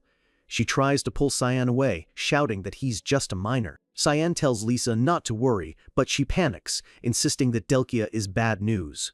Delkia slips a business card into Cyan's hand, suggesting they have a much deeper conversation. Next time. Cyan looks down at the card. It reads, "Delkia's Room of Pleasures." He immediately breaks out in a cold sweat. Delkia winks, telling him to stop by anytime. She leans in close, whispering that for him, her services would be completely free. After that bizarre encounter, Cyan finds himself back at the front desk, getting an earful from a very unhappy Lisa. She scolds him, asking if he listened to a single one of her warnings. Cyan just defends himself, insisting they started it. Lisa sighs, mentioning she heard he won a match in the arena. She reminds him that news travels fast in a place like this. As Cyan heads to his room, Lisa gives him one final emphatic warning. "Don't you ever go near the Room of Pleasures." Cyan just yells back that he doesn't go to places like that anyway. Lisa watches him go, a small smile on her lips. She's just relieved that Delkia backed off on her own. But her relief is short-lived. A sudden, chilling presence fills the room, and the temperature seems to drop. A figure emerges from the shadows. It's Lindsay Nihalov, the veiled owner of the Lambaster cage. Her voice is like silk and poison as she notes how close Lisa seems to have gotten with their new guest. Lisa stammers, insisting she was just treating him like any other VIP. But Lindsay points out that she even offered him advice. Lisa tries to explain that it wasn't personal. After all, he's still just a kid. A wild, mocking laugh echoes through the room.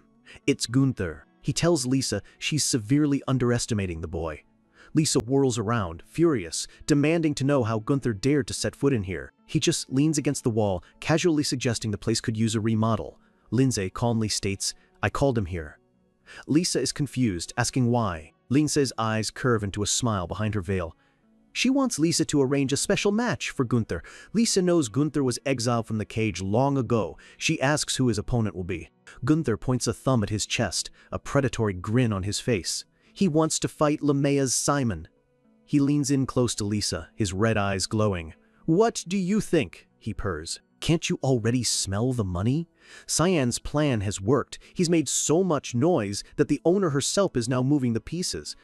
Elsewhere, in the opulent heart of the red light district, Delkia is having a complete meltdown, throwing priceless vases around her room and screaming in frustration. Two of her subordinates listen from outside, noting that she's particularly loud today.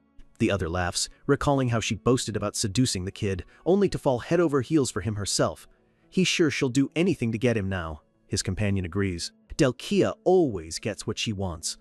They both shudder, feeling sorry for the poor kid. Inside, Delkia's frustration boils over. She's surrounded by dozens of sketches, all failed attempts to capture Cyan's face. She screams that it's impossible, that she just can't remember. "I just saw him," she wails. "Why can't I remember what he looks like?" She clutches her head, screaming in agony. Why can't she recall that beautiful face? This is the true power of Cyan's spell. Her memory is a fog, a blurry image she can never quite grasp. But this failure doesn't deter her. It only fuels the fire of her obsession. A dark, possessive look crosses her face. The mystery only makes her want him more. Her hunt for Lemea's Simon has just begun. Lambaster's red light district, a dizzying maze of neon lights and shadowy corners. It's a place built on vice, where every kind of earthly pleasure is up for sale. And for Cyan, it's a place he wants nothing to do with. He turns his back on the chaos, ready to leave it all behind. The memory of Delkia, the district's manager, sends a shiver down his spine. He knows she's trouble, and the rumors about her tastes are more than enough to make him keep his distance. This isn't just distaste, it's a strategic withdrawal from unnecessary complications. Just as he decides to search for clues about Lindsay elsewhere, a small figure collides with him. A basket tumbles, spilling its contents across the grimy street. The young girl lands hard with a cry of pain. Looking down, Cyan's cold demeanor softens for a moment as he asks if she's okay. Scrambling to her feet, her eyes are wide with pure terror. She immediately begins bowing, apologizing over and over, begging him not to hurt her. In a city like Lambaster, even an accident can have brutal consequences. Cyan is taken aback. Her overwhelming fear is a stark reminder of the world she lives in, where the weak are always at the mercy of the strong. His gaze falls on the spilled items. Cigarettes, all branded with the mark of the Grey Guild. He kneels to help her, his voice gentle. "I should be the one apologizing," he says, asking if she's hurt. She quickly shakes her head, insisting she's fine, but then she does something that stops him cold. She presses her forehead to the ground in a gesture of absolute submission, thanking him for his mercy. "Get up," he says, his tone firm but not unkind. As he hands back the basket, he notes how full it is. When he asks if she's selling them, she brightens up, eagerly pitching them as high-quality goods from the Grey Merchant Union. "I don't smoke," he replies, his mind already piecing things together. The Grey Merchant Union, that name is new. It wasn't a player in his past life, meaning history is already changing in ways he didn't predict. Thinking she's offended him, the girl apologizes again. But as she turns to leave, Cyan stops her, asking where she sells them. A hopeful smile touches her lips. She tells him she works the alleys west of here, hoping to sell out before sunrise so she can finally go home. He understands immediately. She's not just working, she's trapped, forced to wander these dangerous streets until her basket is empty. He sees the quiet desperation in her eyes. Without another word, he pulls out a single gold coin. This should be enough to buy all of them, right? For a street vendor like her, 1 gold coin is a life-changing amount of money. She looks confused, reminding him that he doesn't smoke. Cyan just pushes the coin into her hand, telling her to take it. Then he holds out another coin, the one scratched by Lisa's dagger from the arena. "And this," he adds, "is just for you." Her eyes widen, sparkling with disbelief. 2 gold coins. It's more money than she's ever held in her life. Overwhelmed with gratitude, she thanks him again and again, promising never to forget his kindness as she dashes away into the night. Karim materializes beside him, her tone dripping with sarcasm as she teases him for playing the hero. But Cyan's expression is hard as ice. "Not exactly," he says, watching the direction the girl ran towards the city's waste dump. "This wasn't just charity, it was a baited hook. Why are we following her?" Karim asks. Cyan's reply is chillingly simple. "You'll see." And just moments later, his prediction comes true. A terrified scream cuts through the alley as the girl is thrown to the ground. It's the same thugs he humiliated earlier.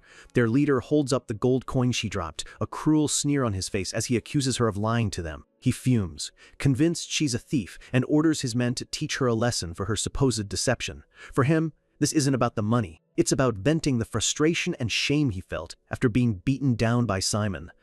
The girl sobs, pleading with them, insisting she didn't steal anything. Suddenly, a cold voice cuts through the darkness. "She's asking you to believe her. Why not just stop?"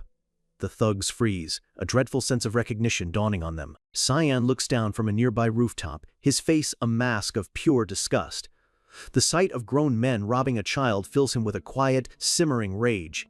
"Pathetic," he scoffs. The leader's shock quickly morphs into a twisted grin. He can't believe his luck. The man who embarrassed him has walked right into their territory. This time, he thinks, things will be different. The thought barely crosses his mind before Cyan is on him in a blur of motion, a single, brutal kick sending him flying into a wall. The girl can only watch, stunned into silence by the sudden, violent turn of events. With the cold precision of a master assassin, Cyan dismantles the rest of the gang. Pinned to the ground, the leader screams, demanding to know why he's doing this.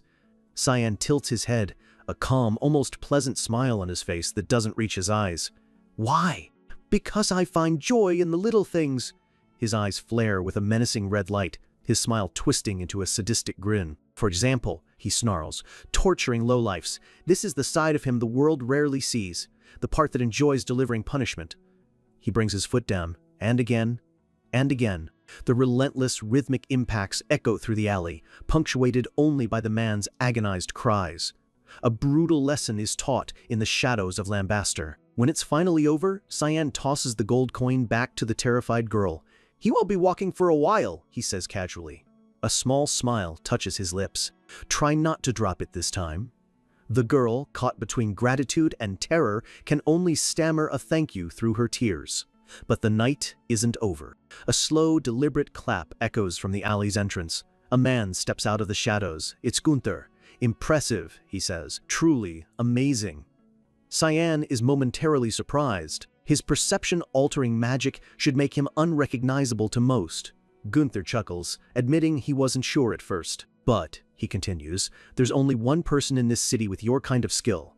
He points directly at him. "You're Lemaea's Simon, and I'm Gunther Lictus. I'm the one who runs this part of the city." Cyan remains unfazed. He glances at the unconscious thug on the ground. "I had some questions for him," he says coolly. "But I suppose you'll do," Gunther scoffs, calling his subordinate useless as he plants his boot on the man's head.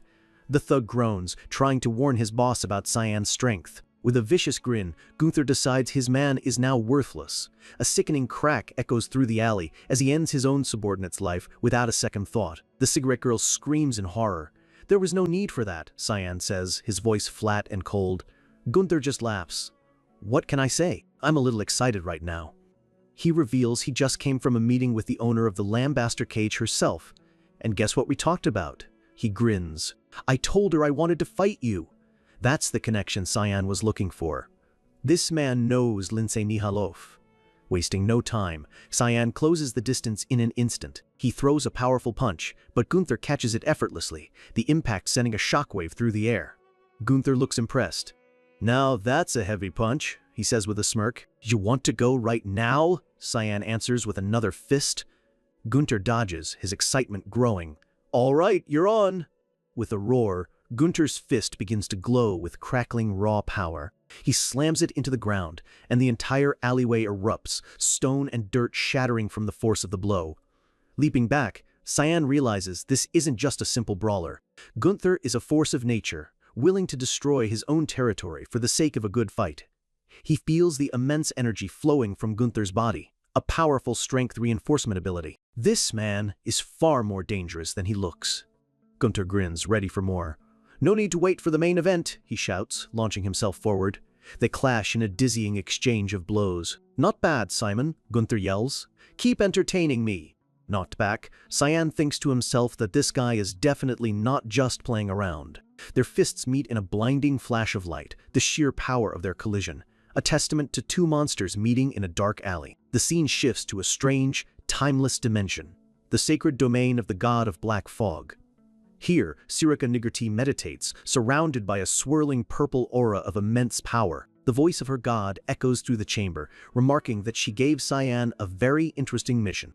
The god points out that the target, Lindsay Nihaloff, was never on the Mist Guild's official elimination list. The shadowy deity clarifies that this isn't a lecture, but he finds it curious she would involve Cyan in what is clearly her own personal business. Sirika's eyes remain closed. I won't deny it, she says simply. Her motives run deeper than a simple assassination order. The god concedes the point, acknowledging that Lindsay Nihaloff, a former traitor to their guild, would have needed to be dealt with eventually. Finally, Sirika reveals her true intention. This mission isn't just about Lindsay. It's a test for Cyan, to determine if he is worthy to be the successor to their god. Or, she wonders aloud, will he follow the same path as Lindsay, another powerful asset who grows too strong and ultimately betrays them all? The god of black fog considers this. Cyan's future is an interesting puzzle, one with dangerously high stakes for their entire organization. A faint smile plays on Sirika's lips. We'll see soon enough, she says. After all, fate is never predictable. Back in the ruined alley, the dust settles. Gunther looks genuinely surprised. You're still standing after that? Cyan meets his gaze, a new intensity in his eyes. I'm glad I found you. This fight has confirmed everything he needed to know. Gunther settles into a fighting stance, a wide, challenging grin on his face. So, shall we continue? He asks. Show me more of that, LeMaya's Simon act. The brawl is over. The real fight is about to begin. In the dark heart of Lambaster's back alleys, the storm has already broken. The night air crackles with the sound of brutal, unrestrained violence. Cyan moves like a phantom through the chaos. His strikes are swift, precise, and devastating. He isn't just fighting, he's a surgeon of combat, dismantling Gunther's men with cold, calculated efficiency. With the lackeys scattered, Cyan pins Gunther to the ground, his knee pressed hard against his chest. Leaning in, his voice is a low, sharp whisper. Where is Lindsay Nihaloff? But Gunther just scoffs, a defiant grin spreading across his face. A wild, furious energy begins to radiate from him, his eyes glowing with purple light. Don't underestimate me, he growls. He's the king of this city for a reason, and he's about to show Cyan why. With a surge of raw power, Gunther throws Cyan off him. He meets every attack head-on, their fists colliding in a series of explosive impacts that shake the very ground beneath them. But even in the heat of battle, Cyan is analytical. He notices something strange. His attacks aren't leaving a single mark on Gunther's arm. Below, Gunther winds up for another punch, a faint purple aura protecting his skin. Try dodging this one, he taunts. An explosion of force rips through the alley, shattering the pavement. Cyan narrowly avoids the blow, feeling the immense power behind it. He lands gracefully on a pile of debris, putting some distance between them. He looks down at the battle-hungry monster below, completely unfazed. He's not intimidated, he's gathering data. Gunther grins, genuinely impressed. You're not too bad, Simon, he says, his voice a mix of respect and raw excitement. Actually, you're better than I expected. Energy crackles around his fists as his battle lust ignites. Come down here, he shouts. We're not done yet. Cyan looks down, a flicker of annoyance on his face. He was about to end this, but then he pauses. He senses a new presence nearby. Wait, he thinks. Someone's here. A woman's sharp voice cuts through the tension. Stop, Gunther. Armed staff from the Lambaster cage arrive, their weapons raised. Gunther turns his head slowly, his eyes burning with rage. "What are you butting in for?" he snarls, his voice dripping with menace. "Are you looking to die?" The cage manager stands her ground, her expression tense but resolute. She points her sword at him, demanding to know why he's attacking their esteemed customer. Gunther points right back, infuriated. "He started it," he roars, but the manager instantly shuts him down. Nonsense. It's clear this isn't their first argument. To Cyan, Gunther looks less like a fearsome gang leader and more like a child being scolded, complaining that he always gets the blame. With a scoff, Gunther turns to leave, shouting over his shoulder not to forget about their official match. As he walks away, Cyan notes how obedient he is. Something feels off. This intervention seems a little too convenient. The manager approaches Cyan, asking if he's hurt. "I'm fine," he replies, his voice turning cold, "but I am very displeased." She and her guards flinch at his tone. She stammers an apology, acknowledging they failed to protect him. A plan begins to form in Cyan's mind. "Looks like you have a favor to ask," he says calmly. The manager looks stunned. "How did you guess?" she asks, caught completely off guard by his sharp perception. Cyan turns away, explaining that he knows Gunther wants an official match. Then, with calculated indifference, he adds, "I don't mind." Relieved, she asks if he's sure. Cyan glances back, his expression unreadable. On one condition. His eyes drift towards a dark corner of the alley. "Give her a job," he says plainly. Huddled in the shadows is the small, shivering girl from before. He started this entire confrontation because of her, and now he's leveraging the chaos to secure her a future away from the streets. A week passes, and word spreads like wildfire. In a crowded tavern, two men gossip excitedly. "Did you hear? Gunther Lichtus is coming back to the cage." His friend grins. "Against that new kid, Simon of Lamea, right? I can't wait to see Gunther fight again. That kid is going to get destroyed." For 7 days, the entire city buzzes with talk of the fight. The hype is bigger than anything Lambaster has seen in years. Cyan didn't spend that week idly. He fought in the cage every day, learning its rhythm, its crowds, and most importantly, its rules. The first rule was simple: no weapons. It was a stage for pure hand-to-hand combat. The second was a code of honor: back off if your opponent surrenders. And the third, most important rule: killing is forbidden. But as the announcer steps into the ring, a manic grin on his face, he screams that tonight, those rules are being thrown out. This is a no-rule match. The crowd erupts. The announcer declares that the cage's owner has given her special permission. Across the ring, Gunther stands ready. Cyan's expression remains neutral, but inwardly, he's confused. No one mentioned this to him. "It's just like it sounds like. There are no rules," the announcer bellows. Cyan's eyes narrow slightly. "I wasn't told about this," he says, his voice dangerously calm. Gunther slips on a pair of brutal-looking brass knuckles, a sadistic smile on his lips. "You have no idea how much I've been waiting for this, Simon." Cyan immediately protests to the judge that this is unfair, but Gunther just flexes, ignoring him completely, eager for the carnage to begin. Before he can argue further, the announcer screams, "Match, begin!" In that same instant, Gunther vanishes. Cyan's eyes widen. He's unbelievably fast. Watching from a private box high above is Lindsay Nihalov, the veiled owner of the cage. A small, cruel smile touches her lips. "Let's see what you're really made of, Simon of Lamea," she thinks. This entire setup, the rule change, the weapons, it was all her design. This is her test. Back in the ring, Gunther reappears right in front of Cyan. "Weren't you informed?" he asks mockingly. Cyan's reply is short. "Not at all," Gunther smirks. "Then go grab a weapon," he offers, flexing his armored arms.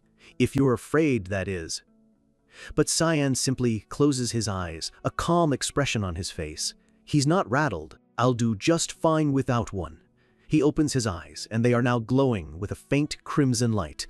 Dark, demonic energy begins to swirl around his bandaged hands. This isn't just magic. It's the raw power of his demonic sword, Karam. His eyes are now fully red, blazing with deadly intent. "I have a plan," he says, his voice steady. "Let's do this." Gunther's grin widens. "Magic? Good," he says, a crazed look in his eyes. "I was worried I might actually kill you." Cyan reminds him this isn't a death match, but Gunther's response is chilling. "Ever since coming to Lambaster," he confesses, licking his lips, his eyes gleam like a predator's, "I've realized how good it feels to kill a human." Cyan's expression remains cold and unfazed. Is that so? He replies, as the demonic energy around him intensifies. Losing all control, Gunter lunges forward, roaring that he'll gouge out Cyan's arrogant eyes. He closes the distance in a flash, his fist aimed right for Cyan's face. But Cyan is faster. The dark energy around his hand solidifies, forming a sharp, wicked-looking blade. He meets Gunter's attack not with defense, but with an attack of his own. In a blur of motion, the crimson blade flashes. Gunter's eyes widen in shock. He never even saw it coming. The blade passes cleanly through his arm. A split second of stunned silence hangs in the air before a blood-curdling scream echoes throughout the arena. The crowd is frozen, unable to process what they just witnessed. A man turns to his friends, his face pale. "What? Did you all see that?" Gunter stumbles back, clutching the bloody stump where his arm used to be, his face a mask of agony and disbelief. "My arm!" he screams. As Gunter vows revenge, Cyan's eyes glow ominously. A chilling wave of killing intent washes over the arena as he speaks, his voice lethally calm. "Don't move, or you might actually die." Gunter freezes. It's not the pain that stops him, but the sheer, overwhelming pressure coming from the small boy in front of him. He knows, without a doubt, that it isn't a bluff. The match is over. The announcer's voice booms through the stunned silence, declaring Simon of Lamea the winner. The spectators are in shock. They've never seen their unbeatable champion lose so decisively. In the stands, an older man with a large mustache is sweating, his eyes wide. He recognized the energy instantly. That black fog, and that mysterious mana. He clutches a piece of jewelry, his mind racing as the realization hits him. "I'm certain of it," he trembles. "That's the demonic sword!" Meanwhile, Cyan wipes the sweat from his brow, his expression grim. He's figured it out. Someone deliberately withheld the information about the rule change. He wonders, did Lindsay realize what I'm trying to do? Just then, a cheerful voice calls out. "That was so cool, Mr. John!" "Cyan!" It's the little girl he saved, running up to him with a drink, her face beaming with admiration. Cyan takes the cup, a bit surprised. "Oh, did you already start working?" The girl nods happily, explaining that the manager said she could start as an assistant. She bows politely, introducing herself properly. Her new name tag reads Lewis. For a moment, a rare, almost imperceptible softness appears in Cyan's eyes. "All right, work hard," he says, gently patting her head. In that brief exchange, he's not an assassin or a fighter, just someone looking out for a kid who needed help. A frantic cry of, "Sir!" breaks the moment. It's the manager. Cyan's gentle expression vanishes instantly, replaced by his usual cold mask. About time, he thinks. Now I can scold her for today's mess. The manager runs up and slams her head onto the table in a deep, desperate bow. "I am so sorry," she cries out. Louis looks on, startled, while Cyan remains silent, unimpressed by the display. He cuts right to the chase. "Why did you hide that today? It was a no-rule match." She looks up, her face etched with panic. "Hide it? I didn't," she insists, explaining it was a secret deal between the owner and Gunter. She apologizes again, admitting she should have been more vigilant. Cyan isn't convinced. "I would like to meet the owner," he demands. But the manager frantically shakes her head, saying it's impossible. The owner's identity is a closely guarded secret. Cyan sighs. This direct approach isn't working. He stands up, his mind already shifting to a new strategy. "All right," he tells the manager, "watch yourself from now on." As he turns to leave, a new voice stops him. "Excuse me, but do you have a moment?" He turns to see a well-dressed older man he doesn't recognize. The man smiles, a shrewd, calculating look in his eyes. "I am Morris of the Grey Merchant Union," he says. Morris leans in closer, his smile turning unsettlingly greedy. He says he came because of the demonic sword Cyan possesses. Then he gets straight to the point, his voice a low whisper. "Would you be willing to sell it to me?" A hand reaches out, its owner's face twisted with insatiable greed. Morris, the merchant, asks the one question that could cost him his life. "Would you be willing to sell it to me?" Cyan's eyes flash a dangerous red. He adjusts his collar, his expression turning to ice as his voice drops to a threatening whisper. "I don't know what you're talking about." The Morris just smirks, radiating an unshakable confidence. "There's no need to hide it," he says, leaning closer. "I'm sure I'm the only one here who recognized its true nature." To prove his credibility, he begins to list his credentials, explaining that he used to work for the prestigious Albus Merchant Union. That is, he continues, until its leader, Zickerman Albus, was assassinated 2 years ago. He's completely unaware that he's speaking to the very assassin who carried out the hit. Morris explains that after Albus's death, he left to join the Grey Merchant Union here in the lawless city of Lambaster. He boasts about his specialty in rare weapons, claiming he was once the main supplier for the powerful Garum Association. He declares with absolute certainty that no one knows more about legendary armaments than him, and what he saw in the arena tonight was unmistakable. His face lights up with a manic, obsessive excitement. "The demonic sword of the dark fog," he exclaims, convinced he's witnessing the return of a legend. He drops to one knee, practically begging, "Please, name your price. I will buy it, no matter the cost." Cyan's voice cuts through his rambling, cold and sharp. "You're the only one who knows?" The question hangs in the air, filled with a danger Morris is too blinded by greed to notice. In a flash, Cyan grabs him by the throat, lifting him clean off the ground. "That's good," he says, his voice dripping with killing intent. "Then I only need to get rid of you." Morris chokes, his own name a strangled gasp. Suddenly, Cyan senses movement. A cloaked figure with glowing red eyes materializes from the shadows, poised to strike. Before he can react, 3 more assassins surround them, weapons drawn. Their leader warns him to let Morris go, but Cyan just lets out a small, chilling laugh. "That's funny." His mind races, a single, cold thought echoing through his amusement. A terrifying, predatory grin spreads across his face, his eyes glowing intensely. "Did you really think," he sneers, "that you could stop me with these amateurs?" He recognizes their gear instantly. They're from Sparnia's Shadow Assassin Squad. It seems Morris learned a lesson about security after his last boss's demise. Cyan tightens his grip, his voice a low whisper in the merchant's ear. "Do you really think they can save you before I snap your neck?" Morris's face turns purple as he gasps for air. The manager screams and Lewis covers her mouth in horror. The sudden, raw violence is terrifying to witness. An assassin steps forward, trying to de-escalate. He warns Cyan that they will be forced to attack if he doesn't cooperate. Cyan's gaze flickers to Lewis, who's on the verge of tears. He realizes this is getting messy, and the last thing he wants is to drag her into his world of bloodshed. For the first time, his connection to someone else has become a tactical liability. With a grunt of disgust, he drops Morris to the floor. The merchant lands in a heap, gasping and sputtering for air. Cyan dusts off his hands, his expression one of pure contempt. "I'll spare you this time," he says coldly. "Get lost before I change my mind." Morris scrambles to his feet, terrified but alive. He quickly orders his guards to lower their weapons. Composing himself, he manages a slight bow, trying to save some shred of dignity. "You must be a bit upset, Mr. Simon."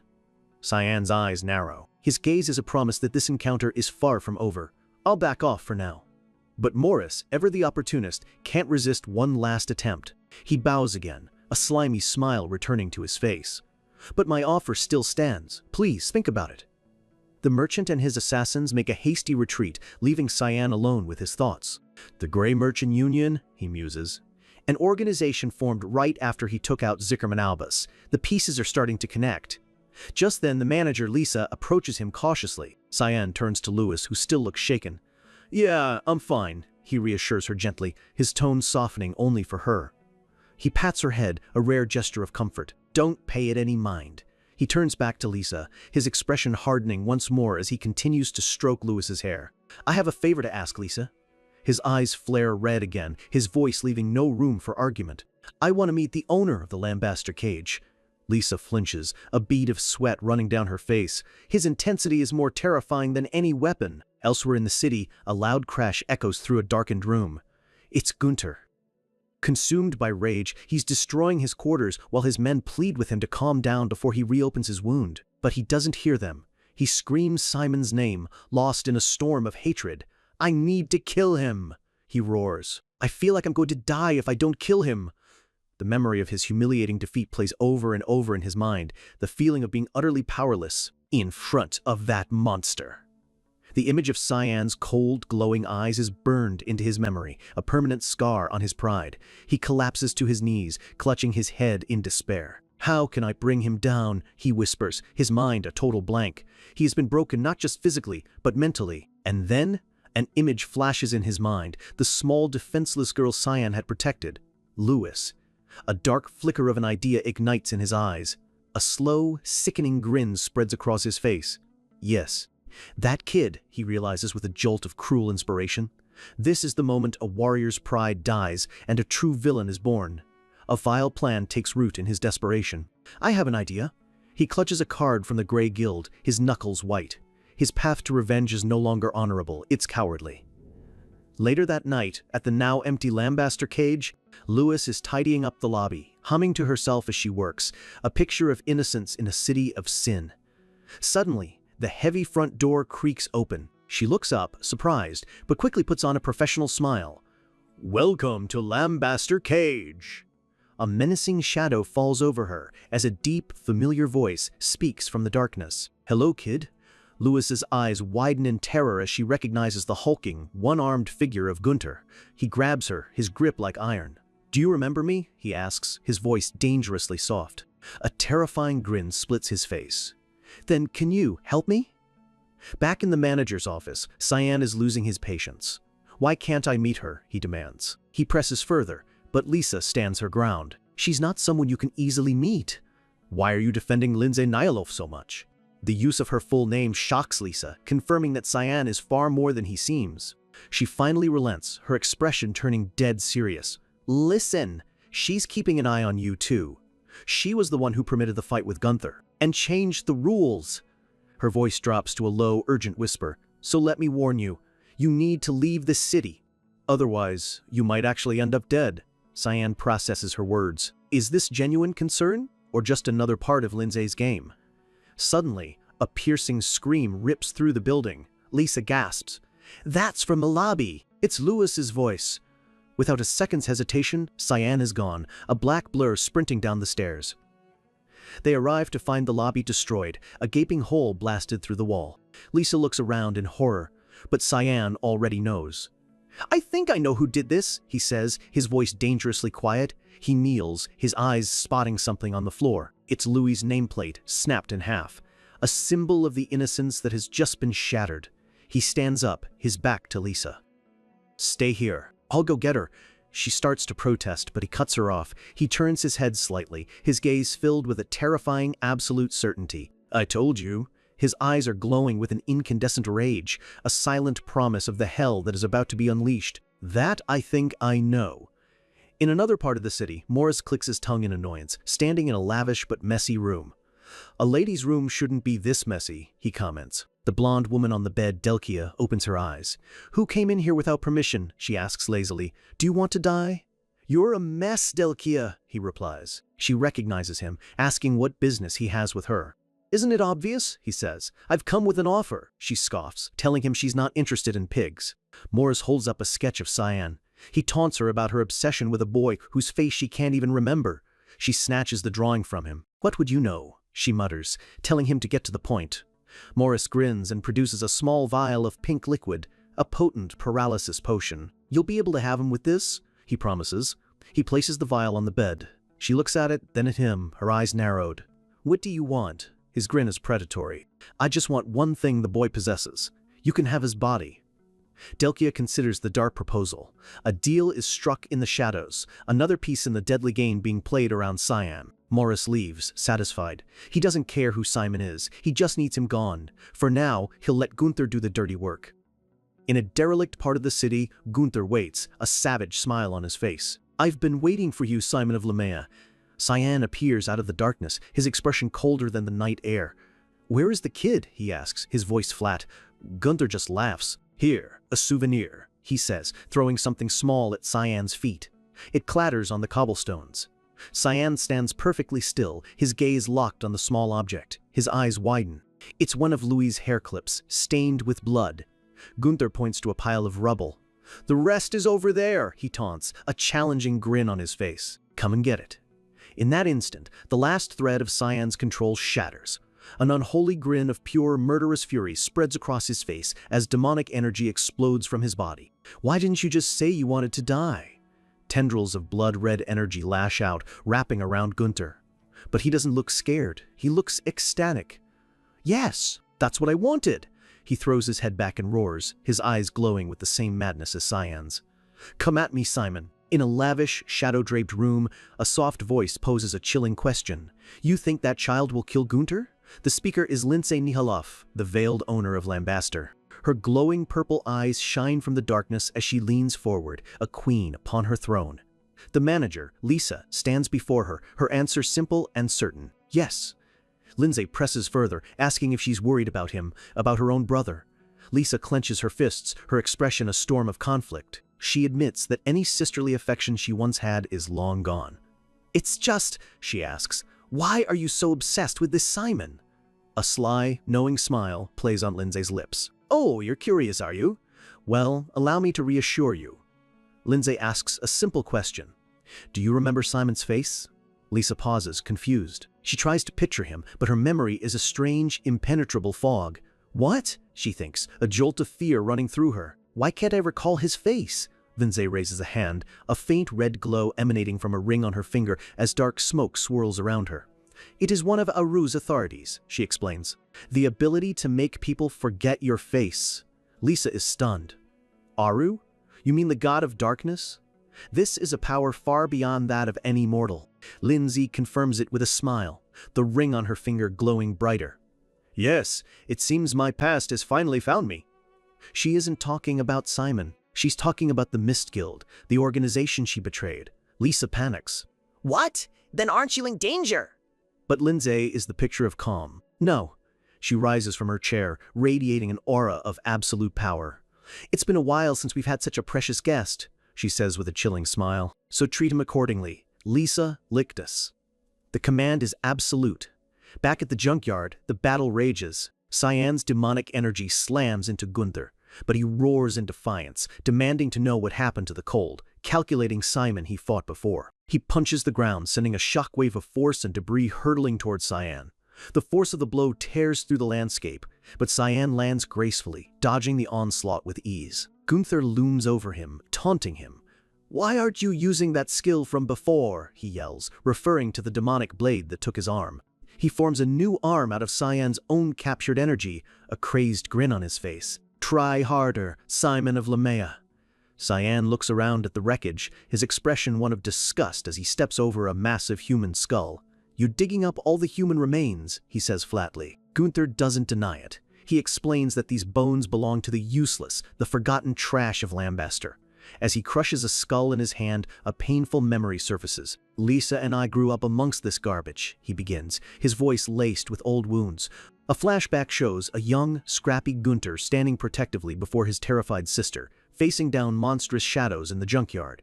He says they fought tooth and nail to survive. Then, one day, he met a boy who would change his life forever. He remembers the sleazy junkyard manager, the man who tormented them, begging for his life. And he remembers the calm, well-dressed blonde boy who ran him through with a sword without a hint of hesitation. Gunther explains that this boy single-handedly eliminated their tormentor. He and Lisa could only watch in awe as their nightmare was ended. The boy, a young Ashel Vert, told them he'd left the academy looking for fun and decided to clean up the garbage. Even then, Ashel saw people as things to be disposed of. Ashel turned to them with a gentle, angelic smile and told them they were safe. Gunther says he could never forget that face. It was the face of a savior. In that moment, something inside him broke, and something new was forged in its place. "I decided to admire him," he says. "After that day, my life changed." He dreamed of becoming just like his hero, of one day scrapping all the garbage in Lambaster. He grew stronger, more brutal, and eventually took over the junkyard. He started fighting in the cage to earn money. When he killed an opponent, he was expelled, but he didn't care. To him, that person was just more garbage that needed to be thrown out. Lisa eventually cut ties with him, unable to watch the monster he was becoming. But he still didn't care. "I was already one with the junkyard itself," he roars. His entire life had been dedicated to one goal, a twisted reflection of the kindness Ashel had shown him all those years ago. Back in the present, Cyan interrupts him. "All right, that's enough nonsense." He stands amidst a calming blue aura, completely unharmed. "Can't you see that I'm perfectly fine?"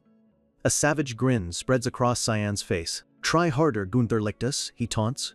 Gunther laughs maniacally. He likes this side of Cyan. "Then I'll give it everything I've got."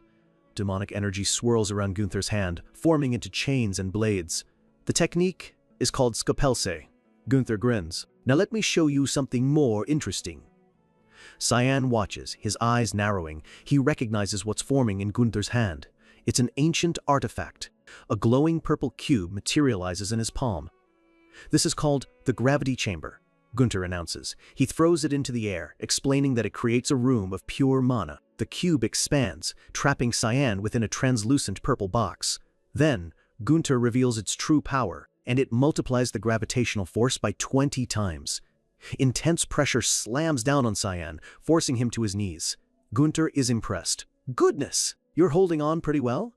He then unleashes his own demonic power, adding its weight to the crushing gravity. Let's see if you can endure this on top of it.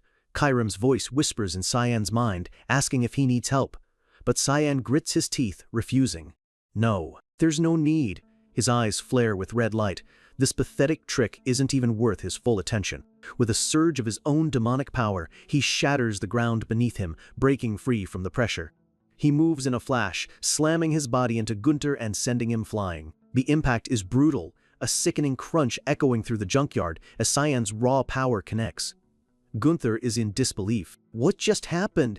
He can't understand how Cyan moved under that much pressure. It should have been impossible.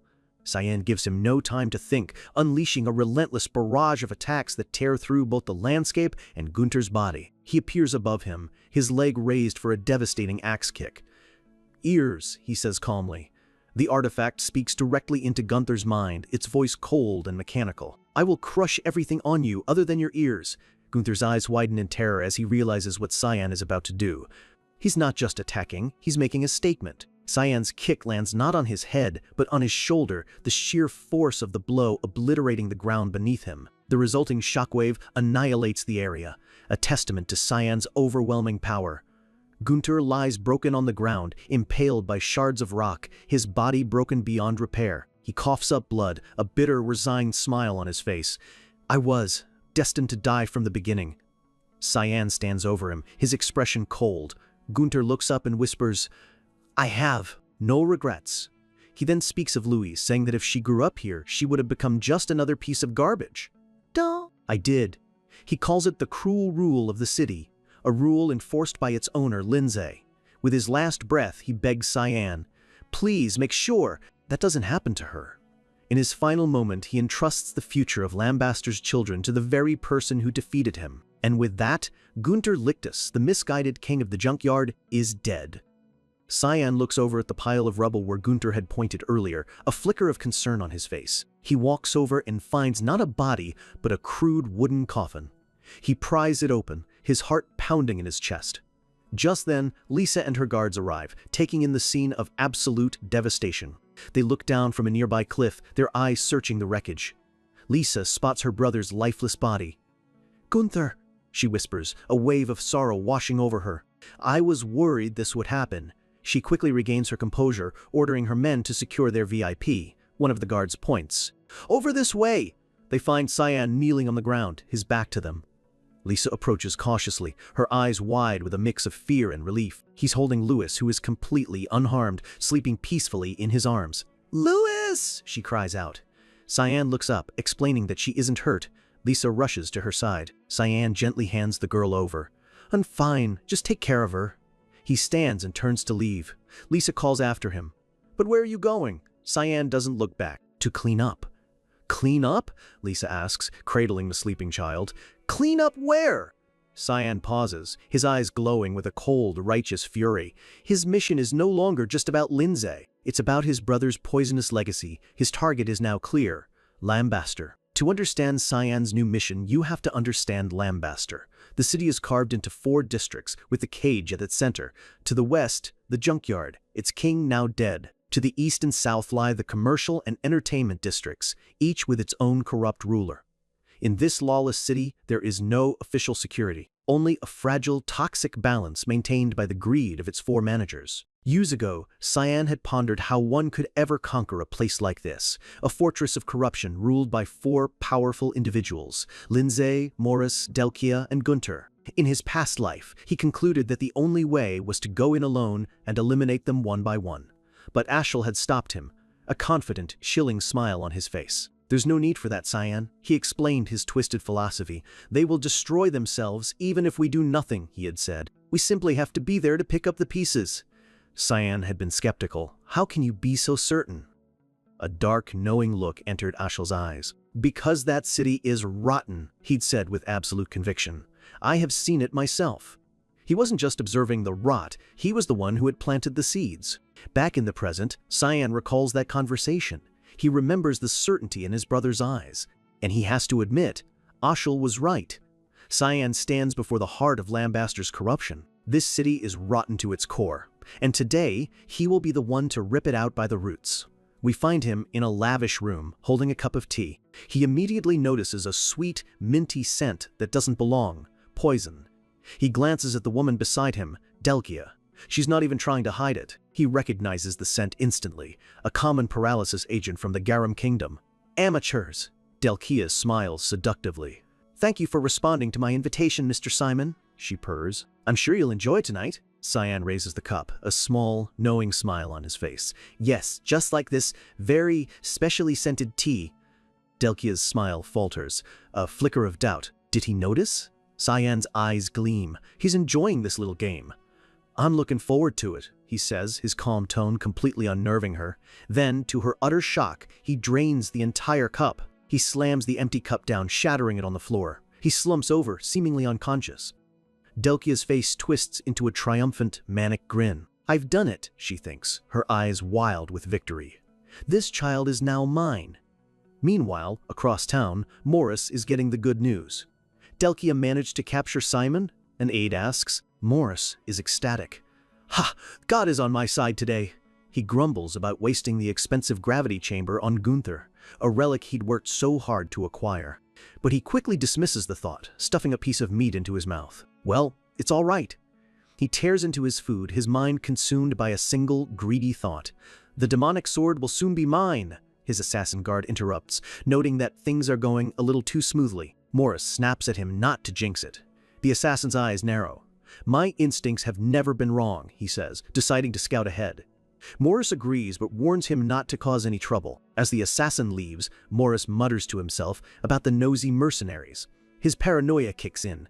What if they're after the demonic sword too? At that moment, a commotion erupts outside his headquarters. A carriage barrels through the streets at a reckless speed, heading straight for the entertainment district. Morris bursts through Delkia's doors, arms spread wide. I am here, Delkia, he announces. He finds her sitting on the bed, Cyan's unconscious form beside her. You're here early, she says with a sly smile. She licks her lips, looking down at Cyan. I was just about to start having my fun.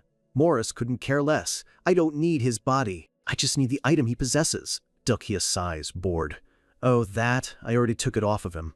Morris's face lights up with pure, unadulterated greed. That's all I wanted. Give it to me. Hurry! Delkia smiles and pulls a rope beside her bed. Don't rush me, she says playfully. You're going to be really shocked. A curtain pulls back, revealing a figure tied up, but it's not Cyan. Morris stares in horror. Behind the curtain is a macabre display of his own dead assassins, and the demonic sword is nowhere to be seen. Another group of assassins peeks out, equally shocked by the gruesome scene. And in the middle of it all, sitting calmly on the bed, Luwe, is the real Delkia, tied up and gagged. Morris whips his head back to the woman beside him, screaming, Then who are you? She just smiles. Don't be so rude. She removes her blonde wig, revealing long black hair. Her eyes glow with a familiar orange light as her voice drips with sadistic glee. The demonic sword you wanted so badly, that's me. It's Karam in human form. A blood-curdling scream of pure terror escapes Morris's lips.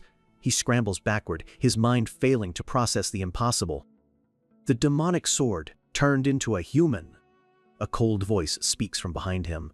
You know too much. It's Cyan, very much awake and radiating a deadly red aura. Morris panics, screaming for his assassins to save him. Cyan sighs, annoyed. Ugh, you're so damn loud. A single punch to the gut silences him. Morris collapses, whimpering. Cyan looks down with contempt. If you want to see those guys that badly, I'll send you to meet them.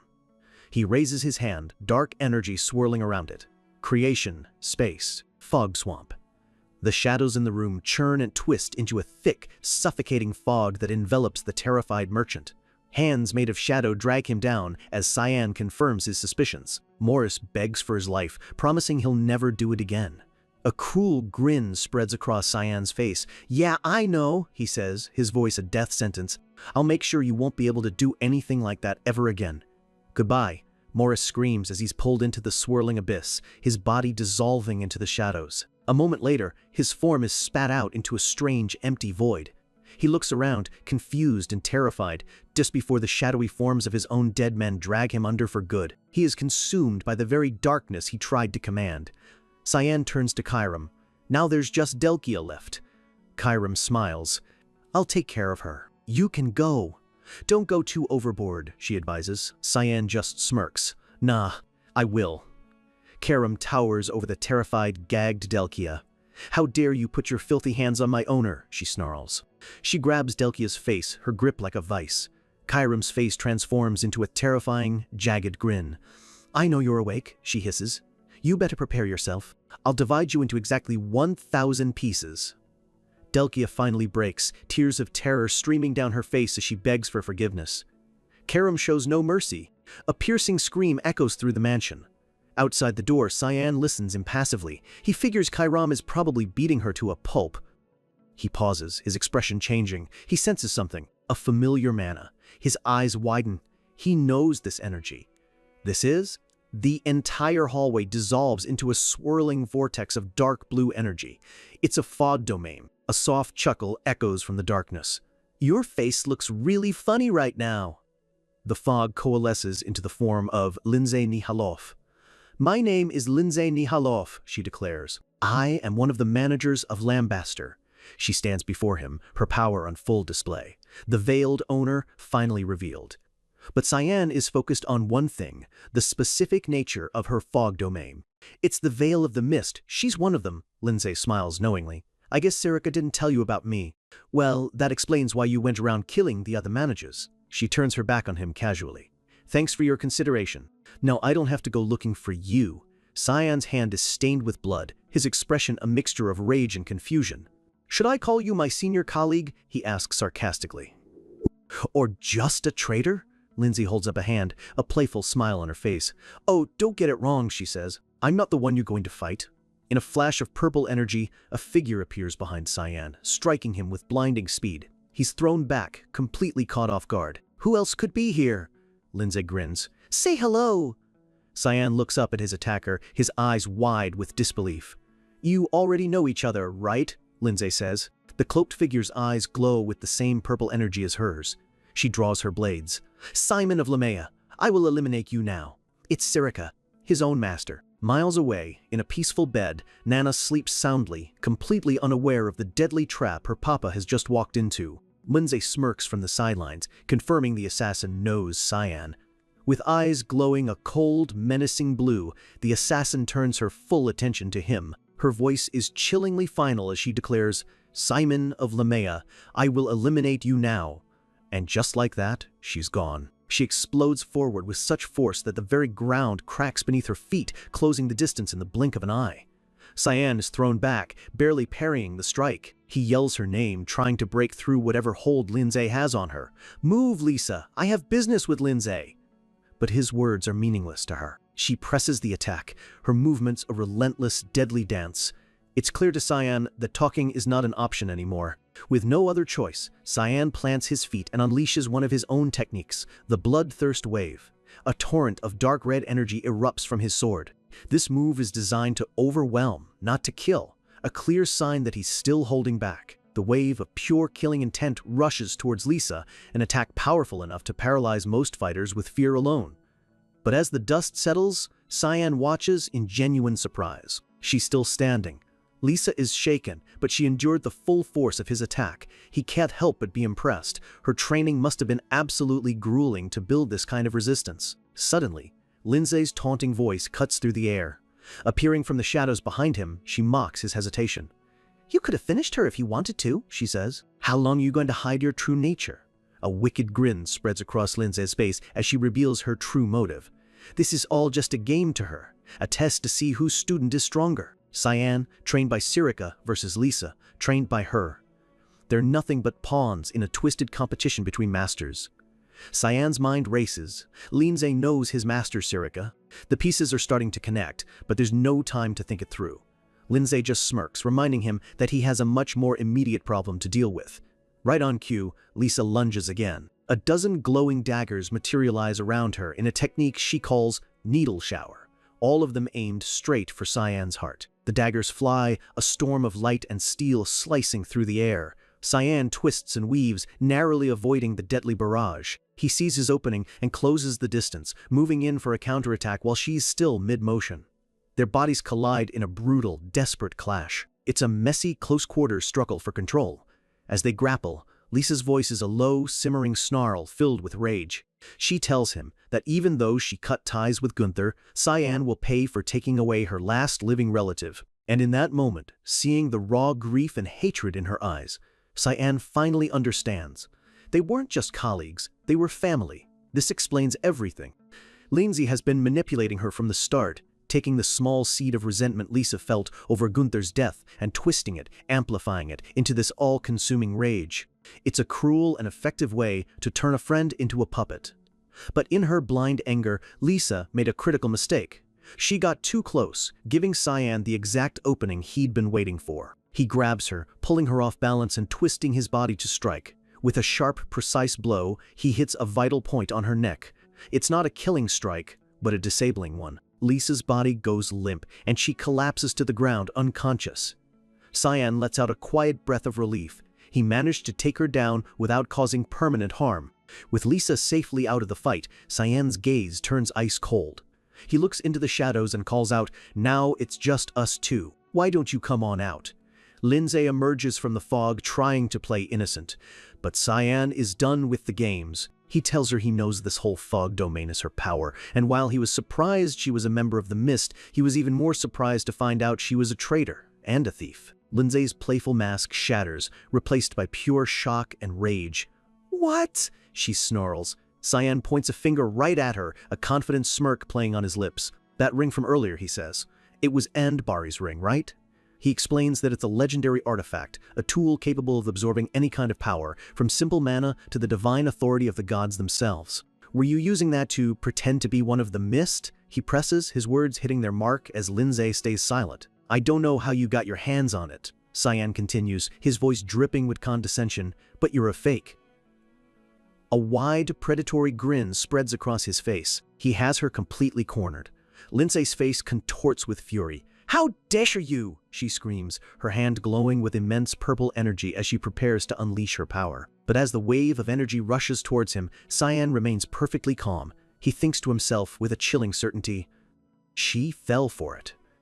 This was all a part of his plan. Lindsay channels the power of the black fog god, creating a swirling vortex of dark energy in her hand that expands into a thick, magical fog. In an instant, the world around Cyan is swallowed by an oppressive, absolute darkness. He's trapped in a void with no ground beneath his feet. Lindsay's form appears within the darkness, her voice echoing all around him. "This is a realm that only I can enter," she declares. "Here, I am the only one who can move." She materializes right in front of him, her face inches from his, a cruel smile on her lips. "Now, how does it feel to be powerless?" she whispers. "This is what real power looks like." Her hand, wreathed in dark energy, reaches for his throat. "It's time to say goodbye," she mocks. "Goodbye, Mist's poor little Simon." But just as her hand is about to connect, something shifts. A new voice, bored and annoyed, echoes through the void. "I finally found it. What the heck is this shabby little realm?" A crack of purple lightning splits the darkness apart. Lindsay looks up in alarm, completely stunned by the intrusion. A figure tears through the very fabric of her private dimension. A woman with piercing red eyes looks down on her, an irritated expression on her face. "Are you after my owner too?" she asks, her voice dripping with disdain. Lindsay is speechless. Someone just ripped a hole into her personal domain. Standing beside Cyan is a woman with long, flowing black hair, holding a short dagger. This shouldn't be possible. Is this woman as powerful as a god? Her mind races. There's only one being it could possibly be. It's Kyram, Cyan's demonic sword in her human form. She glares at Lindsay, sighing dramatically. Why do people keep targeting what's mine? Then, her expression turns deadly serious. How many pieces do you want to end up in? With a wicked grin, Karam decides to take care of the immediate problem first. Well, she says casually, let me just destroy this realm. She snaps her fingers. A web of cracks instantly spreads through the darkness around them. The entire dimension shatters like glass. Lindsay can only look on in utter disbelief as her ultimate power, her personal sanctuary, is broken apart with a single, simple gesture. As the world reforms into the ruined city of Lambaster, Cyan turns to Karam with a perfectly deadpan expression. What took you so long? Karam immediately gets defensive, shrinking down to her small, imp-like form and buzzing around his head, complaining about how he always gets himself into these situations. Cyan just bluntly tells her to shut it. Across the rubble, Lindsay is completely losing her composure, screaming in denial. There's no way you're the successor. She rants that a successor hasn't appeared in over 300 years, that a mere kid like him could never be chosen. Karam looks over at Cyan, confused by the outburst, and he just mutters that he might have provoked her a little too much earlier. Lindsay's eyes burn with a furious purple light. You're nothing more than a kid, she roars. She charges forward, blade drawn, screaming at him not to look down on her. She's abandoned all strategy, driven by nothing but pure, wounded pride. Karam just watches, genuinely confused. Why is she so mad? But Cyan is done talking. A blade of pure, dark red energy materializes in his hand, a grin of grim anticipation on his face. She wouldn't make a good assassin, that's for sure, he notes coldly, before unleashing a fog sword technique, rushing fog storm. The air fills with a clash of steel as red and blue slashes tear through the night. The ground beneath them is shredded by the sheer force of their attacks. But the fight is hopelessly one-sided. Cyan's skill is on an entirely different level. He breaks through her guard with ease, sending her flying backward with a cry of pain. Her sword clatters to the ground, knocked from her grasp. Cyan stands over her, his hand crackling with red demonic energy. Do you still not believe me? He asks, his voice dangerously calm. Then I'll show you what real divine authority is. Lindsay is on the ground, wounded and struggling to push herself up, but she's not ready to give up. She channels the Black Fog's power one last time, unleashing a final defensive technique called Adamant. A massive shield of swirling red energy materializes in front of her. Try blocking this with that stupid little ring of yours, she snarls, confident that her ultimate defense is unbreakable. But Cyan isn't even looking at the shield. His eyes, glowing with power, can see right through her technique, spotting the subtle flaws within her divine power. He bypasses her defense completely. His attack weaves through the invisible cracks in her shield and strikes her directly. Lindsay's eye widens in absolute shock. He saw it. He saw the flaw in her divine authority, something that should have been impossible. Her mind flashes back to a time long ago, in the Temple of Black Fog. A younger Sirika asks her if she is truly leaving the Order. Lindsay admits that she's tired of waiting for a successor who may never appear. Sirika accepts her decision, though she says it's a shame to see her go. With a small, almost playful smile, Lindsay turns back. Are you going to come kill me? She asks. Sirika just shakes her head. No, there are plenty of other bad guys in the world to worry about. But then, Sirika's expression turns deadly serious, her eyes glowing faintly as she delivers a chilling warning. However, the moment I see that you have been tainted, I will purify you. And if that time comes, she continues, her voice like ice, I will also take back the equipment you have stolen. Lindsay just brushes it off, telling her not to worry. Sirika's final words to her were a simple, heavy command. So stay good, Lindsay. Back in the present, Lindsay reflects on that final goodbye. That warning feels like a prophecy now, one that is finally coming true. She remembers leaving the organization, abandoning an immense power because she refused to stay hidden in the shadows. She left to build an organization of her own, a place where the powerful would finally be recognized for their strength, not forced to hide it. She didn't want to waste her life waiting for a chosen one who might never arrive. She wanted to seize her own destiny. Her hand trembles. She thought she had built so much, climbed so high. So how did it all end like this? Beaten, broken, and proven to be a pale imitation of the real thing. She stands amidst the rubble, her fine dress torn, blood trickling from her lips. She is utterly and completely defeated. Across the ruined landscape, Cyan stands with his demonic sword glowing red, ready to act as the judge, jury, and executioner his master warned of. He walks towards her, his expression unreadable. Any last words? He asks. Lindsay looks up, her eyes filled with a deep, painful regret. After a moment, she finally speaks. Tells Sarika Negriti. A single tear cuts a path through the grime on her cheek as she struggles to get the words out. "That, I was wrong." She admits the pain is too much and begs him to end it. As Cyan's hand, wreathed in red energy, reaches for her, he has a single, somber thought. No one can ever predict their own downfall. He, of all people, knew that from his first life. A wave of red energy washes over the scene, his eyes glowing with a cold, crimson light. It's a lesson he learned the hard way and one he will never forget. The fight is over. As the oppressive fog lifts, it reveals the shattered streets of Lambaster, a city now free from its tyrant but scarred by the battle. For those left standing, the hardest part is just beginning. Cyan finds himself standing just outside his hotel, a strangely convenient end to the chaos. As he takes in the sight, a voice cuts through the quiet from behind him, asking the one question on her mind. "Why did you spare me?" He turns to see Lisa, the assassin he'd just defeated, now conscious and on her feet. She's confused. She knows the rules of the mist, and she knows she tried to kill him. With a look of grim acceptance, she states the obvious. There is no logical reason for him to let her live. In her world, failure and exposure are a death sentence. Cyan just gives her a sideways glance, completely unfazed by her reasoning. "But are you going to tell anyone?" he asks. Lisa stammers for a second before shaking her head. "Then it's fine," he says, his logic brutally simple. She's no longer a threat, which means she's no longer his problem. Lisa is left speechless, stunned and directionless, wondering what to do with a life she never expected to keep. Just then, a small voice cries out, "Manager!" A young girl with long brown hair comes sprinting out of the hotel. It's Louise. She runs straight for Lisa, her face a mask of pure worry. The little girl is on the verge of tears, telling Lisa how scared she was when she suddenly vanished without a word. Seeing the genuine fear and concern on Louise's face, the cold, hard mask on Lisa's own face begins to crack. A warm, relieved smile appears as she reassures the girl that she's okay. For the first time, someone was truly worried for her safety. Louise throws her arms around Lisa's waist, clinging to her as if she might disappear again. "I don't care. I'm not letting you out of my sight ever again," she cries. With tears streaming down her face, Louise confesses that Lisa was the first person who had ever been truly kind to her, begging her never to leave her alone again. Lisa comforts the crying child, a new softness in her eyes.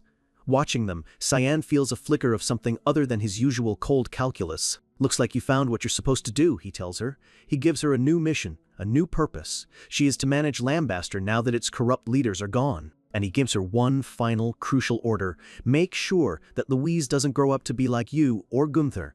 It's a chance to break the cycle. A single tear escapes Lisa's eye. This isn't just a chance to live, but a chance to build something better. She nods, accepting her new role without hesitation. Cyan kneels down to Louise, gently patting her head and telling her to be good and listen to Lisa. The little girl looks up at him with sad eyes and asks, "Are you leaving?" "Yeah. I'm checking out," he says with a rare small smile. "You take care." As he walks away, Louise calls after him, asking if he'll ever come back. He just raises a hand, not looking back, and gives a non-committal, "Maybe." Lisa shouts after him that he has to, and he just smiles to himself. His business in this city is finally done. Cyan takes one last look over the lawless city of Lambaster. He's leaving behind a seed of change, a small hope that the next time he sees this place, it will have grown into something different. His bloody test is over, but this marks the beginning of new, and perhaps even more dangerous, changes on the horizon. The scene shifts. Cyan now stands before his master Sirika. She holds a dagger glowing with dark energy, confirming that he has successfully purified Lindsay Nihalov. Sirika sits casually on a broken pillar, acknowledging that the mission must have been difficult. Cyan retorts, asking if she didn't send him precisely because she knew it would be. "Yes," she admits without a hint of shame, "I assume you have some questions for me." Sirika stands, her expression unreadable as she waits for the interrogation she knows is coming. Cyan gets straight to the point. He asks about her relationship with Lindsay and if the traitor was truly a part of the mist. Sirika confirms it with a slight smile. Yes, she was. She explains that they trained together, but Lindsay grew to despise the mist's philosophy of staying in the shadows. So she left, and in doing so, stole Anbahri's ring, a powerful artifact meant only for the guild's masters. Sirika holds up that very ring, now cleansed of Lindsay's tainted energy. She tells Cyan that by all rights, The ring should now belong to her. But then she does something completely unexpected. She tells him to keep it. Cyan is taken aback. He was sure the entire point of this mission was to retrieve this sacred artifact. "I don't need it anymore," Sarika says with a confident smirk, "because I'm already strong enough on my own." Cyan looks down at the powerful ring now resting in his palm, a glint of light catching its gem. This changes everything. Karam appears beside him, guessing that Sarika must have held a deep grudge against her old friend to set up such a cruel end. But Sarika shakes her head. She was simply keeping a promise she made to Lindsay long ago, to purify her if she ever became tainted. She then gives Cyan a stark warning. The ring's immense power has a tendency to corrupt and break the minds of those who wield it. And in that moment, the pieces click into place for Cyan. This was never just about cleaning up a mess. He realizes with chilling clarity that the test isn't over. It has only just entered a new, far more dangerous phase. Sarika is watching to see if he, too, will be tainted by absolute power. He slips the ring onto his finger. A wisp of dark energy flares for a moment before vanishing, the power settling around him. He looks Sarika dead in the eye, a mocking tone in his voice. He asks if she's going to give him the same warning she gave Lindsay, then challenges her directly. "Do you really not like that I'm the successor?" Sarika's response is blunt and chilling. "I'm trying to see if you will be a disaster to humanity, or a hero." She explains that this is a necessary trial for any successor. There's always a chance that Karam, the demonic sword, made the wrong choice in picking him as her master. Karam growls, ready to defend her choice, but Cyan raises a hand, silencing her. He understands. With the fate of the world at stake, there's no room for blind faith. Meanwhile, back at Lewin Academy, Dean Kundell is in his office, speaking with a new instructor about the students' anxiety since Instructor Nella's sudden absence. The old dean places his trust in the man before him, acknowledging the heavy burden he's taking on. The instructor, a man with dark hair tied back, places a hand to his chest and promises to do his best, an unsettlingly serene smile on his face. He excuses himself, saying he'd like to take a look around the academy grounds. As he leaves, Dean Kundell watches him go, a sense of unease washing over him. The man, Boris Lelhelm, has a strange and deeply unsettling aura of mana about him. Just as Boris leaves, Sarika disguised as Instructor Nella arrives, apologizing for her tardiness. She stops short, her eyes widening slightly as she passes the new instructor in the hallway. Boris pauses, turning to introduce himself with a polite, almost gentle smile. But as he walks away, Sarika's expression turns grim. That polite facade didn't fool her for a second. The man reeks of blood. She immediately recognizes him as a predator. Dean Kundell confirms that Boris was sent from the capital. The dean's voice is low and serious as he tasks Sarika with keeping an eye on him. He admits, Boris is skilled, but there's something fundamentally wrong with his mana.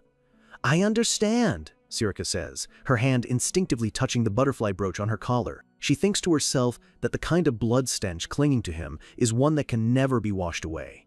It's as if death itself is now walking the halls of their academy. We cut to the city of Lewin, where imperial banners fly high in the breeze.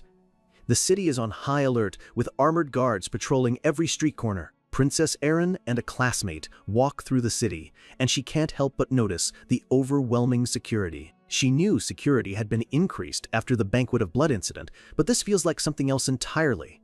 It's suffocating. Suddenly, Erin's eyes land on a familiar face in the crowd. Standing just a short distance away is the mage prodigy, Lunav Rainreaver. Lunav turns, and a bright, cheerful smile spreads across her face as she greets her friend. The scene shifts to a peaceful park, where the three of them are now walking together. Erin expresses her relief that Lunav is doing well, but Lunav is quick to give her the credit for her freedom. Erin feels a pang of guilt, knowing Lunav was imprisoned because of her, but Lunav just laughs it off, insisting she's more than capable of handling herself. Erin introduces her friend, who immediately gets flustered, captivated by Lunav's mysterious and beautiful aura. Just as they're enjoying the peaceful moment, another person approaches them from behind. It's the new instructor, Boris. He walks up to them and asks politely, "Excuse me, but would you be Princess Erin?" Erin recognizes him from the academy announcements. Boris asks if she can spare a moment, as Lunav watches him, her expression guarded and suspicious. He claims it's nothing important, just a quick check he needs to perform. Boris explains he's been assessing the mana ranks of the students, and he'd like to see her mana sphere. Erin, ever the trusting soul, obliges without a second thought, summoning a warm, glowing orb of light into her palm. A sinister, greedy smile spreads across Boris's face. "Yes," he says, his eyes gleaming with a strange light. "That'll do." Lunav's instincts are screaming. Her unique ability to see mana tells her this is no simple assessment. She tries to warn Aaron, but the princess is confused. What could possibly be wrong? Boris reassures them it'll only take a second as he reaches out. But the moment his hand closes over Aaron's, she cries out in pain. He's not assessing her mana, he's attacking it. In that exact instant, a blur of motion yanks Aaron back to safety. It's Cyan. His eyes are glowing with pure, undiluted fury, the ground cracking under the force of his sudden arrival. He glares at the new instructor, his voice a low, threatening growl that promises violence. "Why the hell," he demands, "are you in Lewin, Boris Lehome? 1,000 years before the Empire was even founded, a brutal war against the Demon King was raging. And on that blood-soaked battlefield, a familiar evil was already taking root." The memory hits Cyan like a physical blow. He's back on that ancient battlefield, surrounded by the desperate shouts of human mages as they cast a protective barrier against the demonic horde. But it's not enough.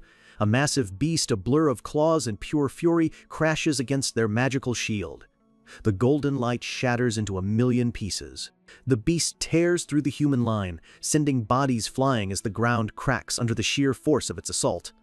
A commander screams for his men to reform the line. But it's too late. The formation is broken and chaos reigns. Just as all hope seems lost, a lookout spots a lone figure cutting through the carnage, heading straight for them. The figure lands in their midst, a whirlwind of red light and steel, cutting down demons with blinding speed. The soldiers recognize him instantly. The rumors were true. It's a younger, battle-hardened Cyan from his first life. The soldiers cry out his name with a wave of relief. He takes command instantly, ordering the injured to fall back while he holds the line. A massive, multi-eyed spider monster rears back, gathering a volatile sphere of energy in its claws. It unleashes a devastating beam of pure destruction, powerful enough to incinerate everything in its path. But Cyan is already a red blur, moving so fast he cuts right through the blast itself. The monster barely has time to register that its attack has failed before Cyan is on top of it. He thinks to himself that he was actually a little excited to fight a special rank monster, but its attacks are just painfully slow. He lands atop the creature's head, his sword poised for the final strike. Cyan unleashes a void sphere, a swirling vortex of pure purple destruction that consumes the monster from the inside out, obliterating it completely. As the dust settles, a man with dark hair and a smarmy smile approaches, clapping his hands. "Goodness, you really are amazing, Mr. Cyan," he exclaims. He adds that it's no wonder Mr. Minder. Ashel treasures him so much. The mention of his brother's name immediately puts Cyan on edge. He asks the man, Boris, why he isn't in the back line with Ashel where he belongs. Boris claims he heard the Northern Front needed help, but it looks like Cyan already handled everything. His praise feels hollow, his smile predatory. Later, by the flickering light of a campfire, Cyan stares into the flames, thinking about how close his men came to death. This war feels endless. It's been a year since his family was ordered to lead the front lines, all to secure the crown for the ambitious Prince Luenel. With the Empire's main forces weakened, the monsters saw their chance and began to invade, dragging the war on and on with no end in sight. He knows this is all because of Luenel's greed. If his brother Ashel hadn't asked him to fight, he wouldn't be anywhere near this pointless conflict. Boris sits down across from him, agreeing that it's a risky thing to say out loud. Cyan is surprised, thinking that Luenel had brought Boris here personally. Boris admits he was chosen for his talents, but claims his personality aligns more with Ashel's. When Cyan asks just what talent he's talking about, Boris just smiles and says, "It's nothing much." As he speaks, dark tendrils of energy snake out from him, gathering the residual mana left behind from Cyan's earlier fight. He explains his unique, unsettling ability. He can gather the traces of mana that others leave behind and form them into a physical sphere. He shows Cyan a small crimson orb, a perfect copy of Cyan's own power, now stored and held in another man's hand. Boris examines the orb, remarking on how unique and potent Cyan's power is. A cold chill runs down Cyan's spine. Boris's eyes gleam with a disturbing, obsessive intensity. He tells Cyan he has incredible potential, that he might just be the one he's been searching for all this time. The memory fades. Back in the present, standing before Boris once again, Cyan understands with horrifying clarity. That was the moment the hunt for him truly began. Aaron shouts his name, snapping him back to reality. His eyes are glowing with red fury. He will not make the mistake of underestimating this man ever again. Boris recognizes him too. He knows this boy is Cyan Vert, and he understands immediately that trying to test his mana would be a catastrophic mistake. Leximus rushes forward, demanding to know why Cyan is being so aggressive. Boris quickly plays the victim, putting on a gentle face and claiming it was all just a simple misunderstanding. Cyan glares at him, his voice like ice. I've never heard of a test like that. He can't believe this predator managed to become an instructor here. Boris raises his hands in a gesture of peace, laughing it off and apologizing if he made anyone uncomfortable. I accept your apology, Cyan says flatly, his hand still protectively on Aaron's arm. Now, please leave before we get even more uncomfortable. Aaron blushes, shocked by his bluntness. Boris is momentarily taken aback by the open hostility but quickly recovers his composure. Of course, he says with a strained smile. He gives a slight bow and makes his leave, his calm facade doing little to hide the sinister plans brewing just beneath the surface. Cyan watches him go, his posture rigid, with Lunav standing silently beside him, sensing the immense danger. Lunav stares after the departing instructor. The name Boris Lahelm feels familiar, but she can't quite place where she's heard it before. Leximus breaks the tense silence, pointing out that Cyan can probably let go of the princess's hand now. Cyan quickly lets go, offering a quick apology as Aaron just stammers his name, her face still bright red. She looks up at him with a small, confident smile, her trust in him absolute. She tells him she's sure he had his reasons, and since he's on her side, she knows it was the right thing to do. That simple, unwavering faith hits Cyan in a way he wasn't prepared for. He reflexively grabs her hand again, much to the confusion of Leximus standing nearby. Realizing what she just said, Aaron squeaks that she has something urgent to do and runs off in a flustered hurry. Once she's gone, Lunav turns to Cyan, asking if he knew Instructor Boris from before. He gives a short, clipped answer. Little. Lunav is intrigued, but Cyan cuts her off with a firm no. He turns his back to her, his voice leaving no room for argument. Don't try to know anything more about him, and under no circumstances should you ever approach him. With that chilling warning, he walks away. Lunav watches him go, puzzled by his secretive behavior. She knows she's missing a huge piece of the puzzle, but his warning doesn't scare her off. If anything, it just makes her even more determined to find out the truth. Back at his residence, Cyan looks at the Anbari's ring on his finger, contemplating its corrupting power. He channels a bit of its magic, and a torrent of multicolored candies erupts from his hand, showering a delighted Nana. A candy waterfall! She shrieks with pure joy. Nana dives into the pile of sweets, ecstatic. Cyan turns to his butlers, Brian and Sienna, and thanks them for taking care of things while he was gone. Brian smiles, saying Cyan worked hard too. Sienna, however, sighs in frustration, complaining that Brian wouldn't let her anywhere near the kitchen. Cyan teases her, saying he thought she liked it when others cooked for her, but she just pouts that it feels like her job has been stolen. With a mischievous glint in his eye, Cyan turns to Brian. Then let's go train. The butler's face immediately goes pale. Huh? Right now? Yes, right now, Cyan confirms with a grin. Go get changed.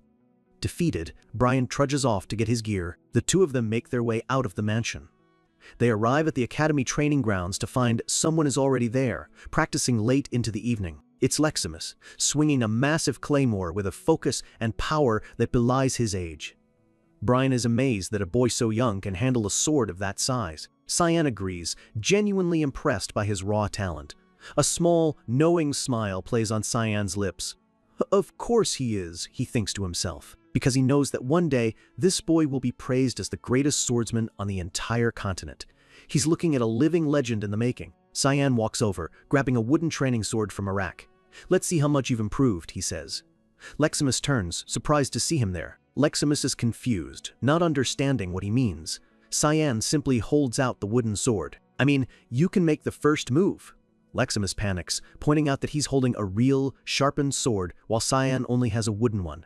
He offers to switch, but Cyan's gaze is sharp and unwavering, a silent challenge daring him to attack. Swallowing his fear, Leximus readies his stance. He swings with all his might, but Cyan meets the blow effortlessly with the wooden sword.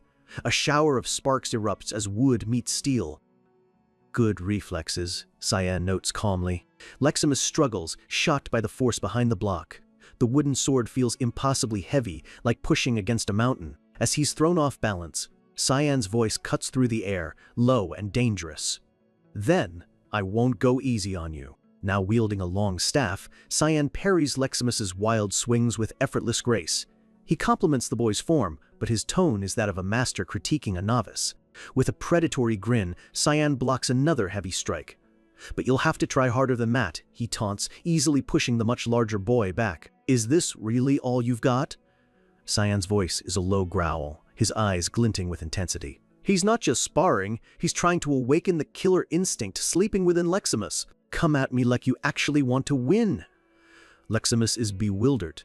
He is attacking, putting every ounce of his considerable strength into each and every swing. But he can't land a single hit. As frustration boils over, he lets out a desperate roar and brings his massive claymore down in one final, all-or-nothing slash. All right, that's enough. With a single, swift movement, Cyan strikes Leximus's wrist, the sharp crack echoing across the training ground. The heavy claymore is knocked from his grasp, sent spinning through the air. Cyan rests the wooden sword on the boy's shoulder. He explains that letting his emotions run wild creates countless openings in his form, a fatal flaw that will get him killed in a real fight. Leximus hangs his head in defeat. He admits he's no match and wistfully says it must be nice to be so overwhelmingly strong. Cyan's tone softens. He tells Leximus not to be so hard on himself, praising his raw talent. After all, he's able to wield a sword that most grown men would struggle to even lift. He assures him that if he keeps honing that talent, one day no one on the continent will be able to stand against him. Leximus blushes, completely flustered by the sudden, genuine praise after such a harsh lesson. Cyan reflects on the boy's current level. He's strong, but nowhere near ready for the monsters that are coming. For now, there isn't much more he can teach him directly, so he turns to his butler, Brian, who's been watching from the sidelines. "Brian, you'll be his training partner from now on," he orders. He tells Leximus that he's leaving him in Brian's care. Leximus, finally agreeing to the spar, says he'll switch to a wooden sword. As Cyan turns to leave, Brian asks where he's going. Cyan just replies that there's somewhere else he needs to be. Brian gives Leximus a friendly smile, saying he's looking forward to their training. Leximus just gives a short, focused reply. But then, his eyes narrow, a fiery determination burning within them. "I feel the same way," he says, his entire aura shifting into something far more intense. The sudden pressure is so palpable that Brian can only think one thing: this kid is terrifying. Cyan walks through the quiet academy grounds, that familiar, unsettling feeling from earlier washing over him again. He looks ahead and sees a lone figure standing in the distance. He calls out, asking what they're doing out so late. It's Lunov, standing under the moonlight, her gaze fixed on a nearby building. Cyan follows her gaze, a sinking feeling of dread growing in his stomach. He knows that building. "It's Instructor Boris's research lab," she says, confirming his worst fears. Of course she wouldn't listen to his warning. He walks up to her and asks if she actually plans on going inside. Lunov turns with a sly smile. "How did you know? I was just looking." Cyan is not amused. He asks her why she would even think about it. Her answer is dangerously simple: "I'm just curious." And Lunov's curiosity is a powerful force. She explains that she's never heard of Boris, not even from within the prestigious Gera Mage Association. And yet, her unique eyes tell her he's an 8th Circle Mage, a level of power that should make him world famous. Cyan smirks. It is indeed strange. He thinks to himself that her curiosity is going to get her into serious trouble. Lunov reads his expression perfectly. "So, you're going to help me, right?" she asks, pointing a finger at him. When he asks why he would do that, her eyes narrow shrewdly.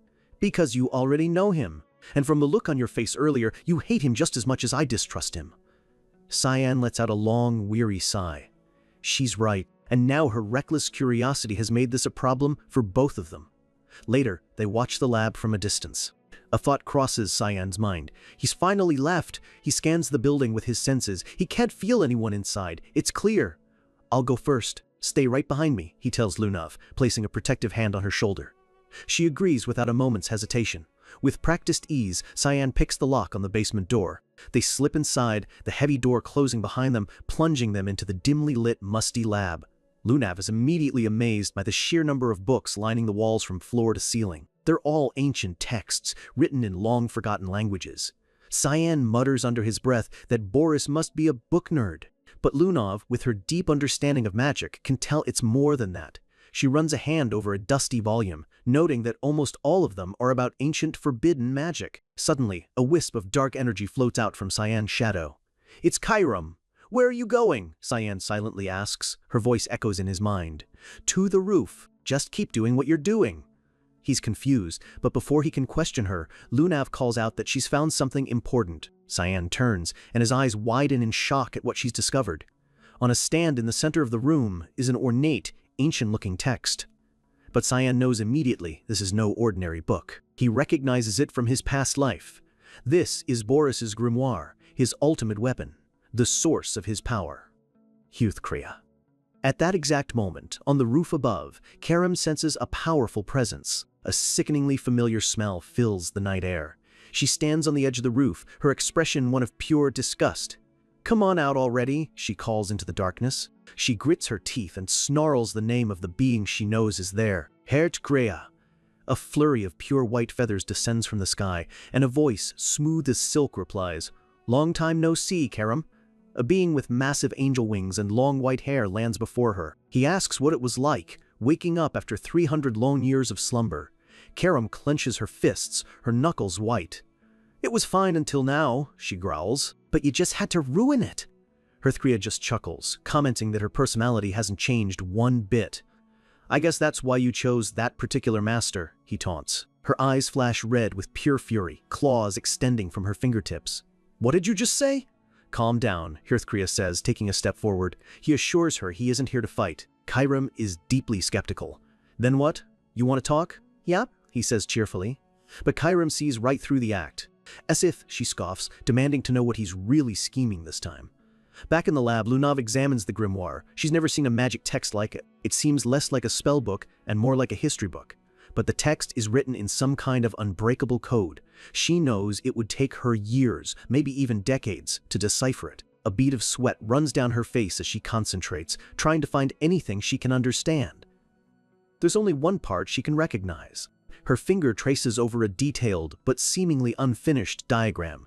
"A sun and dark clouds, or maybe fog," she murmurs, trying to piece together its meaning. Cyan looks over her shoulder, and his blood runs cold. He slams the book shut, startling Lunav out of her concentration. "We need to destroy this, right now," he says, his voice urgent and grim. She's confused, asking why. "Because this is the cause of everything," he explains, his hand trembling slightly as he rests it on the book's cover. "The banquet of blood and all the other catastrophes that are coming," a polite voice interrupts him from the doorway. "I apologize," it says smoothly, "but I can't let that happen. It's Boris." Cyan whips around, cursing himself. He was so distracted by the grimoire that he didn't even sense his approach. With a casual flick of his wrist, Boris sends a blast of golden energy hurtling toward them. Lunav cries out as the attack slams into her, throwing her backward. The book flies from Cyan's hands, landing perfectly in Boris's waiting grasp, where it begins to glow with a warm, golden light. "I was wondering if I should pay you a visit," Boris says with a chillingly friendly smile. "What an honor to meet you like this." Cyan grits his teeth, his expression pure rage. "However," Boris continues, his smile vanishing, "it is rather unpleasant to be spied on." He turns to Lunav and unleashes a wave of power at her. She cries out as she's enveloped in a vortex of swirling magic. "It was a bit forceful, but don't worry," Boris says nonchalantly, as if he'd done nothing at all. "I just sent her back to her dorm room. Now, they are completely alone. Now then," Boris says, his voice dropping to a conspiratorial whisper, "shall we talk? Just the two of us?" He tells Cyan he's become quite interested in him, both the public face he shows the world and the true person hiding underneath. Cyan clenches his fists. This is bad. There's nothing he'd love more than to eliminate Boris right here and now. But that grimoire, Kriya, is a problem. And of all the terrible timing, Karam is still on the roof, completely unaware of the danger he's in. On that very roof, Karam is getting impatient. "What are you talking about?" she snaps at Kriya. "Speak plainly." Kriya explains that the person his owner serves, Cyan's brother Aishel, is an individual chosen by a god. He tells her bluntly, "You're fighting a losing battle." "So what?" Karam retorts. Is he suggesting that a demonic sword like hers should betray her master and side with a god? "Would that even be necessary?" Kriya asks with a sly, knowing smile. "There are plenty of other ways to get what you want." He then makes a truly insidious suggestion. "For example, if you were to steal your owner's body for yourself, wouldn't it be difficult even for us to deal with you then?" Karam just scoffs, a wicked grin spreading across her face. She finally sees his game. "Huh," she says, her eyes glowing with amusement and pure contempt. "What the hell are you really scheming?" In a world built on absolutes, on the clear division between good and evil, what happens when the light needs the darkness just to prove it exists? On the rooftop of the academy, two ancient powers face off. Kriya, the angelic grimoire, explains its twisted philosophy: light and dark, creation and destruction. These two forces, it says, have always been at war. And in the end, Kriya declares with absolute certainty, the story always ends the same way: the light is victorious. A vision appears, an angelic figure, sword raised high, standing over the corpse of a massive demon. A perfect, clean victory for the forces of good, a story told and retold for centuries. Kriya continues, explaining that 3 centuries have passed since that great war. In this new era of peace, humanity has flourished, but they've also started to forget the very gods who saved them. The towering statues of the gods are now just landmarks, their faces weathered and ignored. The awe people once felt is fading. And so, Kriya says, they came to a simple, chilling conclusion. Its face twists into a sinister grin, its eyes glowing with a dark purpose. To be remembered, to be worshipped, they need a new darkness. Because, in its own words, the dark makes us shine brighter. Hearing this, Chiram can only mutter in disgust, "What a stupid reason!"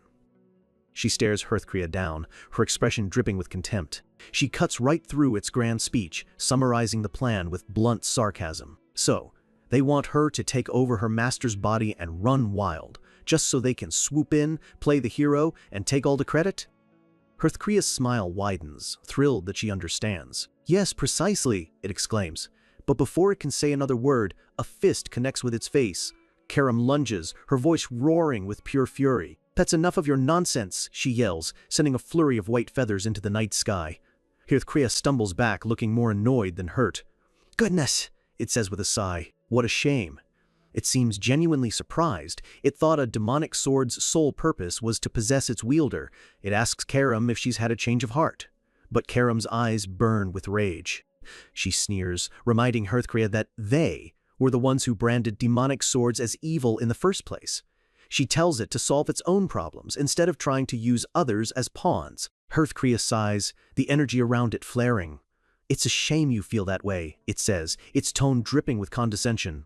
It had hoped she would be more cooperative. With that, the conversation is over. Kriya gives Chiram one last cold look. "It was nice seeing you," it says. "I'll be going now." In a brilliant flash of light, Kriya vanishes, leaving behind nothing but a swirl of feathers. Chiram stands alone on the rooftop, glaring at the empty space where the angel was. "What the hell have you done?" she mutters. "You foolish god, Eru." Meanwhile, in an office below, Boris Lelm calmly pours tea for Cyan. The room is quiet, but the air is thick with unspoken threats. He offers Cyan a cup, mentioning it's a high-class blend. Cyan sits opposite him, his expression a carefully constructed mask of indifference. Boris begins the conversation, saying that he's quite interested in him. Cyan scoffs. He points out that it's natural for an instructor to be interested in a student, but he doesn't even bother showing up to his classes. With his ever-present smile, Boris asks why that is. Cyan's answer is brutally honest, because there's nothing more for me to learn. Boris's questions become more pointed, asking if the dean knows about his chronic absences. Cyan's patience is wearing thin. He tells him to stop beating around the bush and get to the point. Boris's smile sharpens. He leans in slightly, his voice dropping. "Do you know who I am?" Cyan keeps his face a perfect blank, betraying nothing, even though he knows exactly who this monster is. He plays dumb, asking what would possibly make him think that. Boris explains. He felt it the moment they met, a deep, visceral hatred rolling off of Cyan in waves. He describes the look in Cyan's eyes, a look that was screaming that he wanted him dead. Boris leans back, spreading his hands in a gesture of friendly curiosity. "I've never seen you before in my life," he says smoothly. "So I was just wondering if you somehow already knew about me." Cyan turns the question back on him.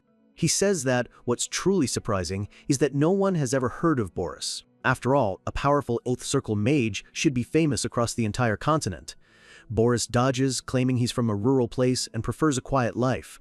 But Cyan isn't fooled for a second. The slightest narrowing of his eyes shows he knows Boris is lying through his teeth.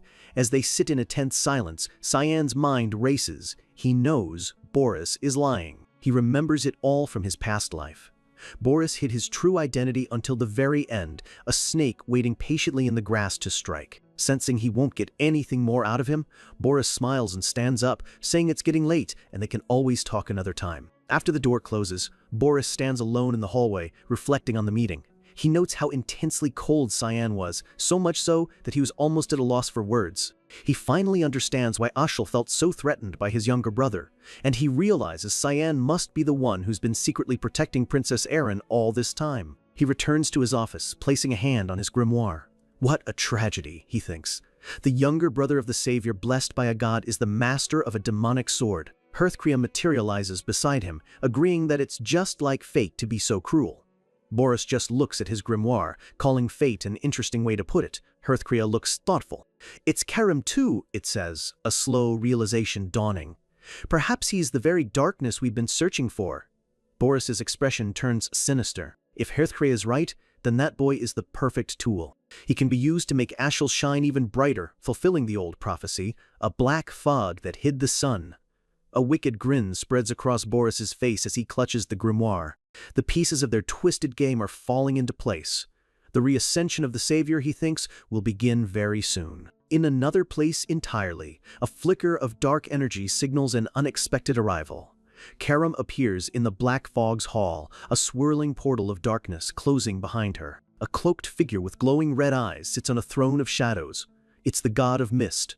Its voice echoes through the hall, asking Karim what brings her here. Karim gets straight to the point, a defiant smirk on her face. "Are you asking because you really don't know?" she challenges. She tells the god that she just had a lovely chat with Hearthcrea. The god of mist doesn't seem surprised. "I didn't know he was so close," it says calmly, and asks if Hearthcrea tried to do anything to her. Karim explodes. "So you did know," she yells, her voice shaking with fury.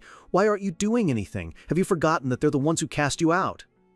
The god remains completely still. It tells her that there's no place lower than where they've already fallen, which means there's nothing left to fear. But Karim isn't having it. She's furious that those guys are trying to use her and Cyan as pawns in their game. She turns to the silent god and asks, "Is that what you want too?" For the first time, her anger cracks, revealing a hint of desperation. She states her own true wish, the only thing that matters to her: to protect Cyan. Red energy swirls around the god's gloved hand as it materializes a stone tablet covered in glowing runes. "Then I'll make your wish come true," it declares. The god holds out the decree. It promises that the entire Mist Guild will now dedicate itself to helping her and the child, Cyan. Karim is still suspicious. She asks if this means the god still won't do anything personally, wondering if some old pact is keeping them here. The god simply replies that every choice it has ever made was for her sake, but Karim just scoffs. "Humph, I don't want to hear your pathetic excuses."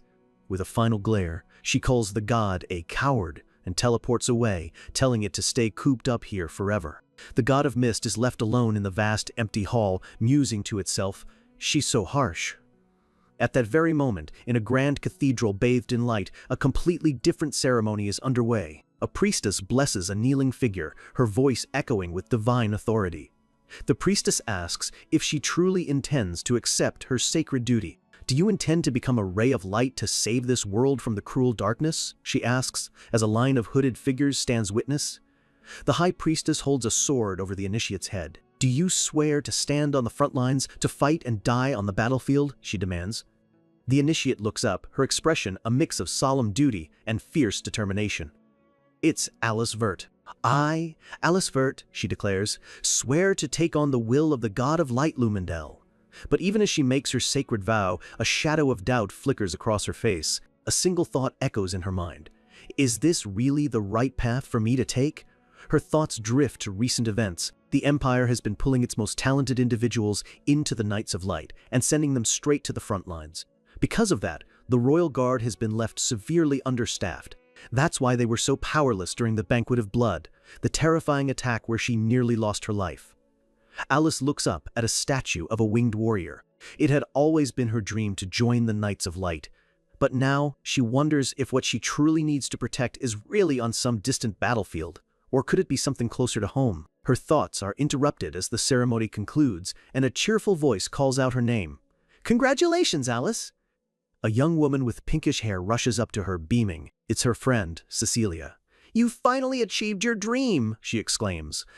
Alice gets flustered, insisting she's just a novice and should be more formal. But Cecilia just smiles, telling her to relax when it's just the two of them.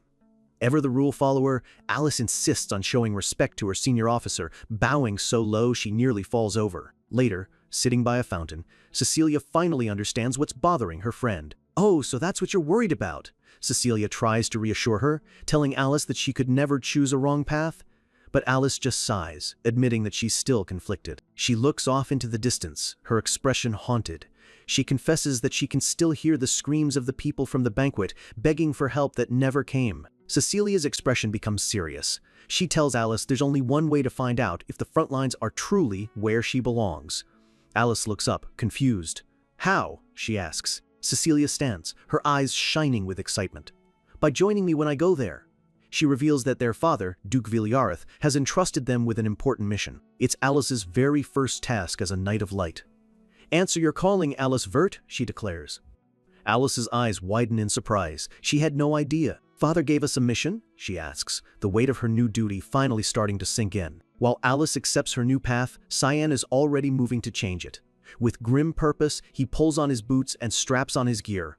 There is no time to waste. Brian, his loyal guard, watches with a confused look, unable to figure out where his young master is going in such a hurry. The maids are just as clueless. All they know is that Cyan ordered them to get him ready for a journey. Nana, looking small and worried, asks if he's going to be gone for a long time again. Cyan walks past them, his steps firm and quick. He assures Nana that this time it won't take long at all. He pauses at the door, turning to his guard. "Are you ready, Brian?" he asks, his voice low and serious. Brian confirms that he is, but he's still completely in the dark about their destination. Cyan raises a gloved hand, dark red energy swirling around his fingertips. He gives a one-word answer that changes everything: Lamea Valley. Brian and the maids are stunned. The Lamea Valley? The most dangerous place on the continent? It's incredibly far away. But Cyan doesn't slow down. He tells them it won't take long if they use this. The dark energy around his hand intensifies, tearing open a swirling portal.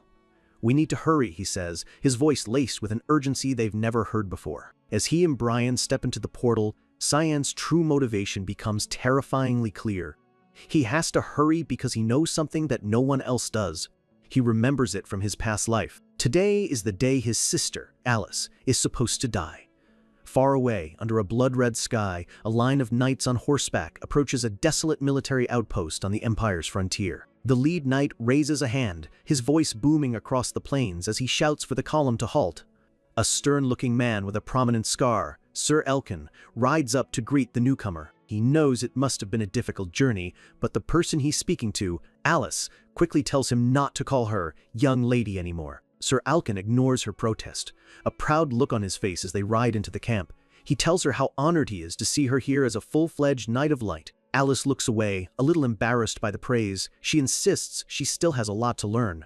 But he's certain she'll do great things, adding that her father, the Duke, must be incredibly proud of her.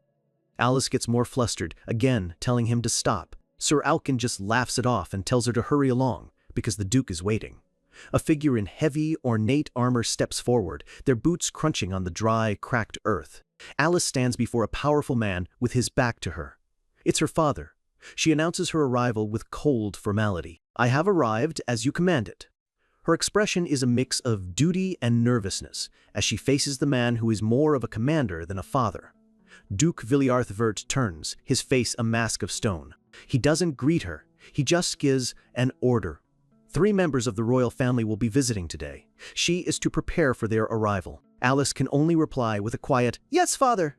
A faint, sad smile touches her lips as she thinks to herself that he's just as cold and distant as he's always been. A short while later, a line of royal guards on horseback marches into the outpost, their red banners snapping in the wind.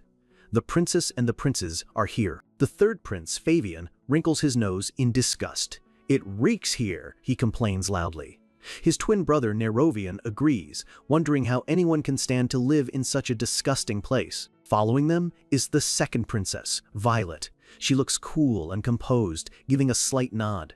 "Thank you for your hard work, Sir Vert," she says, her tone polite, but laced with authority. Duke Viliarth bows deeply before them. "I, Viliarth Vert, greet your highnesses." Prince Fabian is already impatient. "Let's just get this over with," he snaps. This visit is just a formality anyway. He whines about the possibility of a monster attack.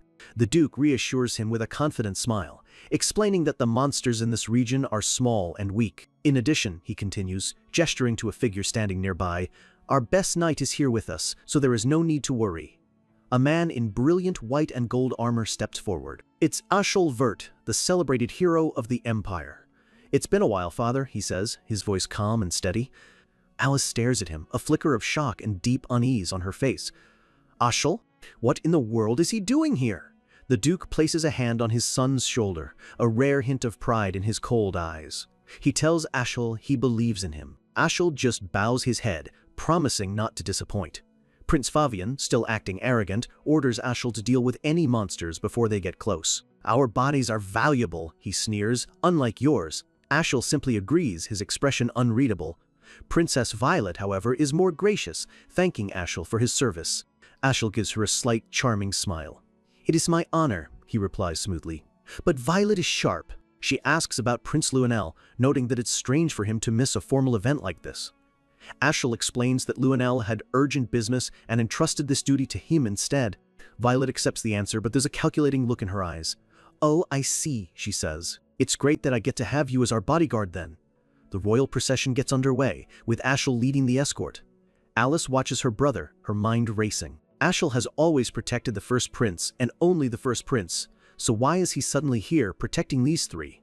She can't shake the feeling that something is terribly wrong. Ashol walks over to her, his voice smooth as ever. I heard you joined the knights at the top of your class. He looks at her, a seemingly proud smile on his face. Congratulations, Alice. But as Alice looks into his eyes, she feels a sudden chill. There's a familiar look in them, a look that brings back a dark and terrifying memory. Her mind flashes back to her 9th birthday. She remembers Ashol standing before her, patting her head with that same gentle smile. That day, he had given her a magic scroll as a gift. It was a 4th star magic scroll, far too powerful for a child. He told her to use it when she was finally strong enough. Years later, when her power had grown, she remembered his gift and took it out, excited to see what it did. As she unrolled it, she saw it was a summoning scroll. A powerful magic circle began to glow in her hands. Just as the spell was about to activate, a hand clamped down on hers and a voice screamed, "Stop!" It was her friend Cecilia, who had stopped her just in the nick of time. Cecilia, her face pale with fear, explained that it was a scroll to summon an intermediate-level monster. If she had finished the spell, it would have been a catastrophe. The terrifying realization hits Alice like a physical blow.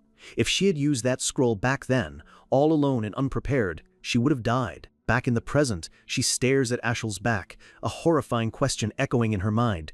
Did he give her that scroll knowing it could kill her? Why did you do that?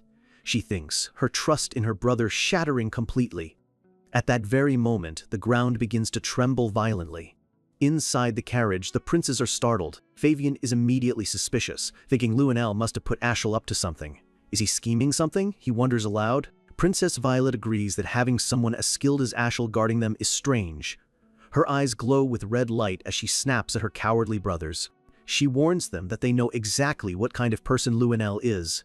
They better keep their guard up if they value their lives. Just then, the carriage jolts, throwing them against each other. Outside, Cecilia runs toward the chaos, shouting, "What's going on?" A knight yells back, "It's an ambush!" Alice screams at the royals, telling them to evacuate immediately. The reason for the attack is revealed. They're being targeted by a special-grade monster. Prince Favian's face drains of all color. "What?" he shrieks in pure terror. A monstrous roar rips through the air as a colossal earth dragon erupts from the ground, scattering knights like toys. Norovian, peering out the carriage window, is horrified. An earth dragon? There was supposed to be no chance of a special monster appearing here.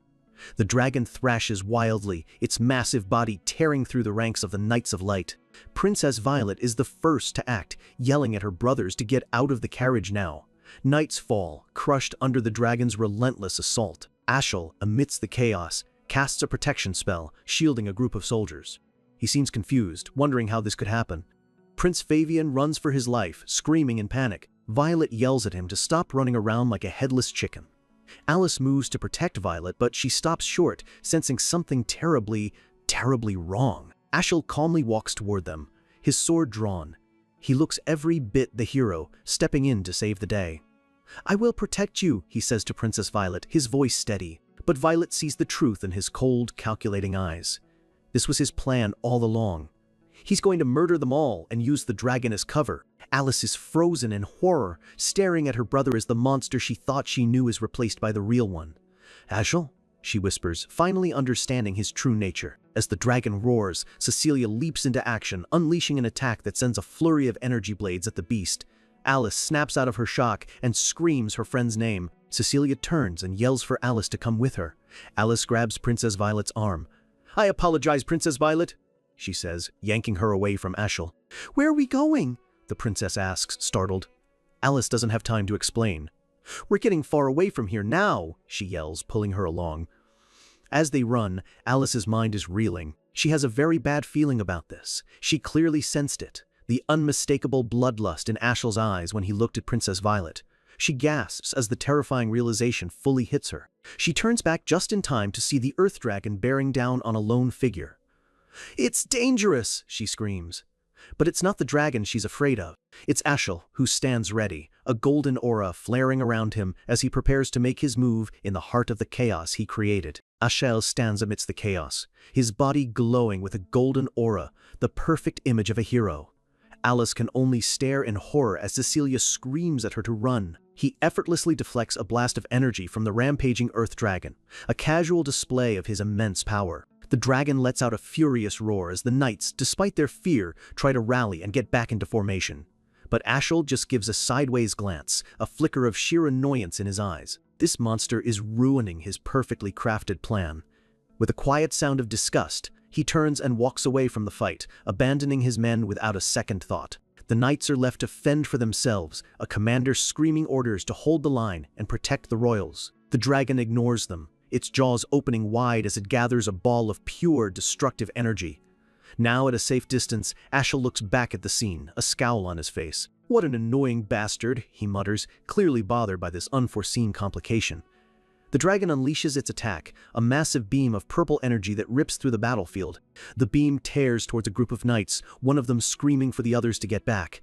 But just as it's about to hit, Ashel reappears in a flash of golden light, his sword raised high. He meets the energy blast head-on, creating a spectacular explosion. The knights cheer, amazed by his power, and rush to cover him. He's playing the part of the hero perfectly. Meanwhile, Princess Violet is making her own move. She fires a blast of red energy, not at the dragon, but straight at Alice. Alice barely has time to react, her eyes wide with shock as the attack hurtles towards her. The force of the blast knocks her to her knees. She looks up and sees Cecilia rushing towards her, seemingly in a panic. But as Cecilia looks down at the fallen Alice, her face is a mask of cold indifference. She says a single, chilling word, "No."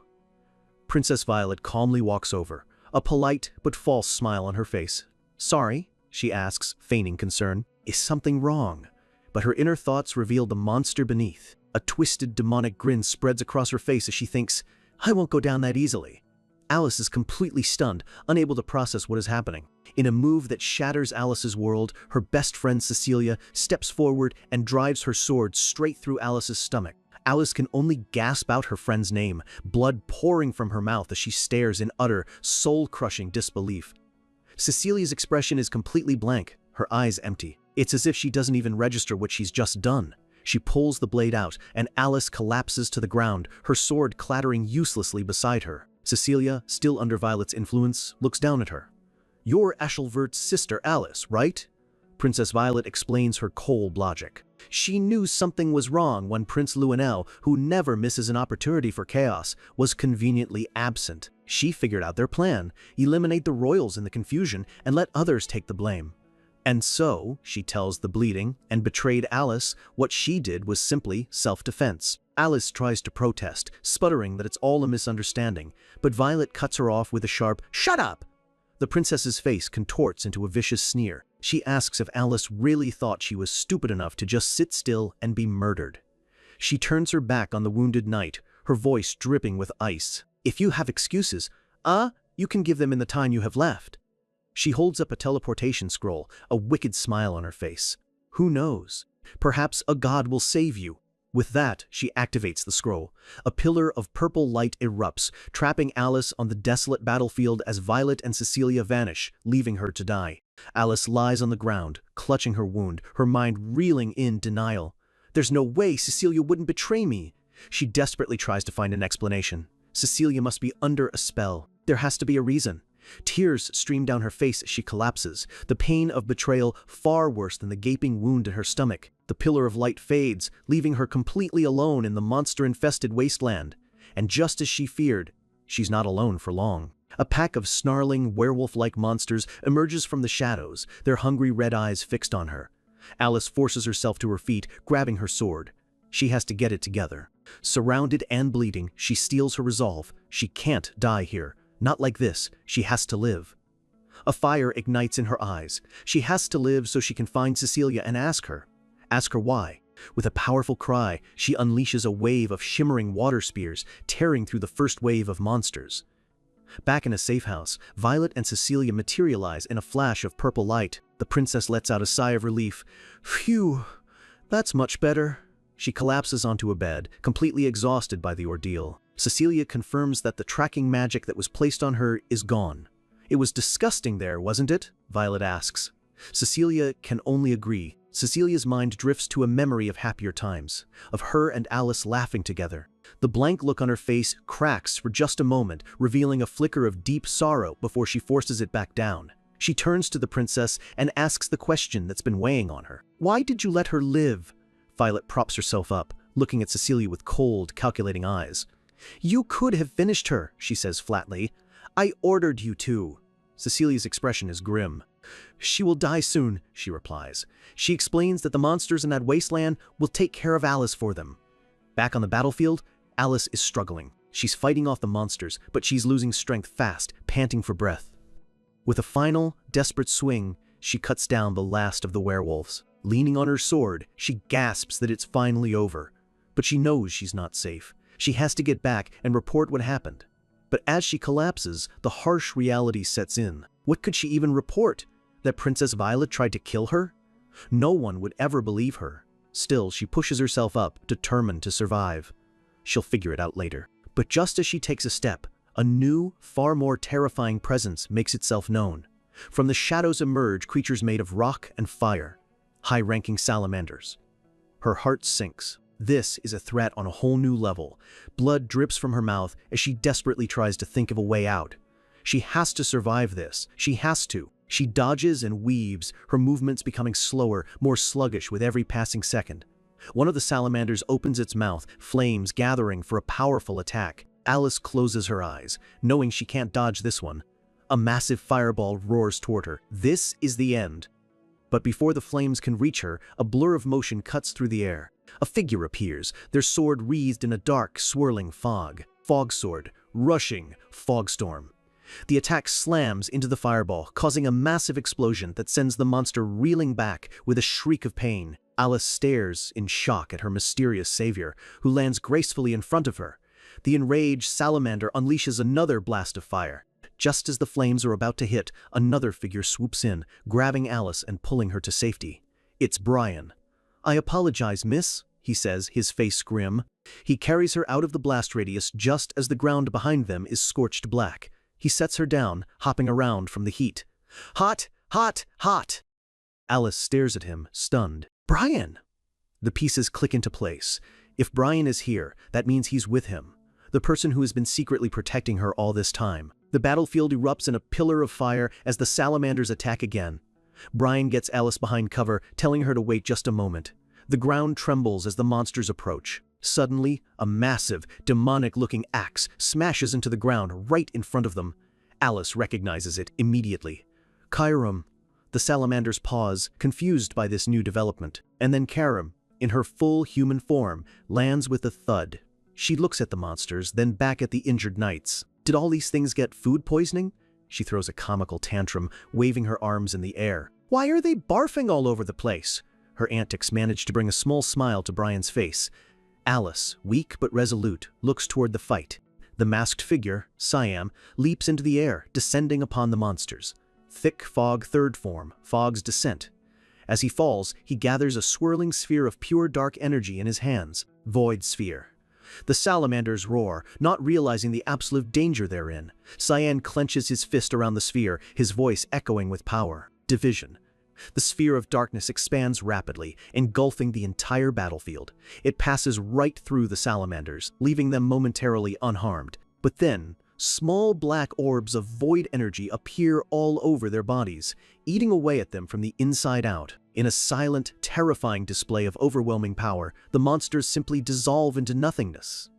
Cyan and Brian walk over to Alice, who is now finally safe. She looks at the masked figure before her. She's had a suspicion for a long time. But the person behind the mask really is. She reaches out a trembling hand and pulls it down. A chunk of rock falls from the crumbling cliffs above, blocking the view for a moment. But she doesn't need to see his face to know. Tears well up in her eyes as she looks at her savior, her little brother. Cyan looks back at his sister, a small, relieved smile on his face. "Cyan," she whispers. He replies softly, "I'm glad I wasn't too late." A dull throb radiated from Alice's side where Brian's healing magic was at work. But it was nothing compared to the sharp, twisting agony of betrayal in her heart. The horrifying truth had finally settled. Cecilia, her closest friend, had been Princess Violet's pawn all along. She watched Cyan's silhouette move against the desolate landscape, her voice cracking with self-loathing. "I didn't notice a thing. I'm really stupid, aren't I?" It was a realization that cut deeper than any blade. Cyan stopped, turning back to face her. His voice was firm, cutting through her despair. "This isn't your fault." He made it clear the blame rested solely on three people: Cecilia, Princess Violet, and their own brother, Ashel. Alice staggered to her feet, the implication hitting her like a physical blow. "Are you saying he planned this?" Brian rushed to support her, but she pushed him away, her eyes locked on Cyan, demanding an answer. She tried to argue, pointing out it was their father's orders that sent her here. But Cyan knew better. Ashel was the one pulling the strings, whispering in their father's ear, and their father would grant him anything. Confusion and pain swirled in Alice's eyes. "But why?" In response, Cyan closed the distance and gently pulled her into a hug, a rare moment of comfort in the middle of the chaos. He spoke quietly, the cold, hard truth, a poison in the air. Ashel did this to secure his own position, to ensure he would be the one to inherit the family's will. "The will of the family?" Alice repeated, horrified. The meaning was unmistakable. Ashel was willing to get rid of his own sister for the sake of power. The shock sent a fresh wave of pain through her wound, and she cried out. Looking up at her younger brother, she needed to hear it one more time. "Are you certain about Ashel?" Cyan's gaze was unwavering. "Yes, you felt it too, haven't you? What he's really like." A sad smile touched her lips. She confessed she'd always sensed a darkness in Ashel, a hidden side no one else seemed to see. She just never imagined Cyan saw it too. But that was the part that never made sense. She could see it, so why couldn't their father or anyone else? It was as if Ashel was protected by something, an invisible shield that blinded everyone around him. Her mind flashed back to the battle just hours ago. She remembered how attacks seemed to mysteriously veer away from him, how he moved through the chaos untouched, as if some unseen force was guarding his every step. Cyan's expression hardened. An invisible power. He knew that power all too well. A memory from his past life surfaced. The final confrontation, the moment he finally had Ashel cornered, ready to deliver the final blow. Just as his sword was about to strike, a blinding, divine light had erupted from Ashel's body, stopping his blade cold. It was a force so absolute it could repel even Karam, his demonic sword. This was the source of Ashel's untouchable persona.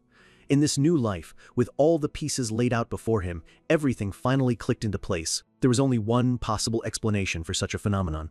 "We have to tell Father," Alice said, frantic. But Cyan calmly shook his head. "He won't believe us." This wasn't a simple family matter, it was something far more dangerous. "He would if we told him together," she insisted, her voice full of desperate hope. "I'm sorry," Cyan interrupted gently but firmly. "But you have to trust me on this."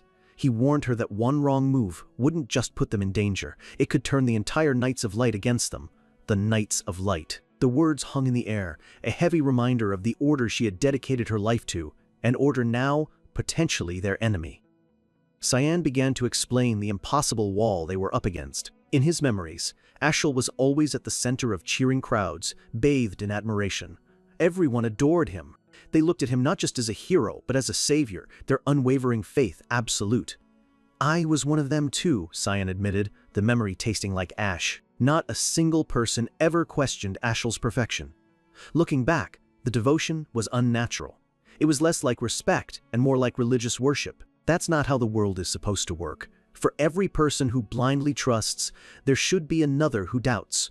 It's simple human nature. And yet, powerful, cunning men like their own father, the ruthless Emperor Luenel, and the calculating mage Boris Lahelm, they all trusted Ashel completely without a shred of suspicion. Even Cyan himself, the one who should have known his brother's true face, had trusted him right up until the moment Ashel's blade ended his first life. As he lay dying, betrayed and broken, one question burned through his rage.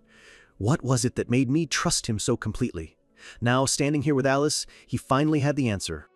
It wasn't charisma or manipulation. It was something far more terrifying. His eyes glowed with a faint, demonic light as he revealed the world-shattering truth. Ashel has inherited the authority of the most powerful god, Lumendel. He isn't just a hero, he's this world's chosen savior. Meanwhile, back at the main battlefield, the remaining knights were in chaos. "It's coming!" a commander yelled. "Everyone, protect the princes!" The colossal earth dragon lunged, its massive jaws snapping shut just inches from the cowering royals. "We're going to die!" Prince Nerovian shrieked, while his twin brother Favian shoved him aside, trying to save himself. But before the dragon could strike, a brilliant slash of golden light deflected its attack, sending it stumbling back. "Good job, Ashel!" Favian cried out in relief. Ashel, however, simply gave him a cold look and told him to get back.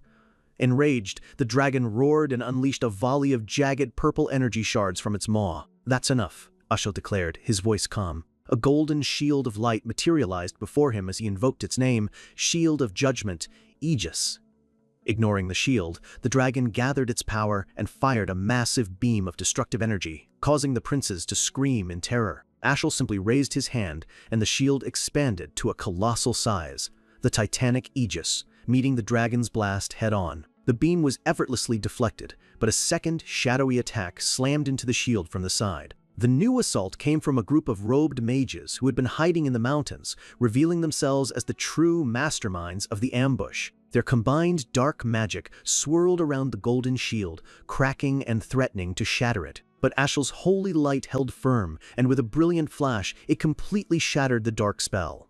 He stood his ground, his expression one of bored determination, as if swatting a fly. With a final, graceful swing of his arm, he unleashed a wave of golden energy that ended the beast's rampage for good. The dragon let out a final, pained gurgle as the light faded. Its massive body crashed to the ground, silenced forever. Ashel stood over the fallen monster, calmly asking, "Is everyone all right?" As if he'd just finished a light stroll. The knights erupted in cheers, their fear replaced with awe. "Ashel saved us!" The dragon was nothing to him. The princes rushed forward, overjoyed. "You did well, Ashel," Favian declared. "I'll be sure to tell Father all about your heroic deeds." Ashel simply stood there, his face an unreadable mask, accepting their praise in silence. He finally gave a polite bow. "It is an honor, Your Highness." The perfect hero, playing his part flawlessly. Back in the quiet hills, Alice was struggling to process Cyan's revelation. Ashel is the savior? The idea was ludicrous. I can't believe Lumendel would choose someone like him. Cyan looked away, his voice laced with cynicism. Lumendel just needed a figurehead. It didn't matter what kind of person he was. He explained the chilling reality of their situation. To deny Ashel, the god's chosen one, would be heresy. It would mean making an enemy of every single follower of Lumendel in the Empire. Alice clutched her head, her entire worldview crumbling. "Still," she whispered, her voice trembling, "I've believed in that god my whole life. This is so hard to accept." She then looked at her little brother, a new question rising from the ashes of her faith. "Cyan, how do you know all of this?" Cyan hesitated. "I can't tell you right now." The truth of his regression was a burden he had to carry alone, at least for now. To his surprise, Alice simply placed a hand on his arm, her expression softening with complete trust. "I understand, Cyan. I'm sure you have a good reason." She looked him straight in the eyes, her voice earnest. "But promise you'll tell me one day. Don't carry this burden all by yourself." This single act of faith meant more to him than she could ever know. A small, genuine smile touched Cyan's lips for the first time in what felt like ages. "Okay," he agreed. With the heavy conversation over, the tension finally broke. Alice turned to Brian with a bright smile. "Thanks for healing me, Brian."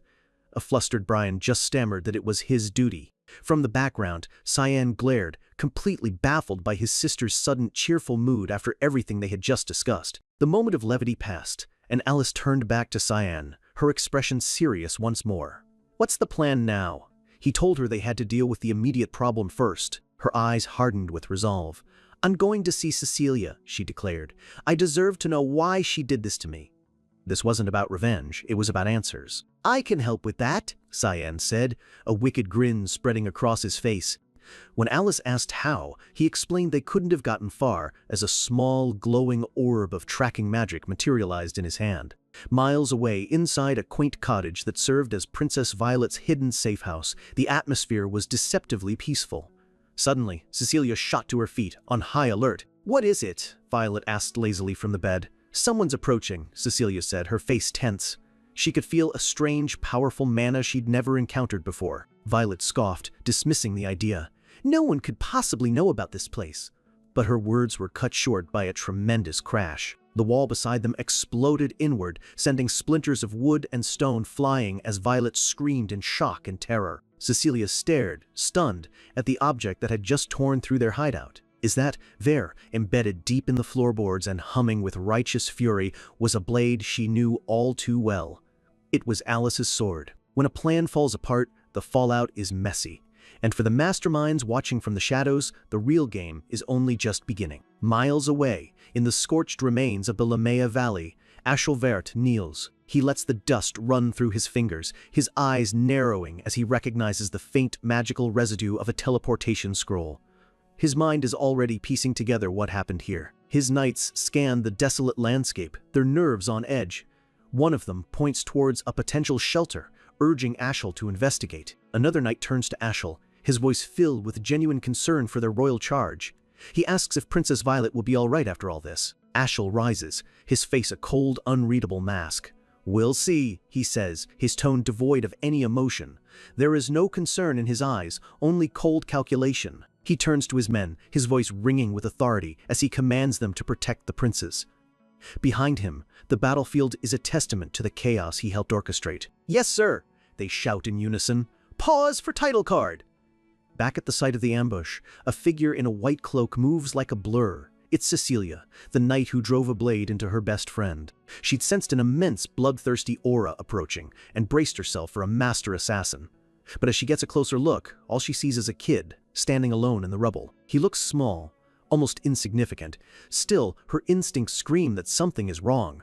She squints, reconsidering. Maybe he's not alone. There has to be someone else hiding. Unwilling to take any chances, she activates her signature technique, Windwalker, pushing her speed beyond normal limits. A cyclone of wind magic erupts around her, kicking up a storm of dust and debris. She tells herself she can't afford to let her guard down, not even for a second. Her eyes glow with power, her hand crackling with wind-infused energy as she prepares to strike. She lunges forward, her blade a silver streak aimed directly at the masked boy's throat. But in a blink, he's gone. Her attack slices through empty air, carving a deep scar in the earth where he just stood. Cecilia lands, stunned. How did he dodge that? The masked figure, Cyan, reappears a few feet away, completely untouched. Cecilia whirls on him, demanding to know who he is. She knows the techniques of the Vert family, and this is something else entirely. Cyan says nothing.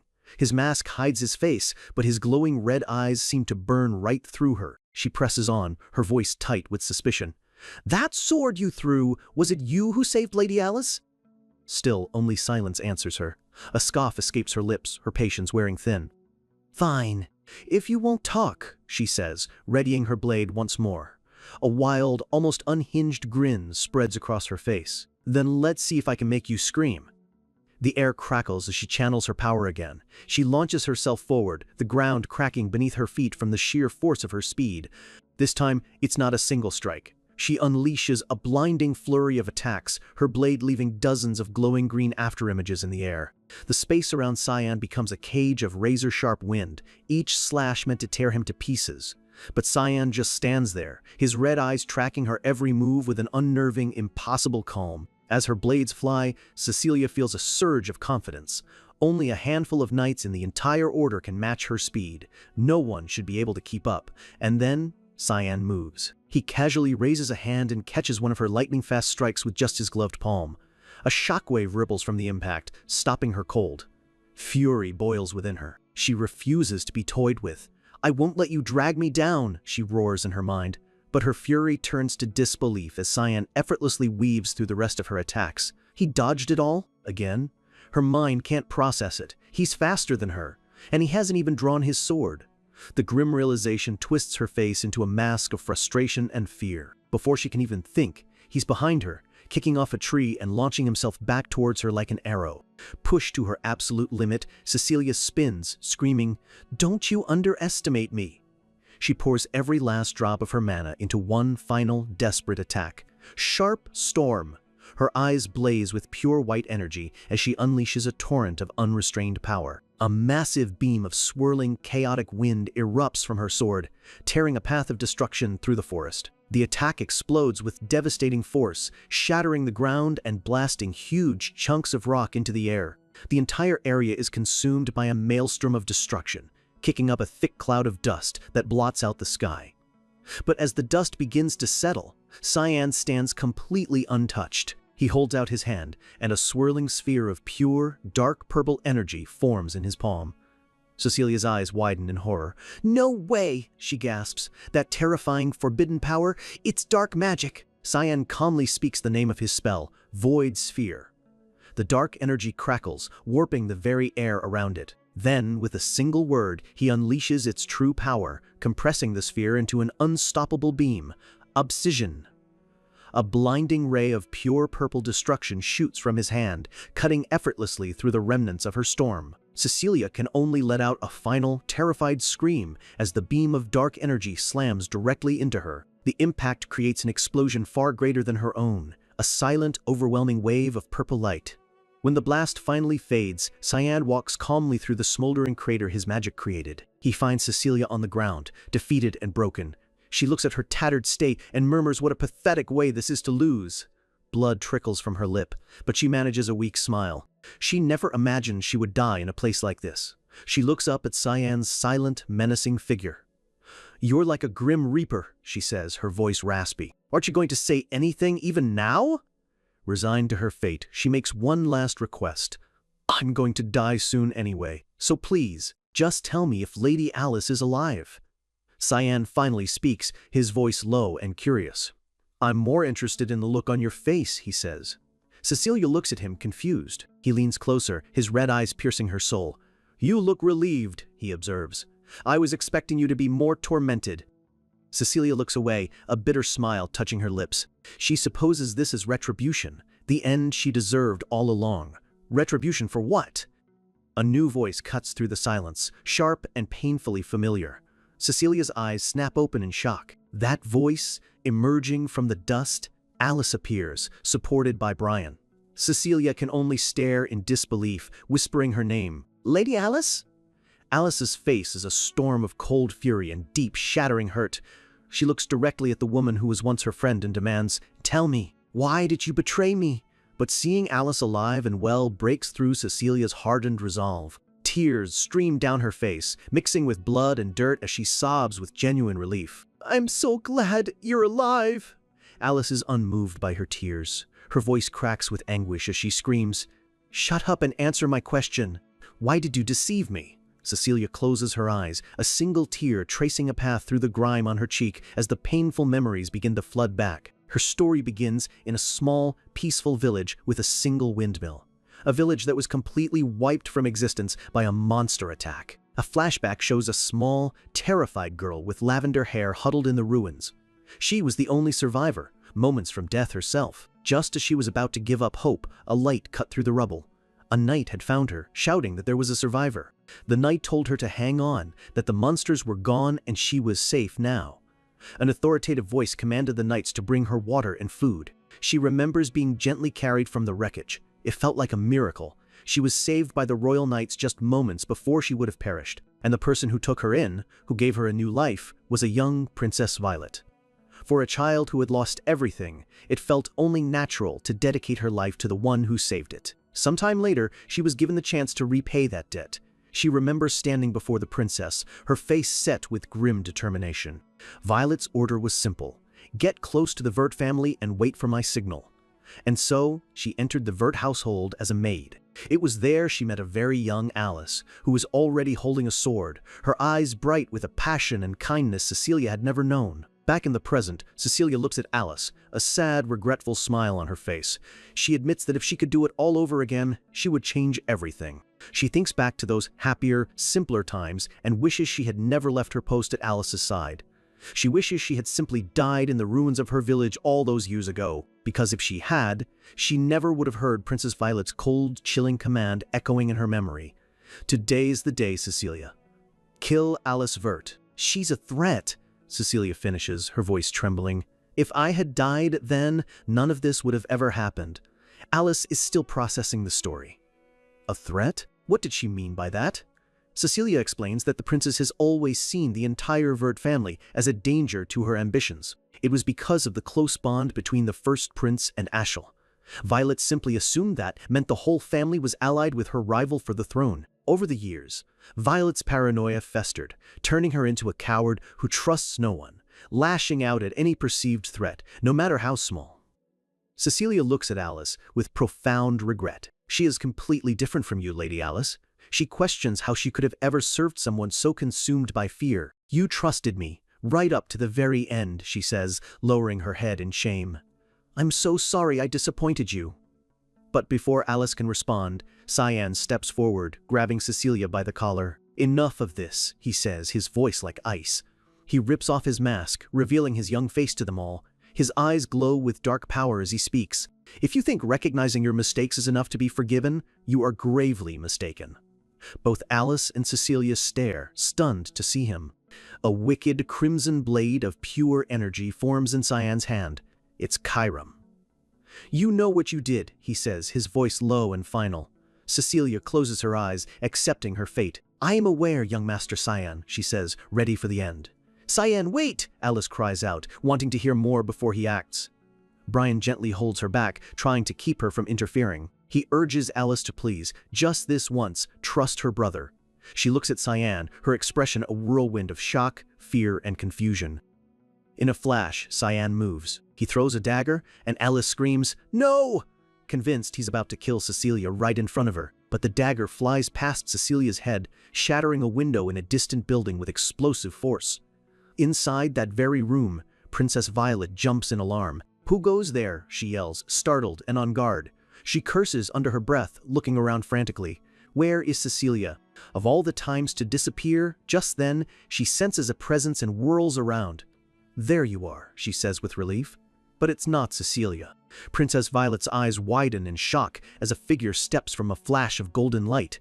It's Ashel Vert, his expression serene and his eyes glowing with divine power. He offers a polite, chilling smile. I've come to escort you, Your Highness. A hero's arrival is supposed to bring hope. But as the rain pours down on this lonely safe house, the only thing Princess Violet feels is the cold, suffocating dread of a predator that has finally cornered its prey. Ashel Vert steps into the room, his presence alone making the air feel heavy. There you are, he says, his voice unnervingly calm. Violet is frozen, her mind racing. How? This was her secret refuge, a place no one was supposed to find. Ashel looks at her, a faint, holy light glowing around him. He repeats his earlier words, but this time they carry a far more sinister weight. I've come to escort you, Your Highness. It doesn't sound like an offer of help, it sounds like a death sentence. Summoning her royal composure, Violet's fear hardens into defiance. She notes that he looks like he's about to kill her, then snaps at him for his rudeness. Ashley's reply is brutally, chillingly honest. I did plan on killing you, he says, without a flicker of remorse. He continues, explaining that the original plan was for her and her knights to be wiped out in the monster ambush. She was a loose end that was never meant to survive. Enraged, Violet pulls a small, ornate device from her sleeve. She spits back at him, asking if he really thought he could get away with plotting against a royal. She unleashes its power, shouting its name, God's Stinger. A brilliant flash of golden light shoots from her hand, aimed directly at Ashel's heart. The blast of holy energy is meant to incinerate anything it touches. But Ashel simply raises his gauntlet, the light fizzling out harmlessly against the metal. He looks at her with something akin to disappointment. I'm not finished speaking. Pause for title card. Violet clutches her wrist, burned by the artifact's recoil. How rude, she seethes. Do you still intend to see that plan through? Who knows, Ashel says with a casual shrug, walking through the wrecked room. Violet demands to know what he means by that. He stops, picking something up from the debris. It's Alice's sword. He holds it, his expression suddenly turning serious. "Where is my sister?" he asks, his voice sharp. Seizing what she thinks is an advantage, Violet lies with a crazed smile. "I had her killed." Ashel doesn't even flinch. He says he wasn't sure if Alice was working with his rival, implying he was fully prepared to sacrifice her if necessary. Violet is stunned. "But she's your sister!" A terrifying manic grin spreads across Violet's face. She thinks she's found his weakness. "Well, I guess it was a good thing then," she taunts. "Are you going to avenge her now?" But Ashel's response shatters her confidence. "No," he says calmly, a small, chilling smile on his lips. "I'm thinking of changing my plan." Violet is completely lost. Nothing is going the way it should. What is he talking about? Ashel looks her over, almost impressed. "You're remarkably calm for someone in your situation." He continues, remarking that her ruthlessness in eliminating anyone even slightly suspicious is a wise tactic. "I'm a bit surprised," he admits with a smirk. "You're quite different from Prince Luenel in that regard." Violet is completely bewildered. He doesn't care about his own sister's fate? What could he possibly want from her? Ashel turns, his tone shifting to business. He states that the original plan failed and he'll report it as such. Violet finally asks the real question. "Then what do you want from me?" He steps closer, his eyes locking onto hers. "I'm suggesting," he says, "that you join my plan instead." Violet is stunned. "Aren't you on Prince Luenel's side?" she asks, a bead of sweat tracing a path down her temple. Ashel scoffs. "Who says?" he asks, a condescending smirk on his face. "We're merely business partners." He kneels, pinning her with his intense gaze. He tells her that whether she believes it or not, Prince Luenel is just another pawn in his grand design. Trying to regain some control, Violet puts on a sly look. "Are you planning to take over the Empire? Because I can't really help you with that." But Ashel stands, turning away. "It doesn't matter who sits on the throne," he says dismissively. Confused, she asks what it is he truly wants. He has only one goal. A goal that is simple, absolute, and utterly terrifying. The eradication of evil. With a look of serene, unwavering conviction, Ashel declares his true purpose. "I am going to remove all evil from this world." Violet can only laugh, a mocking, disbelieving sound. "Are you serious?" She thinks he's completely insane. Ashel glances back, his expression deadly serious. Who knows? Suddenly, his eyes narrow. He senses something approaching. It seems evil has just appeared nearby. The wall behind Violet begins to crack and splinter as a strange energy pulses through the room. Ashel feels it instantly, an ominous mana that sends an involuntary shiver down his spine. He realizes it feels less like magic and more like pure, condensed bloodlust. A dark purple energy begins to seep through the cracks. He's never felt anything like it before. With a deafening roar, the wall explodes inward in a cataclysm of dark energy. Violet screams in terror.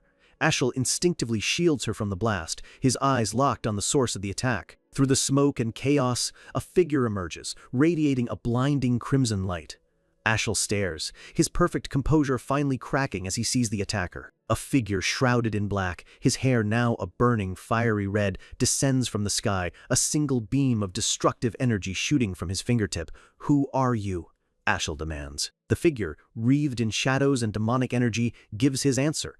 He declares he is the very evil Ashel seeks to destroy, and he is also his end. The red-haired man, Cyan, attacks without hesitation, unleashing a storm of 8 razor-sharp slashes of red energy. The slashes tear through the air, forcing Violet to scream again as the attacks zero in on them.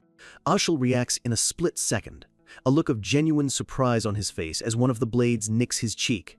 He thrusts his palm forward, creating a golden barrier with a single word of power. The barrier repels the attack, but the force of the impact is so immense it completely obliterates the safe house around them. Violet is thrown onto her bed in the chaos, crying out as her refuge is annihilated.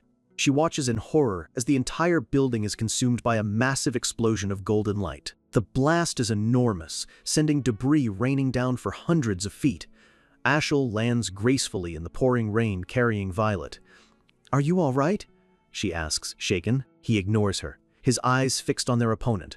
He's still attacking. Cyan unleashes another technique, a massive sphere of pulsating demonic energy that hurtles towards them. Ashel raises his holy sword, its light shining like a star. Ascalon, he calls its name. He brings the blade down, unleashing a pillar of pure divine light that meets the demonic energy head-on. The clash is deafening. But as the energies cancel each other out, Cyan is gone. Ashel curses, realizing his opponent can also use spatial magic. Cyan reappears, his attacks relentless. The two opposing forces, holy and demonic, collide again in a spectacular explosion of light and shadow.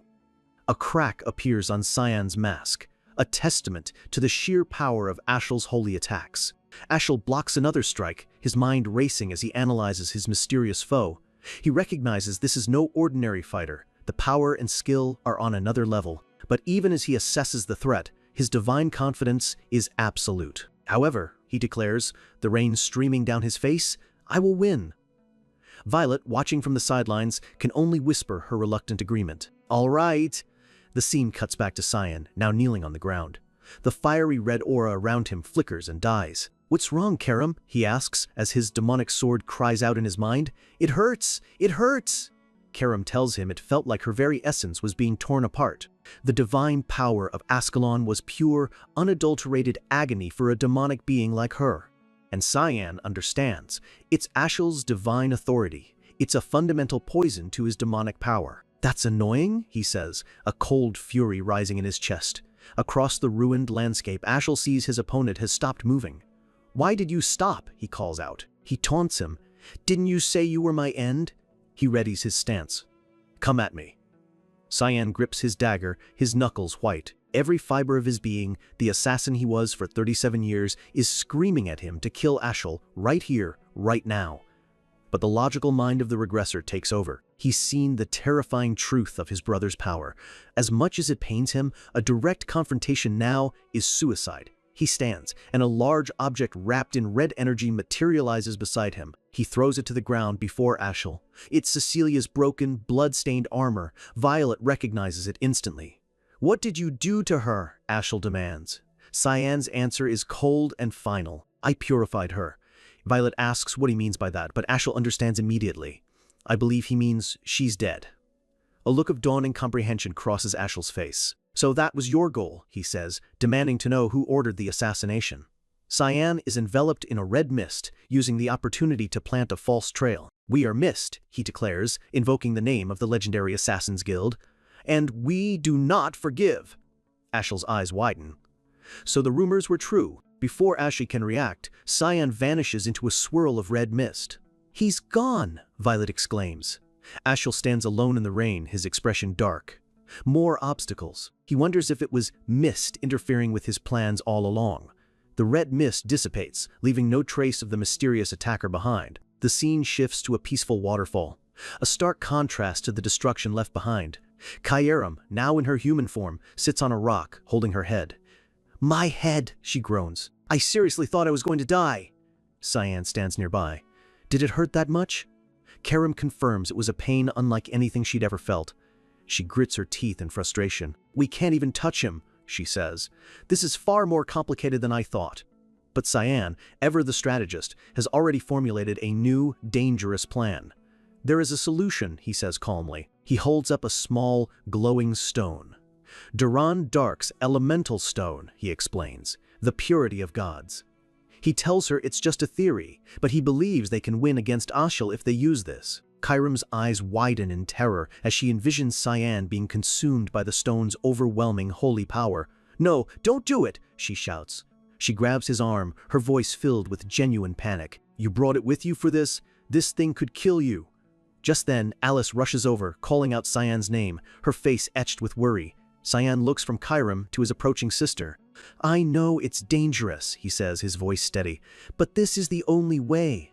A memory of a happy, carefree Alice flashes through his mind. In this life, he has people he needs to protect. He won't make the same mistakes again. His eyes glow with fierce determination. If his opponent is unreasonably strong, then he will just have to become even stronger, no matter the cost. Sometimes, the most powerful weapon isn't a sword, but a debt. A life spared today can become a loyal asset tomorrow. And for Cyan, this is a calculated investment. He holds out a small object to Cecilia. In his hand is a beautifully crafted pendant. He explains that it's a Marian's token. Entry into the hidden spirit realm is heavily restricted, a sanctuary few can ever hope to reach. The token glows with a faint, magical light, a key to another world and a new life. Cyan tells her that with this token, she can enter the spirit city of Fruina, a place where she can disappear from the world completely. Alice looks at Cecilia, her expression still hard, but the anger is now mixed with a deep, lingering pain. "Be careful," she says. It's the only goodbye she can offer the woman who was once her best friend. Tears stream down Cecilia's face, a mixture of overwhelming gratitude and crushing guilt. She thanks Alice, apologizing over and over for the betrayal that nearly cost her everything. But Alice isn't ready to offer forgiveness. "I haven't forgiven you, though," she says, turning away. "Don't ever appear in front of me again." The words are harsh, but beneath them is an unspoken act of mercy, a release, allowing Cecilia to leave without fear of being hunted down. Cecilia nods, her voice thick with emotion. "Understood, I'll be going now." And with that, she turns and walks away, vanishing into the forest to begin her exile. As they watch her go, Karam hovers beside Cyan on the cliff's edge. She asks him if he's really sure it was a good idea to just let her go. Ever the pragmatist, Karam insists it would have been safer to just kill her. But Cyan's reply is chillingly simple. He tells her he already killed Cecilia once in his past life. He explains that in the original timeline, Cecilia was completely consumed by the guilt of killing Alice. This time, by saving Alice, he's actually lessened that burden. Now, instead of being a tragic casualty, she is an asset. A powerful knight who owes him an unbreakable life debt. A memory flashes back to the moment of judgment. Cyan's voice was cold as he told her that she knew this was no light matter. Cecilia had closed her eyes, fully accepting her fate, ready to die. He remembers throwing the dagger, not at her heart, but past her, as Alice screamed for him to stop. The dagger had pierced Cecilia's shoulder guard, pinning her to the ground but leaving her alive. "You died just now," he had told her. "I'll be collecting the payment for this later." He was making it crystal clear. From this moment on, her life belonged to him. He had ordered her to stay in hiding until he called for her, leaving Cecilia to wonder if he could somehow see the future. It felt as if he knew a time would come when she could atone for her sins. And as she fled, she made a silent, unbreakable vow. If that day ever came, she would repay her debt with her life. Back in the present, Karam, now in her human form, crouches beside Cyan. She looks at him suspiciously. "Are you sick or something?" she asks. This calculated mercy is so unlike him. "You've gotten kinder." She gets right in his face, her voice dripping with mock concern. "Are you dying?" Cyan just gives her a deadpan stare, completely unfazed. Alice walks up behind them. Karam straightens up as Alice thanks her, saying none of this would have been possible without her help. Alice then turns to Cyan, formally thanking him for saving her life. Her gaze shifts to Karam with curiosity, noting that a demonic sword with such a personality is something she's never encountered before. Karam grins, a playful yet predatory look in her eyes. "I wonder if we'll get along," she muses, before quickly dismissing the thought. "Nah, never mind. Alice is completely charmed." She thinks to herself, maybe she's a nice demonic sword after all. She even notes how close Karam and Cyan seem to be. Karam immediately shuts that idea down, explaining that their relationship is strictly one of master and servant. Alice is left utterly confused. Then Karam leans in close, her eyes glowing with a possessive fire. "That said," she purrs, "his body is mine, so don't you go trying to take it." Alice's brain short-circuits. She just stares blankly and says, "Oh, okay." Then she concludes, "Nope, definitely not a nice demonic sword." The scene shifts to the grand, imposing halls of the Lewin Academy. Inside his office, Dean Kundal reads a letter from Alice.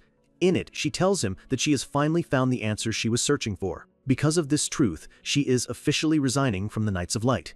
She declares that the order has strayed from its righteous path, and she can no longer serve it in good conscience.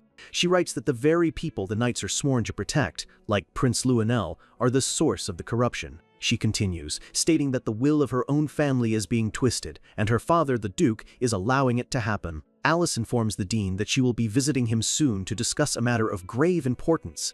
The topic, her brother, Ashel, and his conspiracy with Prince Luenel. Her final request is a simple one. Please take care of Cyan until she arrives. Kundal sighs, thinking to himself that both of their powerful families are a complete and utter mess. He notes Alice's unwavering concern for her little brother. He taps the letter and decides that, since she asked so politely, he'll at least make an effort. Just then, Boris Wilhelm enters his office. Kundal makes small talk, asking Boris how he's finding his time at the academy. Boris replies smoothly that he's adjusting well enough. But the dean cuts straight to the point. He called Boris here because there's something he's curious about. His expression turns deadly serious, his voice dropping to a low, intimidating growl. When were you planning on telling me that you work for my grandson, Prince Lionel? Is there a reason you're hiding it? Boris just smiles, completely unfazed. He claims he wasn't hiding it and that it has nothing to do with his work here.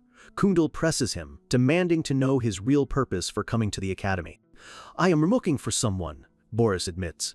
The dean's eyes narrow. And have you found this person yet? After a slight pause, Boris replies, I believe so. A dark, oppressive aura flares around the dean, his face hidden in shadow, his eyes glowing ominously. Stop it, he commands. His voice is laced with pure menace. If the person you're looking for is that child, it would be in your best interest to quit whatever it is you're planning. It is a clear and unmistakable threat. Boris seems surprised by the intensity of the warning, but he simply offers a slight, knowing smirk. I understand, Dean. As Boris leaves the academy, he reflects on their conversation. He hadn't expected such a strong, protective reaction from the dean. Sitting alone in the woods, he writes a report, musing that Cyan seems to have some very powerful connections.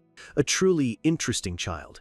A ghostly messenger spirit appears to take his report as his grimoire, Hearthcrea, speaks to him, asking what he'll do now. Hearthcrea warns that if another powerful human gets involved, their plans could become much more difficult.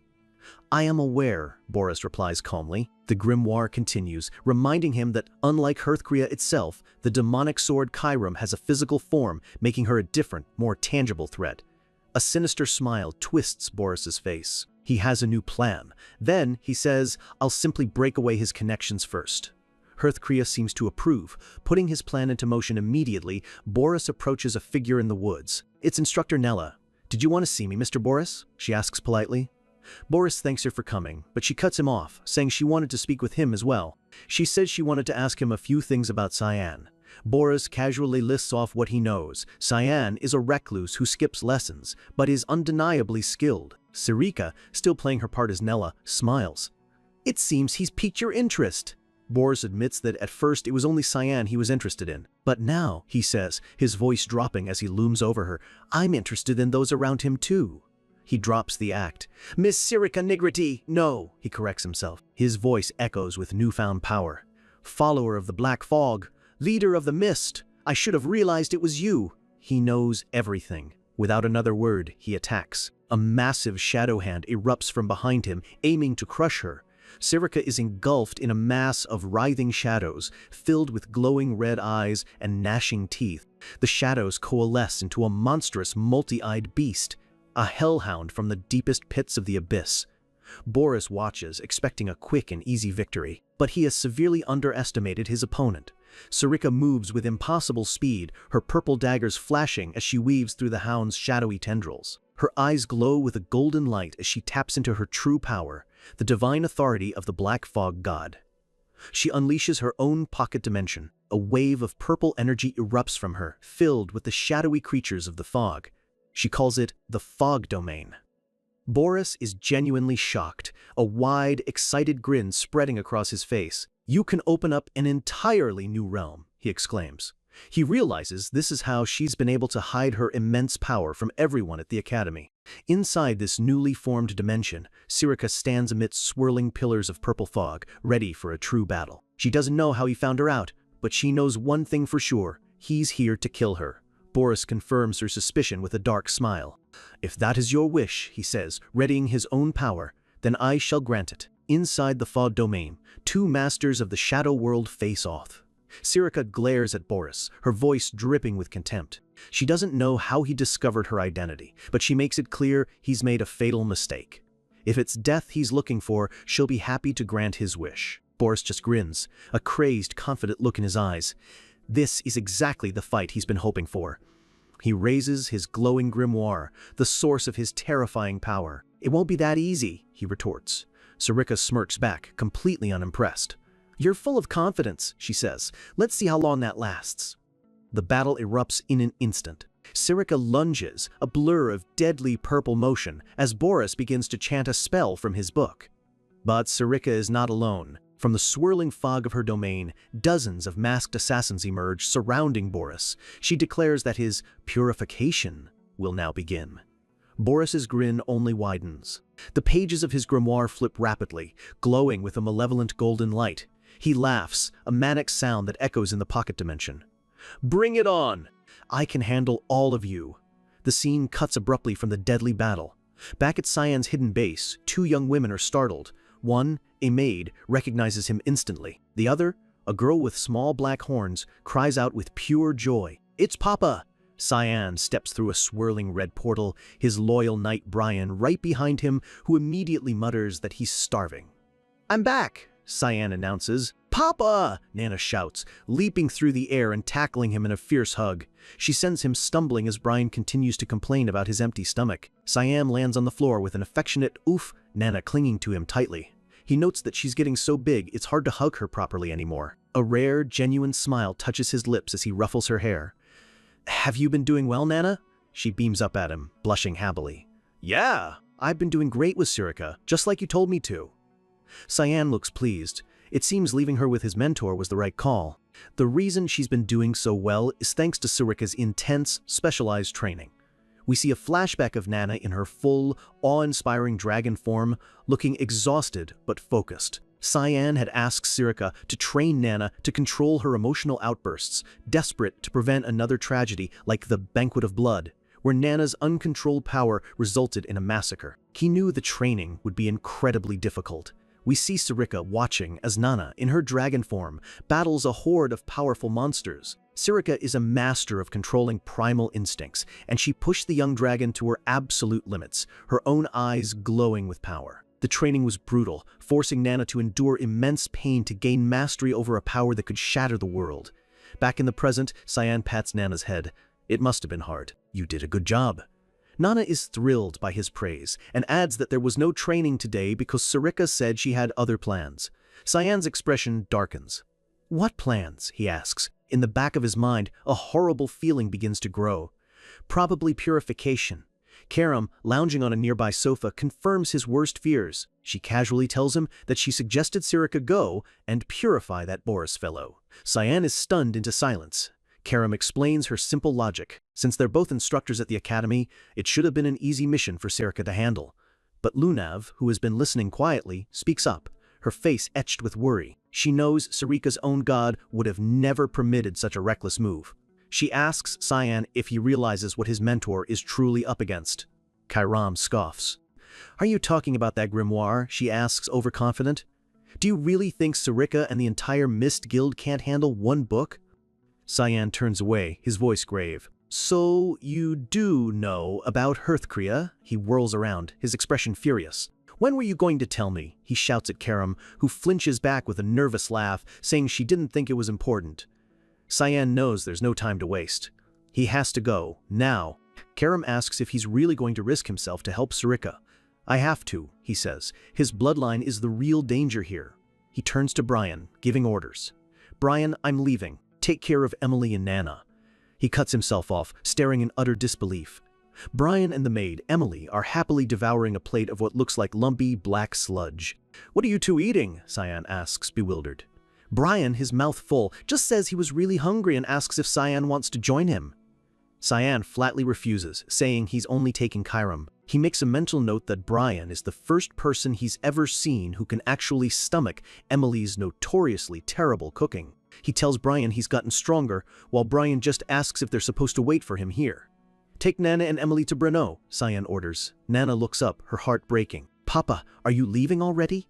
Cyan softens, patting her head gently. "Sorry, it could be dangerous here." Brian, ever loyal, asks if he's sure he'll be all right on his own. "It's fine," Cyan reassures them. "I'll come find you once this is all over." With that, he turns to leave, entrusting his found family to his knight. We're thrown back into the chaos of the fog domain. The battle has turned into a slaughter.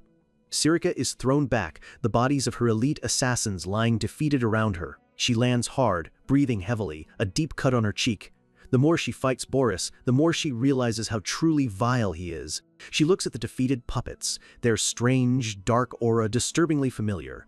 A chilling thought crosses her mind. Was the Banquet of Blood massacre also his doing?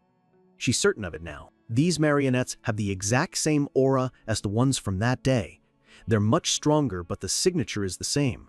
Boris holds his grimoire, a condescending smile playing on his lips. "Are you tired already?" he taunts. He gestures to the endless tide of undead puppets at his command.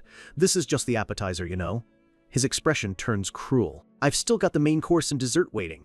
Sirika's eyes widen as she finally understands the true, terrifying depth of his power. A new wave of marionettes swarms her, their movements impossibly swift and coordinated. She fights back with the deadly grace of a master assassin, her daggers a blur of purple light. She unleashes a whirlwind of her most powerful techniques, cutting down dozens of puppets in a storm of blades and shadows. But Boris's counterattack is relentless. A volley of golden energy blasts rains down, forcing her back. Sirika is forced onto the defensive. He's using advanced spells with 0 openings, and the puppets just keep coming. One of the puppets lunges, its movements unnervingly precise. It parries her strike perfectly, a move no mindless puppet should be able to make. Another one deflects her attack from the side, boxing her in. She's surrounded, their attacks perfectly synchronized. She realizes with dawning horror, "They're reading my movements." Boris reveals his nasty trick. A spell called Puppeteering Nidstang. A glowing red sigil appears on a puppet's forehead. Its eyes glow, and it begins to overload with volatile energy before exploding. Sirika is caught in the blast, but grits her teeth and pushes through the pain. But it was a trap. The explosion was just a distraction. Boris has now commanded all of his puppets to self-destruct. She's thrown back by a chain reaction of explosions, shocked by the sheer amount of destructive mana he packed into each one. The remaining puppets swarm her, their eyes glowing red as they all prepare to detonate at once. The entire FOD domain is engulfed in a single, massive, fiery explosion. Sirika's body falls from the sky, battered, smoking, and defeated.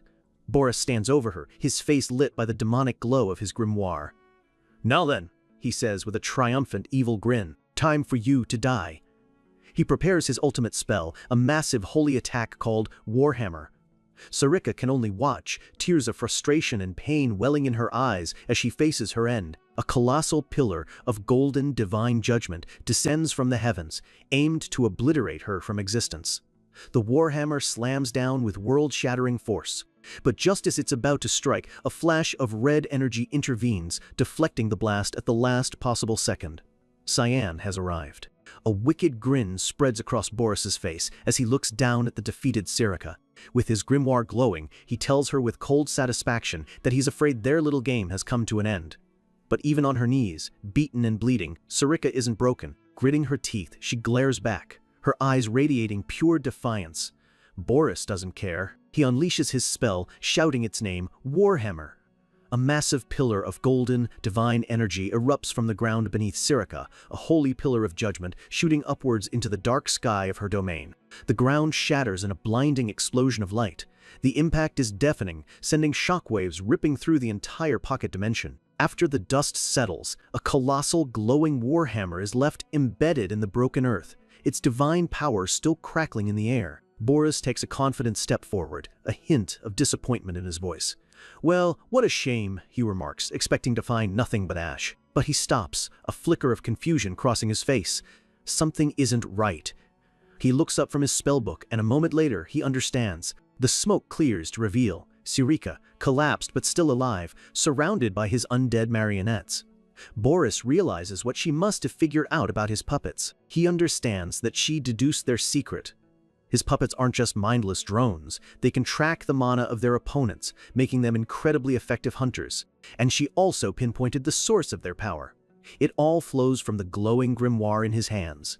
Propped up on one hand, Sirika looks at the book with a sharp, analytical gaze. She notes the insane amount of mana pouring from it, and asks if it's a divine armament.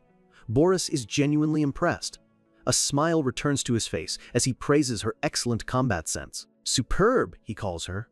But his smile twists into a mocking grin. He leans in, his eyes glowing with malice. "But so what? What exactly can you do about it now?"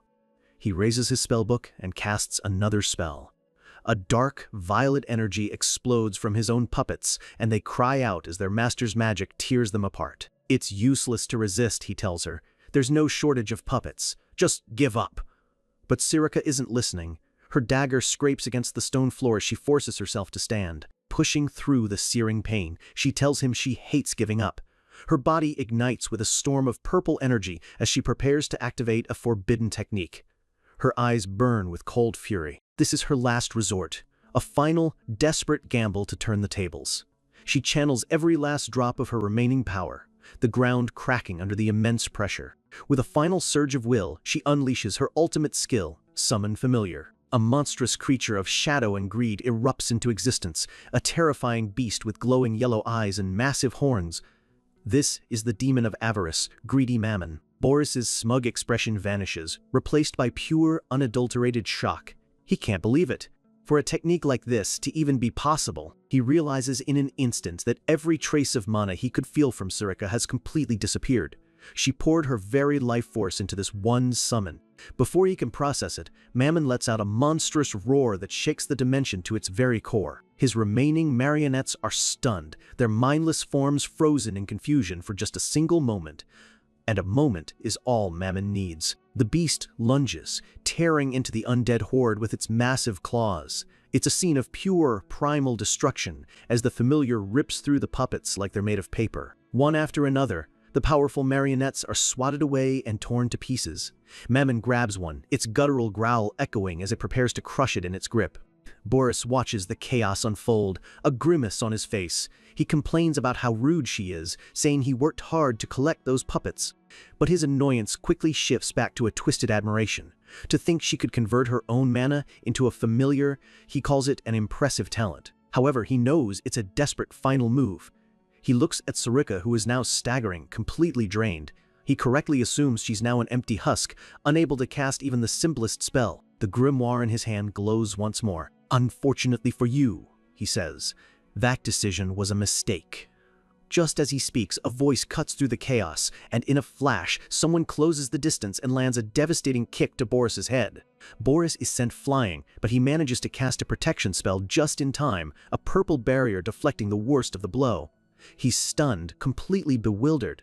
He couldn't see the movement at all.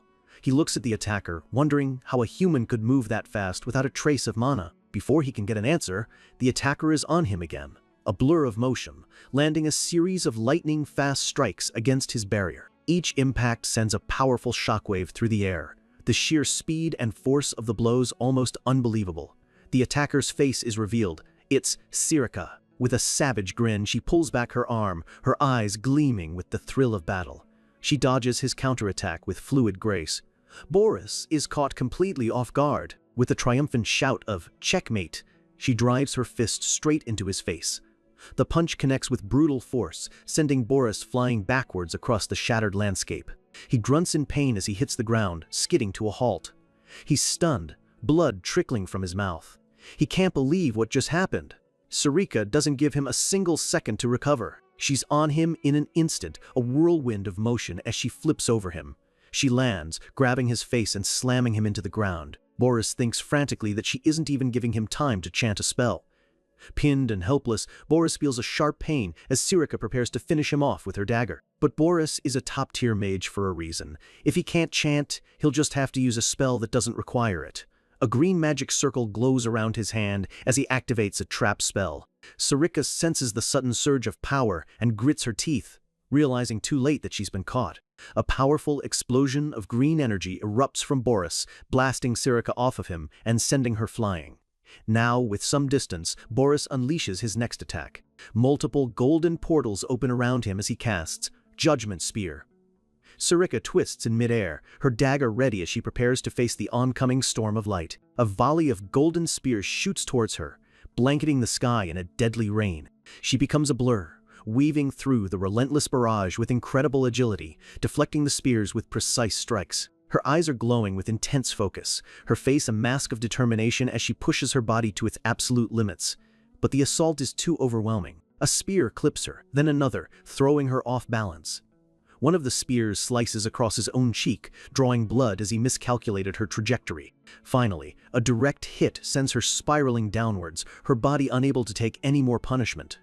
The attack culminates in a massive explosion of purple and white light. Sarika's body hits the ground hard, tumbling across the rubble.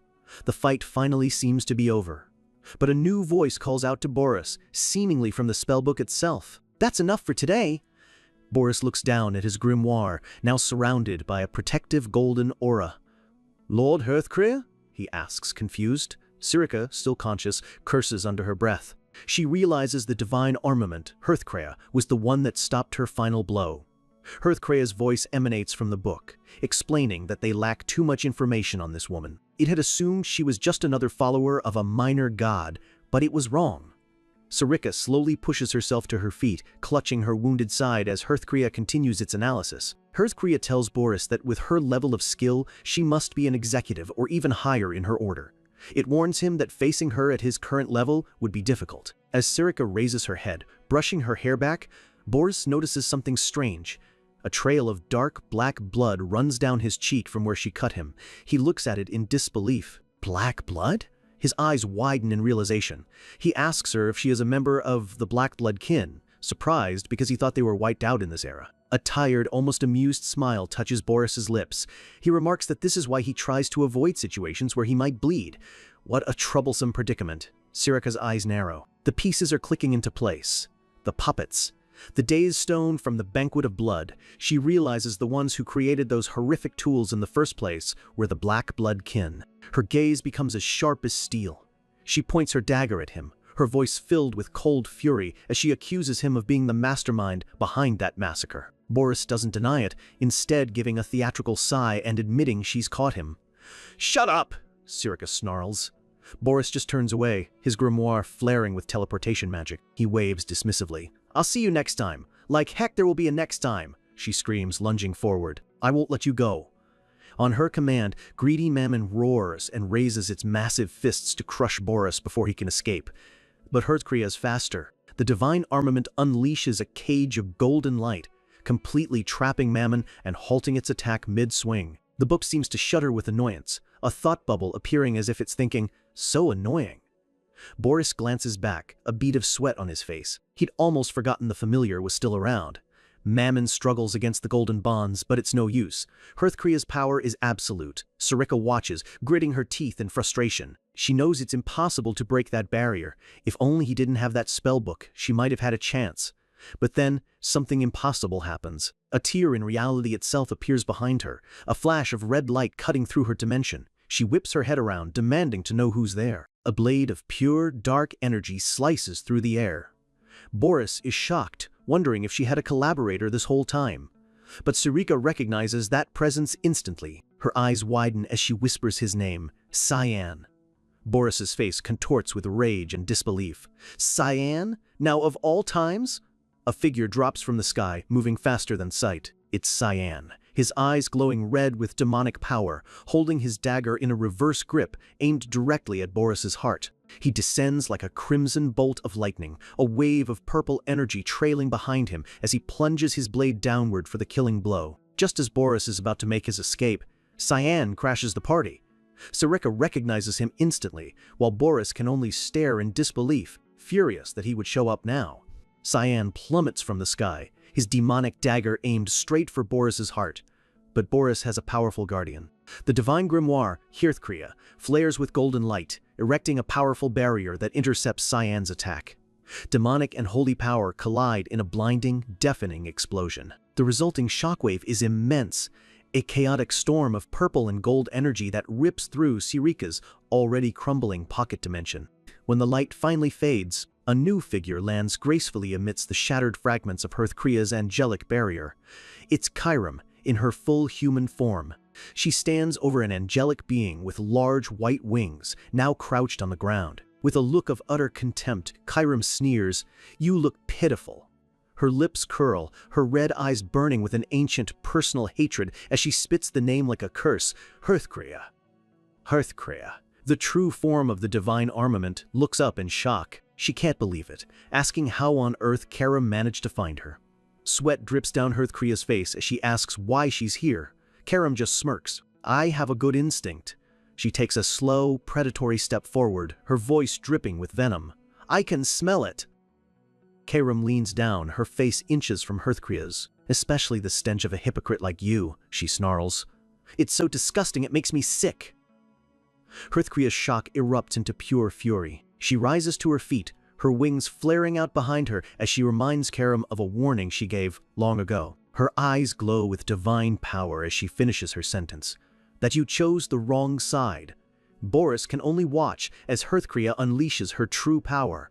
Golden chains of light erupt and wrap around Karam as the angelic being gathers an overwhelming amount of energy, calling on the divine power of the supreme god. The air crackles as a massive, intricate magic circle forms, an all-seeing eye at its center, ready to pass divine judgment. In another part of the battlefield, this immense holy power slams directly into Cyan, who stands his ground to shield Karam from the blast. Sarika's familiar greedy mammon roars in agony as it's caught in the blast, the divine energy tearing through its shadowy form.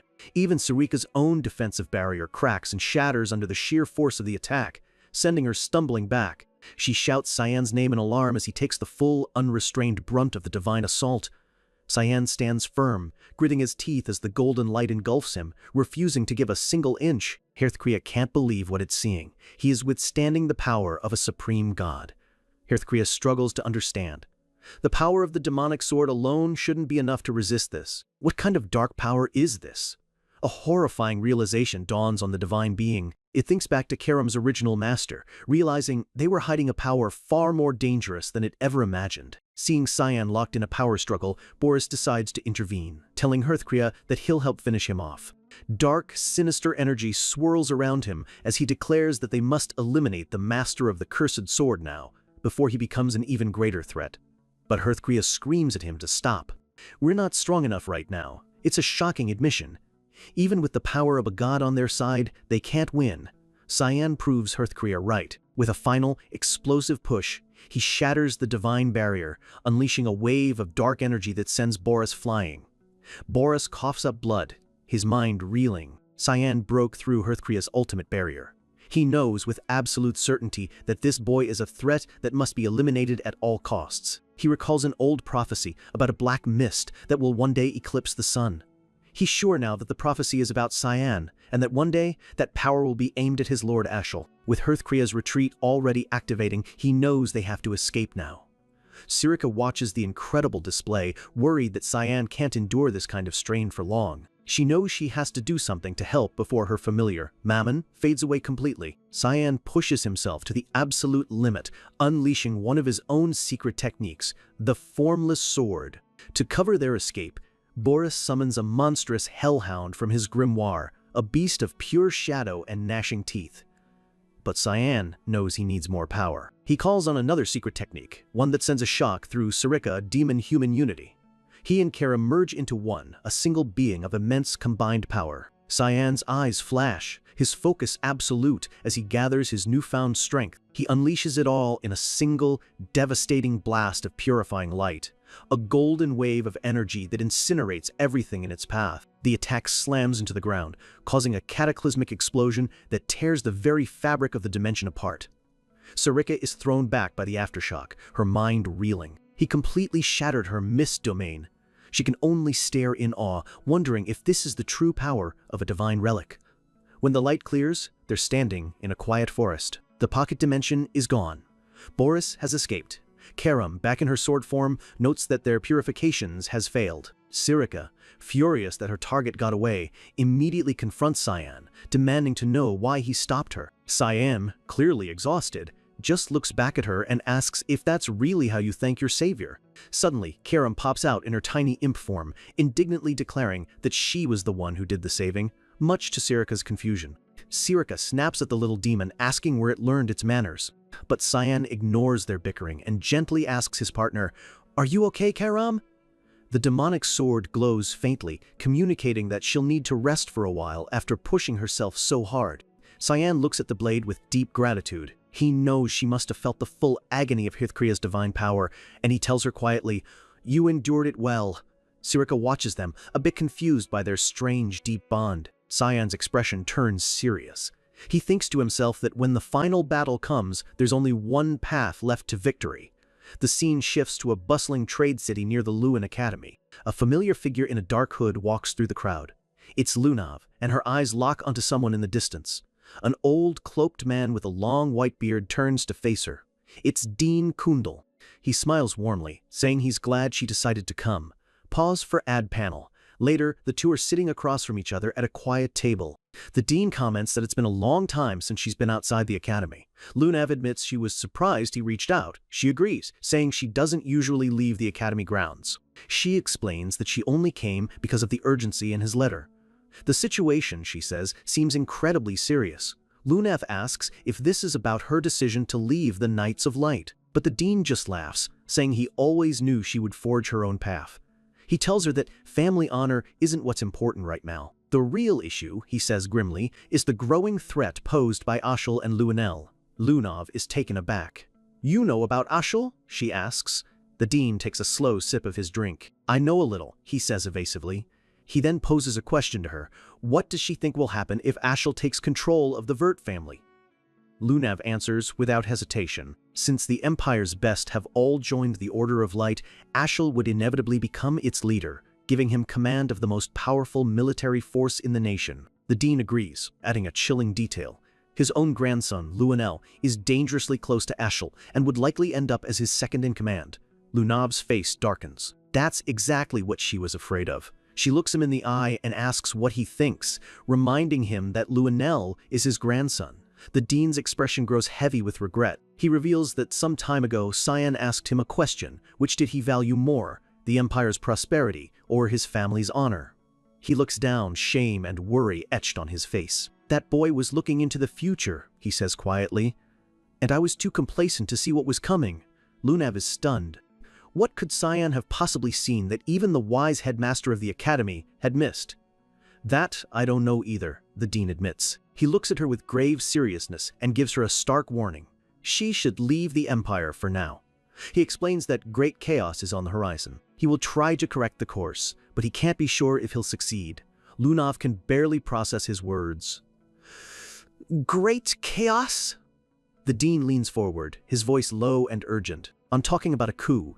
There are signs of a rebellion to seize the imperial throne. While grand schemes to overthrow an empire are brewing in the shadows, on the bustling streets of the trade city Branu, life is much simpler. For Nana, it's a world of pure wonder, her eyes wide as she soaks in every new sight and sound. Everything is a source of amazement for her. She points at a fruit stand, declaring the fruit incredible. Then she gestures towards a group of grizzled adventurers, calling them amazing people, much to their scowling confusion. This is a crucial detail.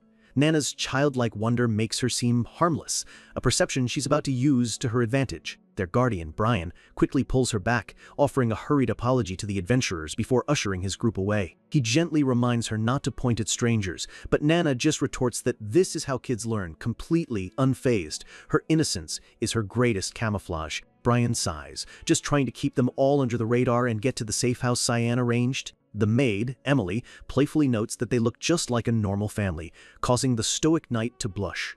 Flustered, he points vaguely ahead, stammering that the safe house is just over there. But in that single moment of distraction, he loses track of the two most important members of their group. Emily grabs Nana's hand, pulling her along, but the chaos of the crowd is about to provide the perfect cover. As they navigate the packed street, Nana and Aaron begin to fall slightly behind. It seems like an accident, but this is the exact moment Nana has been waiting for. Meanwhile, far from the noise of the market, Alice sighs heavily in a quiet room, the weight of a terrible truth settling upon her. The words of Dean Kundal echo in her mind. A coup, a civil war for the imperial throne. The scale of it feels impossible. She tries to wrap her head around it. Her brother, Ashel, and Prince Luenel are planning to tear the empire apart. But the deeper question is how the Dean, and more unnervingly, her little brother Cyan, could possibly know about such a high-level conspiracy. Her thoughts are cut short by the sound of the door opening. She looks up, startled to see Brian and Emily. Emily greets her with a cheerful smile, happy to see her again. Alice is surprised to see them, asking if they're actually living with Cyan at the academy. Emily confirms it proudly, saying the young master needs her. Alice is completely baffled. Her little brother is living with two women at the academy? The thought leaves her momentarily speechless. Brian explains that Cyan had urgent business and sent the three of them ahead. Alice immediately catches his phrasing. "The three of you?" Brian turns around, his face dropping as he sees the empty space where Nana and Aaron should be. Panic flashes across his and Emily's faces. Alice's voice is sharp with urgency as she asks who else was with them.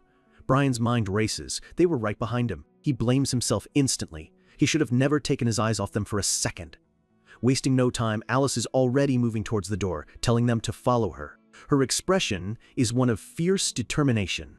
If they're with Cyan, she declares, then they're important to me too. This is a significant moment, showing her loyalty is no longer just to her blood family, but to the new family Cyan is building. The scene cuts to a grimy dock in another part of the city. A pair of hands secures the heavy lock on a warehouse door. The elf and wolfman from the market close the door, satisfied with their work. The elf remarks that this latest shipment of captives will bring in a hefty profit. They turn to leave, ready to report their success to the boss. But then, they spot a small, lone figure at the edge of the dock. The elf recognizes her. It's the little girl from earlier who was pointing at them. It's Nana. She stands there looking lost, seemingly wandering aimlessly. The two traffickers approach, their smiles hiding their predatory intent. The elf calls out, asking what a little girl is doing all by herself. Nana simply points past them, right at their locked warehouse. The elf is annoyed at first, thinking she's just being a strange kid again. "I smell something familiar from in there," she says innocently. And just like that, the elf's irritation melts away, replaced by a greedy, predatory grin. The bait has been taken. He exchanges a knowing glance with his partner. It's like free money just walked right up to them. The wolfman leans in, telling her they have lots of tasty things inside. Nana's eyes light up. "Candy?" she asks. The elf confirms it, though he silently notes she seems a little old to get this excited over candy. He figures she must be a bit slow, but Nana's excitement is contagious as she asks if she can have some. "Of course," they say, laying the friendly act on thick. "We're nice uncles. We'll give it all to you for free."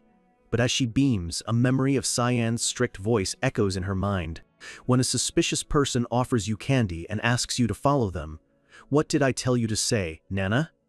Her face breaks into a brilliant smile as she shouts, "Okay." She's not answering the traffickers, she's answering her papa, confirming that the mission is a go. The delighted slavers lead her away, convinced they've found the most gullible victim in the world. Nana follows, happily chanting about candy, playing her part to perfection.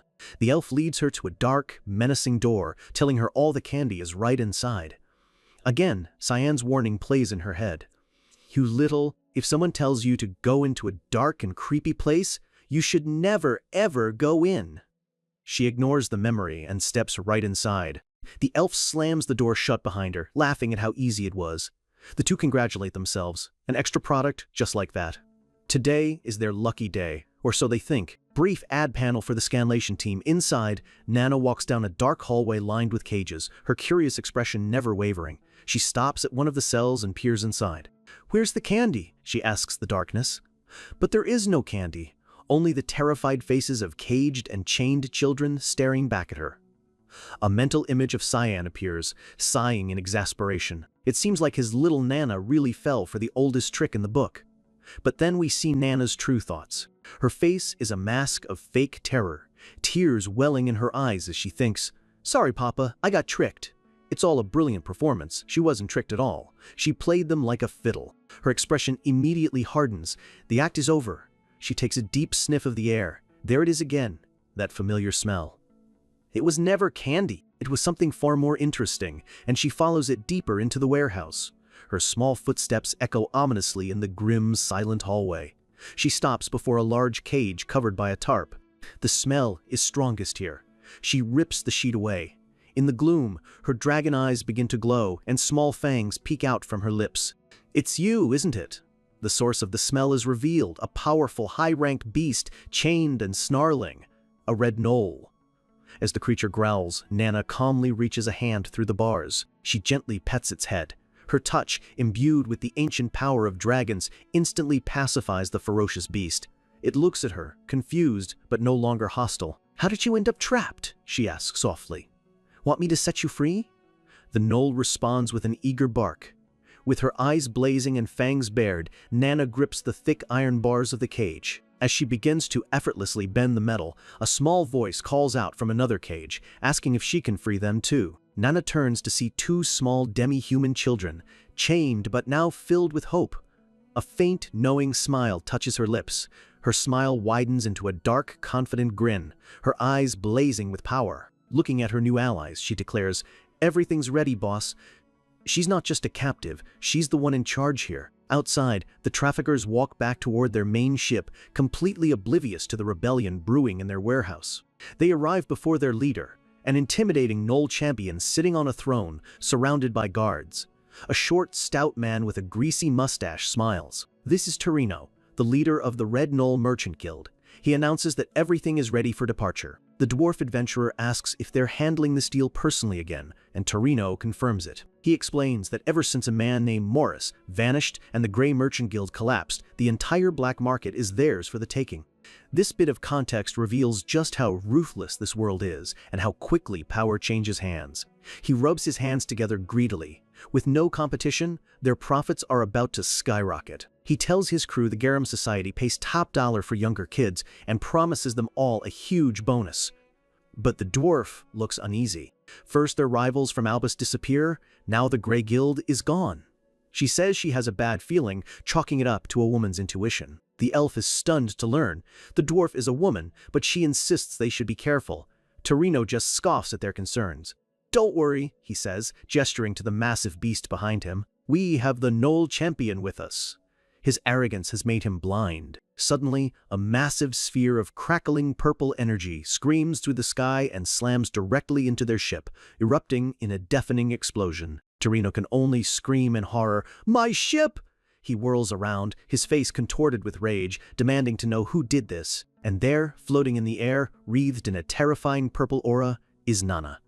Her horns have emerged, her golden eyes glow with righteous fury. The innocent child is gone, replaced by a being of immense ancient power. She glares down at the slavers and delivers her judgment. "Evil adults, Nana won't forgive you." A cataclysmic blast of dark energy tears through the port, ripping a gaping hole in the Red Knoll Guild's ship.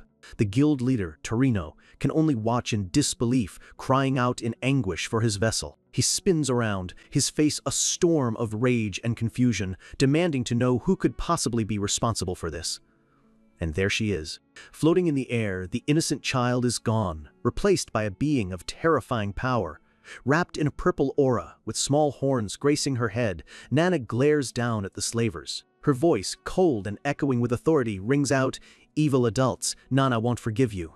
Torino's jaw goes slack. The horns, the overwhelming pressure of her magic, he stammers, the horrifying realization dawning on him. Could that be a dragonkin? Aaron, now free among the other children, points an accusing finger at the traffickers. "You people, you're nothing but lying evil adults." The elf from before finally puts it all together. This is all because of that one strange kid from the market. Furious, he lunges forward, vowing to deal with her personally, but he doesn't even get close. In a blur of motion, Nana is before them, a flurry of powerful kicks sending the traffickers flying. She lands gracefully on the pile of their unconscious bodies, crossing her arms with a satisfied huff. One problem down. Torino is practically shaking with rage. "So you want to fight, do you?" he roars, his hand glowing with menacing red energy as he commands the massive Knoll champion chained beside him. "Go. Bring them back alive!" The Knoll champion's eyes glow an unnatural red as the magic forces it to obey, a low, pained growl rumbling in its chest. It leaps from the throne, its enormous shadow engulfing Nana as it descends for the attack. Massive claws slam into the ground where she just stood, the impact shattering the stone docks into pieces. Torino screams at his enslaved beast, reminding it that he wanted them captured alive. One of his underlings echoes the sentiment, snarling that if the goods get damaged, there will be heck to pay. Their cruelty extends even to their own allies. But Nana is completely unfazed. She casually catches a massive chunk of flying debris with one hand, stopping its momentum instantly. She tilts her head, a curious expression on her face, as if she's analyzing a puzzle. Her eyes lock onto a glowing red shackle on the Knoll champion's arm. It's a control artifact, the source of the beast's enslavement, and in that moment, she understands. Another Knoll warrior charges, but Nana sidesteps its hammer blow with ease, the ground cracking from the wasted force. From his throne, Torino is losing his mind, screaming at his minions for being unable to handle one small girl. He pours more of his own magic into the control shackle, forcing the Knoll champion to attack with more ferocity. Another enslaved beast raises a massive club, ready to bring it down on Nana, but Nana simply raises her hand. A sphere of crackling purple energy forms in her palm, and with a single, devastating blast, she completely neutralizes the attack. The Knoll champion can only stare in shock as its comrade is sent flying by the force of the blast. The creature soars right past Torino's head. He's frozen, stunned into silence by this impossible display of power. The beast's weapon clatters uselessly to the ground as Nana stands ready, her focus unwavering. Brief ad panel for the Scanlation team. Across the city, Brian, Alice, and Emily are in a full-blown panic, frantically searching the crowded streets. Brian's eyes are drawn to the docks, where a pillar of smoke is rising into the sky. He wonders what all the commotion is about. He points, shouting that the trouble seems to be coming from over there. Alice adds that she can sense a massive concentration of mana from that same direction. "We need to hurry," Alice yells, and the three of them break into a desperate sprint toward the chaos, leaving stunned onlookers in their wake. Back at the docks, Torino clutches his head, his greed turning to desperation. He refuses to let this infuriating kid ruin everything. He points again at the Knoll champion, ordering it to finish this now. But as he focuses his power, his eyes widen in sheer horror. The shackles, the magical restraints on the Knoll champion's arm are cracking, then shattering completely under a wave of Nana's purple energy. They broke. She didn't just fight the beast, she freed it. Released from its magical prison, the Knoll champion lets out a roar of pure, unadulterated fury and lunges.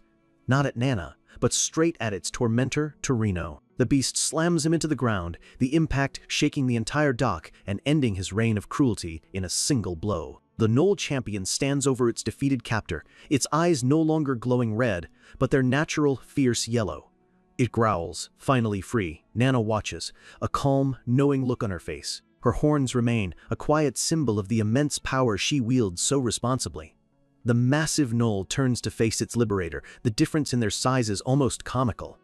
But Nana moves with impossible speed, appearing right in front of the beast's face in an instant. "Ta-da!" she says cheerfully, holding up the small red Knoll cub she'd rescued from the warehouse. "You this baby's mom, right? They've been looking all over for you." The Knoll champion freezes, stunned. Overwhelmed with emotion, it watches as the cub lets out a happy yelp and leaps into its mother's waiting arms. Nana waves as the reunited family turns to leave, calling out a cheerful, "Bye-bye, smelly but yummy doggy." A moment later, a hint of sadness crosses her face as she looks off into the distance. "I miss Papa too," she whispers. Just then, the demi-human children she saved run up to her, thanking her profusely. Nana turns, a little surprised. She puts a finger to her chin, wondering what to do with them now, as the Knoll family disappears into the background. Her attention then shifts to the three remaining traffickers, who are cowering in a corner. "Hey, bad uncles!" she calls out. She points at the children, her eyes glowing with a predatory light that promises severe consequences. "You take responsibility and bring them all back home." Her voice drops to a terrifying whisper. "If you don't, I'll eat you." The three slavers tremble, sweating as they stammer their agreement. The dwarf even finds the courage to mutter that she's a lady, not an uncle. Nana waves them off as they hastily begin to lead the children away to safety. She stands alone, a proud look on her face. "Nana saved everyone," she thinks to herself. "Will Papa praise me if he finds out?" Tears well up in her eyes at the thought. "This time, I didn't cause trouble. I did something good. Praise me, Papa." And just then, a familiar, gentle hand rests on her head. A voice she would know anywhere in the universe says, "Well done." Her eyes go wide. "Papa, it's Cyan." Standing right there, a warm, proud smile on his face. She asks him how he possibly found her. He explains that her elder dragon-level mana flooded the entire city. It would have been strange if he hadn't found her. This confirms just how extraordinary her power truly is. He continues, saying that when no one was at the safe house, he figured they must be out looking for her. His smile turns a little mischievous. "But first," he says, "Emily and Brian need a good scolding." Then, his voice softens as he looks at Nana. "I'm your father. I can always find you, no matter where you go."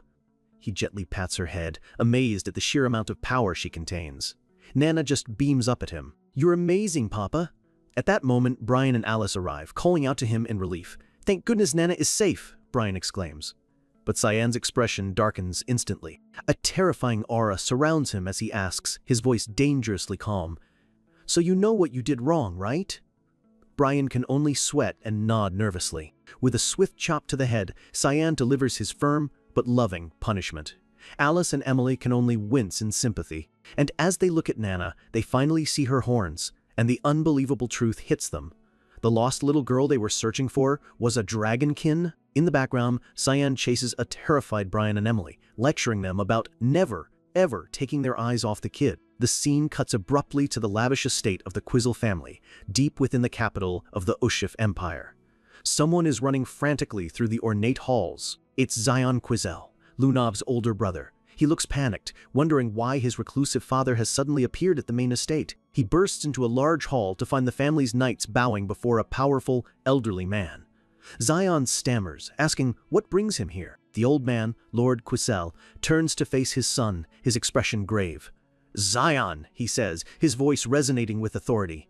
"We need to talk." At the Grand Quizel estate, Xion bursts into the main hall, his expression a mixture of panic and disbelief. He can't understand why his reclusive father would suddenly leave the academy and appear here. He hurries down the stairs toward the imposing figure of his father, who stands silently among his loyal knights. "Father," Xion stammers, "what brings you here?"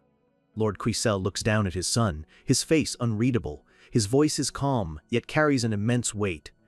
"It's been a while, my son. Let's have a talk." Later, in a private study, the air is thick with tension. Lord Quizel begins, reminding his son that it's been 10 years since he stepped down as the Duke. "I had no intention of interfering," he continues, his voice sharp with disapproval. "But I have to ask, why have our territory's operational costs been cut while the funds being sent to the imperial family have increased so dramatically?" Xion remains defiant. "You already know the answer, father." He explains that the Empress's family, the Nephilis clan, has been pouring massive amounts of money into supporting the throne. If our Quizel family falls behind financially, he argues, our political power will crumble. The Nephilis family will use their influence to put their own blood on the throne.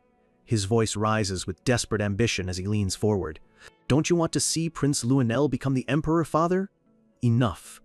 Lord Quizel slams his hand on the table, his patience finally snapping. He glares at his son, his eyes filled with a profound disappointment. "Do you truly believe that boy has what it takes to be emperor?" Xion looks away, unable to meet his father's gaze. "As long as an emperor comes from the Quizel family," he says quietly, "does it really matter who it is?" Lord Quizel's voice turns to ice. He asks if that was the same logic he used when he married off his own deceased sister to the emperor, a cruel political sacrifice. The question hangs in the air, a devastating blow that leaves Xion stunned and speechless. This isn't just a political disagreement. It's a father confronting the moral decay of his own son. "I will say no more," Lord Quizel declares, his decision absolute. He gives a single, unshakable order: cut off all support for Prince Luenel, immediately. Xion shoots to his feet in protest, but his father is already rising to leave. "Where are you going?" Xion demands. Without turning back, Lord Quizel gives his chilling answer: to the imperial castle. The scene shifts to the Vert family estate, bathed in the soft light of the setting sun. Inside, Ashel sits alone, calmly reading a report. It seems the identity of the demonic sword's master has finally been discovered. A small flame flickers on his fingertip as he muses to himself. He meticulously lays his plans, but lately they seem to keep falling apart. He thinks about his sister, Alice, quietly leaving the Order of Light. While unexpected, it actually strengthened his own claim to the family title. In a twisted way, it was good news for him, but he can't shake the memory of her eyes, filled with an unmistakable contempt for him. He wonders what she could possibly know. The thought clearly troubles him, and his expression darkens with a flicker of suspicion. Suddenly, a spatial teleportation circle flares to life in the center of his room. A grotesque, shadowy figure emerges from the portal, wreathed in black and red energy. It's Boris, in a monstrous, half-transformed state. He kneels before Ashel, greeting his lord. Ashel looks down, completely unimpressed. "What happened to you?" he asks coldly. "Is that the true form of your Black Blood clan?" Boris apologizes, ashamed to be seen in such a weakened state. "Who did this to you?" Ashel demands. "I thought you were at Lewin Academy." Boris's monstrous form writhes as he delivers the shocking news. "It was your younger brother, Cyan. He drove me to this point." Ashel's eyes narrow, the name suddenly carrying a new, dangerous weight. "Cyan?" Despite his condition, Boris's voice holds a note of triumph. He explains that, while he failed, he also succeeded in his true mission. He holds up a small, red gem pulsing with dark power, a fragment of the demonic sword's energy he managed to secure. His face twists into a maniacal grin. "I found him," he declares. "I found the master of the demon sword." For Ashel, it's like a bolt of lightning. Everything clicks into place. A cold, chilling understanding dawns on his face. "Ah," he says softly, "now everything makes sense. Cyan, his useless, cast-off little brother, is the master of the legendary demon sword. That brat had been ruining his plans from the shadows, and he never even saw it. The rivalry was no longer just about family. It was now a battle of legendary proportions." Boris admits he tried to eliminate Cyan, but wasn't strong enough. Ashel's response is simple and direct. "Then I'll take care of it myself." He recalls his previous fight with the masked assassin. "I've crossed swords with him before. It won't be easy, but I have a chance." But Boris advises against it. Now is not the time. Boris explains that Cyan has powerful allies by his side, members of the infamous Black Mist, making a direct confrontation too unpredictable. "Do you have a plan?" Ashel asks. Boris's answer is cryptic. "Follow the prophecy." He tells Ashel that a saint will guide him to the location of the holy sword. To counter the demonic sword, he must find its divine opposite, the holy sword, Dirndalk. Hiding just outside the door, Ashel's servant Kellen overhears everything. His eyes are wide with shock. The holy sword, Dirndalk? He knows he has to warn Cyan immediately. He turns to leave, his mission clear. But a terrifying presence blocks his path. Boris appears in a swirl of dark energy. "Well, well," the necromancer sneers. "Looks like we had a little rat listening in." Boris grabs Kellen by the throat, lifting him effortlessly off the ground. "Weren't you Lord Ashel's loyal servant?" Boris taunts. "Who were you planning to report to?" But it's Ashel who steps forward, a cold, knowing look in his eyes. "I've had my suspicions for a while now," he says, his voice dripping with betrayal. "You've been fooling me this whole time, Kellen." Back at the Academy Library, Lunav is hitting a dead end. She's surrounded by stacks of books but can't find the information she needs. She thinks back to the mysterious book they found in Boris's lab, its ancient language the only clue. She was forcefully ejected by a magic spell before she could learn more. So far, she's only learned that just 2 copies of the book, written in that ancient script, are known to exist, the Holy Book and the Demon Book. The one she saw seemed more like the Holy Book, which only raises a more troubling question. Why would a necromancer like Boris have it? As she ponders this impossible puzzle, Aaron quietly approaches from behind. Lunav wonders if she'll have to risk searching the forbidden archives of the Garam Society when Aaron softly calls her name. Lunav jumps, startled. "Lady Aaron?" Aaron just smiles, teasing her for being so lost in thought. Lunav smiles sheepishly and asks what brings the princess to the library. Aaron gets straight to the point, a slight blush on her cheeks. "Have you seen Cyan around lately?" Lunav admits she hasn't, having been cooped up in the library. Lunav gives her a knowing little smile. "It sounds like you want to see him." Aaron's face turns beet red as she sputters. "I do not!" "He just vanished all of a sudden, so it felt strange, that's all," she insists, completely flustered. Lunav chuckles. "Don't worry. If it's Cyan, he has a way of showing up right when you need him." Aaron looks at her, surprised by her unwavering confidence. "How can you be so sure?" Lunav's smile is full of trust. "I just know," she says softly. "Because that's how he's always been." Aaron is quiet for a moment, contemplating her friend's words. Their peaceful moment is shattered by a servant running in, completely out of breath. "Lady Aaron, something urgent has happened. A letter from the Imperial family. Please read it quickly."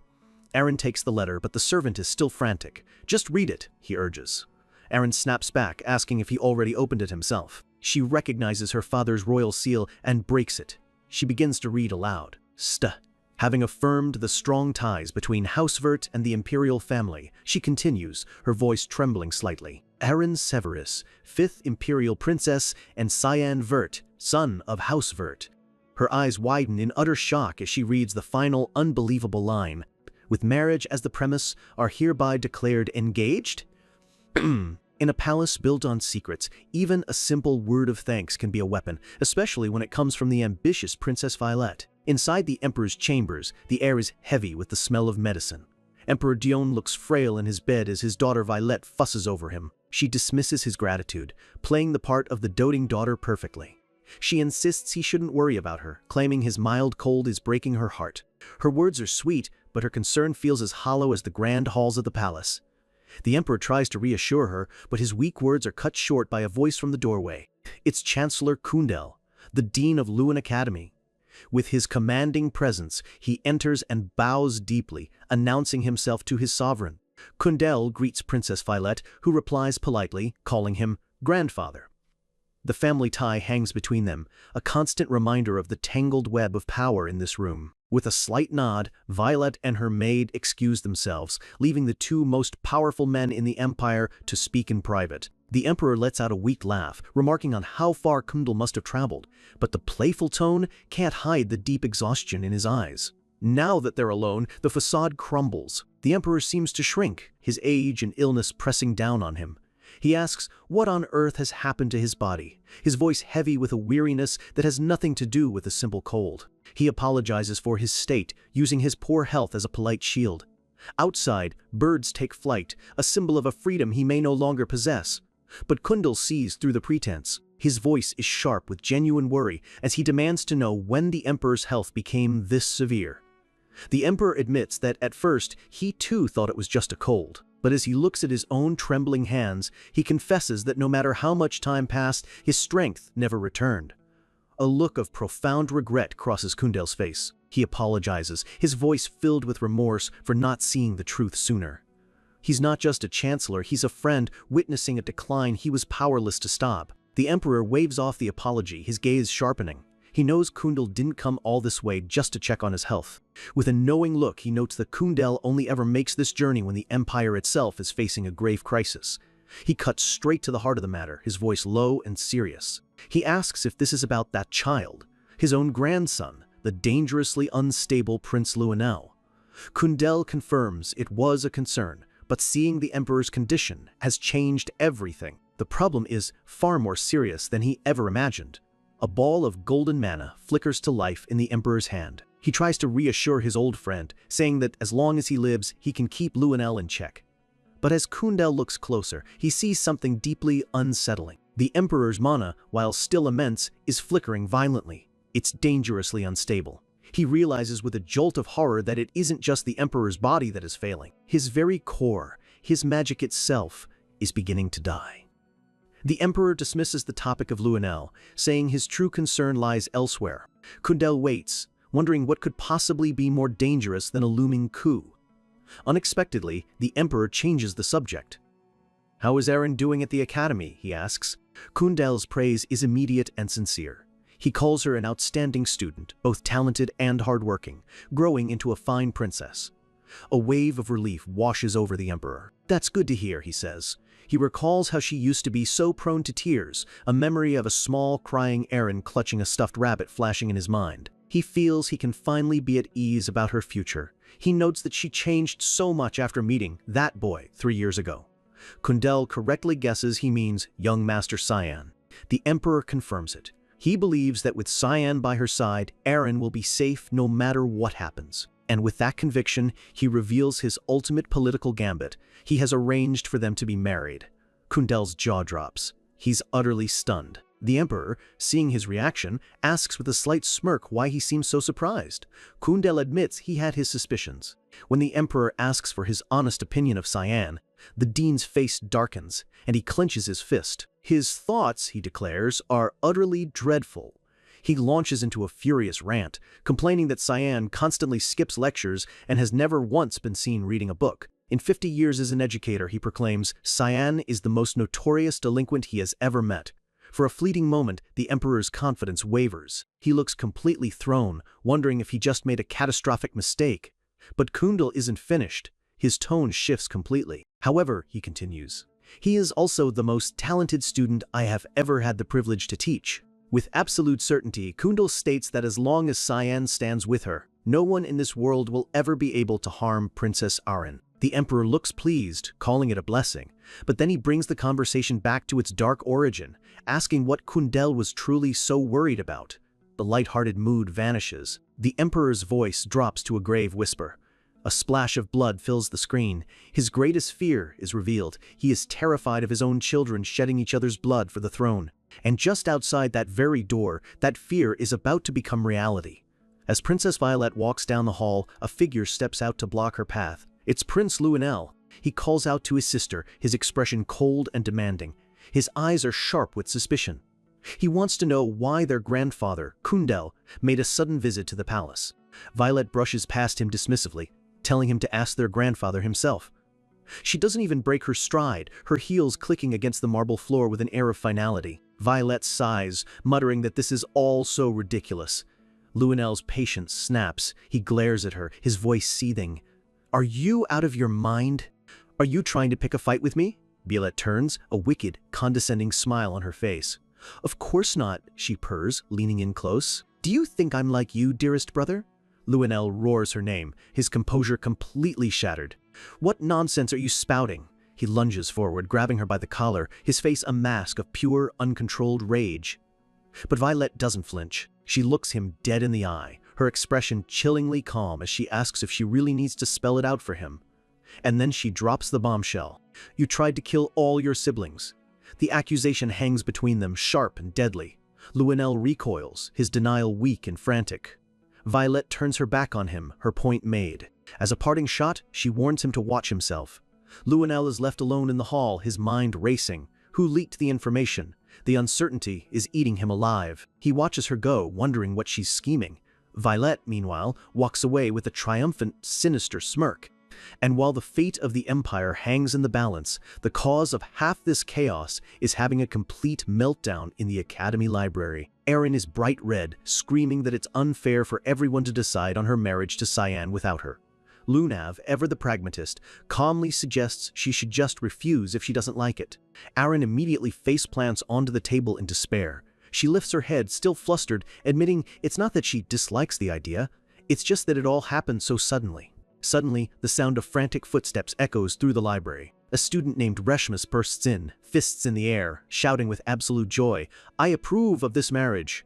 He rushes over to Erin, overcome with emotion, dramatically declaring that he's witnessed all her heartache. With his hands clasped, he proclaims their union must be fate, the will of the gods themselves.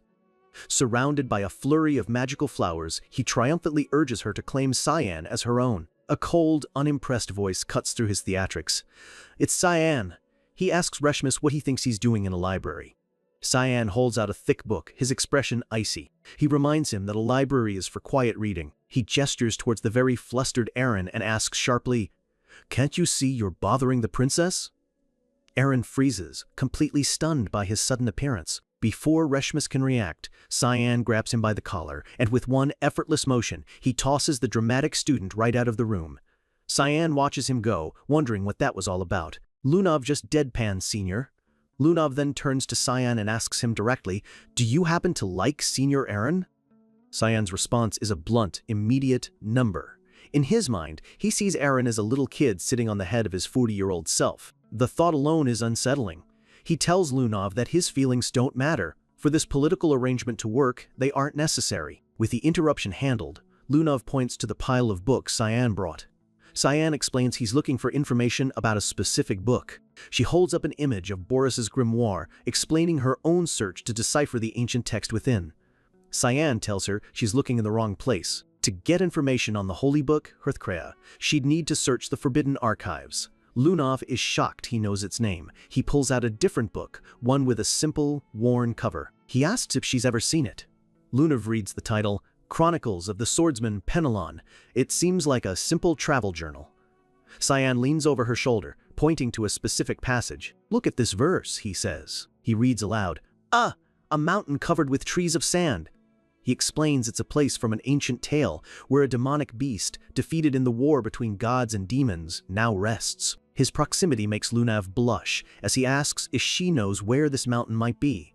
She wonders what any of this has to do with the holy book, her face still red. Image. Chi HA79. Narrator. Cyan's eyes begin to glow with a demonic red light. He reveals his true purpose. He isn't looking for the holy book. He's looking for something that can rival it. He's searching for the resting place of the demon tome, Remi Haram. This is not a defensive move. It's the beginning of his counterattack. Cyan reads the cryptic line one more time. A mountain of legends, a place where a beast from the great war between gods and demons is said to sleep. He leans closer to Lunav, the intensity of the moment almost electric. He asks her if a mountain thick with trees of sand rings any bells. Still flustered by his closeness, Lunav admits it doesn't. She's completely lost, asking again what any of this has to do with the holy book. Cyan's eyes glow a sinister red as he reveals his true objective. He's not looking for the holy book, but for the only thing in existence that can stand against it, the demon book, Remiharam. Lunav is floored. The names of those forbidden tomes are secrets known only to the highest echelons of the Garam society. How could Cyan possibly know them? She stammers an apology, admitting she's never heard of them. Cyan simply turns away. If she doesn't know, then he's hit another dead end. He starts to walk off, telling her to let him know if she uncovers anything. As he disappears into the empty library, Lunav stands alone, the weight of the secret he just shared settling upon her. She calls out into the silence. "You're there, aren't you, Ramela?" From the shadows, her personal bodyguard emerges. The blonde knight, Ramela, apologizes, explaining she's under strict orders from Lunav's grandfather to never leave her side. Lunav scoffs. "A bodyguard!" Just another gilded cage her family has put her in. She turns to Ramela, her mind still racing. She asks how many people in the entire Garam society would know the names Hearthcrea and Remiharam. Ramela's expression is grim. "Very few," she says. "They are forbidden texts, and even speaking their names is a punishable offense." She has no idea how Cyan could know. Lunav gives her a direct, unwavering order. "Bring me books about them from the Forbidden Archive." Ramela is horrified. The knight protests, her voice shaking. "An act like that is punishable by death. Her grandfather would be furious." But Lunav's eyes flash with purple mana, her demeanor cold and absolute. "My grandfather is always angry with me anyway," she states. "If Cyan knows something, then I need to know it too." This is a declaration. She is no longer following, she is investigating. Seeing this new, unshakable resolve in the girl she was sent to monitor, Ramela can only sigh in defeated acceptance. Lunav's expression is firm. Her path is set. She knows Cyan is hiding something immense, a secret that goes deeper than she can imagine. For now, she'll focus on one thing, getting closer to him and to the truth he's so desperately guarding. She's officially joined the fight. Meanwhile, Cyan walks down the academy hallway, frustrated. Another lead has gone cold. It seems he'll have to find this mountain of sand on his own. An unexpected voice stops him in his tracks. "You look troubled, Cyan Vert."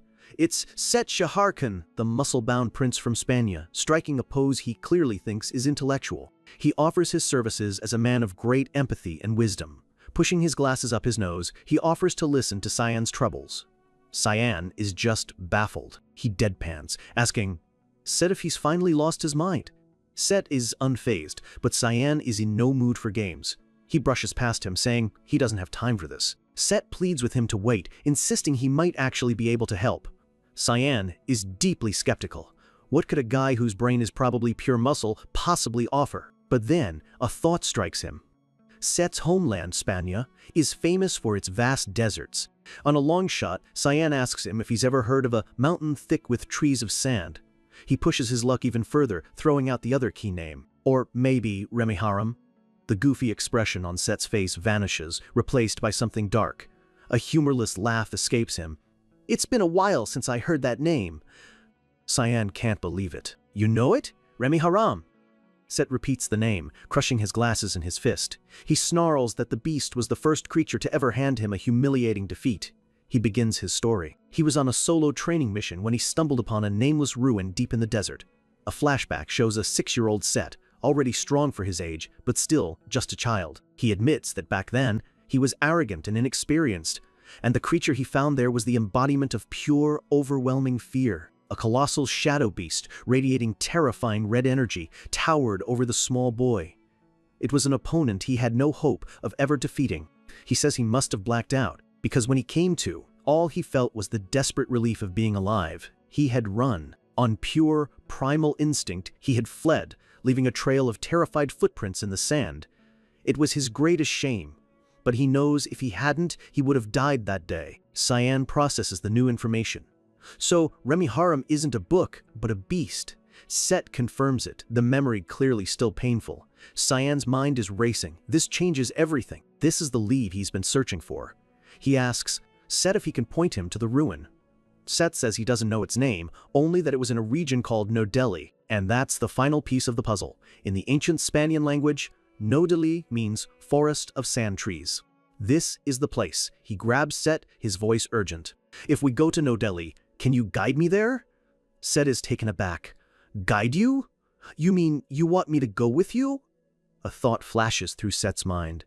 An adventure with his dear friend? A memory surfaces of a young Prince Set crying to his mother.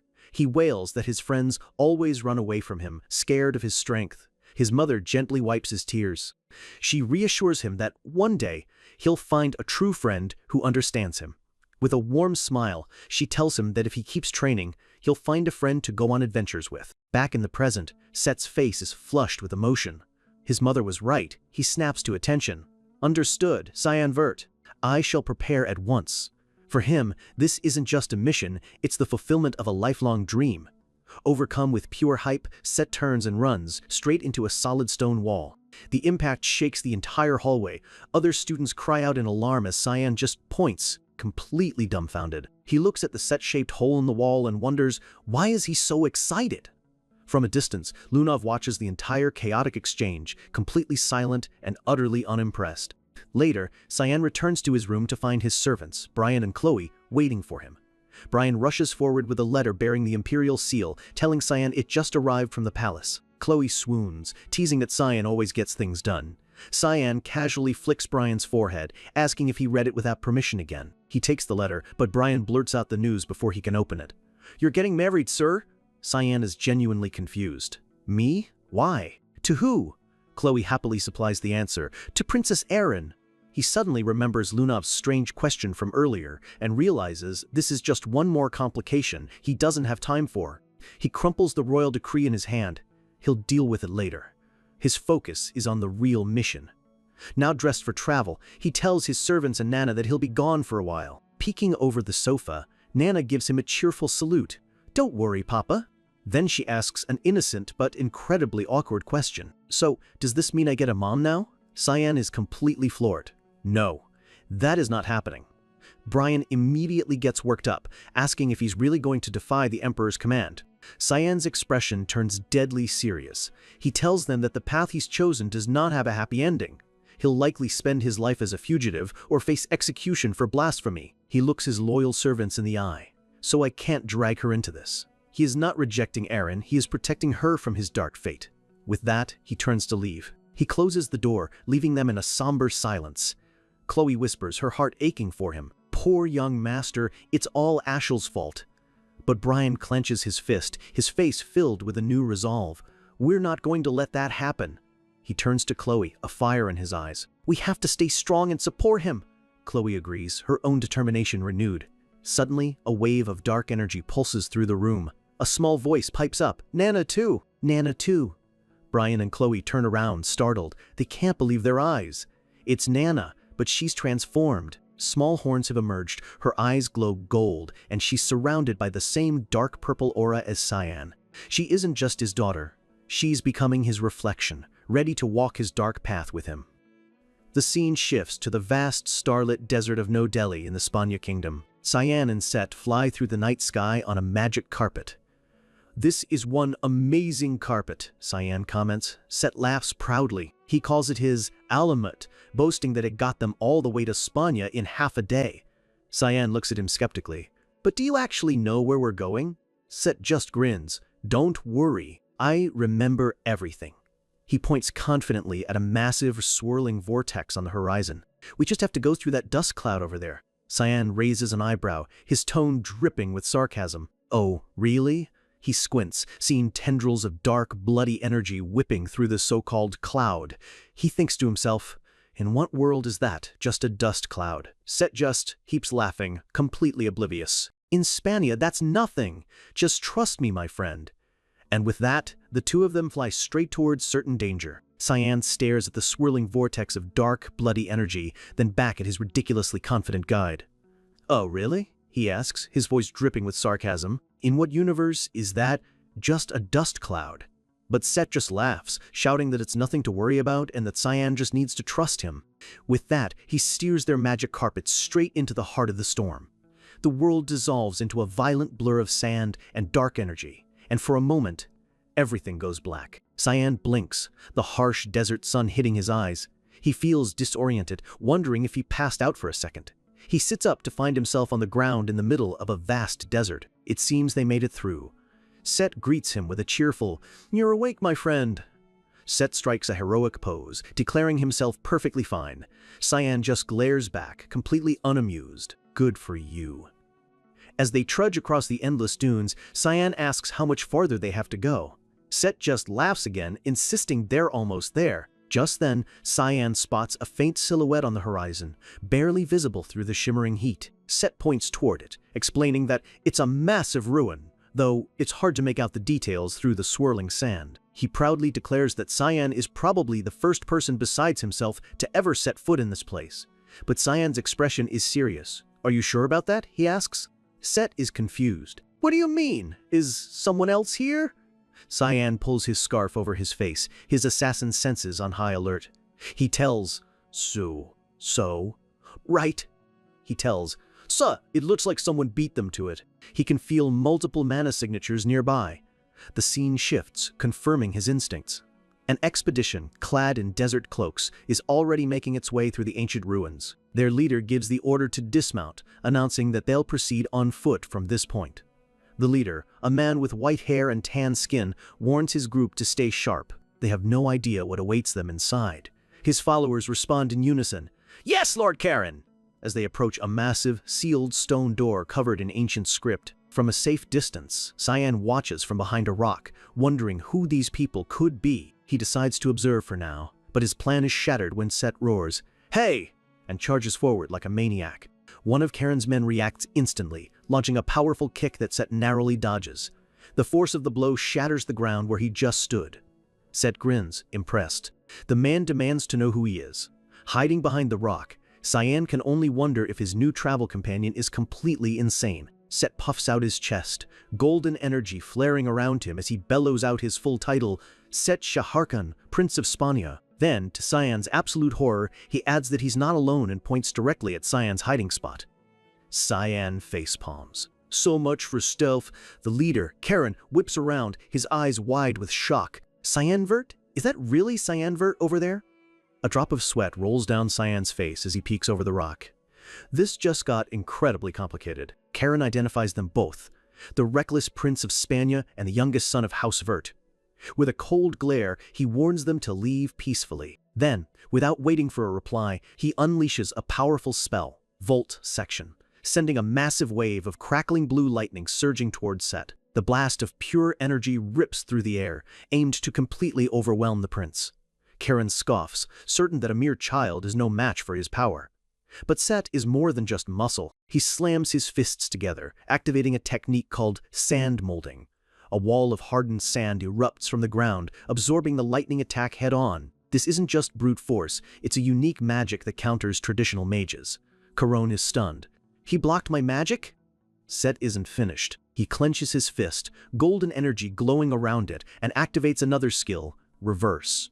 He punches the sand wall, reflecting the stored magical energy back at Karen in a powerful blast that shatters the nearby rocks. Karen dodges just in time, realizing with a grimace that he severely underestimated his opponent. He clicks his tongue in annoyance. Set looks disappointed that his attack only grazed him. Enraged, Karen yells that Set's arrogance ends now and orders his men to attack. But as he turns, he freezes. His elite soldiers are already on the ground, defeated. Standing behind them is Cyan, who took them all down in the blink of an eye. Karen is speechless. He didn't even see him move. Karen's rage boils over. You brats," he seethes, brilliant blue energy exploding around him. "How dare you mock me? I won't forgive this." The air crackles with immense power as he prepares to unleash his full might. But before he can attack, a single calm voice cuts through the tension. "Stop!" Both Cyan and Karen turn, their battle instantly forgotten. Set just stands there, utterly confused. Stepping out from behind a rock formation are two figures. Cyan recognizes them immediately. "Lunav?" It's her, along with her bodyguard, Romola. Lunav's gaze is cold and commanding. She informs Karen that they are with her and orders him to stand down. Karen's rage evaporates, replaced by pure, unadulterated panic. He drops to one knee and bows his head. "My apologies, Lord Lunav." His face is beet red with embarrassment as he begs for forgiveness, admitting he was disrespectful. Lunav gives him a sharp look. "As long as you understand," she says, her tone leaving no room for argument. She has taken complete control of the board. She then turns to Cyan with a small smile, asking if he's been well. Cyan is completely bewildered. "How did you find this place?" he asks. Lunav cheekily replies, "You give off a very nice scent, senior." Cyan is left speechless, seriously wondering how on earth she tracked him here. The scene flashes back to the academy for the explanation. We see Nana, but she's different. She's sitting politely, but now sports small black horns and a lizard-like tail. Instructor Sarika explains to a stunned Brian and Chloe that this is a polymorph. It means Nana is maturing as a dragon and will soon be able to fully control her form. Sarika notes that polymorph magic is usually used to hide a dragon's true, massive form, but since no one's seen a mature dragon in centuries, it's anyone's guess how Nana will develop. Brian nervously comments that he can't exactly say he's never seen one, hinting at his past encounters alongside Cyan. He quickly realizes his slip-up. Sarika then asks the real question. Speaking of which, where is Cyan? Brian and Chloe stammer, pretending they don't know. Sarika sees right through them. "Skipping out again, I see!" she fumes. Brian promises he'll make sure Cyan attends class next time, but Sarika just stomps off, muttering about his delinquency. After she's gone, Brian and Chloe are left alone. Brian lets out a long sigh. Making excuses for him all the time is exhausting.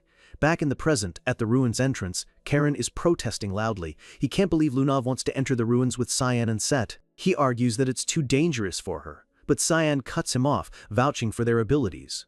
Lunav calmly explains her logic. Since no one has ever returned from these ruins alive, working together is their best chance of survival. Karen insists his team of elite mages is different, pleading with her to trust them. A hand goes up in the air. "Hey," a voice says. "It's Set." He proudly announces that he went in and came back alive just fine. Karen dismisses him, but Set fires back, calling him a chatty loser and pointing out that the entrance was crawling with lizardmen when he was last here. Image. Shay 7 Duro SO69. Narrator, Cyan's eyes narrow. High-tier beasts at the entrance? That doesn't make sense. He thinks to himself that if monsters were here, the entrance should have been smashed to pieces. Yet the ancient stone doors are perfectly intact. His assassin's instincts are screaming that this is a trap. Just as the thought crosses his mind, the ground begins to tremble violently. A massive, clawed hand bursts through the stone floor right in front of them. One of Karen's men shouts in alarm. Cyan's voice cuts through the chaos, calm but urgent. "Everyone, get ready for battle."